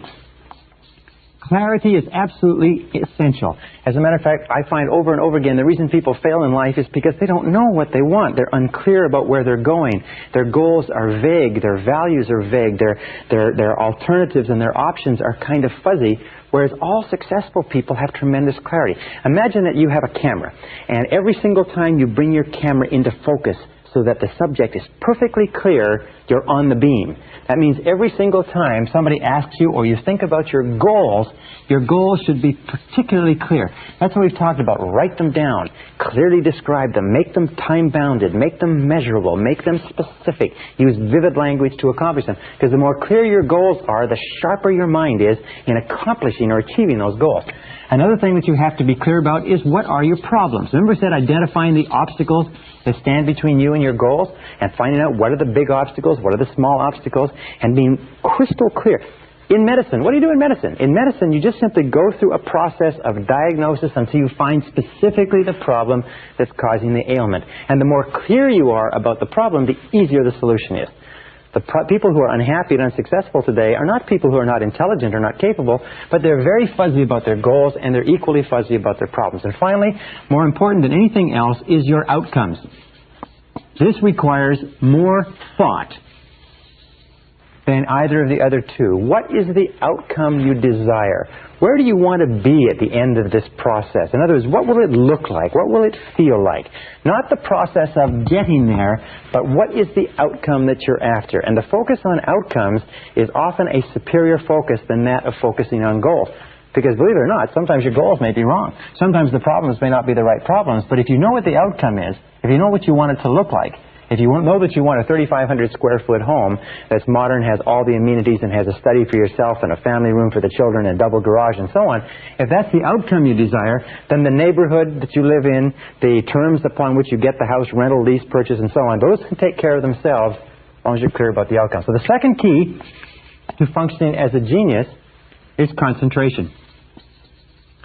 Concentration. All geniuses, all highly intelligent people, are people who have the ability to concentrate 100% on one thing at a time and concentrate on the most important thing. All non-geniuses, all people of limited intelligence, are people who try to do a whole lot of different things. They're all focused on a whole lot of different things, and because they can't bring their intelligence to bear like a fist on a single problem, they never seem to get anything really resolved. So the ability to concentrate, and we talked about that in time management, making a list of all your goals or all the problems standing in your way, picking the 1 or 2 that are the most important, picking number 1, and then going to work on number 1 and staying with it single-mindedly till it's finished. Absolute key to genius, because the more you concentrate, like a laser beam, the more you concentrate, the more of your intelligence is directed, like that beam, that particle beam, more of your intelligence is directed on blasting the problem out of the way or moving you towards your goal. Now, the third quality of genius, which you can develop, is the ability to keep an open mind. You see, we find that people who are very intelligent tend to be open-minded in that they are willing to look at a variety of different approaches. They're willing to stand back from the situation. They're willing to ask a lot of questions. They're willing to ask questions like why, and questions like why not, and questions like what are our assumptions? We're having this problem. What are our assumptions? Could it be that our assumptions are wrong? What if our assumptions were wrong? You know that errant assumptions lie at the root of most failures. Assumptions. What are your assumptions? We find when I go in and do research or consulting for large companies or even small companies, you find that wherever they're having a problem in the market, there's an assumption is wrong. Assumption is wrong with regard to the product, with regard to the service, with regard to the competition, with regard to the customer, and so on. So what are your assumptions? Keep an open mind and look at a whole variety of different ways of approaching whatever problem it is. Another good question to ask is, what else might be the problem? We think this is the problem. What if something else is the problem completely different from what we're looking at? So keep an open mind, be flexible, be fluid, be willing to look at a variety of different approaches. And then the fourth characteristic of all geniuses, surprisingly enough, is that they have a systematic method. They have systematic methodology, if you like, or systematic methods of problem solving. They just don't run off half-cocked. Now, finally, once a genius has gone through a series of systematic methods, very often, as a result of this process of concentration, they just drop the subject out of their mind, and at a certain point, the superconscious will give them the answer that they're looking for. But prior to that, they go through systematic methods, if you like, of organized thinking. Now, most people don't do this. What they do is they throw themselves at a problem the same way a dog throws itself at a car going past, and they go ruff, ruff, ruff, ruff, ruff, ruff, and they chase after the dog, or they throw themselves after a blanket like a puppy does, and they tear the blanket round and round, and they throw it away. Intelligent people approach every problem logically, systematically, organized fashion. So let's talk about 3 methods of creative thinking that you can use to, like a particle beam smasher, that you can use to smash through about 90-95% of any problem that you'll ever face, any obstacle, anything that stands in your way. And the first is what I call mindstorming. Now, mindstorming is a very simple technique. It was developed many, many years ago. It can be done by yourself or it can be done with other people. More people have become wealthy and successful using this technique than any other technique I've ever seen. I've used this myself for years, and it is absolutely devastating in how rapidly you can come up with great solutions to even the most complex problems. Mindstorming is often called the 20-idea method. The only thing that's necessary to use this 20-idea method is a piece of paper, a pen, and discipline. Why is it that people don't use this method more often? A, they don't know it. B, they're not disciplined enough to use it. But if you will use this on a systematic basis, you will be astonished at the results from the very first time. Well, the 20-idea method simply says this. Take a sheet of paper. Best time to do this is first thing in the morning. And write your major goal or objective at the top of the page in the form of a question. Let us say that you want to increase your income from $30,000 to $45,000 over the next 12 months. So what you do is you might write at the top of the page, what can I do to earn $45,000 over the next 12 months? That would be the question. Or let us say it's a time management question. What can I do to get 2 more hours of productive time every day? Or let's say it's a health question. What can I do to lose 5 pounds a month until I get down to my ideal weight? You put that at the top of the page in the form of a question, and then you force yourself to write 20 different answers. You just keep forcing yourself to write 20 different answers. Now, the first 3 to 5 answers that you'll come up with are pretty easy. The next 3 to 5 are more difficult. The last 10 will be like squeezing blood from a stone, because your mind, if you haven't been using it on a regular basis, will be very slow to respond to this demand. Just like a muscle, if you went into a weight room and began to pump iron, your muscles would respond very, very slowly, but after a week, a month, 2 or 3 months, you could go in and you could work out all afternoon. So put it at the top of the page and generate 20 answers. And then at the end of this, pick one answer and implement it immediately. It's as simple as that. If you'll do this, this technique is so astonishingly powerful. It's amazing. You will come up with ideas out of your mind that will absolutely astonish you. Things will come out on the paper underneath your pen that you never believed were in your brain. I have given this exercise to many groups of executives, and I have found they've come up to me and said, you know, sometimes it's the 20th answer that's worth all the other 19 put together. People have come up to me and said that 20th answer, by forcing yourself to write 20 answers, that 20th answer sometimes is the answer they've been looking for 6 months. So using this exercise, then take one and apply it immediately. Why? It's because that locks into the subconscious and the superconscious that you are serious about this process. Well, if you were to do this 5 days a week, every morning before you start off, and you were to generate 20 ideas every single morning before you started off, and you were to do this times 50 weeks a year, taking 2 weeks off for holidays and taking weekends off where you don't have to think at all, you would end up with about 5,000 ideas per year. If you were to take one idea per year, or one idea per day, times 5 days per week, times 50 weeks per year, it would equal 250 ideas per annum that you would be applying in your life in a world where the average person doesn't use one. Do you think if you used this method on a systematic basis, it would change your results? Do you think if you used this method of creative thinking on a regular basis, you would start to see some progress or some changes? The interesting thing is that if you use this method every day, now I must tell you quite honestly, personally, I cannot use this method for more than 3 days in a row. And the reason is that by the third day, I am coming up with so many ideas that I do not have enough time in the day to implement all the ideas. And they are good ideas, they are sound ideas, they are practical ideas. In many cases, they are superconscious solutions that pour out onto the page. They are insights that are worth sometimes hundreds, sometimes thousands, and I've had ideas that have been worth tens of thousands, even hundreds of thousands of dollars. I do consulting for corporations. Occasionally I'll come up with an idea when I'm doing a consulting assignment for corporations with this exercise that will be worth hundreds of thousands of dollars to them because it will be a unique distillation of a series of factors that suddenly crystallize like a flashbulb catches the photograph with all the details. It'll suddenly crystallize in a superconscious way and bang, there will be the idea. So I strongly urge you to use this method starting today.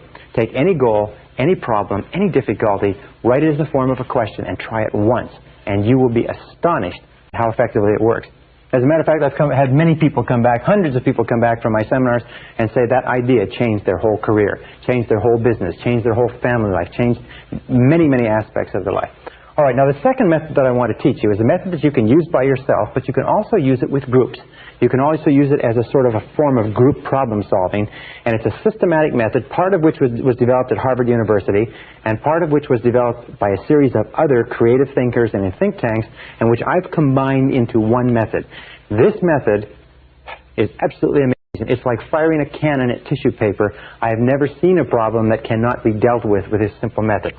All right, it's got about 9 steps. Step number 1, starting point, is confident expectations. Confident expectations seems to open up the mind, relax the right brain, activate the superconscious, and seems to tune you in to solving a problem or difficulty at a higher level. So confident expectations are very simple. Assume a logical solution. Whenever you're faced with any kind of difficulty, assume a logical, workable solution. Say to yourself, well, there's a logical, workable solution here. No problem. As it says, what does the Australians say? No worry, mate. Just say the same thing. No worry, mate. No problem. There's got to be a solution here somewhere. This attitude of confident expectations seems to open up the creative mind and make it work far, far better. Step number 2, in order to keep your mind positive and optimistic, use positive language. Use positive language. Now, what do we mean by that?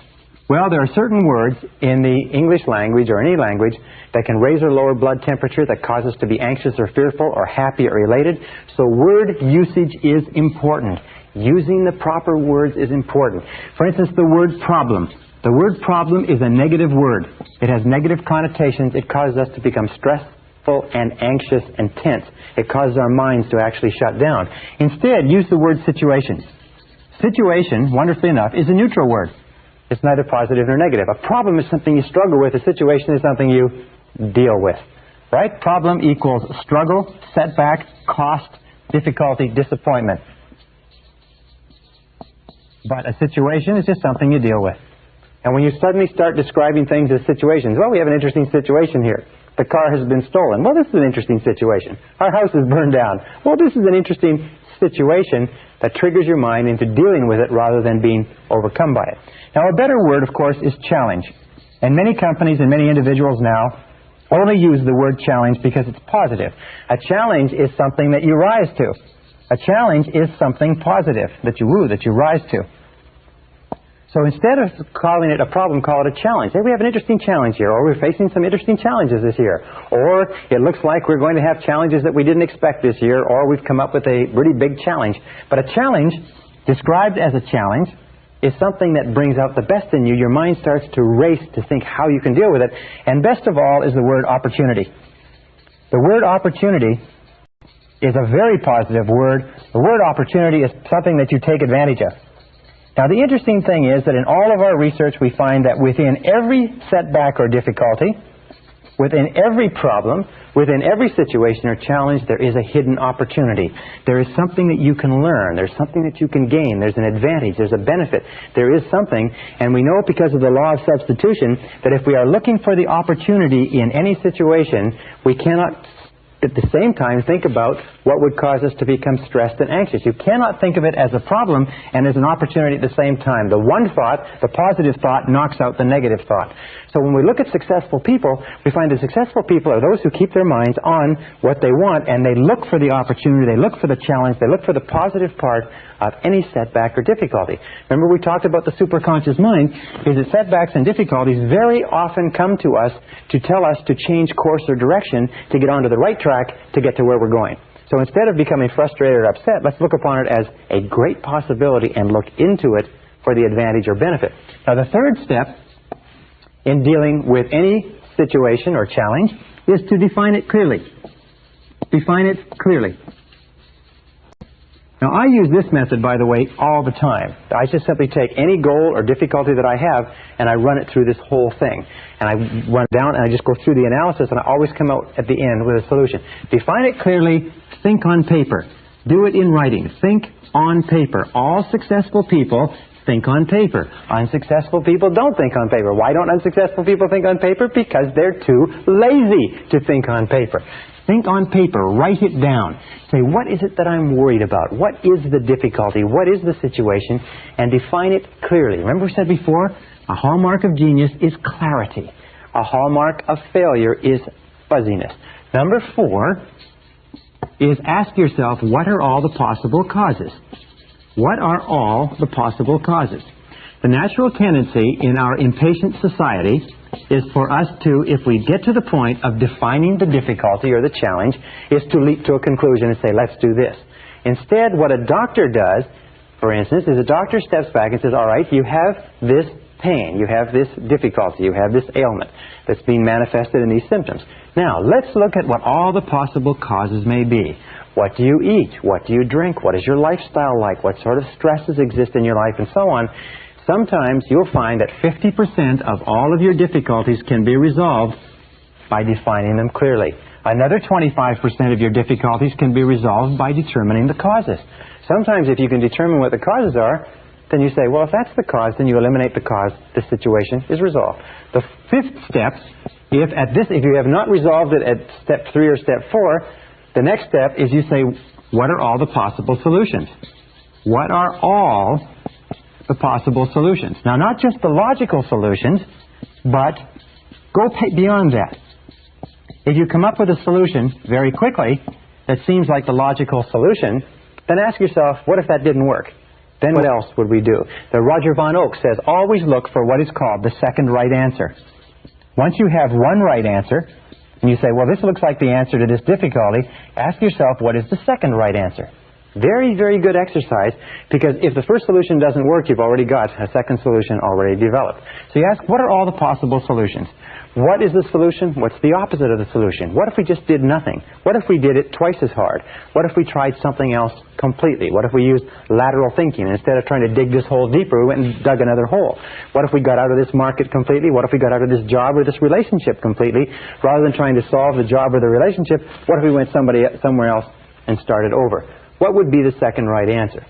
Now, here's a critical point. From this point onward, once you've gotten to number 5, think and talk only about the solutions. Think and talk only about the solutions. You see, because of the law of concentration, because of the law of substitution, because of the law of attraction, what happens? Well, I'll tell you what happens. Most people talk about the problems all the time. They think about the problems, they worry about the problems, they vividly imagine the problems, they discuss the problems, and they have more and more and more problems. The law of substitution says if you think and talk about the problems, your mind is going to become preoccupied with negativity. The law of attraction says if you think and talk about the problems, you're going to attract more problems into your life.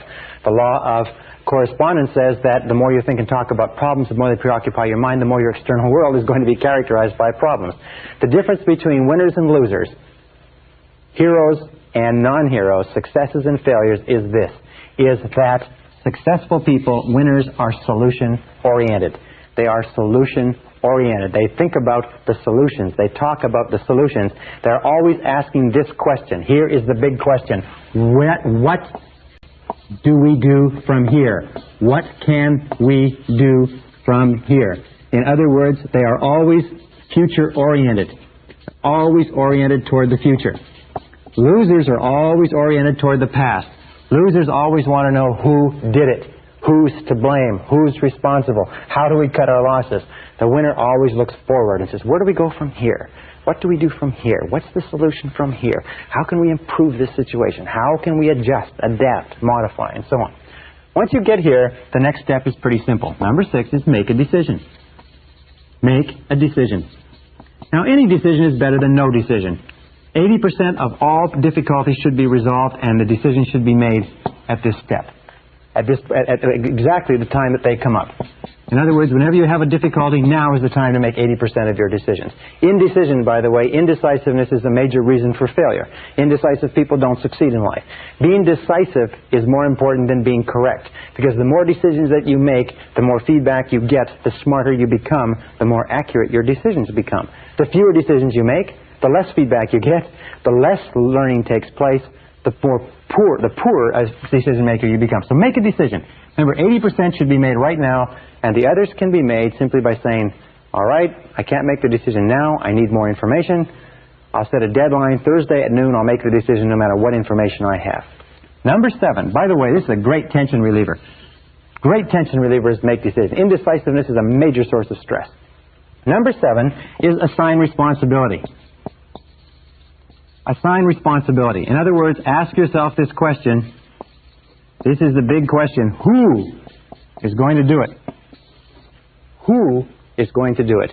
Very often people will go through this exercise, they'll make the decision, they'll be happy, they'll be elated, the stress and difficulty is gone, and then they all go back to work and they come back to a meeting 2 weeks later and nothing has been done because nobody has been assigned specific, and that's probably the word, assign specific responsibility. Who is going to do what exactly? And that brings us to number 8, set a deadline. Say, I want this done by such and such a day. Well, let's agree that it's going to be done by such and such a day, Thursday, 12 o'clock noon, we will review it again.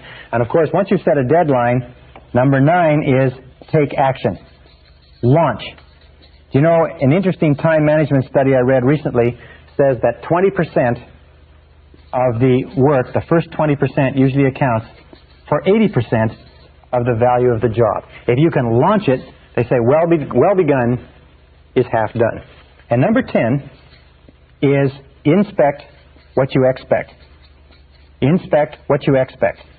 One of the most important rules of success in life is once you have made an agreement that something is going to be done, inspect it. Check on it. Control it, monitor it, keep in touch. I have a good friend that says that delegation is essential, but not abdication. Make a decision. Once you have assigned somebody, you've asked somebody to do it, keep in touch with them. If it's important enough for you to have it done by that deadline, it's important enough for you to follow up and check. All right, there's one final method of creative thinking which you can use with your husband or wife, with your coworkers, with your friends, with your associates. One of the most powerful methods ever developed. First written about by Alex Osborne in his book Applied Imagination in 1946, and it's called brainstorming. Now, brainstorming is terrific. And I won't write it all out on the board, but I'll just give you the description of what you have to do to be a good brainstormer. Number 1, the very best group for brainstorming is 4 to 7 people. Below 4, you're not getting the potential synergy. And above 7, the group starts to get a bit unwieldy. So 4 to 7 people sitting together in a spirit of harmony. Step number 2 is to clearly define the question. And the more simple and precise the question, and the more concrete the answers that you're looking for, the better the brainstorming exercise works. For instance, you could say in a sales organization, you wouldn't say, what can we do to increase sales? Because the question is very vague. It's fuzzy. Remember, clarity. What we would say is, what can we do to increase our sales by 20% over the next 90 days? Then everybody can bring their minds to bear on the question. Now, the third step with regard to brainstorming is time. The best period for brainstorming is between 15 and 45 minutes. 30 is ideal. So what you do is you say, we're going to brainstorm this question. What can we do to increase our sales by 20% over the next 90 days? And we're going to do it from 4:15 to 4:45. Next step is idea generation. Now, this is really critical. Instead of generating ideas and then evaluating them, what you do is this. And this is what Osborne found. He said what blocks brainstorming is that you have the idea generation process, and somebody comes up with an idea and somebody says, that wouldn't work, that's stupid, that's ridiculous, we tried that once before. And as soon as somebody says anything critical about an idea, everybody just shuts up. And so you sit there and everybody becomes a little bit hesitant. Why? It's because when you criticize an idea, you trigger the deep down fear of rejection that goes back to early childhood. So what you do is you divide. You have idea evaluation, this section, and idea generation separated by a wall of time, so that you put time between the two. And here you go for quantity of ideas. So in a 30-minute session, say 30 minutes, you say, let's see how many ideas we can generate focused on how we can increase our sales by 20% over the next 90 days. And over here, you can take more time, and here you go for quality. Now, what is the role of the leader? In a brainstorming session, the leader is not to dominate. The leader is to stimulate. A good business person, by the way, will bring their staff or their associates in on a regular basis to stimulate them into brainstorming, at least once per week. But don't dominate the conversation. Record all answers. Record all answers. Very often, somebody will come up with an answer in a brainstorming session which will be a superconscious solution. The superconscious solution may be so excellent that even the person who came up with it and the people at the brainstorming session are not aware that it is a brilliant breakthrough. But when you take the ideas and evaluate them later, or somebody else looks at the ideas, they may say, that's what we're looking for. This is exactly right. So with regard to creative thinking, remember this. Let me repeat. That intelligence is a way of acting. That you can function at least twice the intelligence you're currently using by doing what geniuses do. Be clear about what you want. Concentrate single-mindedly on the goal, the problem, the situation, or the outcome you desire. Keep an open mind. Be flexible and look at all possibilities. And then use systematic methods of problem solving like we've discussed. Try any one of these methods, use them on a regular and systematic basis, and I can guarantee you, you will be astonished at how smart you really are. This is the end of Side 2. Please fast forward the tape to the end to cue up Side 1 for your next listening.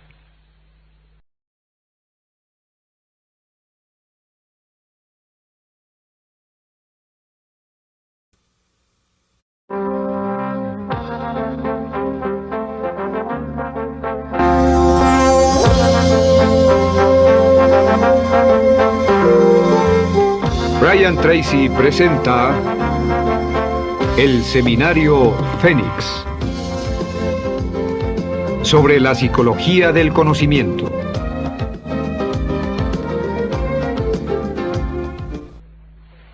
Session 24, Developing a Success Personality.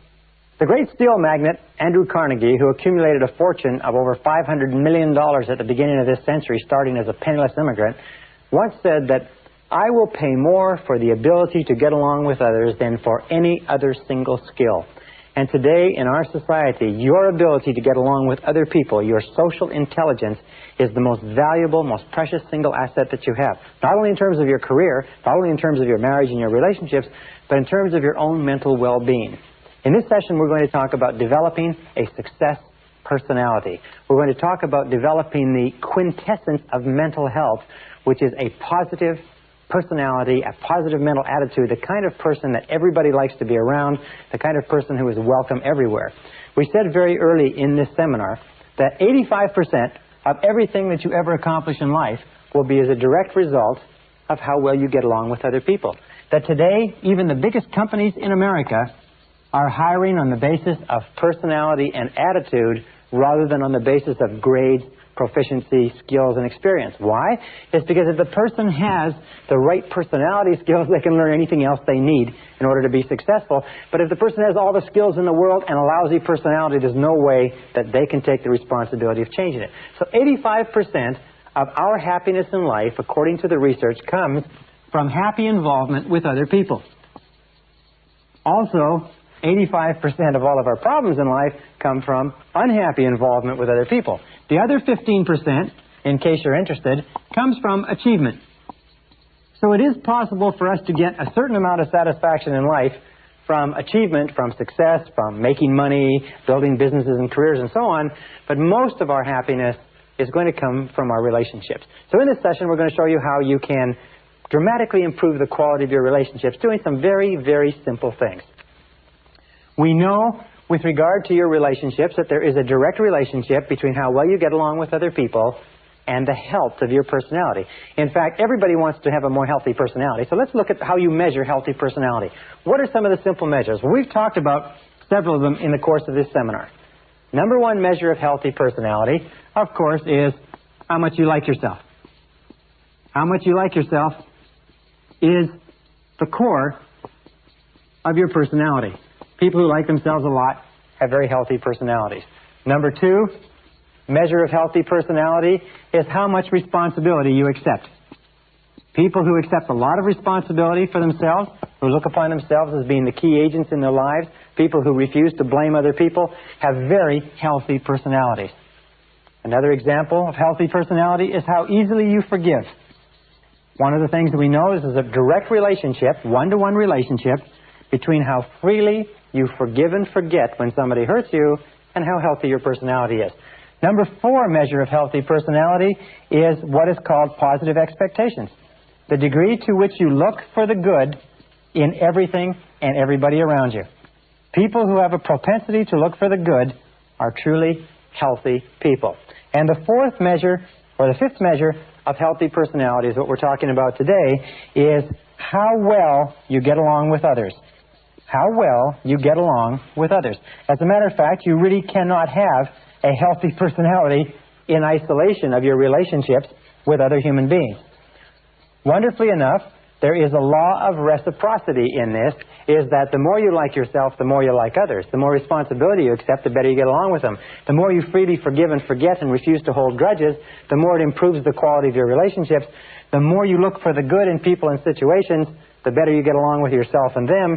And the better you get along with other people, surprise, surprise, the more you like yourself. So it's a wonderful series of reciprocal relationships. And this brings us to an important law, one of the last laws we'll talk about, probably the last. It's called the law of indirect effort. And the law of indirect effort simply says that in our relationships with other people, we have a tendency to get the things that we want indirectly faster than directly. Now, I can give you a very simple example. If you try to go after things directly in your relationships, often you'll be frustrated, often you'll be humiliated, you'll be embarrassed, and so on. Let me give you a couple of examples. For instance, if you want to impress other people, okay? If you want to impress other people, have you ever tried to impress someone else? Somebody you thought was important or valuable and you tried to impress them? If you ever try to impress someone else, what you end up doing is exactly the opposite. But the way that you impress other people is simply this, is be impressed by them. Be impressed by them. If you want other people to be interested in you, what is the way, using the law of indirect effort, what is the way that you get people to be interested in you? Is, of course, be interested in them. If you want people to like you, what's the best way? It's to like them. If you want people to respect you, what is the best way? It's to respect them. In every case, this law of indirect effort works in building our human relationships. One final point. We've talked about some of the mental laws, and I'd like to just refer you to three. One is the law of sowing and reaping. The law of sowing and reaping says the quality of your relationships, what you are reaping in your relationships at any given moment, is a result of what you have sown in those relationships. What you are getting in your relationships has very little to do with the other person or with fate or with background or nature. What it has to do with what you've sown, is with what you've sown. Law of correspondence says that your external world will correspond to your internal world, as within, so without, especially in your relationships. And of course, the law of attraction says you always attract to you people who are very much like you are inside. If you want to change the quality of your relationships, the starting point is to change the quality of your relationships with yourself, and your external relationships will mirror that. Now, when we talk about this, how well you get along with others, let's show a very, very simple graph. And this is the graph of human personality, from the most introverted to the most extroverted, or if you like, from an inner-directed person to an outer-directed person. And the person who has a truly healthy personality can get along with a great variety of people going from the median. And the median, of course, is the average personality, not introverted or extroverted. Now, we can superimpose on this, I guess this is the center, we can superimpose on this another graph. And this is the graph of self-esteem, from high self-esteem to low self-esteem. And we find a very interesting thing, and this graph is my own creation. We find that the graph is like this. That if you have a low level of self-esteem, say down here, you don't particularly like yourself, or you have feelings of inferiority or negativity, then the number of people that you can get along with will be limited to people who are pretty much in the middle of the spectrum. People who have, if you might call them, very easy to get along with, neutral, bland personalities. However, as you go up the ladder of self-esteem, as you like and respect and accept yourself more and more, the number of people that you can get along with expands. As your level of self-esteem goes up, you can get along with more and more people across this spectrum, if you like. And as you get to the point where you have high levels of self-esteem and self-acceptance, you find you can get along with almost anybody that you meet. And since, of course, the great business of life is getting along with as many people as possible, because the more people you can get along with, the more opportunities you have to live an interesting, fascinating, exciting life. The wonderful thing is, as your self-esteem goes up by working on yourself, the quality of your relationships with others expands. So what is the key to raising your own self-esteem? Wonderfully enough, because of the law of reciprocity, every single thing that you do that raises the self-esteem of someone else raises your own self-esteem at the same time. That means you cannot do anything genuinely kind or generous to raise the self-esteem of other people without raising your own at the same time. If you want to have a truly healthy personality, then you use the law of reversibility. The law of reversibility, in one of its applications, is simply this, is that everything that you do to boost the self-esteem of others boosts your self-esteem simultaneously. And so what we're going to look at in the rest of this session are what are some of the things that you can do to raise the self-esteem of other people and simultaneously raise your own so that you become a healthier personality. And by the way, there's a direct relationship between happy involvement with other people and long life, health, energy, vitality, resistance to disease, longevity, and everything else. And the key to raising the self-esteem of others is to make others feel important. Make others feel important. This is and always has been the key to successful human relationships. Mary Kay Ash has a beautiful little analogy. She says she imagines that every person she meets has a sign around their neck that says, "Make me feel important." Every person she meets has this sign that says, "Make me feel important," and what she does is she responds to that sign. Make others feel important. Treat others well, make them feel important, and surprisingly enough, you will feel important too. The reciprocal principle works. Now, how do we make others feel important?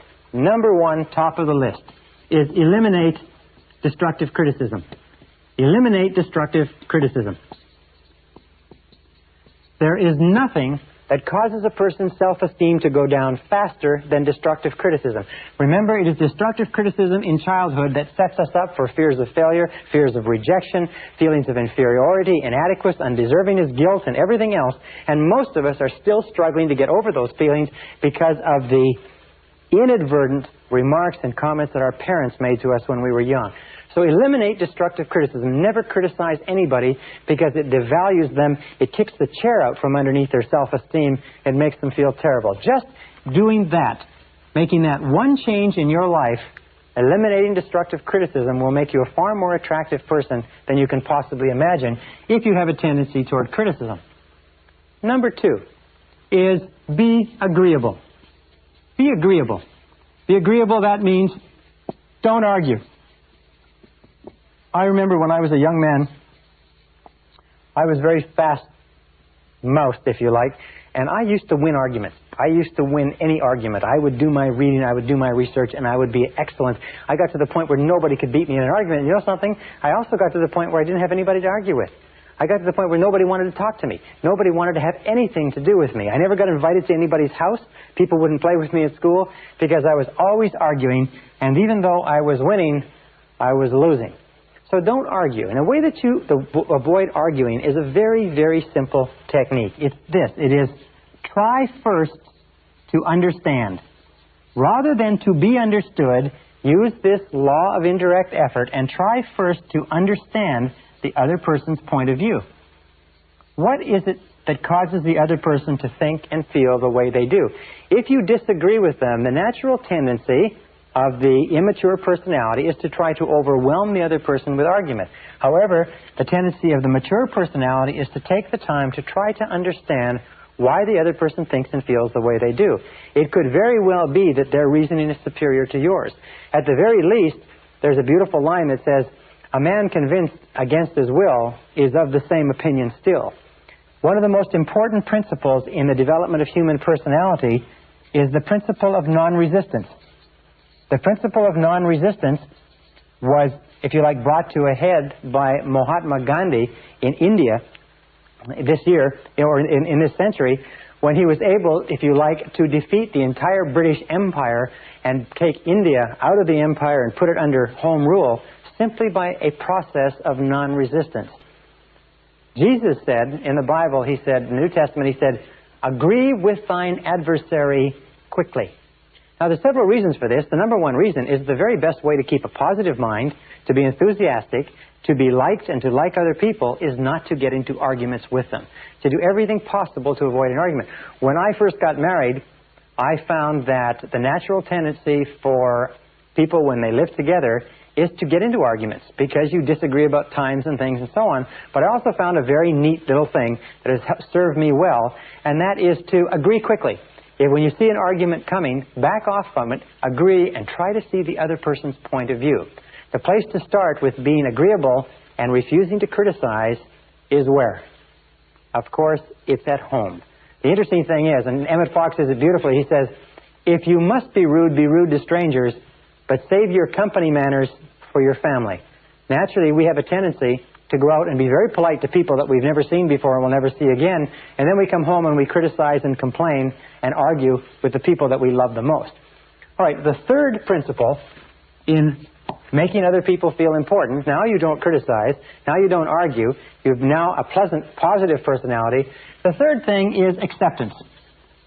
The third behavior. Now, acceptance satisfies one of the deepest of all subconscious cravings. Remember, when we come into the world, what we want more than anything else is to be accepted by our parents, to be unconditionally loved and approved of and accepted by our parents. And when we grow up as adults, we still need that love and approval. And the way that we convey acceptance is very simply this: smile. Whenever you smile at another person, you convey acceptance. As a matter of fact, work in interpersonal psychology and interpersonal dynamics suggests that when two people meet for the first time, and every subsequent time, the very first thing that takes place is a relationship of acceptance or non-acceptance occurs. It's conveyed by body language, by facial expressions, by tone of voice, but until that relationship is established, no other communication takes place. And you can trigger that relationship just simply by smiling and unconditionally accepting another person, no matter who they are. Step number 4 is appreciation. Appreciation, like acceptance, whenever you engage in any kind of appreciation, you raise the self-esteem of the other person. When you smile, by the way, some interesting research seems to suggest that when you smile, not only do you cause the other person to feel positive, but the effort of smiling actually triggers endorphins in the brain and gives you a generalized sense of well-being. And they say even an insincere smile is better than a sincere frown. So smile. Force yourself to smile, and you will find that you can act your way into feeling like smiling just by making a habit of smiling at other people. With regard to appreciation, how do we express appreciation? We use the word thank you over and over again. saying thank you to your spouse, saying thank you to your children, saying thank you to your coworkers and your subordinates, saying thank you to people in restaurants, saying thank you on a regular basis when you feel it. Expressing gratitude raises people's self-esteem like the mercury in a thermometer on a hot day. And you'll find that the most powerful men and women, the most successful men and women, tend to be very gracious and they tend to be very courteous. The television characterizations or caricaturizations of men and women who are powerful but who are peremptory and push people around are not very close to the real world, because people become powerful and successful to the degree to which they get the cooperation of other people. And people only have a tendency to cooperate with others if the others are the type of people that they like to work with. So be gracious, be courteous, be appreciative, say thank you. Thomas Carlyle once said that you can tell a big person by the way they treat little people, and that's very true. Number 5 is admiration. Admiration means admiring the traits of another person. If the person is industrious or punctual or hardworking or accurate, or admiring the possessions of another person. You see, we get emotionally involved and bound up in our characters and our personalities. And when somebody recognizes and acknowledges it and admires it, we feel tremendous. We get caught up in our possessions. We're proud of our homes, our cars. We're proud of our watches, our shoes. We're proud of our children. We're proud of our offices. And if a person says, boy, that looks nice, or that's a great-looking car, or that's a beautiful house, or this is a lovely living room, or that's an excellent suit, anything that we say, as long as it is sincere, I never say anything that's insincere because people are very, very smart. They can detect insincerity. Remember, Abraham Lincoln said, everybody likes a compliment. Everybody likes a compliment. I have worked with billionaires, and I have worked with very powerful and successful heads of large corporations and conglomerates, and I have found that saying something that I truly feel that is complimentary to them about themselves, their businesses, their work, and so on, is always responded to as positively as if you were admiring the trait or possession of someone who had low self-esteem. Sometimes people who have the highest self-esteem and success are the ones who are most in need of admiration and appreciation. Now, the 6th thing that you can do to raise the self-esteem of others. And remember, every time you raise somebody else's self-esteem, you raise your own. Every time you increase the health of somebody else's personality by the law of indirect effort, you increase the health of your own personality, is approval. Approval satisfies one of the deepest cravings of the human psyche, the craving to be valued, the craving to be valuable. In fact, one of the definitions of self-esteem is the degree to which an individual considers themselves to be praiseworthy. A person who considers himself to be praiseworthy has high self-esteem. So when you give approval or praise, it's been demonstrated, I think it was Napoleon who said, I have made an incredible discovery. Men will die for ribbons. In other words, he found that soldiers who would not give their life for any amount of money would risk their lives in battle for the praise and approval represented by the ribbons and the medals that he handed out. Keys to approval. Number 1 is be immediate. The closer the praise is to the thing that you praise, the more likely it is the person will repeat it. If you want your children or your employees to continue doing something, as soon as they do it, say, boy, that's a good job. Number 2 is be specific. Say, boy, you did a wonderful job on that lawn, that house, that letter, whatever it happens to be. The more immediate and specific the praise, the more rapidly it raises self-esteem, the more likely it is that the behavior will be repeated. And third of all, be public with your praise. Whenever you give recognition in public, it doubles or triples the impact because the effect of other people's opinions on our behavior is tremendous.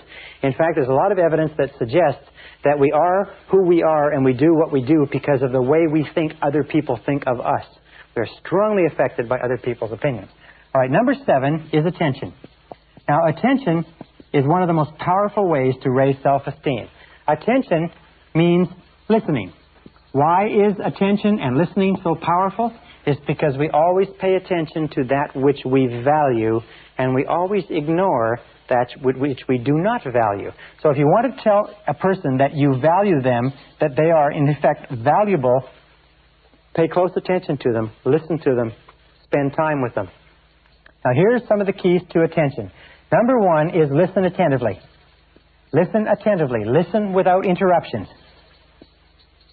Listen patiently. Listen closely. Number two is pause before replying. Pause before replying. Don't interrupt. Let the person say everything that they have to say and pause. Wait. Show them that you are really considering what they're saying. Number three is question for clarification. Instead of rushing in to speak, question to clarify what the person has said, which is a way of telling them for sure that you're really listening. And here's the best of all questions. How do you mean? When you're listening to a person speak and you want to fully understand and you want to tell them that you're listening, say, how do you mean exactly? And ask for them to explain to you clearly. And finally, remember the boomerang. And the boomerang says simply this. It says that any genuine emotion expressed by you toward any other person is going to boomerang back on you. Just like the law of sowing and reaping, the law of cause and effect, the law of attraction, the law of correspondence says that any genuine emotion, now that's a genuine emotion. In other words, if you say something positive about someone else, it's going to go out to that person and it's going to come back and it's going to boomerang on you. So say only good things. When you talk about other people, talk about them as though what you were saying was going to be printed in the paper. When you think about other people, send out positive thoughts and positive ideas. Think all the time about how you can make other people feel important. Treat other people as though they were the most valuable people in the world, because to them, they believe they are. And the final rule with regard to superior human relations is what we call the Golden Rule. The Golden Rule simply says, love your neighbor as yourself. Like your neighbor as yourself. Treat your neighbor as yourself. Ask yourself in any situation, how would I like to be treated in this situation? Ask yourself, when you're in a difficult situation with someone or an argument or a disagreement, say, if the conditions were reversed, how would I like to be treated in this situation? And here's something that you can do. Pick a role model. Pick the person that you admire more than anybody else in the world in terms of their personality. And whenever you're in a situation with someone else, pretend you are like that person. Many years ago, when I was traveling in Africa, I worked with Dr. Albert Schweitzer, one of the most beautiful men who ever lived. And so very often when I'm in a situation with other people, I think, how would Albert Schweitzer act in this situation? Or I think, how would Jesus of Nazareth act in this situation? And if you use that as your role model, and if you use the credo of making other people feel important as your guiding light, you will develop a success personality that will lead you to accomplishing everything that you want in life in a world filled with other people.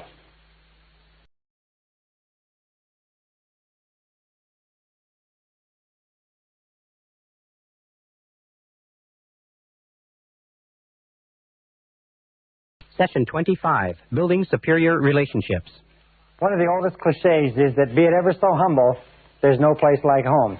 Benjamin Disraeli, the great Prime Minister of England, once said that no success in public life can compensate for failure in the home. And when we started this seminar several sessions ago, we talked about the importance of the power of love, and that how you and I as human beings are love-tropic organisms, that everything that we do is either to get love or to compensate for the lack of love. And there's no place where this is more important than in the quality of the intimate relationships that we form with other people. In fact, one of the measures of mental health, according to Abraham Maslow, is your ability to enter into long-term, intimate, loving relationships with other members of the human race. And I want to talk in this session about some of the things that might help you, which have helped me to enjoy a higher quality of loving relationships with your mate or your spouse or the person that is most important to you. First of all, let's talk about the idea of what makes a relationship successful. And I think that there are 6 keys that make a relationship successful. 6 keys to successful relationships. Let me explain them to you one at a time. Number 1 is, of course, similarities attract. Similarities attract. Similarities attract in almost all areas, but especially in the areas of values, in the areas of attitudes toward the critical things like children, like money. Do you know that? And like sex. For instance, that arguments over money are not one of the number 1 reasons why marriages break down, young marriages break down, and probably older marriages too. Arguments over sex are number 2. Arguments over leisure time, what we're going to do when we're not working, are the number 3 reason why relationships break down. So similarities are very, very important. It's sort of like when you meet the person who is right for you, there will be a chemistry. They call it a right chemistry. It feels good. It feels right because you will be in accord or in harmony on almost all of the critical areas of life. We find that virtually all of your difficulties come is when you from clashing with people who have different opinions and ideas from you. Now, with regard to similarities, the most important part of you as a human being is your self-concept, your central belief system. And your central belief system with regard to your relationship to the world is summarized in your values. What you think is right, what you think is wrong, what you think is good, what you think is unacceptable. Your values are very important, and any clash with your values in life will be destructive to your mental health. Outside your values, you have your mental life. These are your ideas. They may be your political opinions. They may have to do with philosophy and so on. They're not as important as your values because they change far more readily. Outside that, you have your emotional life or your emotional temperament. You'll find that people with similar emotional temperaments seem to get along the best. And finally, on the outer ring, the least important is the physical, is the physical attraction or physical similarity or physical comparisons. However, there's a lot of research that shows that people tend to marry people who look very similar to themselves, that the highest form of flattery is marriage, that we tend to be attracted to people who have facial features very similar to our own. That's why they say when people grow older, they start to look like each other. Well, if they examine the wedding photographs, they find that they started off looking like each other, and that's why they look like each other more when they grow older. Number 2 key to successful relationships is that opposites attract. Opposites attract. But opposites attract in only one area, and this is important, and that's in temperament. You see, nature requires balance in all things, yin and yang, active and passive.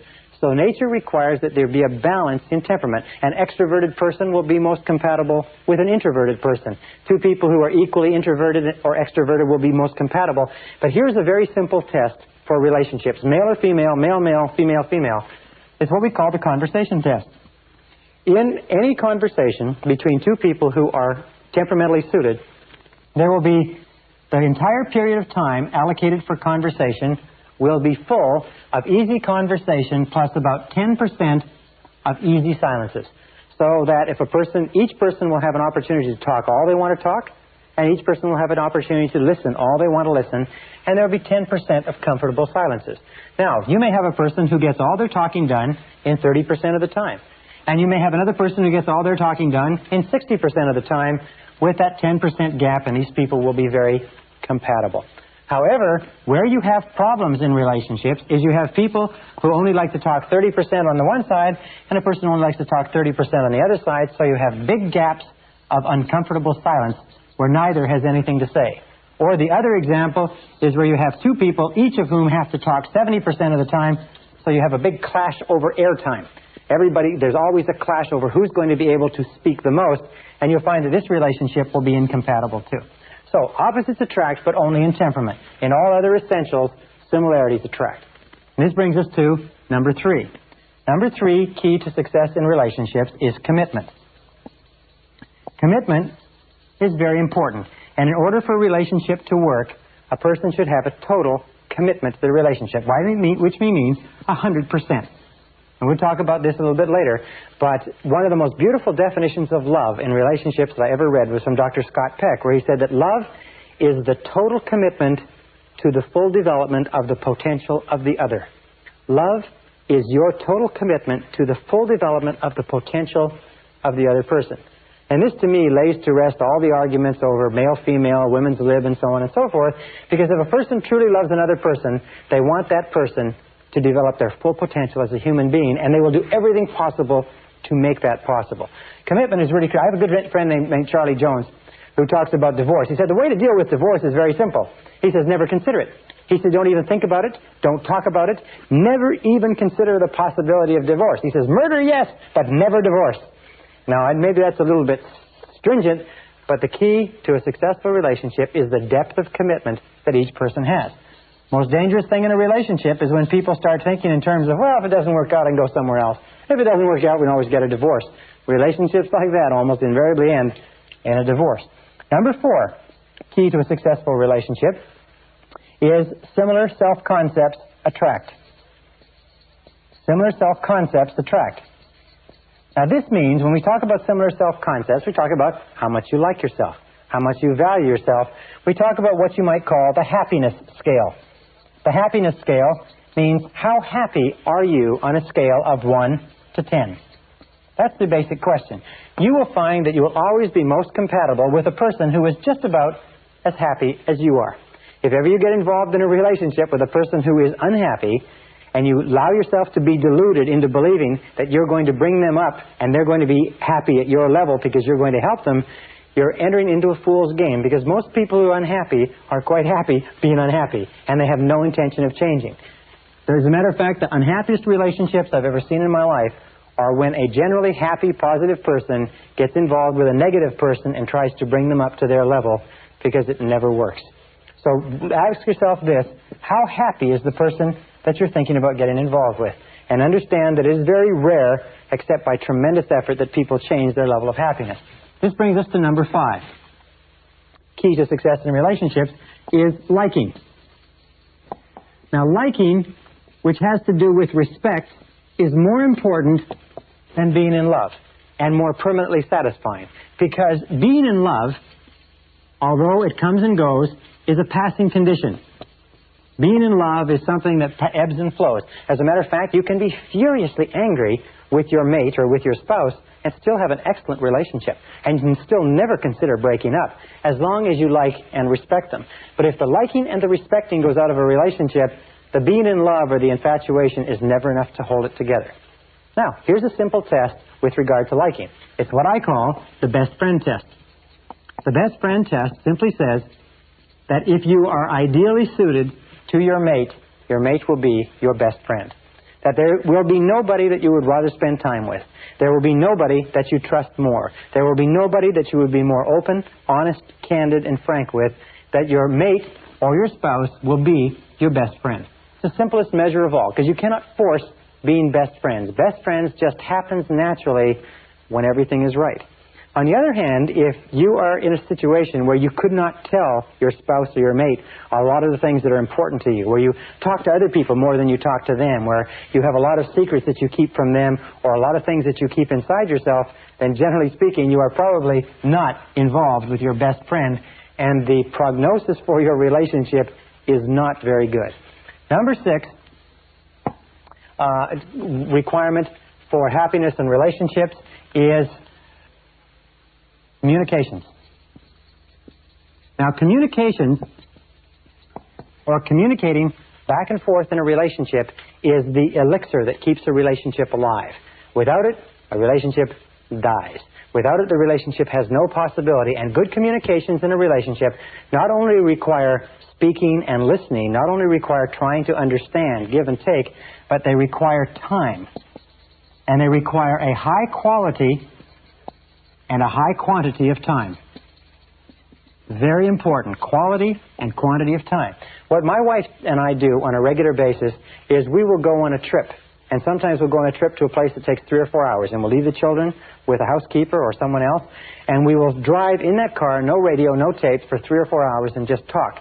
And we'll get some of the highest quality and quantity of talk and conversation. And so if you use that analogy, what you might call a car trip analogy, which is uninterrupted conversation with your spouse over an extended period of time, you'll find the most remarkable things will happen. But if you're not spending a high quality and quantity of time with your spouse or your mate, the relationship is going to suffer, and many relationships will die as a result. Now, 2 critical points with regard to this, from my point of view as a man. Number 1 is, remember that men are not mind readers. One of the hardest things for women to understand is that men are not mind readers. They do not know what women mean or what women want them to think half the time. And it is not fair for women to expect men to know what is bothering them or what they want or what they need. And number 2, remember this, that men are direct, women are indirect. What does this mean? Well, If a man and a woman are driving down the street and the woman is thirsty, she might say, as they pass a McDonald's, she might say, "Honey, are you thirsty?" And he'll say, "Nope," and keep on driving. What she was trying to say was that she was thirsty, why don't they stop? Now, the man, on the other hand, if he saw the McDonald's and was thirsty, he said, "I'm thirsty, let's stop." So women tend to be indirect, and they get really angry when men don't understand what they were trying to say. So one of the best things that you can do in communications is be a little bit more direct. Be a little bit more clear, a little bit more specific. Now, an important point with regard to men. According to a recent survey, a recent study, it shows that men are 95% more likely to interrupt a woman in a conversation than a woman is likely to interrupt a man. And one of the best things that you can do in a relationship, you men out there, is take time to listen to your spouses. One of the gentlemen who went through my seminar said the most valuable thing he got from this part on human relations was when you go home at night, before you, the man, the direct person, the extrovert, starts telling your woman all about everything that went on during the course of the day, ask her how her day has been. Ask her how her day has unfolded. What has happened to her? How are things going with her? Try doing that as a discipline, and you'll be literally astonished at what it will do for your relationship. And then listen without interruption. Listen and pause before replying. Listen and ask questions for clarification. Listen and give positive feedback. All right. Now let's talk about some of the problems in relationships.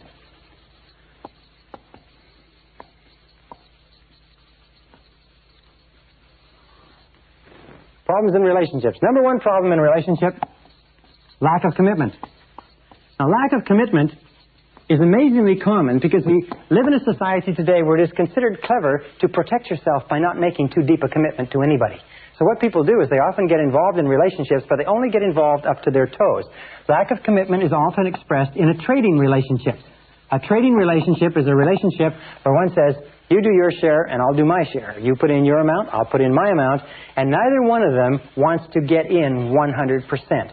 Neither one of them wants to run the risk of being rejected. So by both of them not running the risk of being rejected, they both end up being rejected. And the key to resolving this, as I said before, is for each individually to make a 100% commitment to this relationship and say that no matter what happens, I will never leave this relationship. Make that decision to get in. Either get in or get out. Now, if you feel that you can't make the commitment, that will tell you something that's very important for you to know. If your spouse feels that he or she can't make the commitment, or mate feels that he or she can't make the commitment, that will tell them something too. But in either case, either get in or get out. And it will relieve an enormous amount of tension and stress in a relationship. Now, number two is trying to change the other, or expecting the other to change. You see, when we try to change another person, you know what we're saying? We're saying, in effect, that you're not good enough the way you are. You don't come up to my standards. How many times do people enter into marriages with one or the other saying, "Well, I'll change him or her as time goes on. They'll shape up more into the model that I desire or I approve of." Whenever you try to change another person, and why do we try to change another person? We keep disapproving of the person they are and the things that they do. We keep asking them to be different. We want them to be more of this or less of that.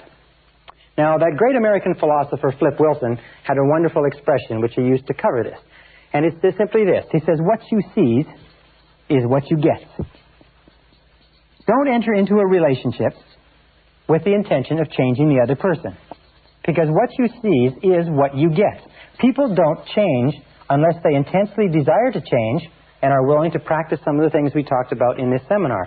However, if you just stop trying to change the other person and accept them unconditionally, with unconditional love, acceptance, and approval, often they will bend over backwards to change for you. But there's something within every human being that resists being changed by another person.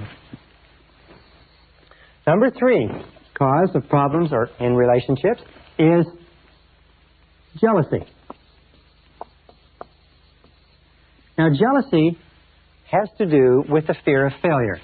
Where does jealousy come from? It comes from deep down inside. We don't feel that we're good enough. It comes from this old feeling of low self-esteem. I'm not good enough.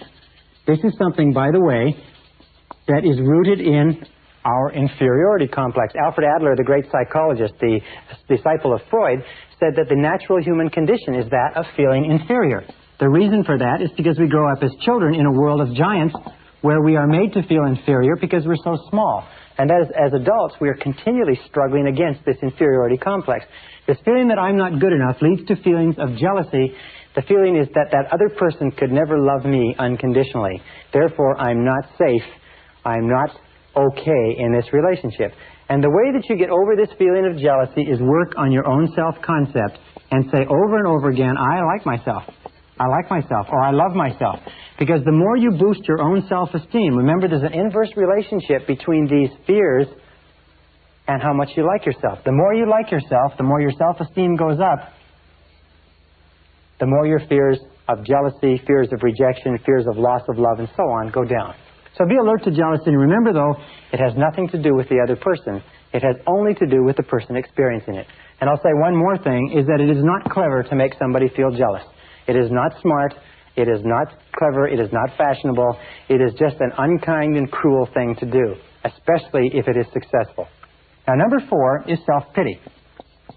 Where does self-pity come from? Well, there's several sources. Almost invariably, self-pity comes from having had a parent who was very good at self-pity. So what we did is we imitated the parent.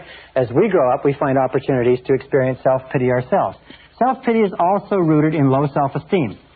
It's not liking ourselves very much. Now, what is the solution for self-pity? Very simply this, is get busy. Get busy. People who are busy, people who are working on something that's important, people who have a worthwhile purpose in life, do not experience self-pity. It is only people who are going around in circles, drifting, waiting for someone else, and so on. So you can overcome self-pity simply by working on your self-concept and set some goals. Set clear, specific goals and get going on them. Remember the law of substitution. It says you can't feel sorry for yourself. You can't even feel jealous. You can't even feel angry if you're busy working on goals that are important to you. The conscious mind can only hold one thought at a time, positive or negative. And then we come to number 6. Number 6 is a major reason which sort of summarizes everything that we've talked about up to now as a major problem in relationships, and it is called incompatibility. Incompatibility means that you and the other person are not compatible. Now, this is very, very hard for us to accept because of fears of rejection and failure. We often stay in relationships long past the point where it's clear that we no longer have anything in common. And we do that for a variety of different reasons. One, we do that because we don't want people to think that we have failed. Another reason that we do it is that it's our comfort zone and we don't want to go through all the difficulty of separating. But what happens is this. When two people meet, they're like two dinner plates. And what they have is they have areas where they're separate. Here's the man, here's the woman. They have areas where they're separate and different, and they have areas that they have in common. Now, as a relationship develops, sometimes these areas grow. And so when they finally get married, they find that they have an enormous amount in common, and sometimes they have areas out here that they have which are separate. As the French say, vive la différence. Long live the difference between men and women. However, especially in our 20s, as we grow and evolve and change rapidly, what can happen is that we can grow apart. And we can reach the point where the man and the woman now have a great gap between them. They have very little in common. How can you tell when incompatibility is set into a relationship?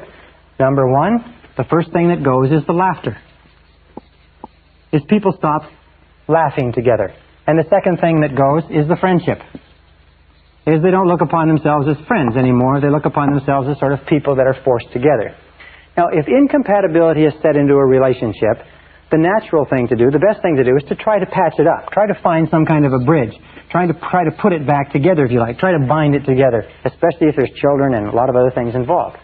However, please understand this. If incompatibility has developed, and incompatibility is the rule, you have to go through dozens and dozens of men or members of the opposite sex before you ever find one that you can settle down with. If incompatibility has happened, accept it as a reality. Because if you do not, you're going to enter into the phenomena of denial. And the denial is going to cause tremendous stress and resistance and unhappiness. Number 2 is, remember that if it has happened, no one is guilty. Just because you are no longer compatible with the other person doesn't mean that there's anything wrong with the other person, and it doesn't mean there's anything wrong with you. It means that just incompatibility has set in. Remember, it just happens. It's like the rain. When it rains, nobody is guilty. It just happens. It is the most common phenomena in relationships, is incompatibility. And one final point with incompatibility is this. In my experience, I find the major reason why people stay in relationships that they're no longer happy in, that there's no love, there's no music, there's no laughter, there's no future to the relationship, is because of what others might say. It's because of what others might say. And this is really amazing to me, because whenever I speak to people, and I've been in the same situation, I've never been through a marriage that didn't work out, but I was a bachelor for 35 years, and so I've been through relationships that didn't work out, and I've been amazed at how much social pressure there is created in our own minds to stay in a relationship that we don't enjoy because we think others will disapprove of us. We think that others will be upset. We think that others will be saddened. And the fact of the matter is, as everybody eventually finds out, is that nobody cares as much about your relationship as you do. And if you sacrifice your peace of mind for what you think others might say, you will never, never be happy. Incompatibility is a reality. If you cannot repair it, if you cannot overcome it, then deal with it honestly, deal with it graciously, face it in a straightforward way, deal with it in a respectful, dignified way, and find some way to resolve the relationship so that it doesn't hurt anybody more than it has to. Remember this with regard to loving relationships, that your objective, your responsibility is to set joy and fulfillment in your relationships as your minimum standard. Set peace of mind, happiness, joy, fulfillment, tranquility. Make your home and your loving relationship the crown jewel of your emotional life, and settle for nothing less. Keep working at it, keep striving, keep chopping, keep changing, do whatever is necessary, but you owe it to yourself, you owe it to your life, you owe it to your character, your integrity, your peace of mind, your health, and your future to settle for nothing less than a relationship that is a joy to be a part of.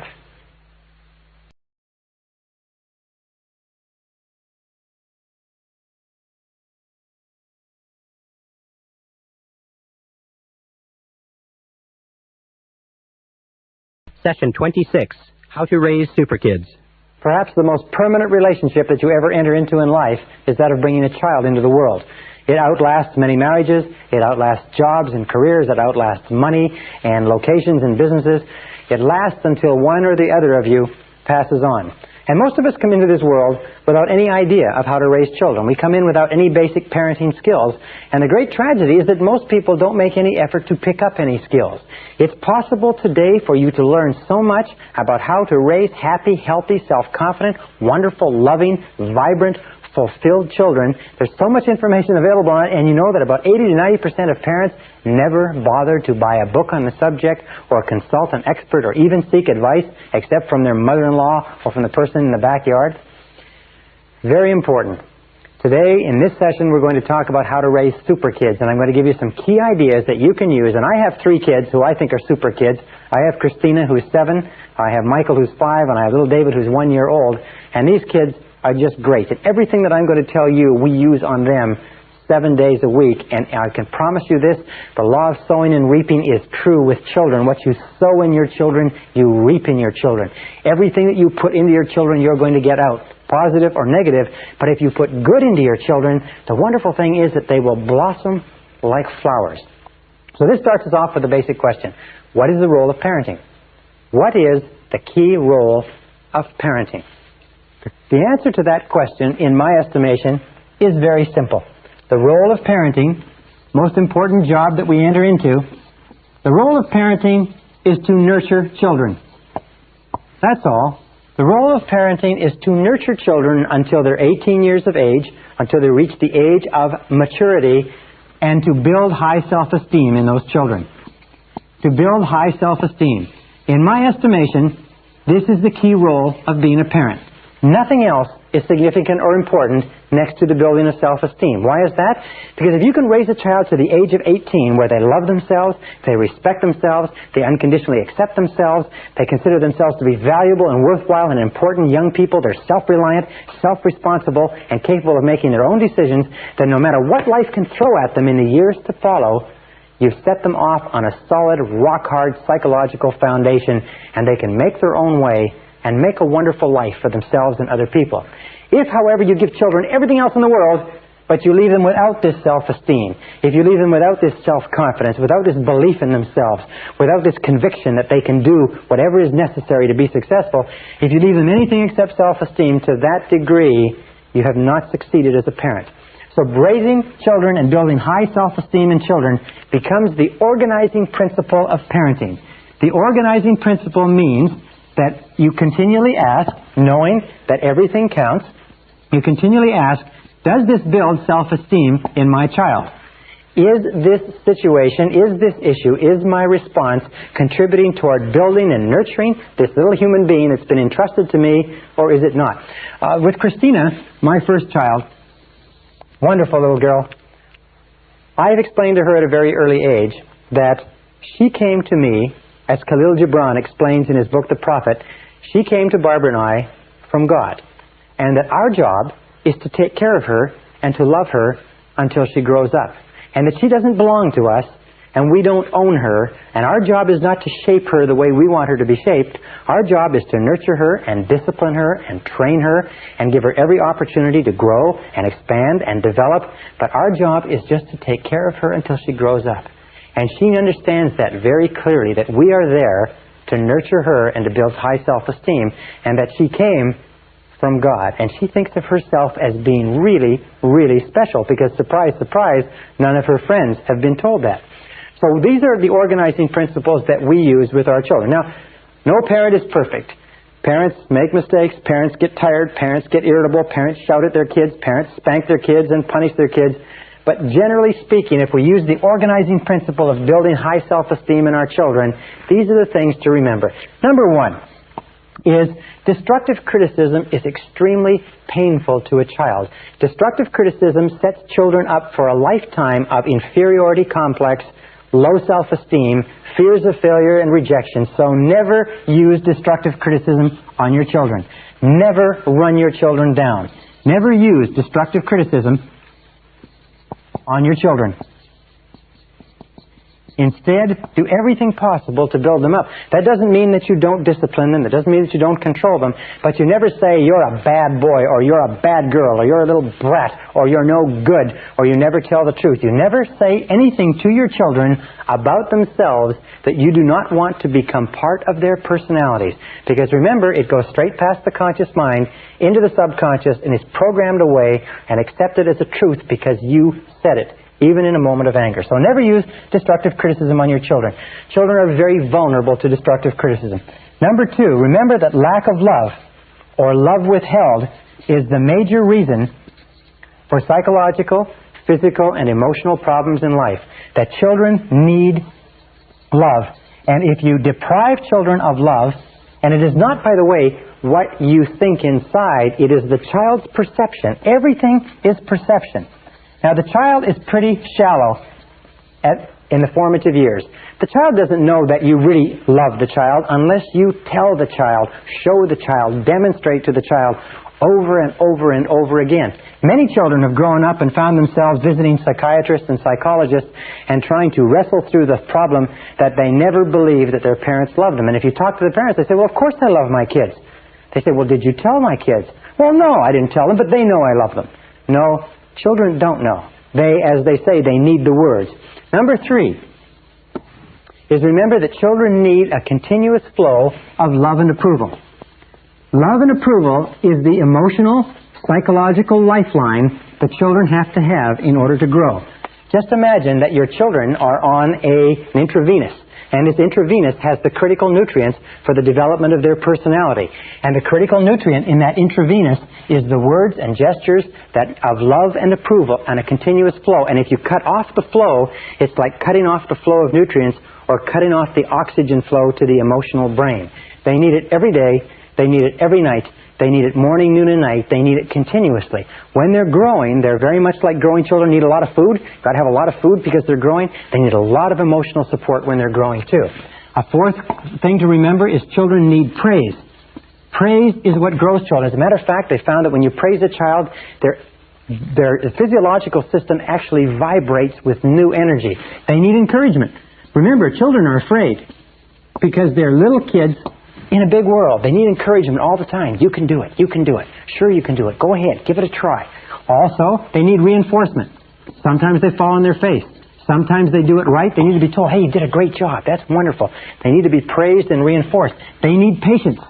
Children need a lot of patience because they seem to be slow in learning. The kindest thing you can do for your children is to be patient, be supportive. Also, to be loving, and also to be kind. Children need an enormous amount of kindness, and they need caring. They need tenderness. They need gentleness. They need, especially though, they need patience when they are the least patient. When they are the most exasperating is when they need the most patience from you, the most kindness, the most understanding, the most compassion. Now, the fifth point here is to tell your children you love them every day. Tell them you love them every day. Now, I've been surprised. Tell them you love them every day. How many parents don't tell their children that they love them? They say, well, a kid knows I love them. I've had arguments. They say, well, they know I love them. I don't have to tell them. The fact is that kids need to know. And the reason, of course, that we don't is why? It's because our parents never told us that they loved us. If we grew up in a household where our parents never said, I love you, and I care for you, and I wish the very best for you, and they never gave us praise and encouragement, we'll grow up being very uncomfortable. But I'll tell you this, that if you'll tell your kids you love them on a regular basis, they'll tell you back, and they will teach you how to love. So learn to use the words over and over again. Now, here's 4 behaviors that parents can use to tell their children that they really love them. Behavior number 1 is the greatest gift that a parent can give to a child. It's called unconditional love. Make sure that the child knows that you love them 100%, no matter what they do, no matter what happens, that nothing in the world can ever stop you from loving them 100%. It's absolutely critical. With my little girl and my little boy, I have a little game with them that I play with them called the love game. And I ask them, how much do I love you? And we go through a game and they say, well, this much? I say, come on now. I say, this much? Come on. I say, this much? And finally they say, this much. And I say, well, what about when I shout at you? They say, well, you still love me this much. I say, what about when I put you in your bedroom? They say, you still love us this much. I say, what about when I shout at you and put you in your bedroom and make you stand in the corner? They say, you still love us this much, Daddy, because no matter what we do, you love us all the time. Now, that's the very kindest thing that you can ever convince your kids of. I do this to condition them. I do this because I want it driven so down deep into their subconscious mind that they are so totally loved that they can go throughout their life as little kids growing up and never, never, never question that their mommy and daddy really love them. Remember, the phenomenon of conditional love is what breeds the fear of rejection, what breeds feelings of inferiority and insecurity. Children, by the way, who are not brought up with enough love in their formative years develop what is called a deficiency need, and they spend the rest of their lives, like Demosthenes with his lamp looking for an honest man, they spend the rest of their lives looking for the love that they were deprived of in childhood. Be very alert to that. You cannot give a child too much love in the formative years. You cannot love a child too much. You can give them buckets and buckets and buckets of love. Give them all the love they can absorb. So number 2 way that you show your love is with eye contact. Children have emotional fuel tanks, and they drink in the love of their parents through their parents' eyes. And when you look at your child with love and you say, I love you very much, the child just feels wonderful all over. So say, I love you, but look them in the eye. Do you know that most parents only look their children in the eye when they're scolding them? That most children grow up today with a very distinct uneasiness about direct eye contact from adults. That in our society, direct eye contact is considered a sign of hostility because so many of us have grown up with our parents only looking at us when they're scolding us, and when they're speaking nicely to us, sometimes they just watch the television or read the paper. So look the child right in the eye. The third is physical contact. Remember, children are very emotional and very visceral. They're very physical, and they need physical contact. They need to be hugged. They need to be kissed. They need to be embraced. They need to be patted. They need to be carried. And every single time that you hold your child with warmth and love, starting from infancy all the way up to when they become grown-ups, and you pat them on the back or put your arm around them or pat them on the head, physical contact, as it says in the song, touch my hair when you pass my chair, little things mean a lot. Contact with your children is one of the ways that you tell them that you love them. Now, interestingly enough, in studies that were done in the late 40s, they found that infants who were not held in hospitals and embraced while they were being fed actually began to atrophy, shrivel up, stop taking nutrition, and many of them died of a disease called marasmus, where they lacked that physical warmth and contact. So physical contact is absolutely essential to a child's healthy well-being. And number 4 is focused attention. By the way, it's interesting, many fathers have this idea that if you give a child too much hugging, a male child, a boy, too much hugging, too much kissing at an early age, you'll make them a sissy. In fact, it's exactly the opposite. The more hugging, the more kissing, the more physical contact that a little boy has with his mother and father, and especially his father, the more masculine, the more self-assured, the more self-confident he grows up. The less he gets, the more insecure, the more angry, the more stressed he is. So remember that you can't give a child, male or female, too much physical contact. And focused attention means that you spend time with the child every day, just you and the child, walking, talking, listening, no television, no newspaper, no one else, just a few minutes a day that tells the child that the child is really valuable. You see, children whose parents don't spend time with them alone are convinced that the reason Mommy and Daddy is not doing it is because there's something wrong with me. They don't know that the parents are busy or doing something else. They just feel that there's something defective about them, and that's why the parents don't spend the time with them. So be very careful. It's the perception of the child, not the reality. All right, now the next, number 6, is positive expectations. Positive expectations were found by Dr. David McClelland of Harvard University to be one of the best single determinants of peak performance as a young person. Positive expectations of the child by the parent causes the child to do everything possible to grow up and fulfill the parent's expectations. As a matter of fact, he found that there were 2 things. One was a democratic household. That in a democratic household, where the child was expected to contribute his or her opinion at an early age, and in a household where the parent said, in effect, I believe in you.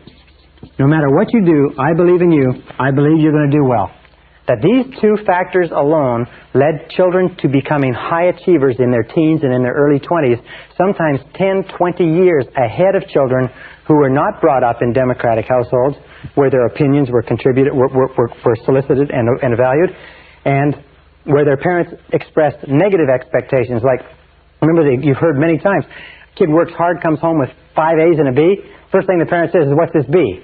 Not, look how great the A's are, but what's the B? What this does is it completely demoralizes the child.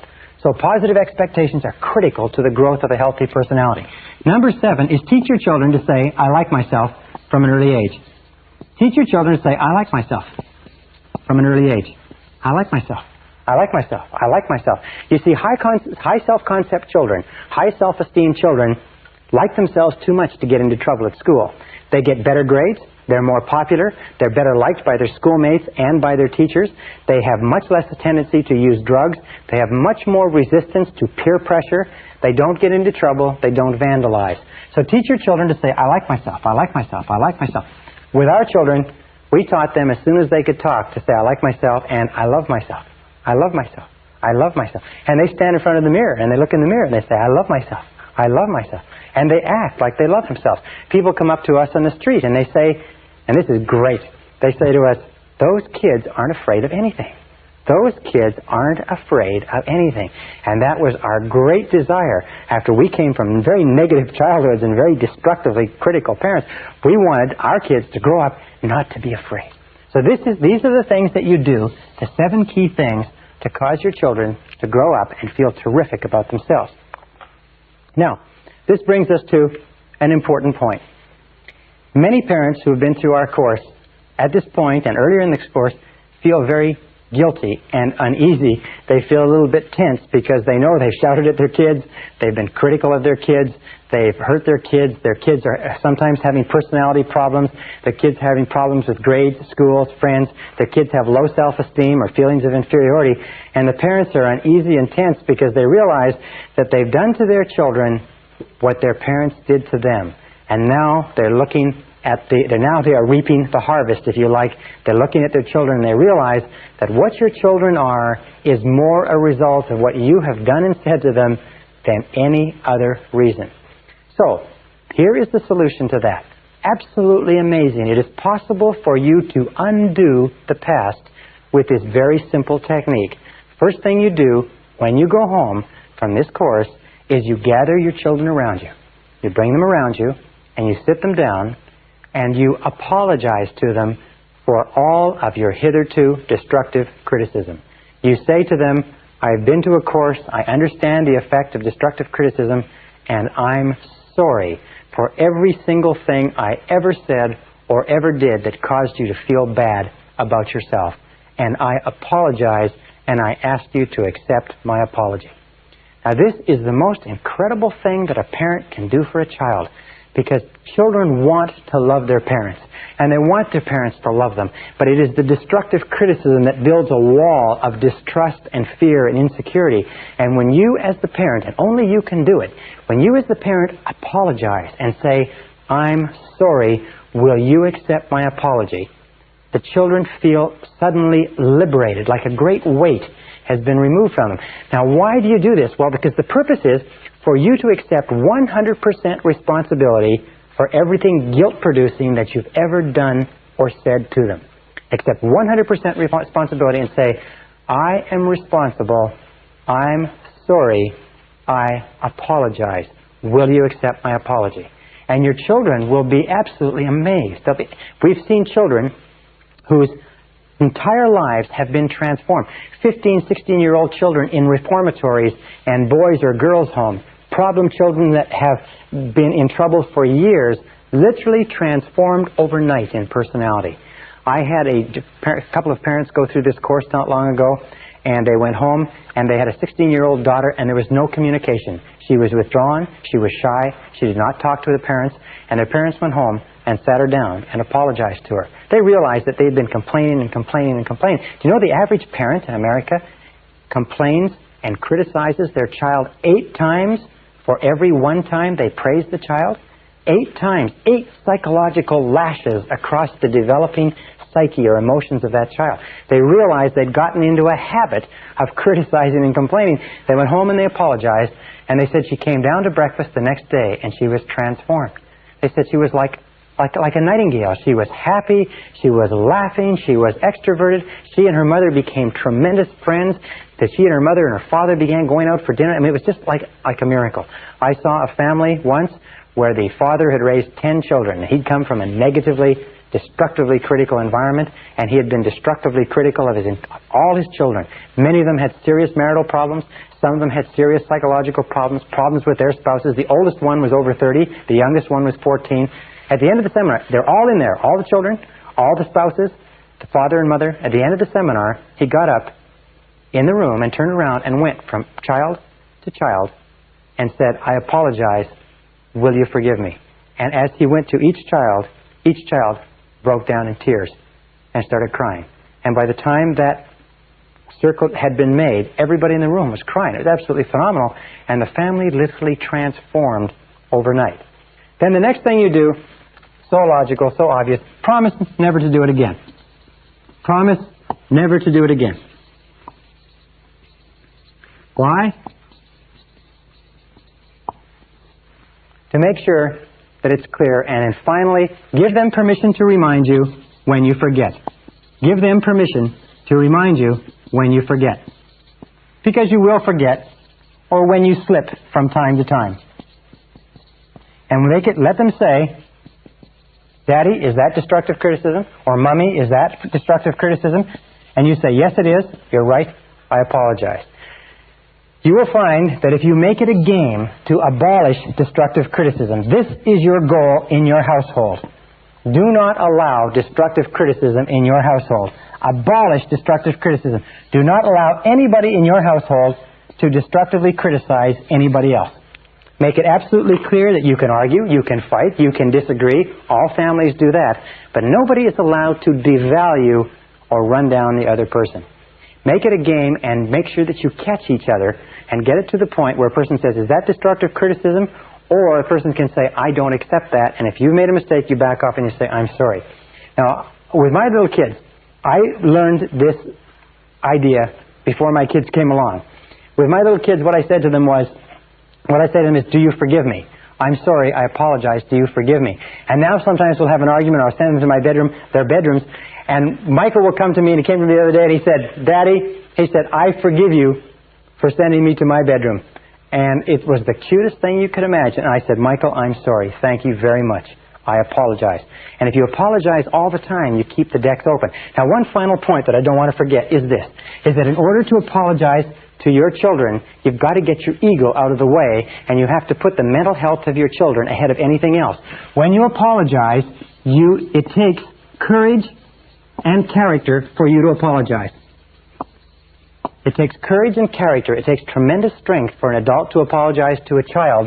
But when you lead by example, you build courage and character in your children. Do you know how many people spend half of their life trying to avoid admitting, I was wrong, I made a mistake? When you demonstrate courage and character to your children by saying, I'm sorry, I made a mistake, we don't use destructive criticism in this house. You demonstrate to them that they too can demonstrate courage and character. They too can say, I'm sorry, I was wrong, I made a mistake. They too can apologize when they say or do something that hurts someone else. And setting that example for your children, you set them off on a foundation of high self-esteem, of high self-value, and enables them to spend their entire lives realizing their potential rather than compensating for their deficiencies. It is the kindest thing that you can do for a child, and I hope you do it for yours.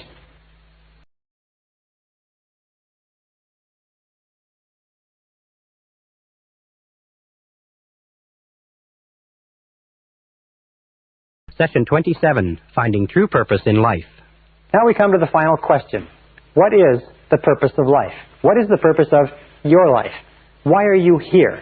Why do you exist at all? Why do you get up in the morning? Why do you have a life? Why are you on the earth? Is it simply to be born, to grow up, to work, to reproduce, to die? Or is there something else? In my estimation, there is something else, something far more important. In this session, I want to talk to you about my discoveries and my thoughts about what the true purpose of life is. The true purpose of life, in my estimation, is to find a mission. Some of the wisest men and women of this century and of previous centuries have looked at this whole idea of why a human being is put on this earth, and they've come to the conclusion that we are put on this earth to fulfill our potential by finding our true mission in life. Emmett Fox calls this your heart's desire. What is your heart's desire? Your heart's desire is something that is placed deep down inside you, maybe even before you're born. And it's something that calls to you and sings to you and lures you on throughout your life.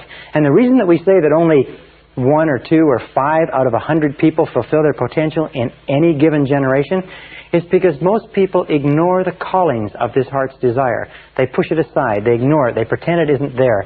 They get involved in bills and families and business and careers, and this tugs at them. Sometimes they don't get into it until later on in life. But every single person has the ability to establish for themselves a mission. So then let's look at the men and women who have affected mankind in the most positive and profound way throughout all of history. In our civilization, in our culture, the most powerful person was Jesus of Nazareth, a humble carpenter who preached for 3 years in Galilee and then died in Jerusalem, but has had more of an impact on more people in this world than any other man who ever lived, than all the other kings and all the other monarchs and dictators of history. One simple man who never wrote a word, never appeared on television, never cut a record, was the man who has had more influence than anyone else. And beyond Jesus, there was Buddha. The followers of Buddha, and interestingly enough, Buddha taught a very similar message to Jesus. He taught the message of universal love. He taught the message of the brotherhood of all mankind, that all of us are united in loving each other. And also Mohammed. And Mohammed has followers that number in the hundreds of millions. Buddha's followers number almost 1 billion. The followers of Jesus number probably 2 billion. And if you look down the people who have been affected by them, you have St. Francis of Assisi, has had a profound influence, establishing the Franciscan order. You have, in our day, you have Mother Teresa of Calcutta, having a profound influence. You have my mentor, Albert Schweitzer of Africa.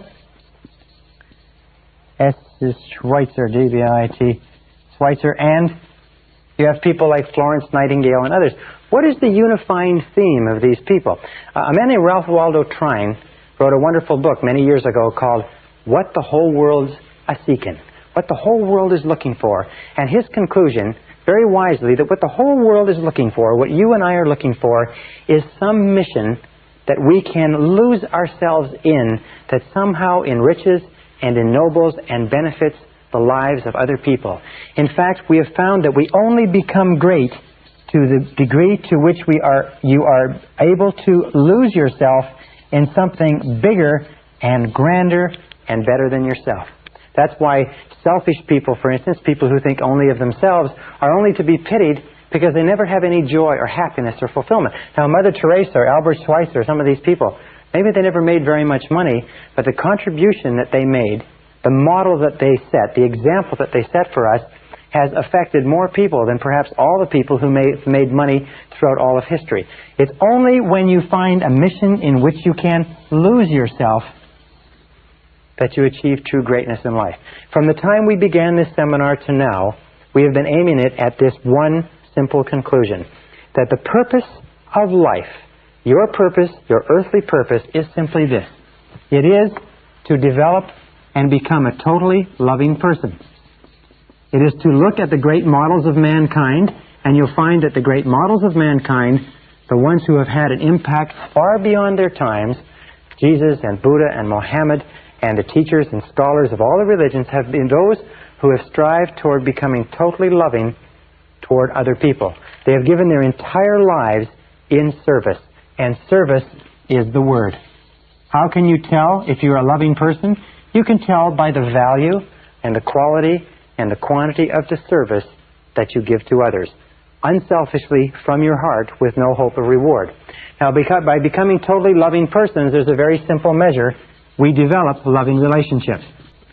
That's why we talk about how important it is with regard to our marriages. There are many people who want to go out in the world and develop loving relationships, but they haven't yet developed those beautiful loving relationships at home with their spouses and with their children, with their close friends.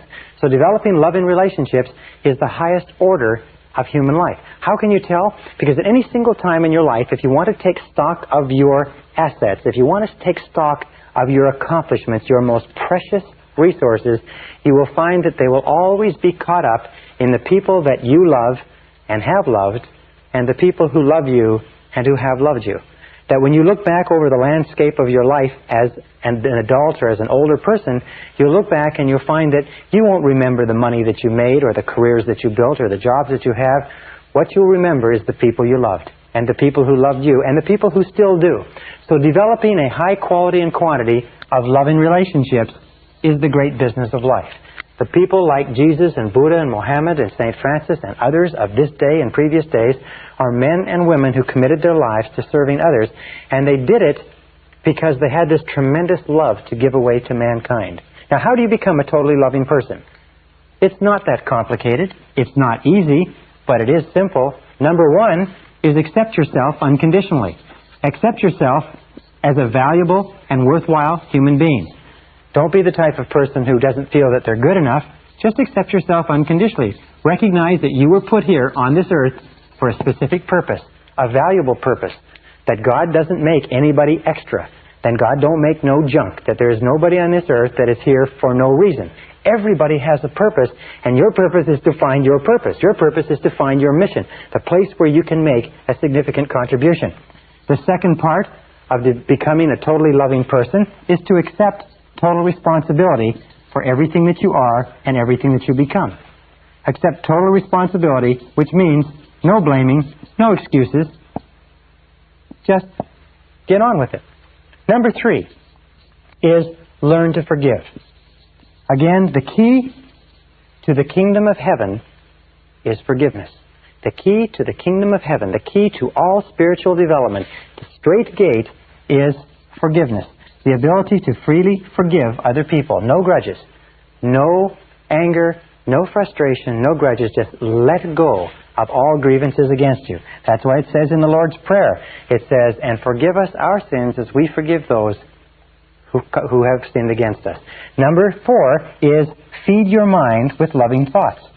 Feed your mind with loving, positive thoughts.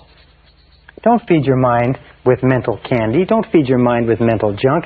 Feed your mind with the kind of thoughts that are consistent with you becoming the very best person that you can possibly be. Number 5 is set noble goals and work toward them. Set noble goals and ideals to be the guiding lights of your life. Noble ideals and values. Say to yourself, are these the values, are these the goals, are these the ideals of the very best person that you could possibly be? Number 6 is take good care of your body. Take good care of your body. Remember, the body is the temple of the soul. Take good care of your body. Put into it good food. Give it good exercise. Give it good rest. Give it good nutrition. Take good care of your body. And number 7, practice the golden rule. Practice the golden rule in that practice kindness, patience, tolerance more than anything else. Tolerance of the diversity and difference of other people toward others. Love, understanding, compassion. Remember, everybody in the world is carrying a heavy load. Now, as you practice these principles, you will start to become a more and more loving person. As you practice these principles, you will find yourself drawn, almost inevitably, almost inexorably, you'll find yourself drawn toward your mission. You'll find yourself drawn toward the area of service. Now, believe me, one of the best areas of service in the whole world is the business world, because our free enterprise system is based on serving other human beings. But you can serve other people in any profession, in any capacity.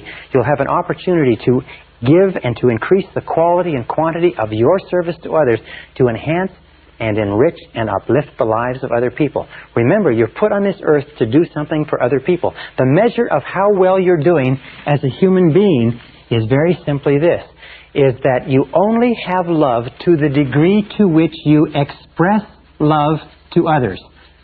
You only have love to the degree to which you express love to others. In other words, you do not have love in isolation of other human beings. You cannot say, I am a loving person, without having loving relationships as the proof, if you like. You can only have love to the degree to which you feel love for other persons. So the more you express love to other people, and that's why we are given families, and that's why we are given intimate relationships, and that's why children are sent to us to teach us to develop our breadth and depth and capacity for love in such a way that we could never learn otherwise. So we express love to others, and then once you develop love for yourself by accepting yourself unconditionally, practice giving your love away. Practice giving your love away. You see, an interesting thing about love is that love only grows by sharing.